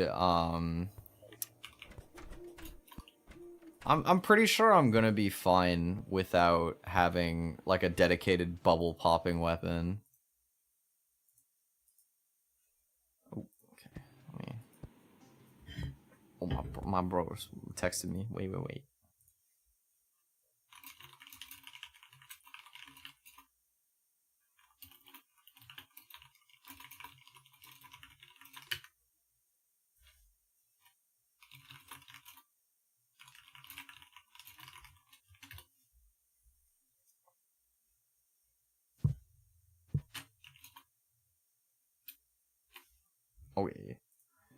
Oh yeah. Alright. I'm just gonna sleep because I don't want to do this at night. Fighting at night is annoying. There's like no light. Wait, I don't even have an arena yet though. I'm stupid. Well, I definitely don't want to build the arena at night. That's gonna be even more annoying. So it's fine. We do a little nappage. We hit the honk me. And then what do I need to collect? I want my heart lanterns there. To be honest, that should be enough. Like, just campfire heart lantern, I feel like probably be fine.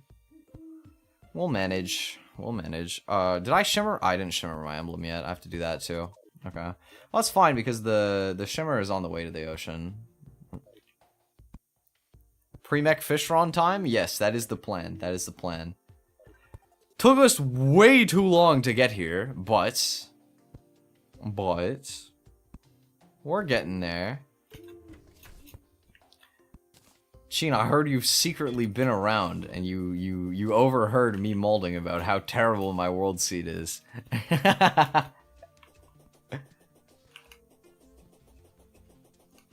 Yeah. I don't know why. I have the worst RNG with finding accessories. I swear to God, it's always some accessory. Just have your streams in the background. I didn't know that you actually like lurk a lot of them. Interesting. What have you been up to? I'm curious.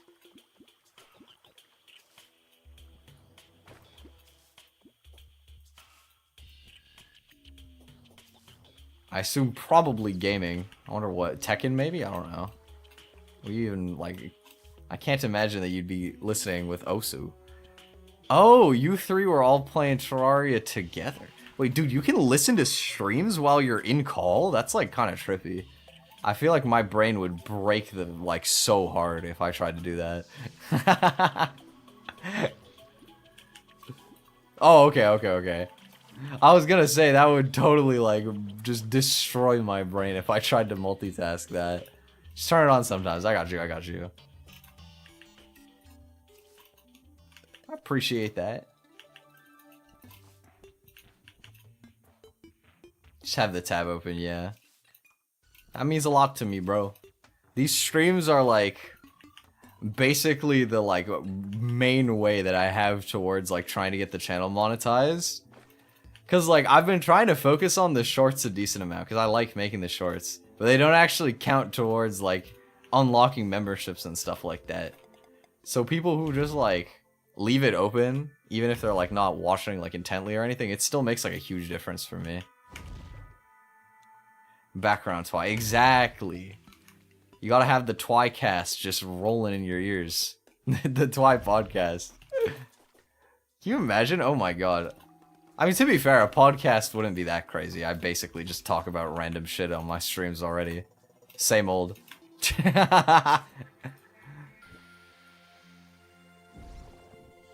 Okay, give me the Ranger emblem. I'm so stupid. I didn't even bring a truffle worm with me. Like, I'm gonna build the arena while I'm over here. But I literally can't even spawn him. Twicast best BGM. Let's go. My favorite background music, truly. You could probably count this as music. It's just, you know, like rap music. There you go. You could pass it as rap. Need some amount of view time to monetize? Yeah, so the way that it works, for those of you who aren't absolute YouTube nerds that would know this, the way that getting a channel monetized works is there's like 2 levels to monetization. The first one you get like stream memberships and super chats and stuff, and then the second like slightly higher level one is the one that you get for being able to have advertisements on your YouTube shorts and being able to make some ad rev off of that. It's not much from what I've heard, but it is, you know, more than 0. The way that it works to get the memberships and super chats, which is the part that I care about, because if we have memberships, then we could have emotes, which would be pretty epic, not gonna lie. I would love to commission some Twi emotes, and then we could have that in the chat. And the cool thing about YouTube memberships, too, is you can set the price. So I could make it like $1 or $2, and then you guys could just like have emotes for like way cheaper than when you do it on Twitch, which is really sick. Oh, my game just crashed? Blue screen? What happened? Okay, my game crashed. Fuck. All right. That's not good. Come on, man. Please tell me I didn't lose much data. I'm gonna be really annoyed if I lost like a decent amount of progress. I don't mind having to go back, because I was gonna have to go back to get the spawner anyway, but I'm gonna be cheesed if I actually lost progress. Oh no, indeed. Come on. Twi speedrun. Twi speedrun. Okay. I didn't lose much. I have to go back to the shimmer, but I basically lost the time that I spent sleeping. That is pretty much it. That's not a big deal. That's fine. Maybe like a few, I don't know, 5 minutes? Not much. We're good. What was I saying? Yeah, so in order to achieve that like emote and like membership like threshold on YouTube, there is 2 requirements. One of them is 500 subscribers, which we obviously have already passed. But the second one, there's like a split path. There's 2 options to how you can attain this level of like YouTube partnership or whatever, right? So on the first side, which is the one that is like 99.99% chance the way that we're going to do it, is 3,000 hours of channel watch time in the past year. And public watch, it's specifically called public watch hours is the name of the metric. And that metric specifically refers to watch hours on live streams and long form video content. So YouTube Shorts does not count. If it did, I would already be above 3,000, but it doesn't. So I think I'm currently at about like 1.7 thousand or something. So we're making steady progress. We're schmoving up there, but it'll still be a bit, you know. And the alternative is to get 3 million shorts views in 3 months, which I can tell you is not happening. Maybe if I stopped streaming and I just hard grinded shorts, there might be a chance, but I'm not gonna do that. But yeah, that's pretty much what it ends up coming down to. So, you know, realistically speaking, it'll be like mostly based on like just kind of keeping with the streaming for a while, and eventually we'll hit like a high enough amount of hours that we can do it, and it'll be great. Streams have been doing a little better recently, actually, which is really great too, so I have a feeling that we'll be able to do it. I would love to say before November. That would be pretty cool if we could have it by November. We'll see, obviously. Maybe not, but would be pretty sick. You know, for me, I'm just happy whenever, you know. I hope that I can get it done at some point. I think that we will, but I'm going to be getting back to making YouTube shorts and stuff again soon, so that should also help, like, get some more eyes on things as we go. I have some projects coming up later on, and, you know, like I said as well, like, the EP is coming out on Saturday. That might, you never know, what if one of my songs just blew up on Spotify and I got new people? That would be like the craziest pipeline though, not gonna lie. I could not imagine that is how things end up working out. That would be quite insane. That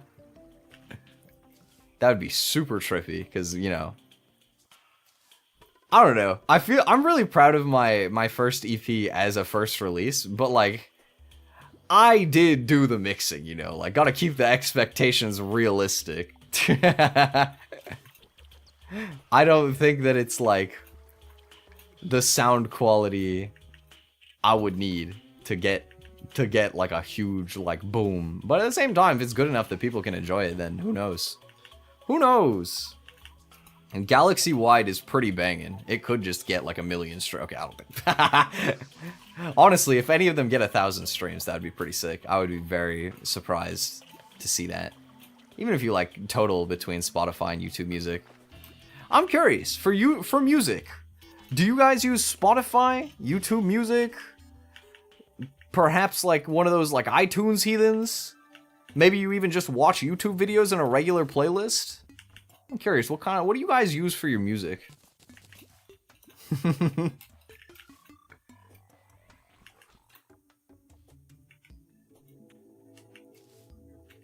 Me personally, I've been on YouTube Music for a while because I have YouTube Premium, so it just kind of works out like nice and easy, but I also like have Spotify. I just like the YouTube UI better.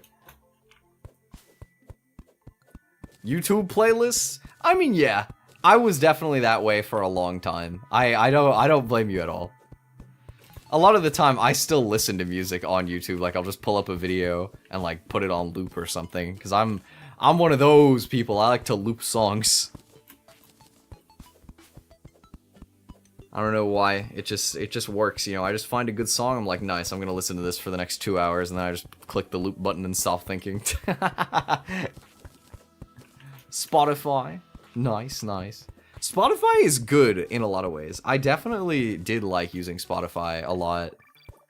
But I think the main thing for me is it's way easier to find like VTuber or like just J-pop type stuff on YouTube Music than it is on Spotify, and that's probably why my like main preference shifted. But if I had to guess what audiences like the songs on that EP will do better with, I think Spotify legit might outperform. I don't know much about the algorithms for either of them either, so it's gonna be interesting. Just kind of like seeing what happens. YouTube has more 100%. One thing I like about YouTube Music is I can still put songs in a playlist that aren't like on YouTube Music. Like, you can add a YouTube video to your YouTube Music playlist and just have it like play, and that's pretty tight. That being said, there was a couple of times where I had one, but it was like age restricted, so it would just like not play, and I was like, oh, come on, man. I even remember to get Ambrosia that time, and then I messed up. No! Stop! What the... Dude! Okay, I just cheesed the shit out of myself on the shimmer. Yo, how far are you gonna drop me, bro? I gotta dig so far back up. Oh my god. Alright, well. Little mining expedition here. At least if I fall in again next time, I'll already have the tunnel back. Bro, hello. I'm sorry, I forgot to tell you that I was just like planning to randomly do a super long Terraria stream out of nowhere. How's it going, bro? Hope you've been having a good day. Also, yes, YouTube music supremacy. But honestly, like, Spotify's good too. It's just, you know, to be honest, I think that the only reason I truly prefer YouTube music is because it comes with YouTube Premium. It's just like convenient, you know, it's like a nice little bundle. And I spend an ungodly amount of time on YouTube, so you know what? Like, of course I have Premium. Had a good day? Nice! Oh my god, I almost got knocked back into the hole. Please, dude. What, you want smoke, Skeleton Archer? Step off, bro. I'm trying to convert my items right now. Like, dude, rude. What is hitting me? Hello? Oh, I didn't even notice there was a skeleton there.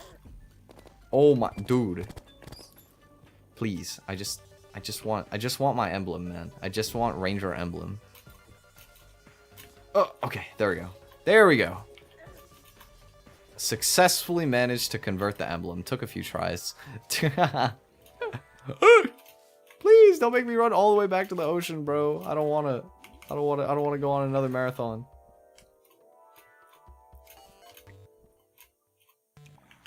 All right, I think we're good. I think we're good.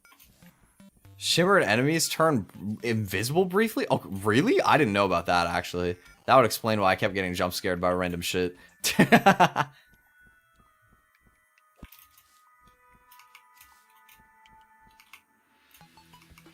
Spotify is so awful without premium, barely. Okay, that is true. Nobody likes to be vibing and just get hit with that. Want a break from the ads? Like, literally no faster way to feel embarrassed as shit if you're trying to bump something. You just get hit with one of those, man. Oh, nah. I only used Spotify for the most part because my family had a family plan already, and I was like, oh, I mean, you might as well just like, you know, might as well just throw myself in there. Alright, oh, I should put the campfires on the second layer, actually, not the first one. Alright, so we gotta prep out the Fishron arena. We basically, the arena that I'm looking for is just 3 long, flat stretches. That is, like, the easiest way to do it, and then you can just kind of use your wings. Oh, this is a super big ocean. This is going to be so much easier than when I was practicing it. There's so much space. Oh my god. I can literally run forever. I don't even, like, have to go onto the surface of the beach this time. Dude, this ocean is massive. Holy shit. Oh, wait, I should be, like, torching.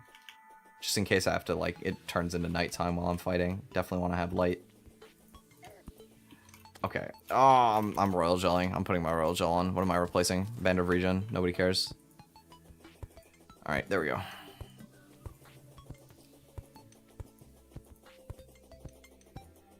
May as well, like, clear out the sand, too, though. Doesn't take very long to do that now that I've already mined all the trees.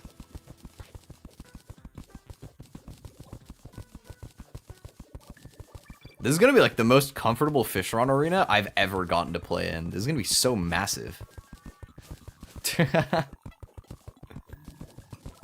If I can't win it on this arena, it's just toast for me, to be honest. Well, to be fair. Most of the time, Fishron, like, it doesn't really come down to, like, your arena. Usually, it's like, you either can pull off the dodges or you can't. Most of the time you mess up, it's just because you didn't dodge an attack properly. Alright, so I'm gonna want this to be, like, quite tall. Yo, don't follow me up here, man. Yeah, that's right. Get back down there. Walk away, mummy. Another one. Come on, man.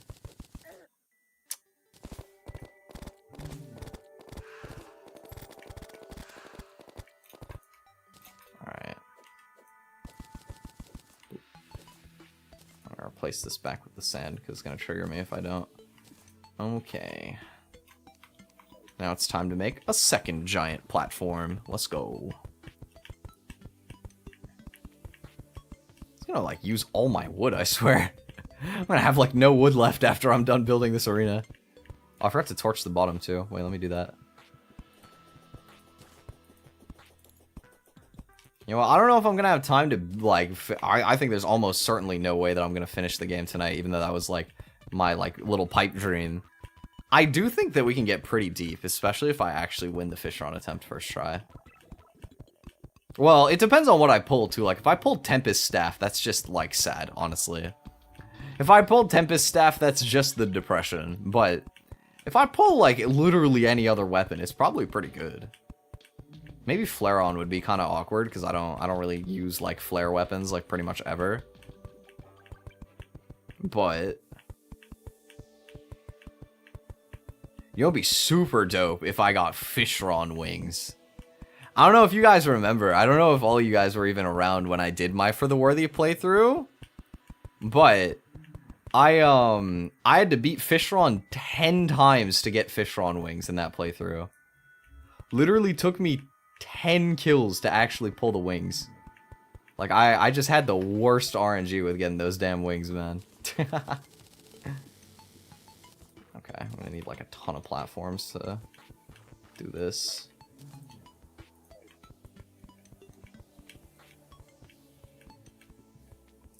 Okay. So now we gotta get torching everything up. And the other thing that we gotta do, so not just torches, we need to start placing campfire and heart lantern so that I can have those online while I'm fighting. If I do it and get a good job, you think I can make cultists? Maybe, actually. I might be able to make it to cultists. I think I could definitely beat Plantera unless I get really bad RNG with, like, finding a bulb. Wait, two of these is enough? I mean, I want to put one on the edge here just because there's, like, a little small bit where it is, like, off. Or it's, like, out of range. So I'll put another one over here. Okay. Now we just need one more. Yeah, this is like a good height for the second platform to be at. Only do it once in practice? Technically, yes.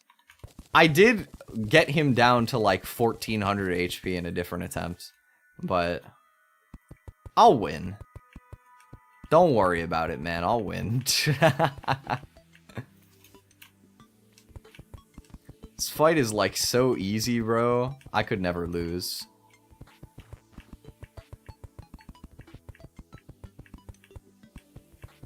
You only use one platform? Are you counting, like, across the water? Did you use a water walking potion or something? Because I could see that. But if you actually just had, like, the base of the ocean covered and that was literally it, then you are the fucking goat for that. Like, what? Two of you. Okay, yeah. Okay. So you did do it like that. See, I can imagine that. I like to do it with 3 platforms, but you could definitely do it with 2. 2 is enough. 1 would just be way too gened out, not gonna lie. That would be so ridiculous.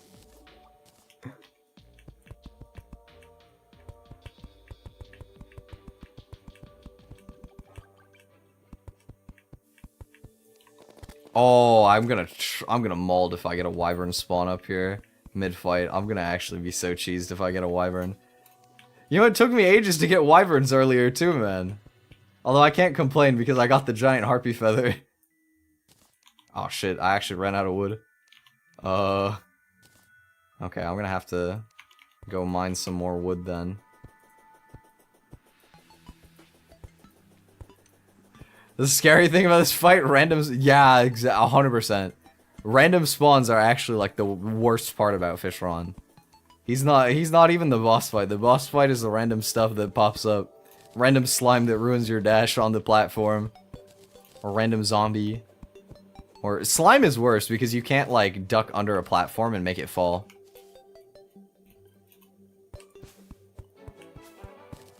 Or, God forbid, wyvern is the absolute worst case.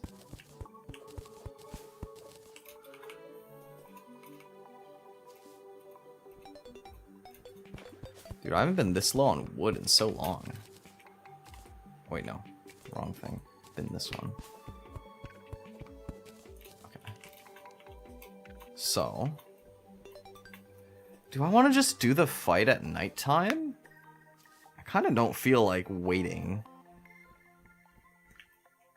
It's like I have torches and stuff anyway. I don't feel like fighting Duke at night is particularly, like, dangerous.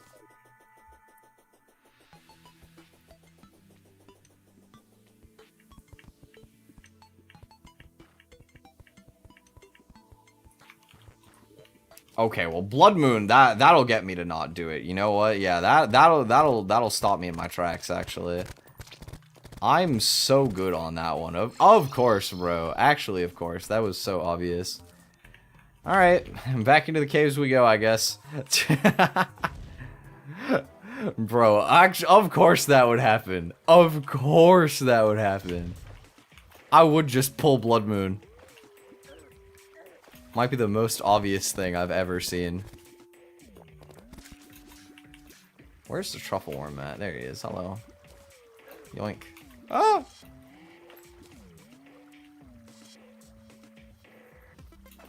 In before eclipse. Okay, well, thankfully I can't get an eclipse yet. Jesus Christ, rock golem jump scare. I forgot that rock golems were even an enemy in this game. Oh my god, no. I need to heal, dude. It's gonna be 30 seconds. That's so long. I can't be bothered to wait 30 seconds. I don't even... Isn't solar eclipse post Plantera? Or am I tripping? I thought it was post Plantera. No, the most annoying thing that could happen would be pirates, I think. Right now. But I mean, I already got Goblin Army. Like, surely pirates would just be way too messed. That would be so toxic. It would be insanely toxic if they gave me pirates and Goblin Army. Oh my god, no. Why blue armored bones? I actually hate this enemy so much. Okay, goodbye. I'm gone. Oh wait, wrong way. This way. Okay, and then where? Where am I going? This way? Down here. Oh my god. Rune Wizard again? Dude! This guy is like so rare. Why? Okay, well, cool. No problem. Just go back. Oh, so you can get it after a mech, but it's like there's post Plantera drops and stuff. Yeah, that's actually correct. That's when you can get like Mothrons and shit like that. Well, Mothron's the main one that you care about anyway, right? You know, you can get the wings, you get the Eye of Cthulhu. Pretty cool. Although, I mean, I'd rather not do a solar eclipse. Okay, hopefully the Rune Wizard is gone when I come back. I didn't even shoot him, so he shouldn't still be around. Should be just a clean shot downwards.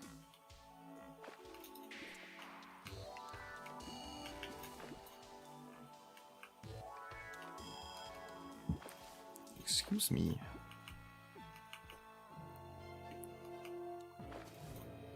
Well, at least we're gonna get to fight Fishron in the daytime. I think that's like a little bit more comfortable to dodge. I always like having better lighting. Not gonna complain about that.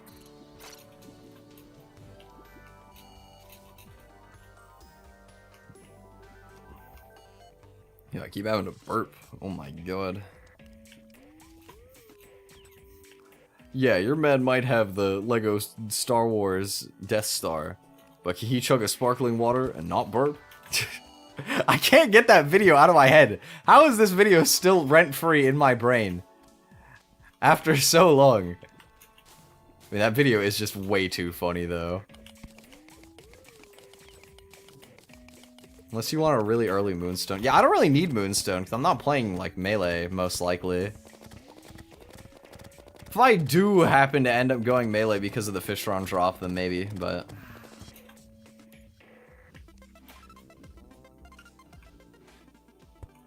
Okay, let's go this way.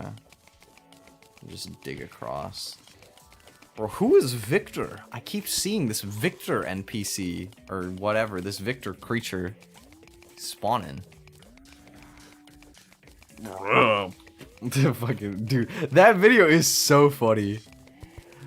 It's just hilarious. Like, it's not often that you get to see somebody like eat shit and fail so badly on video.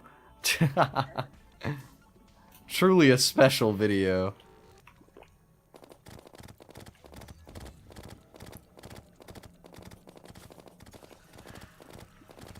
You know what? I think I needed to do a little more farming anyway, so this isn't all bad that I have to go back to the caves.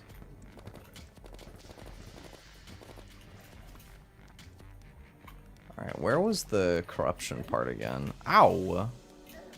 Bro, can I walk? Can I walk in peace? Hello? Okay, corruption is like over around here. That was close, Jesus. Problem is on one shot, I'm literally just gonna get like tapped by a random thing. There's fire imp. Okay, there's no longer fire imp. Oh, that was a soul of night. I need that. I have royal gel. Yep. I was like not sure if I still had royal gel on. I was actually really scared when I did that, but it worked. Okay, come on, give me hearts. No hearts in the pots, bro. Oh my god. Oh my god, bro. Please. Need healing. There's no healing to be had. Okay, well, that was a heal, I guess. I had a potion. Alright, I'm going up. I might die for this, but... Clinger anywhere, please? Oh, there is one. Oh, the worm, too, is a little bit much, though. Oh, I'm so fucked. Psych. Oh, dude! That's the second time today that has happened! Oh, I don't want to go all the way back. Oh my. Well, okay. Well, the blood moon is still on. I might as well go all the way back. I might as well go all the way back, but that is moderately obnoxious. It's fine. You know what? Duke Fishron is coming soon. So very soon we will get to do Mr. Fishron. If I lose Fishron, I'm gonna be so sad. This entire 10-hour stream has been building up to this moment. Is it 10 hours yet? I don't know. Gotta be close. It will be in 3 minutes. Damn, this is like the longest stream that I've done on YouTube by so much. My longest Twitch stream was still significantly longer than this, but... You know, one step at a time.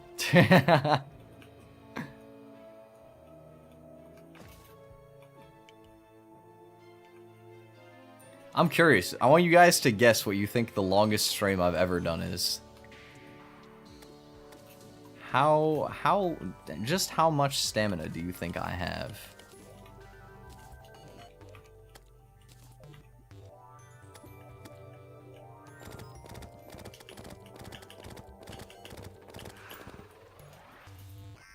I don't know if Chin even knows this. He might.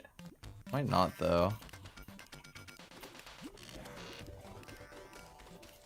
Can't remember if I ever told you.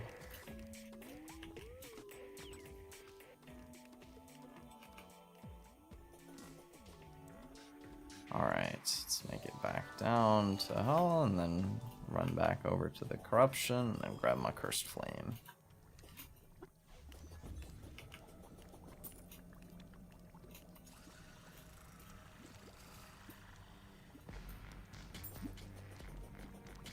This is good because I actually wasn't sure if I was gonna have enough ammo. I was a little like, I don't know, like if I was gonna have enough. So, in some ways, it's better that the game pushed me back down here. Could end up saving the playthrough. Who knows? And another one. How?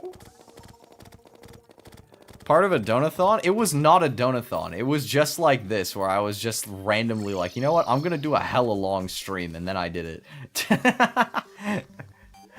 It was purely just a spur-of-the-moment decision to do a long-ass stream for the sake of it. Like, it was planned in the sense that I did plan on going for a really long time, but it wasn't like a special event necessarily.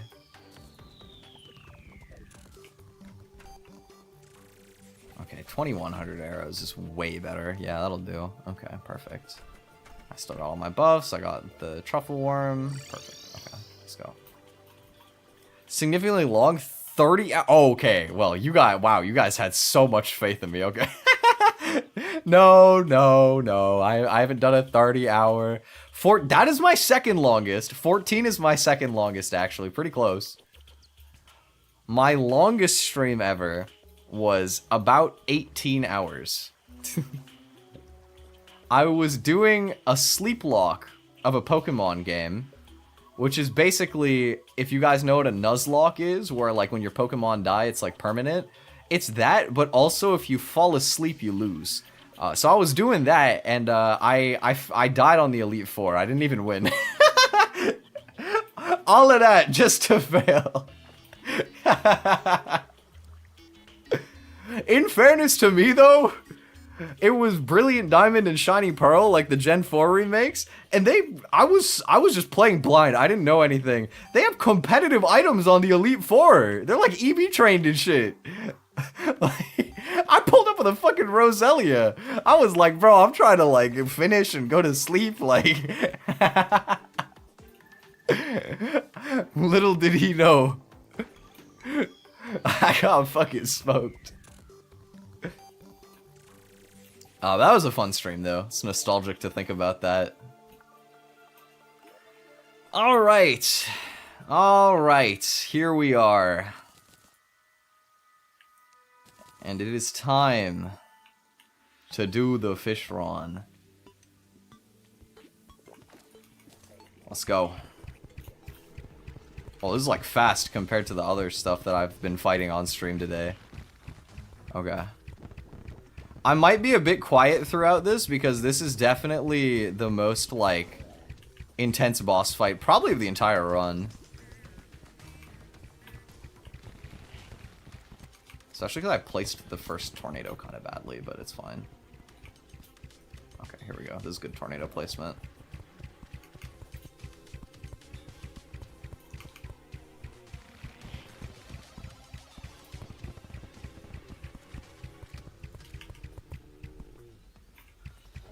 Can't have been good for your voice. I'm sure it wasn't, but I also think that when I used to stream under a different name, I was much more casual, and I wasn't like, I didn't talk nearly as much as I do nowadays. I'm more entertaining than I used to be, I think.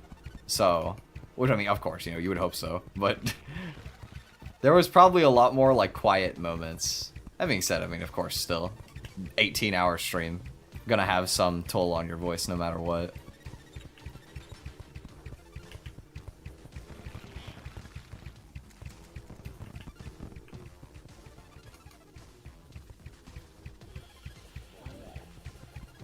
I try to avoid doing like long streams on like consecutive days just so that I can like give my voice like more or less a rest day, which is nice.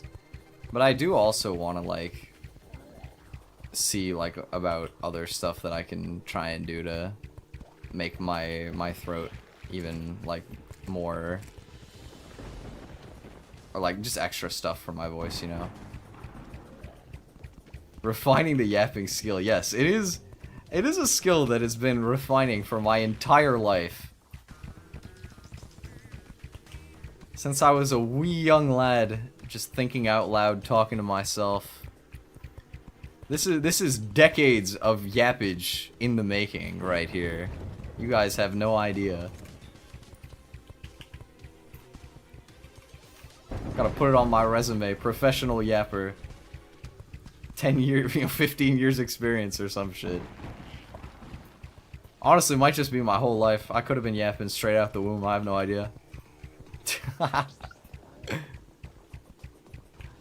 Truly professional yappage, yes, exactly. Olympic yapper. Bro, not the Olympic yapping, that's hilarious. Isn't that just like called debates? That's just debate club. Nah, I'm just playing. Low key though, Low-key. Kinda true. Yo, it's kind of fitting that we got a thunderstorm while we're fighting Duke Fishron. It's kind of cool. Like, that has nothing to do with the fact that we're fighting him. It's just random chance, but it's kind of like fitting, you know? Thematic. Okay, phase 2. Here's where the fight actually, like, kind of gets hard.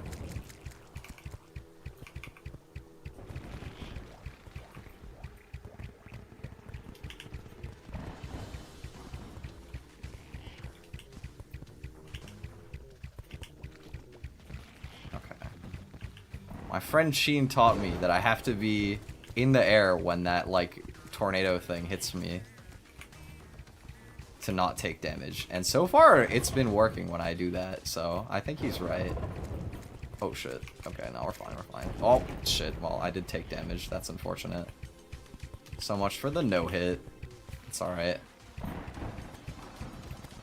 I mean, we're doing pretty well so far, but...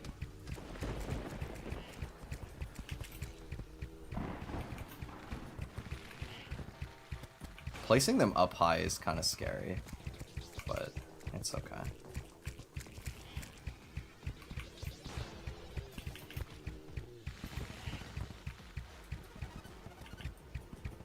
If I, like, stay relatively low, I'll be fine. That was so close. Oh my god.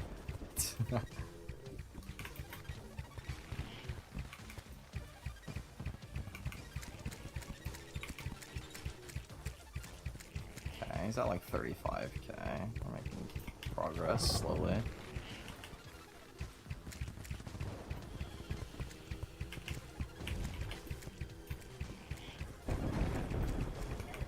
Oh shit. Okay. Oh, I actually have a potion ready immediately though, so it's fine. Oh, yo. Oh no! Damn, I died that fast? Did my endurance run out or something? Oh, that was so troll! It was going so fine! Then I got griefed by a random shark. Not being able to pop the bubbles kinda sucks, not gonna lie. I wish I had something good for bubble popping. But like usually to do that you kinda have to run gestures and then that's like super weak. I don't want to like grind Onyx Blaster, that's so like long. What could I use? Inferno Potion? Oh shit, that would be good for that. How do you craft Inferno Potion? Let's see. What do I need? Oh, you have to do fucking lava fishing. Okay, well we can try our luck with some like... I need to refill my ammo anyway, so we can try our luck with like some fucking hell pots or like... I guess Shadow Keys is actually probably the most realistic way that I might be able to do that. I feel like they're in the Shadow Chest sometimes. But, oh, that's so annoying. Inferno Potion would trivialize that so much. But, like, damn, that's an annoying potion to have to get.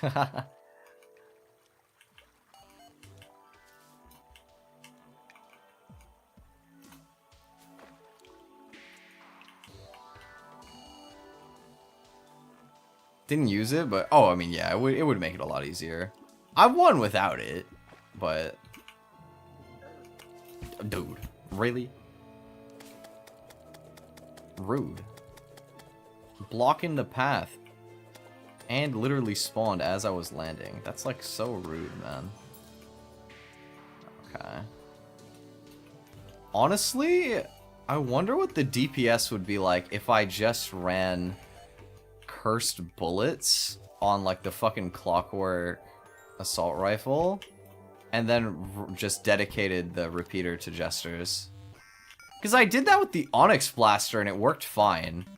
And like I can't imagine the clockwork being that much worse than the Onyx Blaster, right? Like it should be pretty similar, I think. Oh, I could have made greater healings too. Why did I not do that? Wait, that's so stupid of me. To be fair, actually, I don't know if I even have a hollowed, like, overworld where I can get pixies to spawn. Because I think you need pixies and crystal dust for that. Dude, can I stop getting jumped by random shit spawning on me? Oh my god, how did that not hit me? Okay. I don't have any musket balls anymore. I do.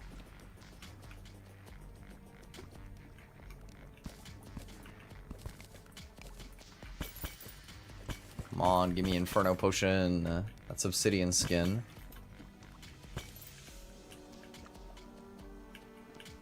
Not quite the same. Yeah, I don't know if you can get Inferno Potion from Hell Pots. It'll probably say on the wiki. Can be crafted or found in shadow chests. Okay, well, damn. Oh, grinding shadow keys would take even longer than grinding Onyx Blaster.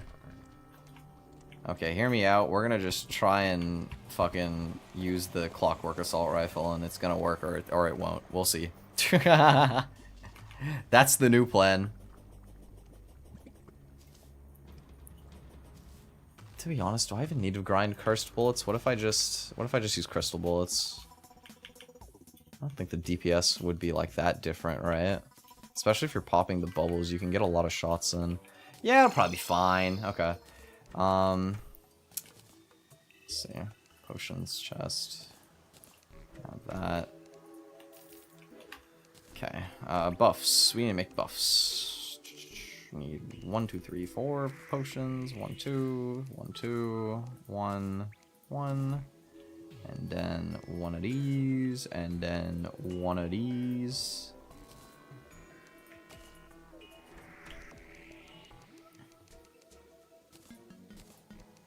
Cook it all together, you got a full set of buffs. Got a truffle worm still. Dude, that scared the shit out of me, not gonna lie. That was loud. Oh my god. Bro. Bro, that spooked me, not gonna lie. Loud ass fucking thunder. Holy.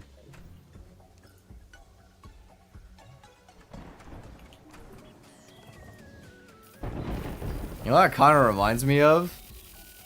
There was a soft sing ASMR I was working on a while back that I still need to do, actually. Where it was like supposed to be like thunderstorm noises or something, but obviously it wasn't like fucking that, where it just jump scares the shit out of you. Okay, how do I make greater health potion? Greater healing potion. Yeah, I do need pixie dust dem. Okay, I can win without it. All I have to do is not skill issue, basically. Let me see if I can get pixies to spawn, though. I might be able to. Wait, traveling merchant. Hello. What are you selling? Nothing valuable. Alright, bye. Oh, there's actually more hollow here now. Psych, that's regular desert. Yeah, like the grass here just isn't hollowed. I need it to be more hollowed over here. Here, you sell hollow seeds. Give me a bunch of that. You're taking too long to spread the hollow over here. I'm planting it myself. I'm making it hollowed myself. Now give me some damn pixies. We're gonna make this work.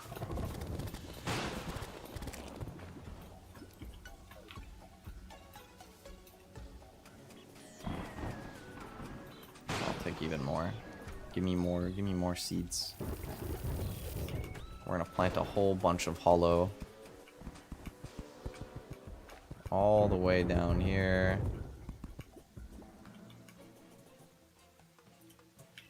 Nice, it stopped raining. Or, well, it stopped thunderstorming. I was gonna say, I can go and, like, try and get a frost core right now, because it's raining, and then I thought about it, and I was like, I already have wings that are the exact same as frost wings. It's no point. Alright, come on. Come on, give me a pixie. Pixie spawn, please. Somehow I don't think there's gonna be a pixie spawn. I'm kinda sad.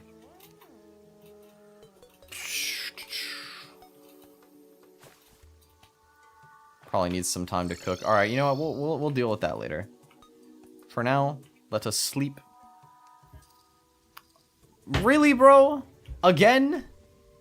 Alright, let us not sleep. Fuck me, I guess. Thanks, man. I didn't want to sleep anyway. I wanted another blood moon, obviously. Of course. My favorite. I love the blood moon. So annoying, man.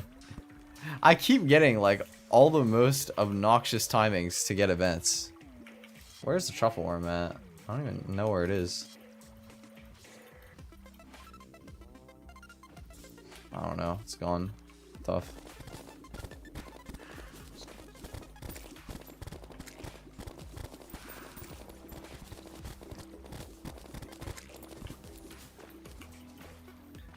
Oh well. Oh well. After the blood moon is finished, we'll have another fish run attempt, and it will be glorious. It'll be so grand.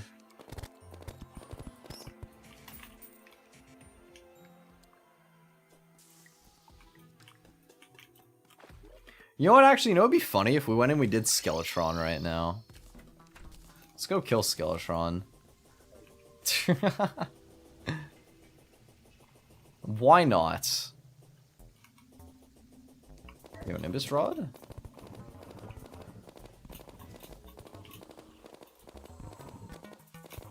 I, like, can't be bothered to, like, stop and try and kill all the Nimbuses, though.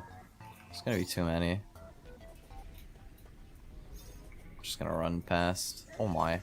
Dude, there's so many scary enemies in, like, the nighttime snow biome. I'm 100% gonna die. It's cooked for me. There's an ice golem somewhere. Oh, I dodged, though. Let's go.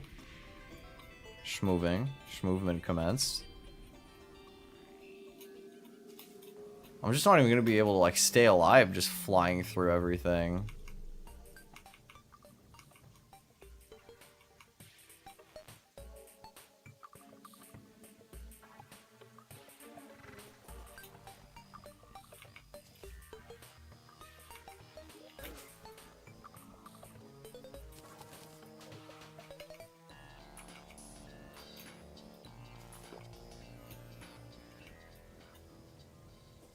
Alright, fuck it. Where's he at? Let's go. Skeletron.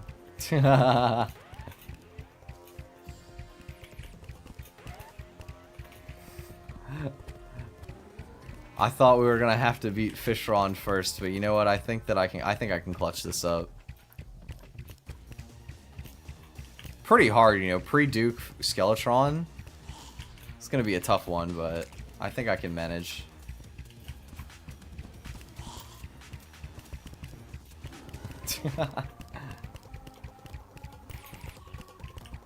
Oh, what if he locks on me? Oh. I don't know, man. He's living pretty long. Kinda goated, to be honest.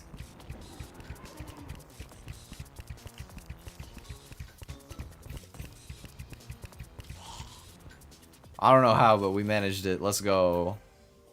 GG. Alright.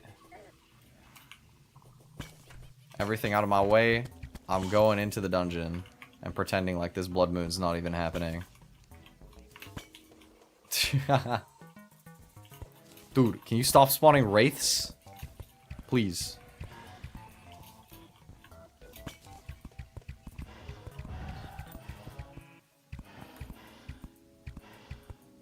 Why is there a demon eye down here? Angry Nimbus, how did you get in here? We are inside. We're indoors, man. Okay, here's my chest with my free dungeon key. I don't need any of this other stuff. I want to pick it all up. Oh my, 16 damage. These guys are pretty dangerous. Nighttime Dungeon Guardian, true! That's a pretty insane win by me, to be honest. Dungeon Guardian is like one of the craziest kills ever. You know, I thought it was kind of cool that you actually can beat Dungeon Guardian. I forgot, do you actually get anything? I feel like I remember that they added like a special drop or some shit. Which, if so, is really funny. Oh, I could have farmed another wall of flesh while I was down, while the event was going too. That was an option. Oh, I want the mechanic. Where's the mechanic at? Hello. All right, there. She's dead, but I got her in time. That she can move in, and then I can get the goblin to actually sell me the pylon. Gives you a pet. Yeah, that sounds right to me. It would be kind of fun to kill it one time. Oh, I pulled a Nazar. Damn, what the fuck? Okay, sure. It would be really cool if I got like Cobalt Shield or something down here. That or in Shadow Key. Or both. What about both? Both is good. Dude, I hate that they changed the dungeon to have these like fake bricks everywhere. I miss the old school dungeon. Where you just could actually like navigate things normally.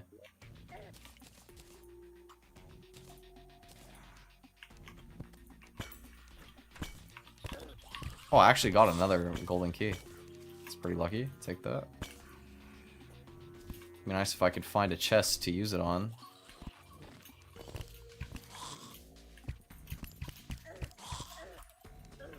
Ow. Alright. Ow, that one actually kind of hurts. Okay, pick this up. Never know when you're gonna become a summoner with the Tempest Staff.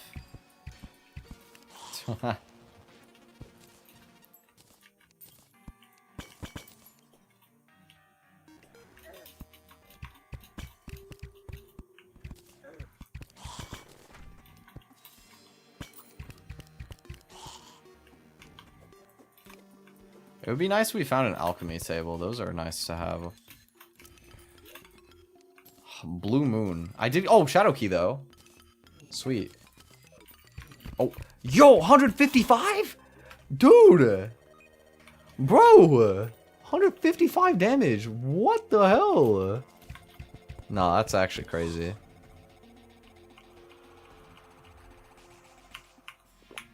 Okay, there we go. I don't even know what damaged me.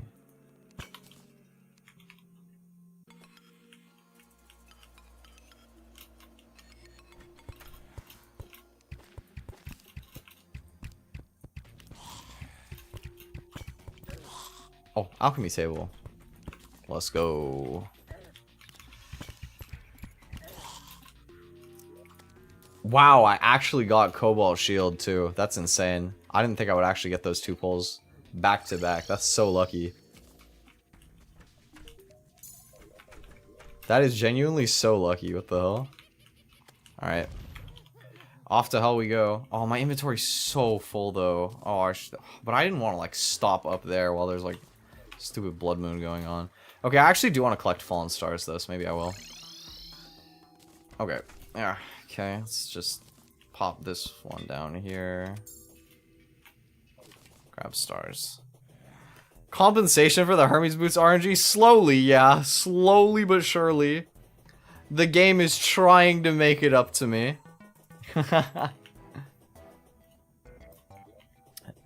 I guess I'll probably replace, Royal Gel with the Obsidian Shield. Oh, I have to grind Obsidian for that, though. Maybe I'll just use Cobalt Shield. It's only it's only a difference of 1 defense anyway. Right? I'm pretty sure.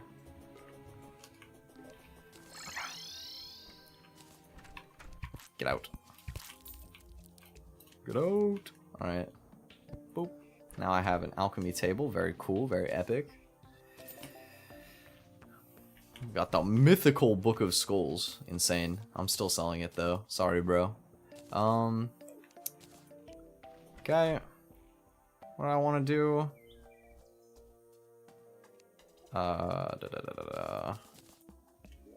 Put this dude away. 1 for Cobalt, 2 for Obsidian, Fire Block Immunity. Oh, Fire Block Immunity is kind of nice. Ankh is 4. Yeah. That makes sense. I remember that. Because I ran the Ankh shield on my For the Worthy playthrough, and it was really, really nice. But that's a little bit different, because For the Worthy is just absolute bullshit. Okay. This has grown enough. to be like its own little hollow biome, I would really appreciate some pixies spawning. Literally even just like 2. 2 pixies would be enough. You know you wanna give me just a couple pixies. I just want to make some of the greater healing potions. You know what I'm saying? Get a little of that juicy 150. Yeah, here we go. Come here. Bop. Alright, how many did you give me? 2 dust? Not bad, not bad. Solid median roll. 3 dust? Nice. Like 1 or 2 more pixies would be ideal here. Just get a little extra. Man, why a vulture trying to jump me right now? Get out of here. Come back. Come back. Boop. 3? Okay, that's enough, I think. Well, I could use 3 potions in the course of the fight. I could totally see that, actually. 1 more for good measure. 1 more to be 100% sure that I have enough potionage for the entire fight. If I fail this attempt, I'm just gonna be really sad. Okay, I have 1,800 crystal bullets, and I can always switch over to cursed arrows, especially in phase 3. I just have to menu really fast. That's actually probably the correct strat, is to use the gun until phase 3 with gestures on the bow, and then as soon as phase 3 starts transforming, immediately like quick menu my cursed arrows back on, and then switch to repeater. I think that's actually probably the best play. It just requires menuing, which is kind of scary. Okay, why is the last pixie taking so long? Come on now. Hook me up, please. Pretty please.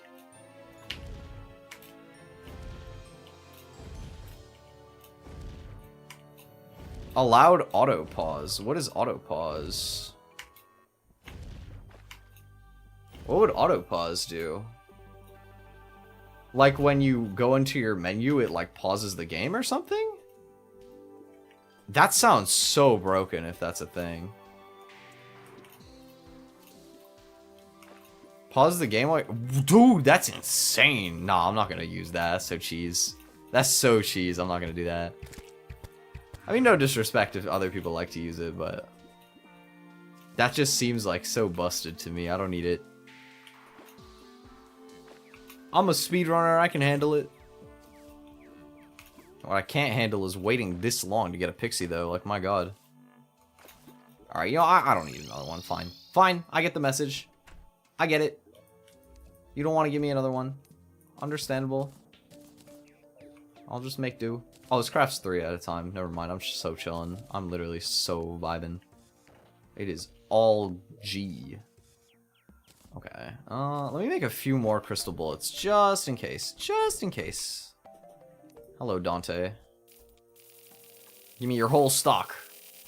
And by that I mean, like, I don't know, 900 will be fine. There you go. Alright.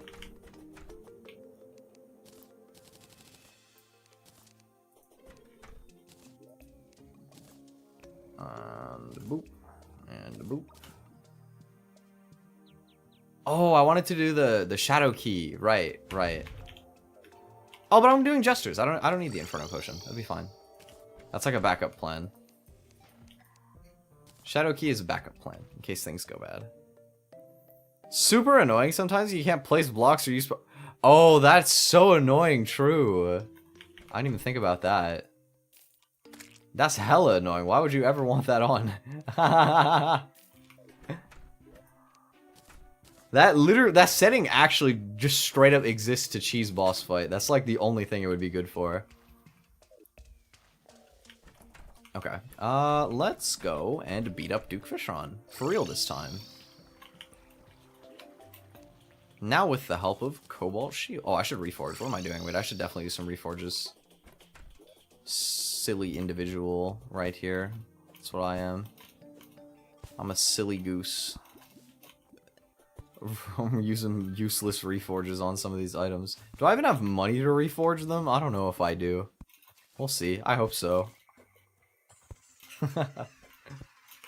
Surely I got a little pocket change on me.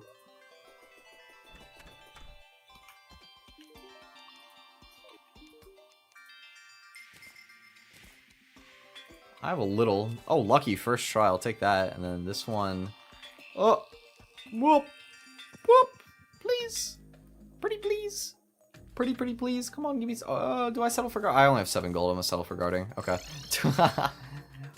Message taken. Fine. Are we winning? Yes, we're about to kill Duke Fishron. I would never fail twice. But I forgot to make extra gestures. Hold on. I keep having to go backwards. I'm sorry. That should be enough. Okay, that should be plenty. Yeah, hit a nice little pre-mech Duke.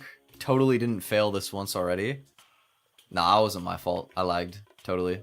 Right? Everybody else in chat, you can confirm that I lagged when I lost to Duke Fishron fight, right? It's okay. Everybody knows second time's the charm. It's gonna go nice and smooth. Ow! I forgot I don't have Royal Gel on. I do have Cobalt Shield now, though, so I won't... Okay, Cobalt Shield is huge, because I literally lost last attempt because I got knocked back from a random shark. Out of the Sharknado. So now that can't happen anymore. So I would never... Of course not! Why would I ever lie to you guys?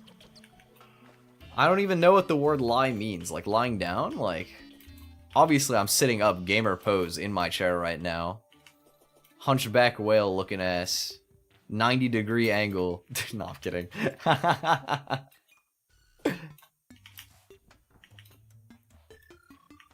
No, of course. I would never. I would never.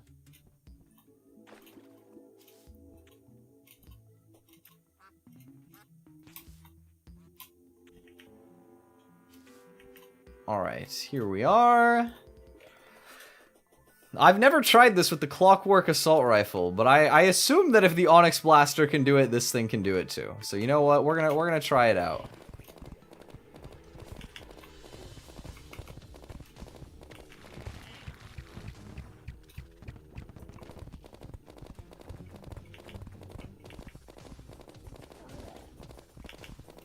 And the basic idea is to use this mostly for DPS and then switch to the Jester's arrows on the bubbles. Now, I'm trolling and I've taken obscene amounts of damage for this early in the fight, but I didn't die, and like I should be able to just like no-hit for a while if I lock in, so...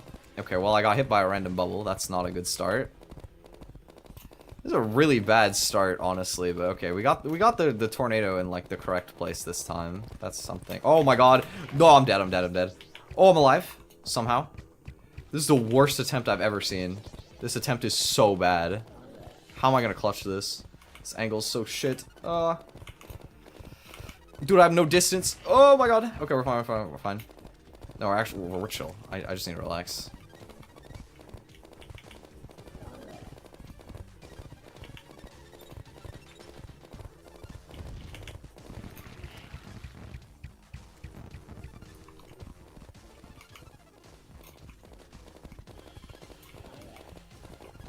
Okay, we're good. Healing potion off. Such a scuffed start, but you know what? It's fine. Oh, dude, I'm the worst. How am I taking so much damage on phase 1? I suck. Last time I literally no-hit phase 1.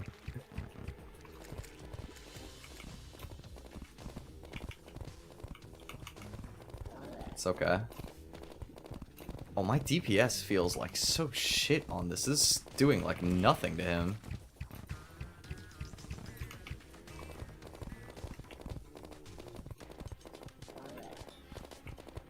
This is definitely worse than the Onyx Blaster.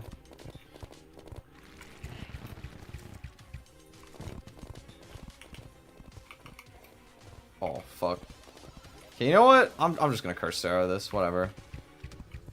I give up on using the fucking Clockwork Assault Rifle. This thing sucks. I'll just fly around the bubbles.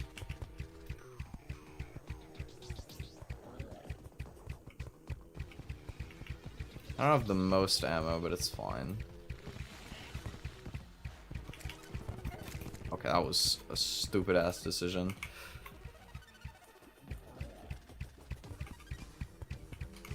You know, I can afford to take like one hit though. I have a lot of extra defense this time and better healing potions.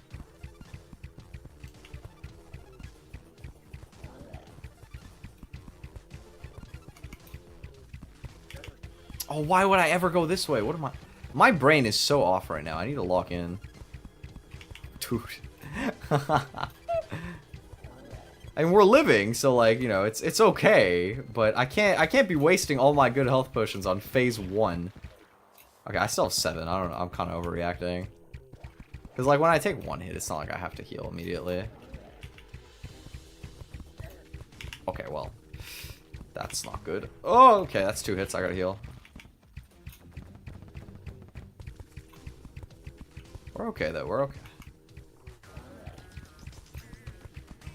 Might be doing a little bit of trolling, but it'll be fine.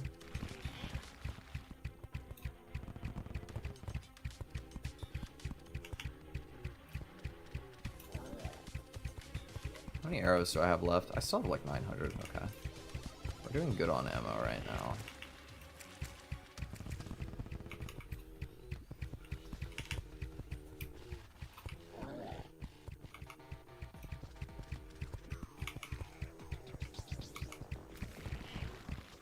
Man who did it for the worthy master mode. It is. Mind you, he did not do it pre-mech in that playthrough. Far from it, but he did do it. I think pre-mech regular master mode Fisheron is way harder than like golem-ish level gear on for the worthy.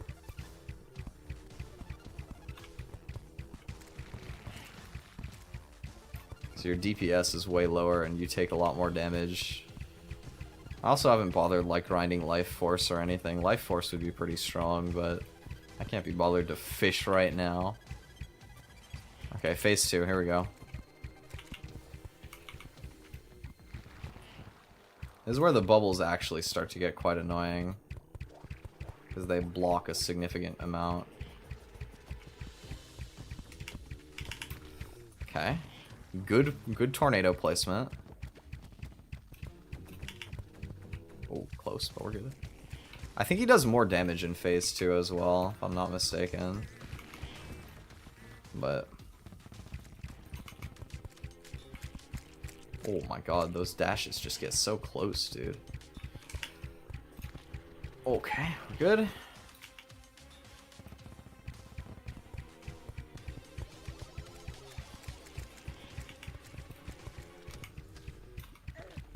Oh, what? Okay, nah, Chin, you totally lied to me. I was definitely in the air there. Fine.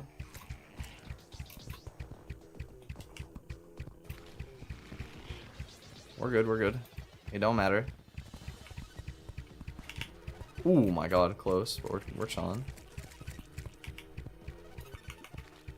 Oh, what the? Okay, that was weird.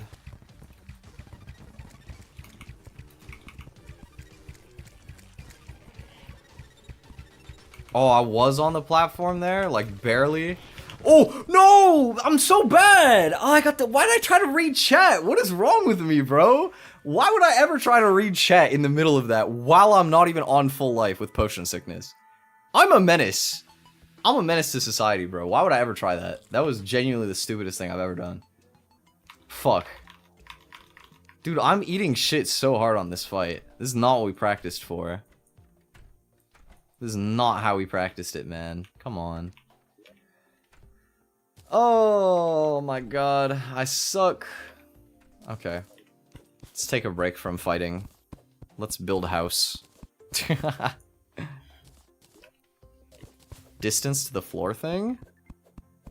Maybe. I don't know.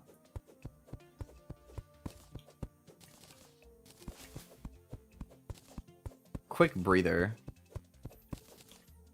So what do I want to use? I think I'll get the Onyx Blaster. It was like, it allowed me to do what I tried to do with the Clockwork Assault Rifle there, but like actually have it work, which would have been nice.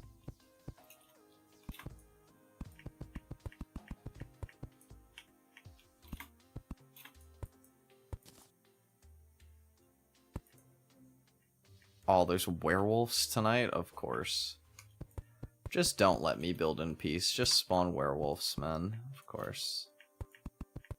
You know what? If I don't put doors on that side for now, then they can't really come and get me, can they? Also gonna do no clip.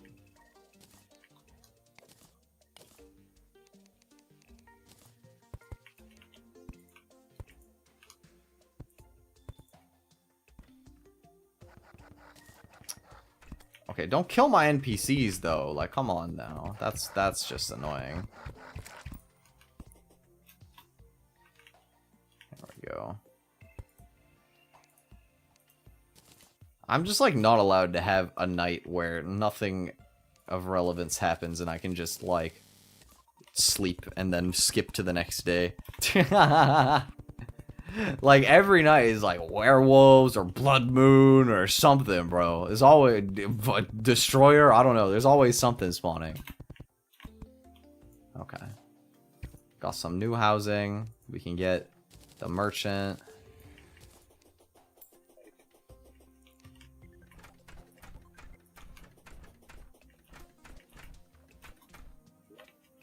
Okay. I have another fish rod spawner. I have two, actually. Cool. Buffs. Might as well just make like a bunch. Might as well just like craft out a ton of them. The one that I'll be able to make the least of would be endurance potions. Let's just make as many of those as the game is nice enough to let me. 11. Now let's try to make 11 of everything else. It's gonna make me go to my herb farm. My herb farm. I ran out of blink root. Boop, boop. Okay. Maybe I go for life force potion too. Maybe it's worth it. At this point, I have one goal for this stream, and it is just to beat the damn Fisheron fight. Okay.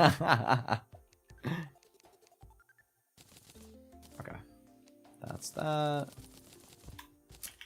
My PC is about to get jumped again. Go. What did I forget to grab? I forgot to grab lead ore. That's what I forgot.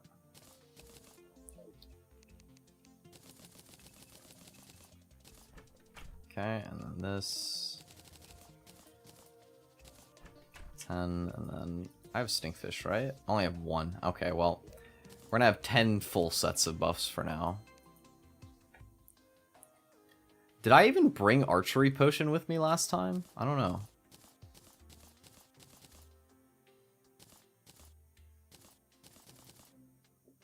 I think I can make some, though. I have lenses. Oh yeah, I have 7.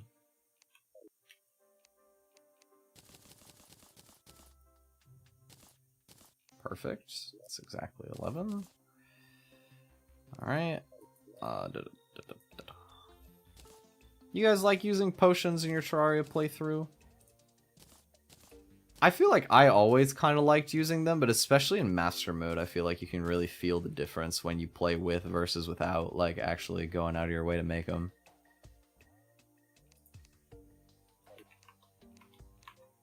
Okay, well, I wanted to make an Onyx Blaster. That starts with going here and grabbing some Dark Shards. May as well just do that now, yeah? Comes in a set. I feel like in Master Mode, it's not necessary, but it's close. You gotta skill diff pretty hard to play Master Mode without potions. Expert Mode, fairly optional. Classic Mode, completely optional. You don't need to do anything. You can, like, breathe on a boss in Classic Mode and it'll die. But, you know. You know. Okay, so the plan is to have the mechanic move in the snow biome, because then the goblin will be very happy. I was thinking about my main 2 new preparatory actions being get Onyx Blaster and get what's its face? Get Onyx Blaster, get Life Force Potion. If I do those two things, I can 100% win. But honestly, I shouldn't need Life Force Potion. I really shouldn't. I've just been trolling on the dodges. It's almost like I'm mentally fatigued after being live for like 10 hours. Nobody could have ever seen this coming. Oh, I'm gonna need more like healing potions too. I'm gonna be so low by the time I go back. Calamity mod? Oh, okay, yeah. Well, Calamity, you're gonna need potions. Oh, Calamity, usually you'll have like the alchemist NPC or whatever, right? Who will like sell you the potions. I still haven't done a Calamity run yet, but I should at some point. It's just so long. It's so intimidating. I kind of like playing Terraria because I can beat the playthrough in like a relatively fast amount of time. Calamity is like hella content, which is both good and bad. It just depends what you're looking for.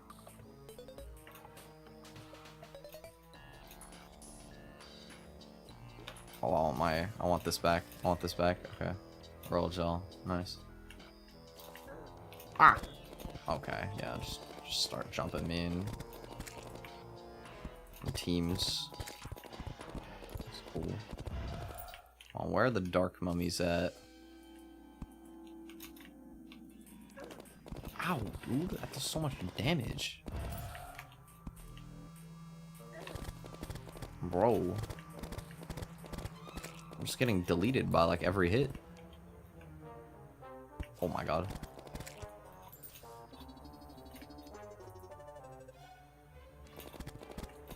I'm glad I did not blind peek that.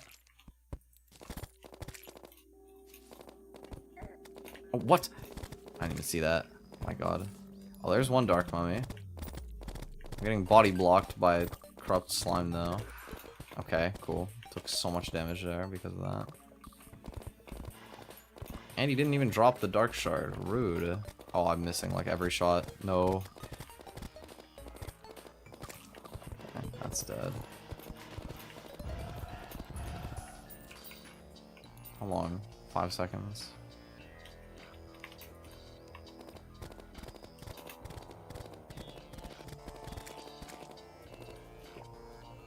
Okay.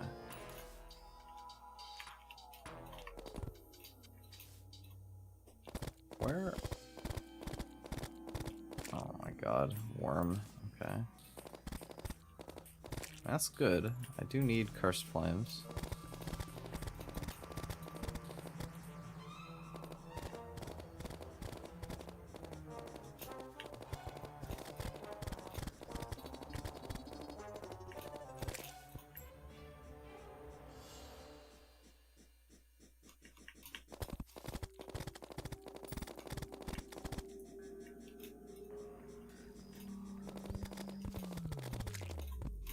Nice.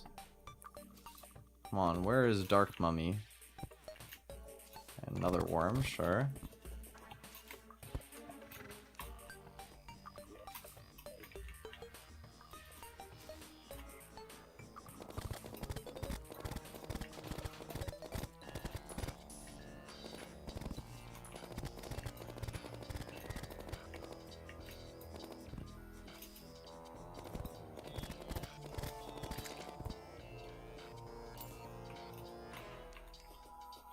Stingy on the drops too right now, not gonna lie.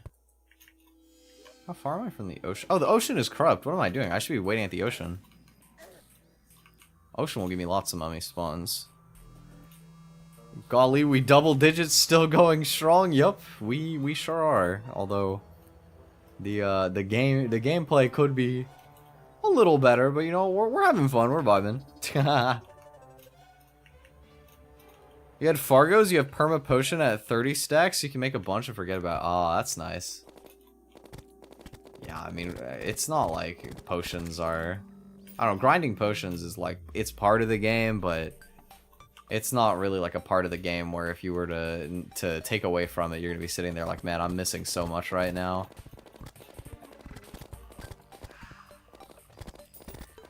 Still no Dark Shard, come on, man. I need 2 of them.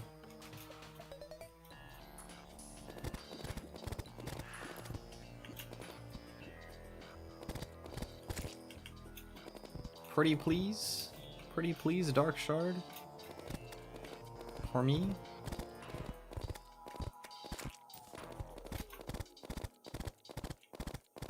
Maybe. Okay, we got the mechanic. That's cool. Wow. Wow. What a banger, dude. Corruption Overworld, my favorite song. How was your interview? Oh, it went pretty well, I would say. Thanks for asking. It was definitely the most, like, corporate retail interview I've had so far. But, I mean, it went pretty well. She said that they still had more candidates to do, so I would hear back at, like, the end of next week. So, it'll be a little bit until I know if I got it or not, but... I'm relatively hopeful. I think that things overall went pretty good. Someone's a pig man. Yeah, I'm gonna keep my penguin. Thank you very much. Way cuter. Getting a lot of different pets in this playthrough. You know what I'm not getting? Dark shards. Okay, this could be the moment to change that though. Got a dark mummy right there.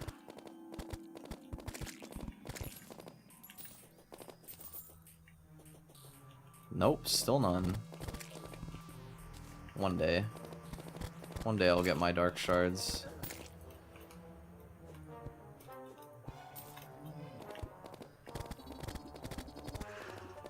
Don't Starve reference? Oh, it's from the Don't Starve collab. I'm getting all the collab pets, man. What am I even missing at this point? The Old One's Army or something? I can't think of, like, what else could even be a collab in this game. I still haven't gotten yet. Surely. Surely. Dude, how rare is this drop? I swear these are not rare. 1 in 10. Oh, psych. It's actually rarer than I thought.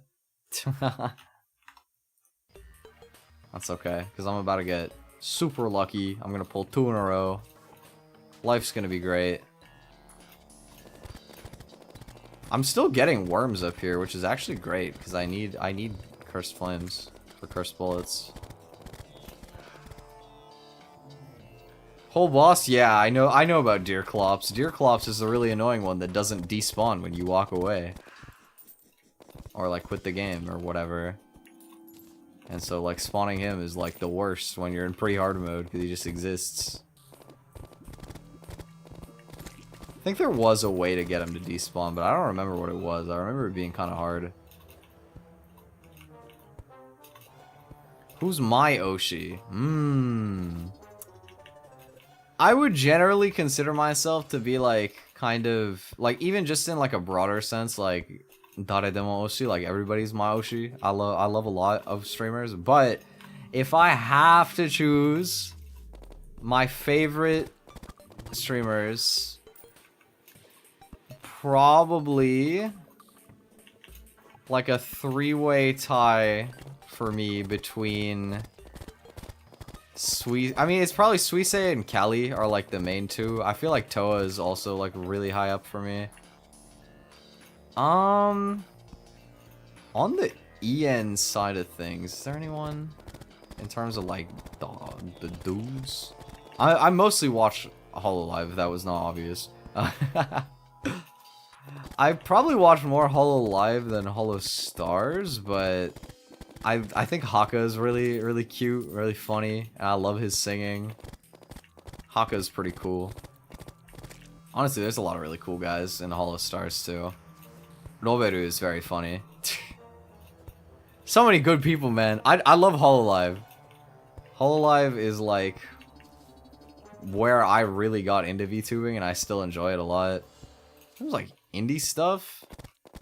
I mostly just watch my friends, to be honest. Like, I want to like find more indie creators, but I don't watch a ton of indie VTubers.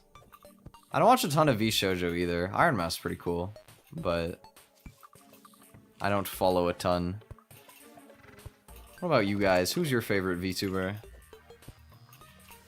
If you guys watch other VTubers, I'm curious. I don't know. Sometimes we have people in here who are like big in with the culture. Sometimes we have other people who are like, oh yeah, you're like the only VTuber I watch. There's a solid mix of everything. Dude, I've gotten so many blindfolds, but I can't even get a dark shard, please. Nuxanor? That's a familiar name. I've definitely seen that name before. Where have I seen this name before? Oh, Nux? Why? Bro, why?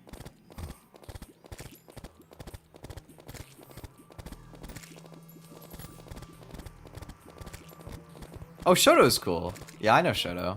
I haven't watched his stuff in a while, but I know Shoto. He's cool. Y'all seen the thing with, like, Nux is going viral recently for, like, reacting to, like, every Jaden Animations video ever, and then just, like, making the title, like, use shit like we when hers used I, so it'd be like, I don't know, like, I found out I had ADHD, and he'd be like, me and Jaden found out we had ADHD or some shit, like, that shit is so goofy, man. Not gonna lie, that's super goofy. I've seen some stuff from Nux before that was kind of funny, but he does seem a little, like a bit of an oddball for sure. I don't know. I'm sure he's got good sides to him too. Like, I knew about him before all of this, obviously. He's pretty big. Iron Mouse, the only one that noticed me. My message was, "This is my first stream." She's like, "This is your first stream. Welcome to hell." Oh my god, that's kind of cute. Yeah, Iron Mouse is cool. I like Iron Mouse. She does a lot of like cool events, and also like, I don't know, her story is inspiring. I think that a lot of my favorite VTubers have very like inspiring like stories or like humble beginnings, kind of, right? I mean, Iron Mouse, it doesn't get much humbler than Iron Mouse, you know? Like, she really did a lot of, like, impressive work to get where she is, and I have a lot of respect for that. You know, a lot of the time with VTubing, it's very much like a stylistic choice, but in her case, it actually, like, was, like, life-changing technology in terms of being able to, like, participate in, like, the streaming niche and, like, compete. Because it's very, very hard to be a big streamer with no cam or, like, nothing of the sort, right? So it's kind of cool that, like, it was, like, the perfect solution to her situation in that way. I think that's a really neat sort of, like, aspect of it that almost never comes up. Chibidoki is also quite funny. Chibi's pretty funny.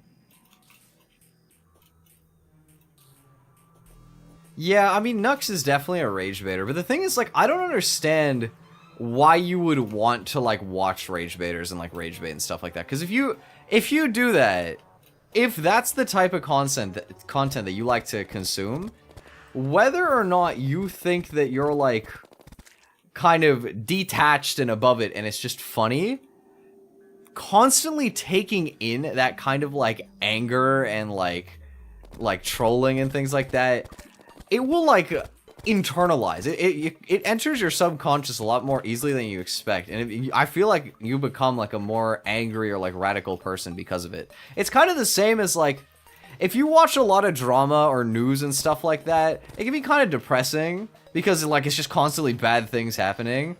And then, like, your mood is just kind of low afterwards. But if you watch, like, a lot of people, like, doing good things and, like, cool stuff, then, like, your mood will go up, obviously. Like, you'll feel more, like, motivated and stuff like that.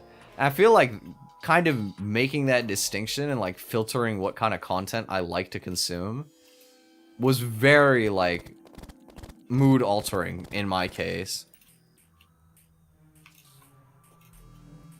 See, I think a lot of people will, like, pull that idea of, like, everybody is trying to cancel me, but I'm just, like, doing my thing. And then doing their thing is, like, trying to do things that they know will farm reactions out of people. Like, I think that 99% of the time, if somebody is getting quote-unquote canceled online for more than, like, 2 days, they're intentionally pulling that reaction. Like, they understand that they are popular because they are controversial, and their fans like them because it's like, it's against what quote-unquote everybody else is doing. And then you still get publicity from, like, the people who are, like, negatively talking about you. And if that goes away, then you're no longer cool to the people who were, like, on your side. And the people who were, like, quote-unquote canceling you don't care about you anymore, right? Yeah, we've been getting mummies. I have 1 dark shard. I have 1 dark shard so far. And I've killed, like, at least 10 mummies, but... I'm getting better spawns here than the teeny little desert we had on the left. There we go. There's our second one. Alright. We got there. Only took, like, 4 blindfolds and a vitamin.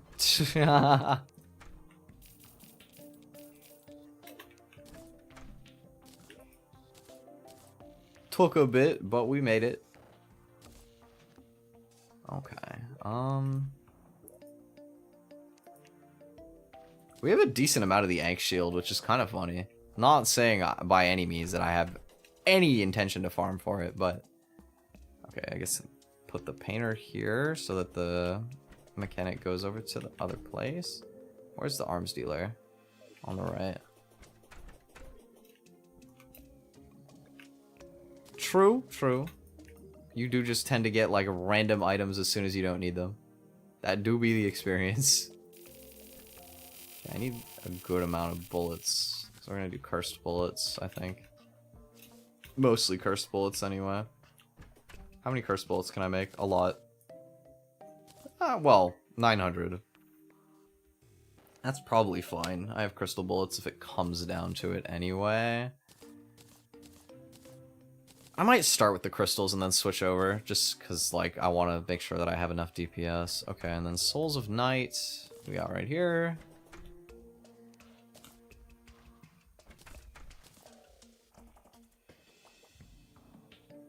Nasty. That's a decent reforge. I'm kind of broke, so I'm gonna keep it. I'm pretty broke, so I'm gonna roll with it. I have buffs. I just need to actually put them in my inventory.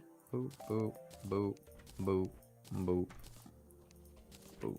Oh wait, archery potion does nothing. I'm using a gun. Oh, well actually I am planning to use the bow a little bit, so I'll bring it. Do I want to fight him at night? Am I even gonna make it over there in time to, like, not get a bunch of random mobs? I'll try. If I get a mech spawn, I'm gonna be so cheese.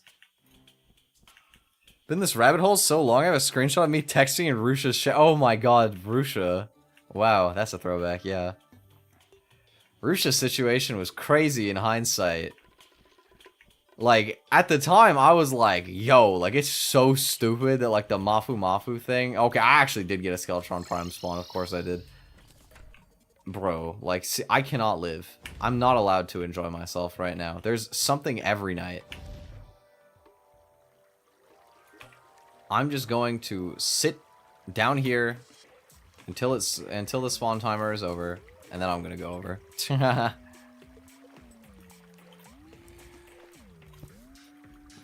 But yeah, what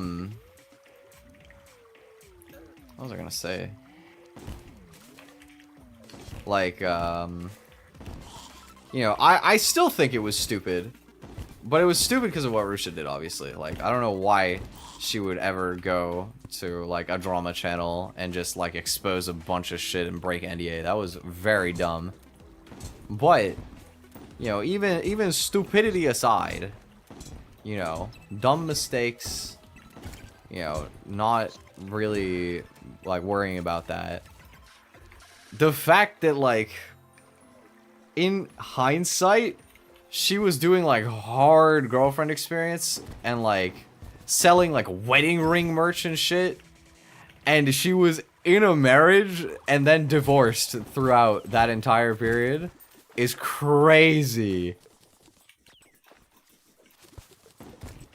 Like, she was cheating, too. Like, she was really having her cake and eating it, too. Like,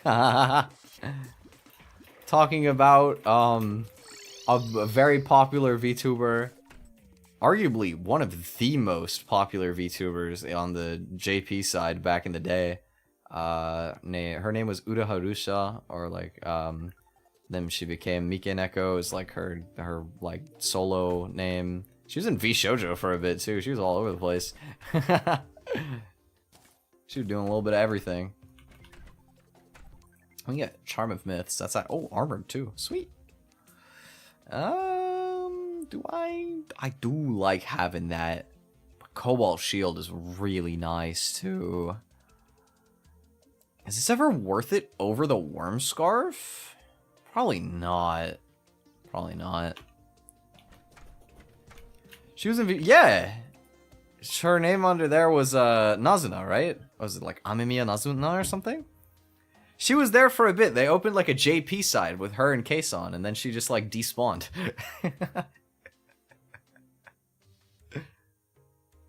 Almost at 11 hours. Now we are actually 11 hours. We gotta watch the time because if it goes over 12 hours, then the VOD will die. So we're nearing the final stretches of what I could actually go for.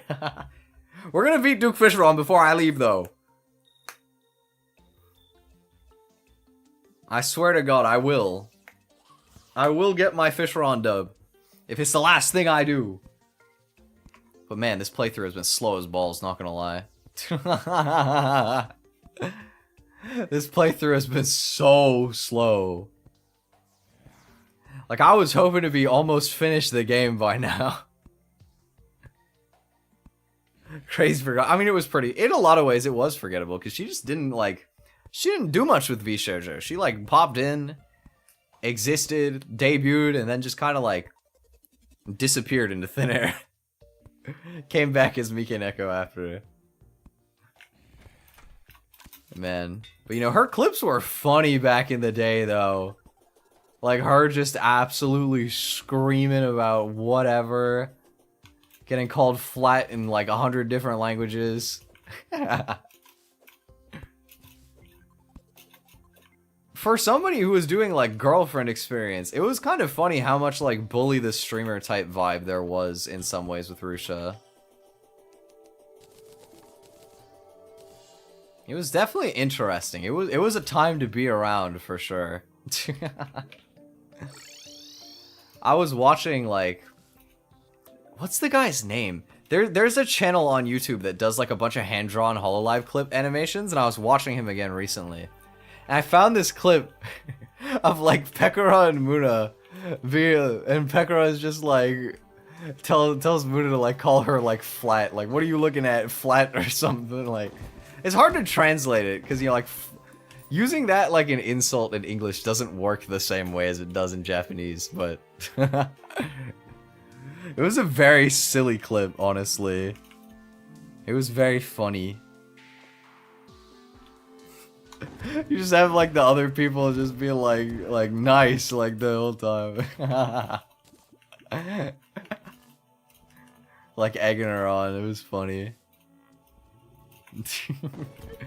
I miss how often you could get those like moments of like people who don't speak Japanese like just trying their best to like play with the JP members anyway. I feel like that content has gone away a bit over the years, but it was so funny. I kind of miss it. Like, it made some of the most goated clips.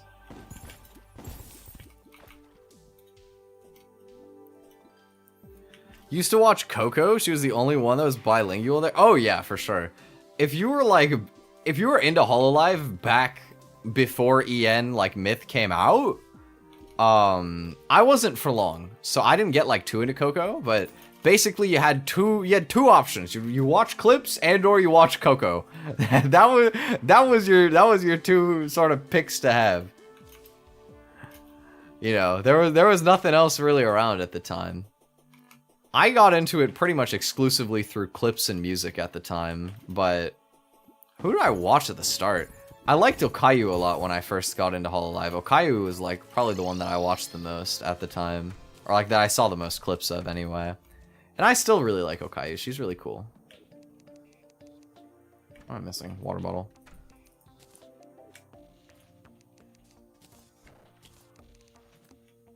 Okay.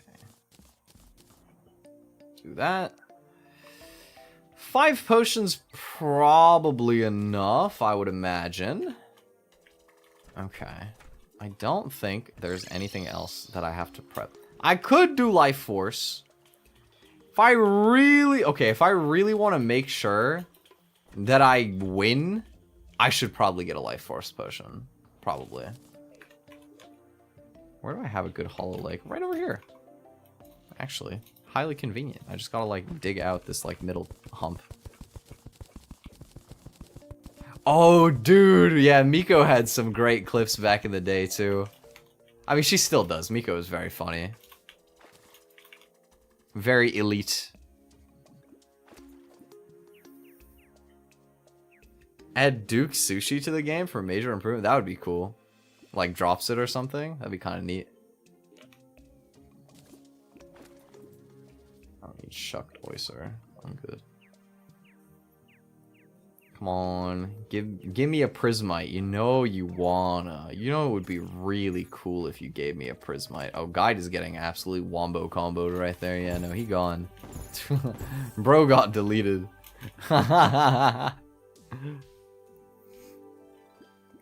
You guys seen there was like recently there was another GTA server that like people started playing on stream on the JP side. Well, it was mostly JP. I also saw like Bay was on there, and I'm trying to remember if like I don't think Callie was playing on that server, but Bay definitely was. Maybe Callie was. I don't remember. There was a lot of like JP people on there. I think there was like some of the stars and stuff were on there too, which is cool. There was definitely some indie, like, Japanese male streamers on there. Why don't they do Hololive? I mean, yeah, Hololive English was a good idea waiting to happen, and then they did it. Oh, I can make a luck potion. I got the like, marble thing. Okay, if I don't get my Prismite on this last worm, then I'm just giving up on the Life Force potion. I'm just gonna go for it. Couple months later. Yeah, I was around. I remember the Myth debuts were so awesome. I loved Callie's debut, even though it was like super scuffed.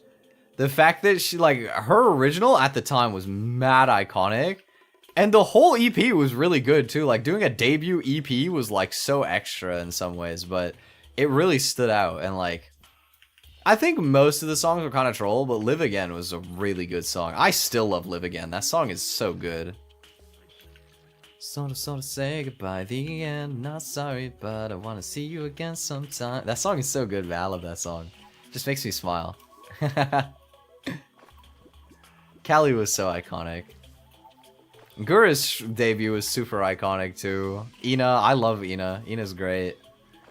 Even like, you know, like Kiara and Ame, I think I watched the least out of the 5. But even then, like, they still had great debuts. They're still like really cool. Ame's like spelling bee that she did like a while ago was really, that was a great stream. I say a while ago, I think it was like a month ago or something. That stream was really good. I feel like Ame always does cool stuff. Still on the grind.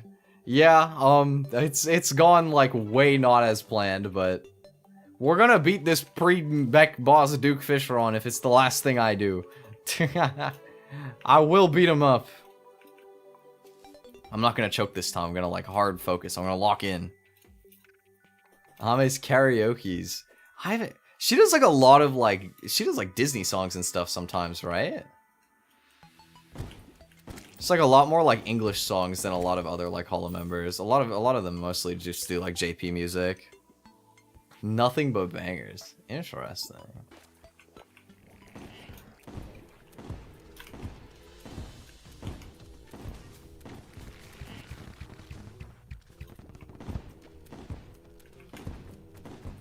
I feel like I've definitely not seen a lot of Ame's karaoke, but I've seen like once or twice, I think.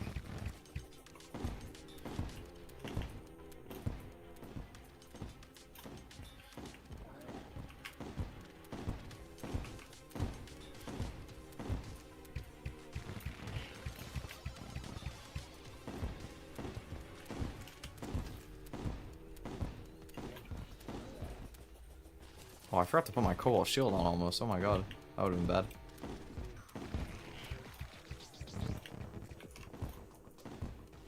We're chilling. Rock and pop. Yeah, I mean, that checks out. I feel like the, like, key difference that I have in my head is, like, Ame is, like, a Western VTuber that actually likes Western culture and stuff like that relatively a lot more than most of the other Western VTubers. Which, you know, it's not like I'm saying that as like a bad thing in either direction. In fact, I'm definitely guilty as charged for being uncultured in my own culture. But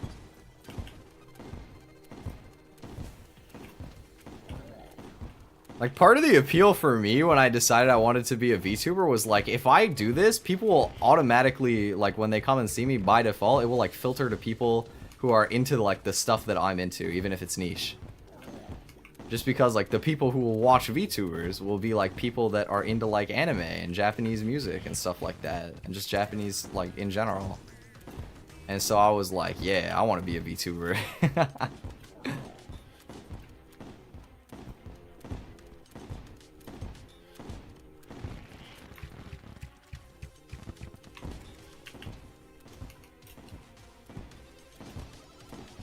So far we're chilling. I think pretty soon I'm gonna switch over to cursed bullets.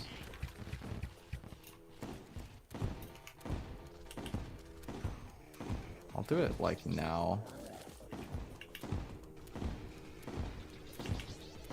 I don't even know if this is DPSing more or less, but I think cursed bullets are stronger.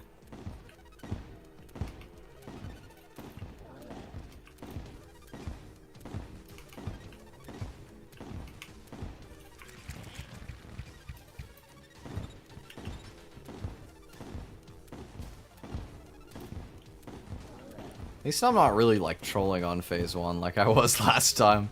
I was doing so bad on phase 1 last time for no reason.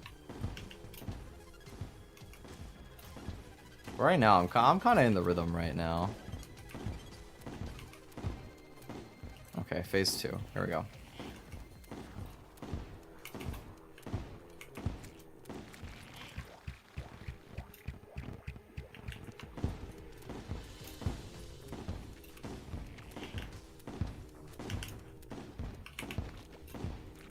Okay, this is gonna be very spooky.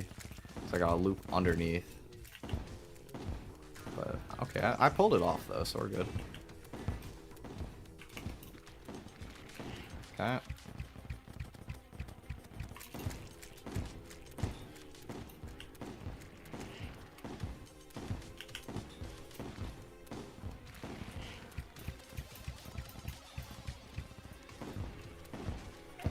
Ow. Okay, that's fine. I got a healing potion off, like, immediately. Okay, I was definitely on the ground that time, and I didn't take damage. I don't think that his theory about how those work is correct.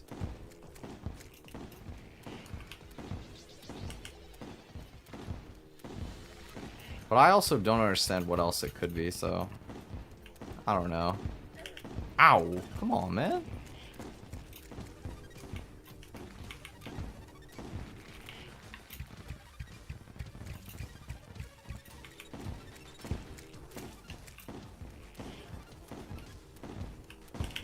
Oh, shit. Ooh, that was really bad. That was really bad of me. We're okay, probably, but I gotta get this correct. Okay.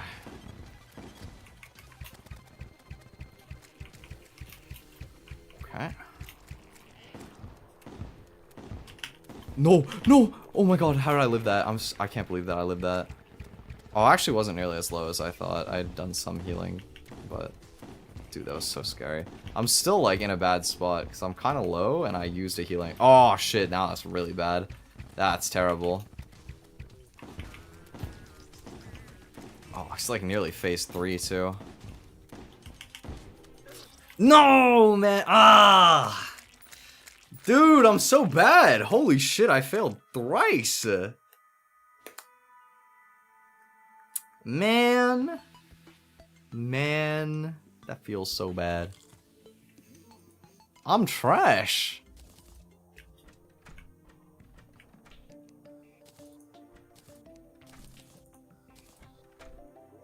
It's okay. I still have one more try. If I fail this, I'm just gonna be sad. You know what? I would never fail though, right? Right. I've just been making it interesting that I have to do it on the last one. Yeah, I do still have one left. Okay. We'll be fine. We'll be fine. We'll just win, forehead. Easy win.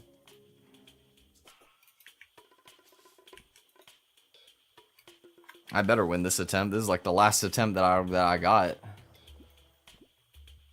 I think I'm gonna end stream after this attempt, so we either win it or we don't. One last ride, boys. Man, this is feeling so much harder than it was when I practiced earlier. I wonder why. I don't know.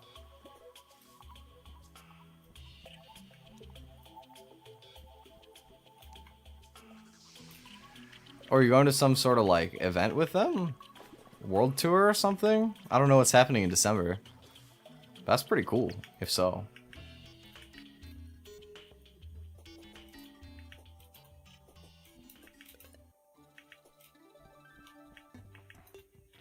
It would be cool to meet a lot of them, yeah. So many cool people in Hololive.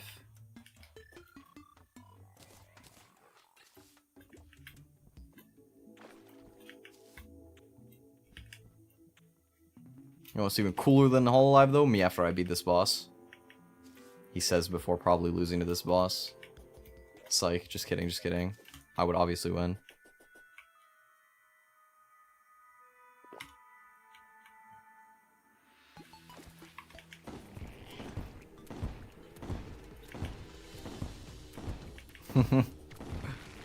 World tour? Nice. I don't even remember where the world tour concerts are happening. Okay, fighting him at night is kind of hard.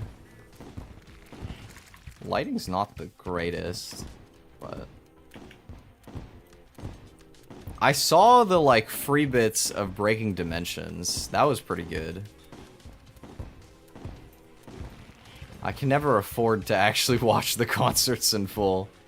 I remember like a year ago there was like some problem that they had with the like ticket website that they were working with for the event, and they ended up just being like, you know what, this concert's just gonna be free.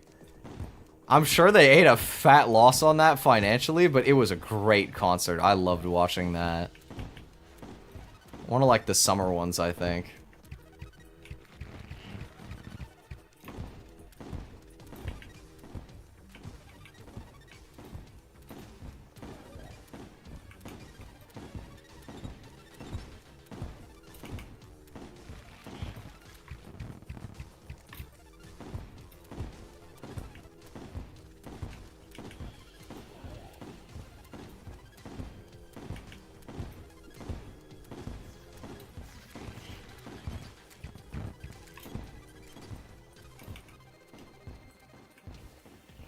Where am I? Okay, I found myself. I got lost in the dark.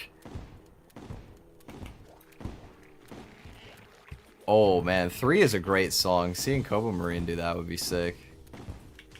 I love that song. That song is so good.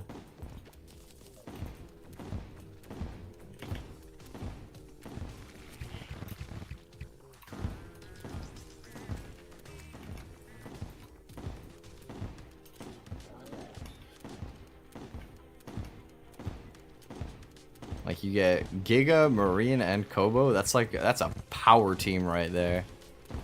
Though to be honest, I haven't heard a bad Giga song like I think ever. Giga, you can literally let anyone make a song with Giga, it's gonna bang.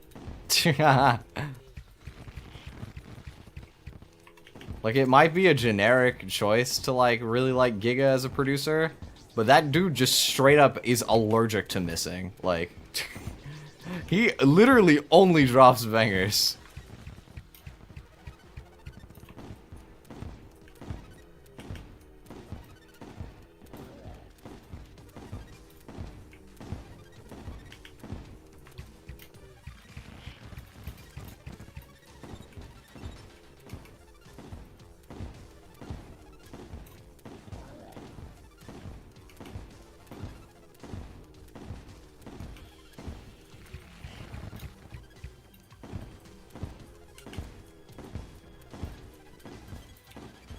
Okay, phase 2. Okay, I gotta focus up.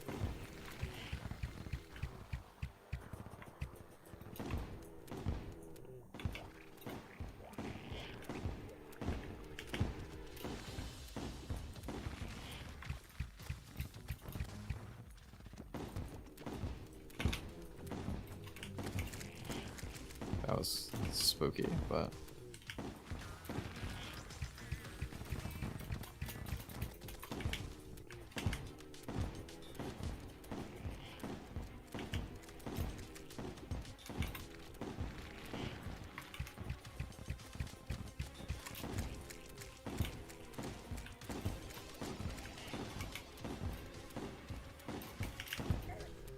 Ah, shit. Yeah, I got a potion. We're okay. Oh, that's so bad though. That does so much damage. Holy shit. Oh, I'm so fucked. Oh! Psych. Still savable.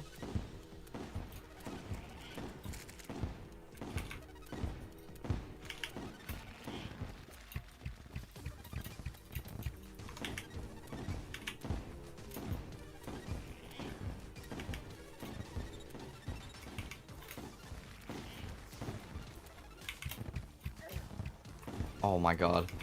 Oh.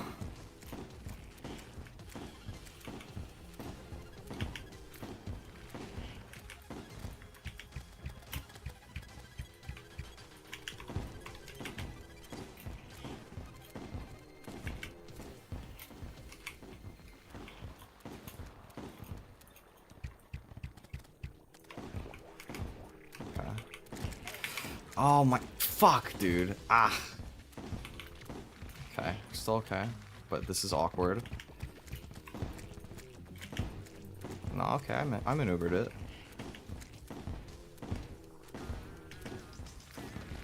Oh my god, I don't like this.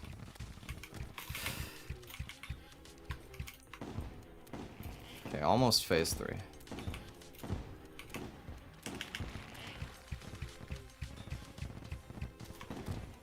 Okay, phase 3, phase 3.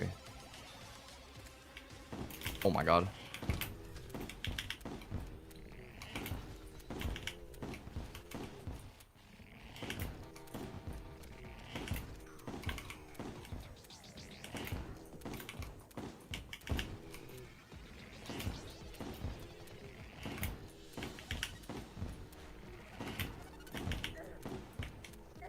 Oh shit. I miscounted. No! I'm so bad! I'm the worst, bro! Wow, I actually lost every attempt. I'm so sad. Oh my god, I'm so trash. What the fuck? Oh, man. Man! I really thought I was gonna, like, roll up like, oh yeah, this is my new trick. I'm gonna beat the pre-mech fish run. Meanwhile, loses 4 times.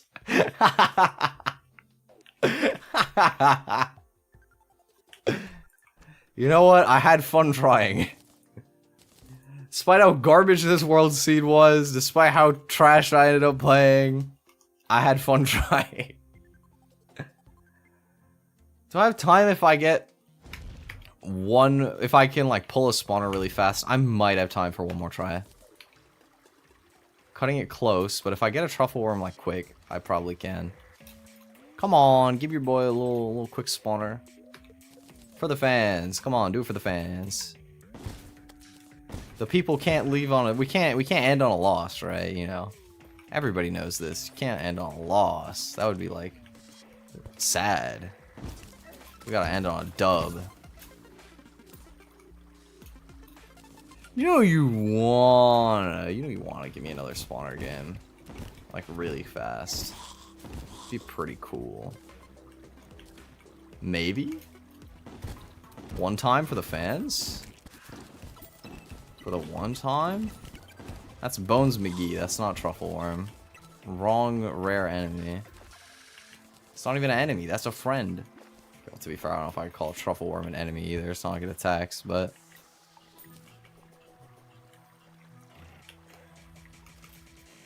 Come on, where does Truffle Worm at?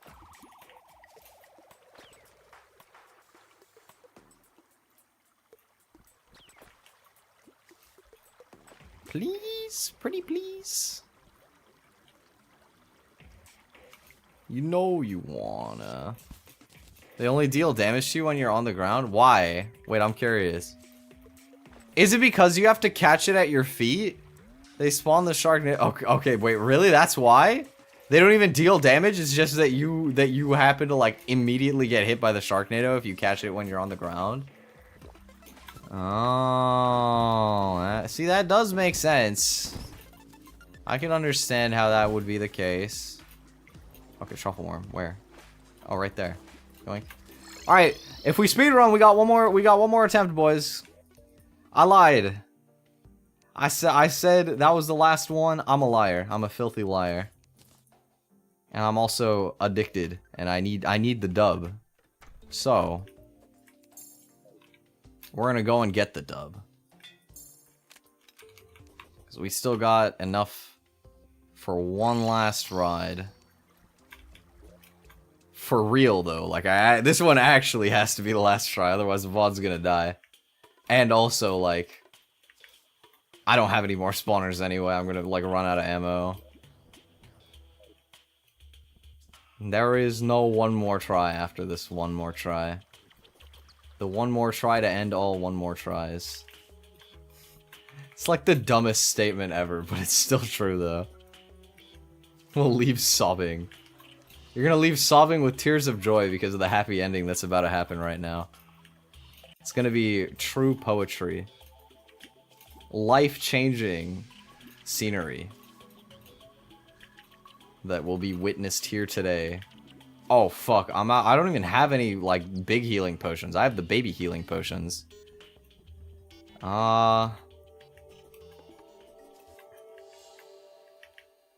Do I value getting more heals available? I'm dying in like the same amount of hits anyway, probably. I'm gonna try running the Charm of Myths. Give myself an extra potion every 15 seconds. Especially with lower HP, that might be enough to save me more often than like just tanking a little extra damage. Fuck it, we ball indeed.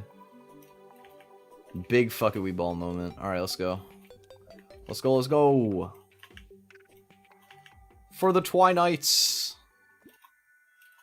I gotta get her done.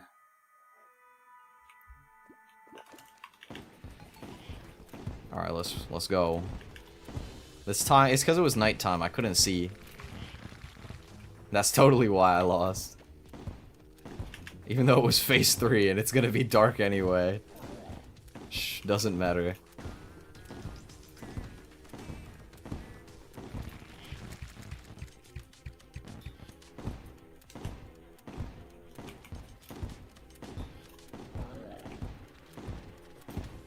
We've come all this way. Just for this moment. We simply lost the fight a bunch of times to make it that much more special when we win it right now. I was just building suspense. See, I had the script for the entire stream planned out, that everything would go wrong, and I would lose a bunch of times, but we'd have a super emotional win at the end, and it would be all worth it. Master playwriter over here. Cinematic genius. You'd almost think he went to theater school or something.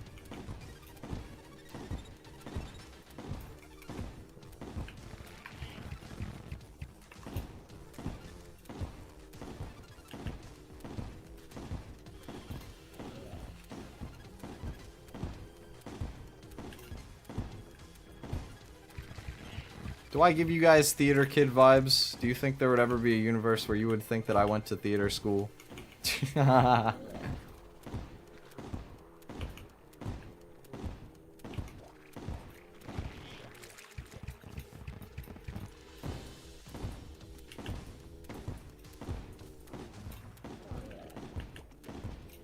Who knows?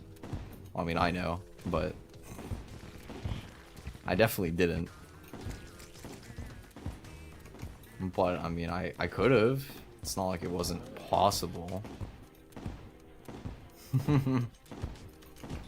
Probably would have been interesting. I don't think theater is quite as much for me, but I do enjoy it. Like, it's still fun.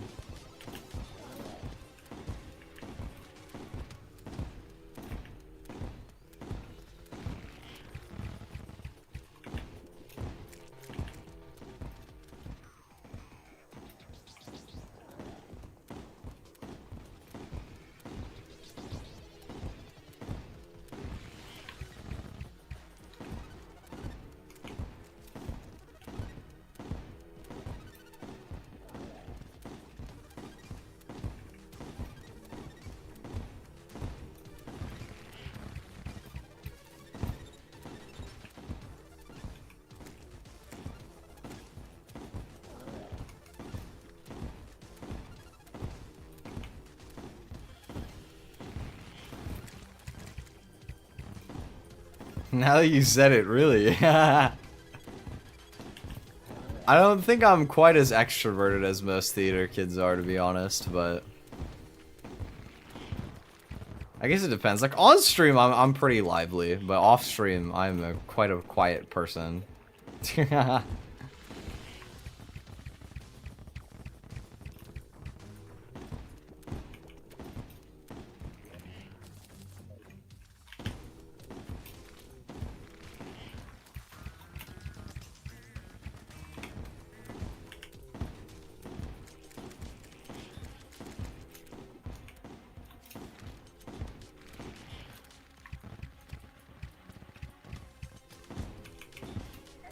Oh my god, that is just an absolute fucking avalanche of sharks.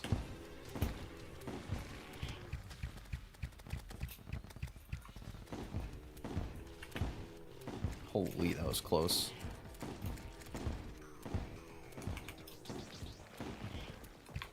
Oh, I don't like when they spawn up top. That was fine though.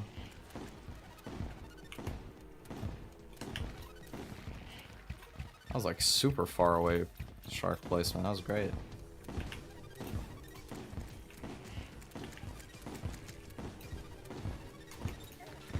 Oh, dude, I can get comboed like that. Oh, that was so sad. Well, I choked. I've never been comboed by that, actually. That's the first time that I've ever lost like that. That's kind of funny. Yeah, I know. That's how it's like fighting in fucking pre-mech. Is like, you literally, unless you actually get life force, you actually just die in 2 shots. I don't think I was quite no hit. I think I was on 1 hit up until that point. And then I just fucking got comboed and lost instantly. I want to see like the replay. I got the VOD up on this side. Yeah, I got hit by a shark 1 time. Night is ruined. I'm so sorry. Yeah, exactly. It does do like 240 twice. It's really nasty. It hits so hard. Let me see this happen to me again in real time. I'm gonna watch myself get absolutely ruined. Okay, I know where I'm at in the fight, I think. So this is where I get the super far right tornado placement, and it was like really good. And then I went over this way. I get the first 2 dodges, fine, and then I get hit, and then I get comboed. That was so brutal, oh my god. I just didn't expect him to dash onto me from there. I thought I was actually going to be safe. Although in hindsight it was stupid, because I couldn't have dashed past him on the spiral attack, so I was going to get caught either way. But getting double whammied like that was kind of messed up. You promised us, I know, I'm sorry. I'm sorry. The whole stream was a fail. The entire stream was just a big fail. This was like about as far as... This is the worst run I've had on Terraria in so long. You know what it is though? I gotta get the bad run out of the way before I race my friend again. That'll be my cope. It'll go better when I actually race him, obviously. Of course. This was me getting the fails out of the way. 12 hours for what? For fun. I had a good time. I kid you not, I was just making my schedule like Sunday night, and I was like, I've been in the Terraria mood recently. I'm just gonna do a 12-hour Terraria stream just for the sake of it. I hope you guys had fun anyway, even though I ended up sucking and like just completely failing to get anywhere near what I was trying to do. What's on the schedule this week? That's last week. Oh, I don't even have the schedule pulled up. I don't even have the schedule pulled up. Look at this amateur streamer on the job right now. Where is it? Twice schedule. Bam. Oh. My computer is being trashed. What if I go to this split and I just copy it from here, and then I go back to this split, and then I paste it, and then I reveal it. Wow, look at that. Look at that beautiful art from my epic album cover that comes out this weekend. If you didn't oh, that's the schedule twice right there. If you didn't know, this Saturday, ignore the 5 p.m. I think it's actually like just as soon as it turns into Saturday, like midnight or whatever. Starfinder is coming out on major streaming platforms, Spotify, YouTube Music, the Apple stuff. Please listen to it. We're gonna do an like a release after party on Sunday. I know I don't normally stream on Sunday, but we're gonna do that for fun because of course we're gonna do that for fun. It'll be great. And we'll talk about everything, and I'll talk to you about me writing songs, I guess, I don't know. And we're gonna do a karaoke on Friday. We have Vocaloid song karaoke, which is something I've been wanting to do for a while, so... I just realized there's no BGM. Here you go. It's like Twi Music Week. We got all the music stuff coming up for the rest of the week. But yeah, tomorrow will be the rest day as usual, so I hope you guys have a great day tomorrow, and a good rest of your... good rest of your day or evening for today. I know it's quite late for most of you anyway, but thank you guys for hanging out with me. It was a very fun day today. I had fun. It totally isn't 5:40 yet. What? Anyway, you should probably sleep. I'll be going to bed pretty soon myself. But anyway, thank you guys for hanging out with me. Love you guys. I'll see you on Friday. Bye-bye.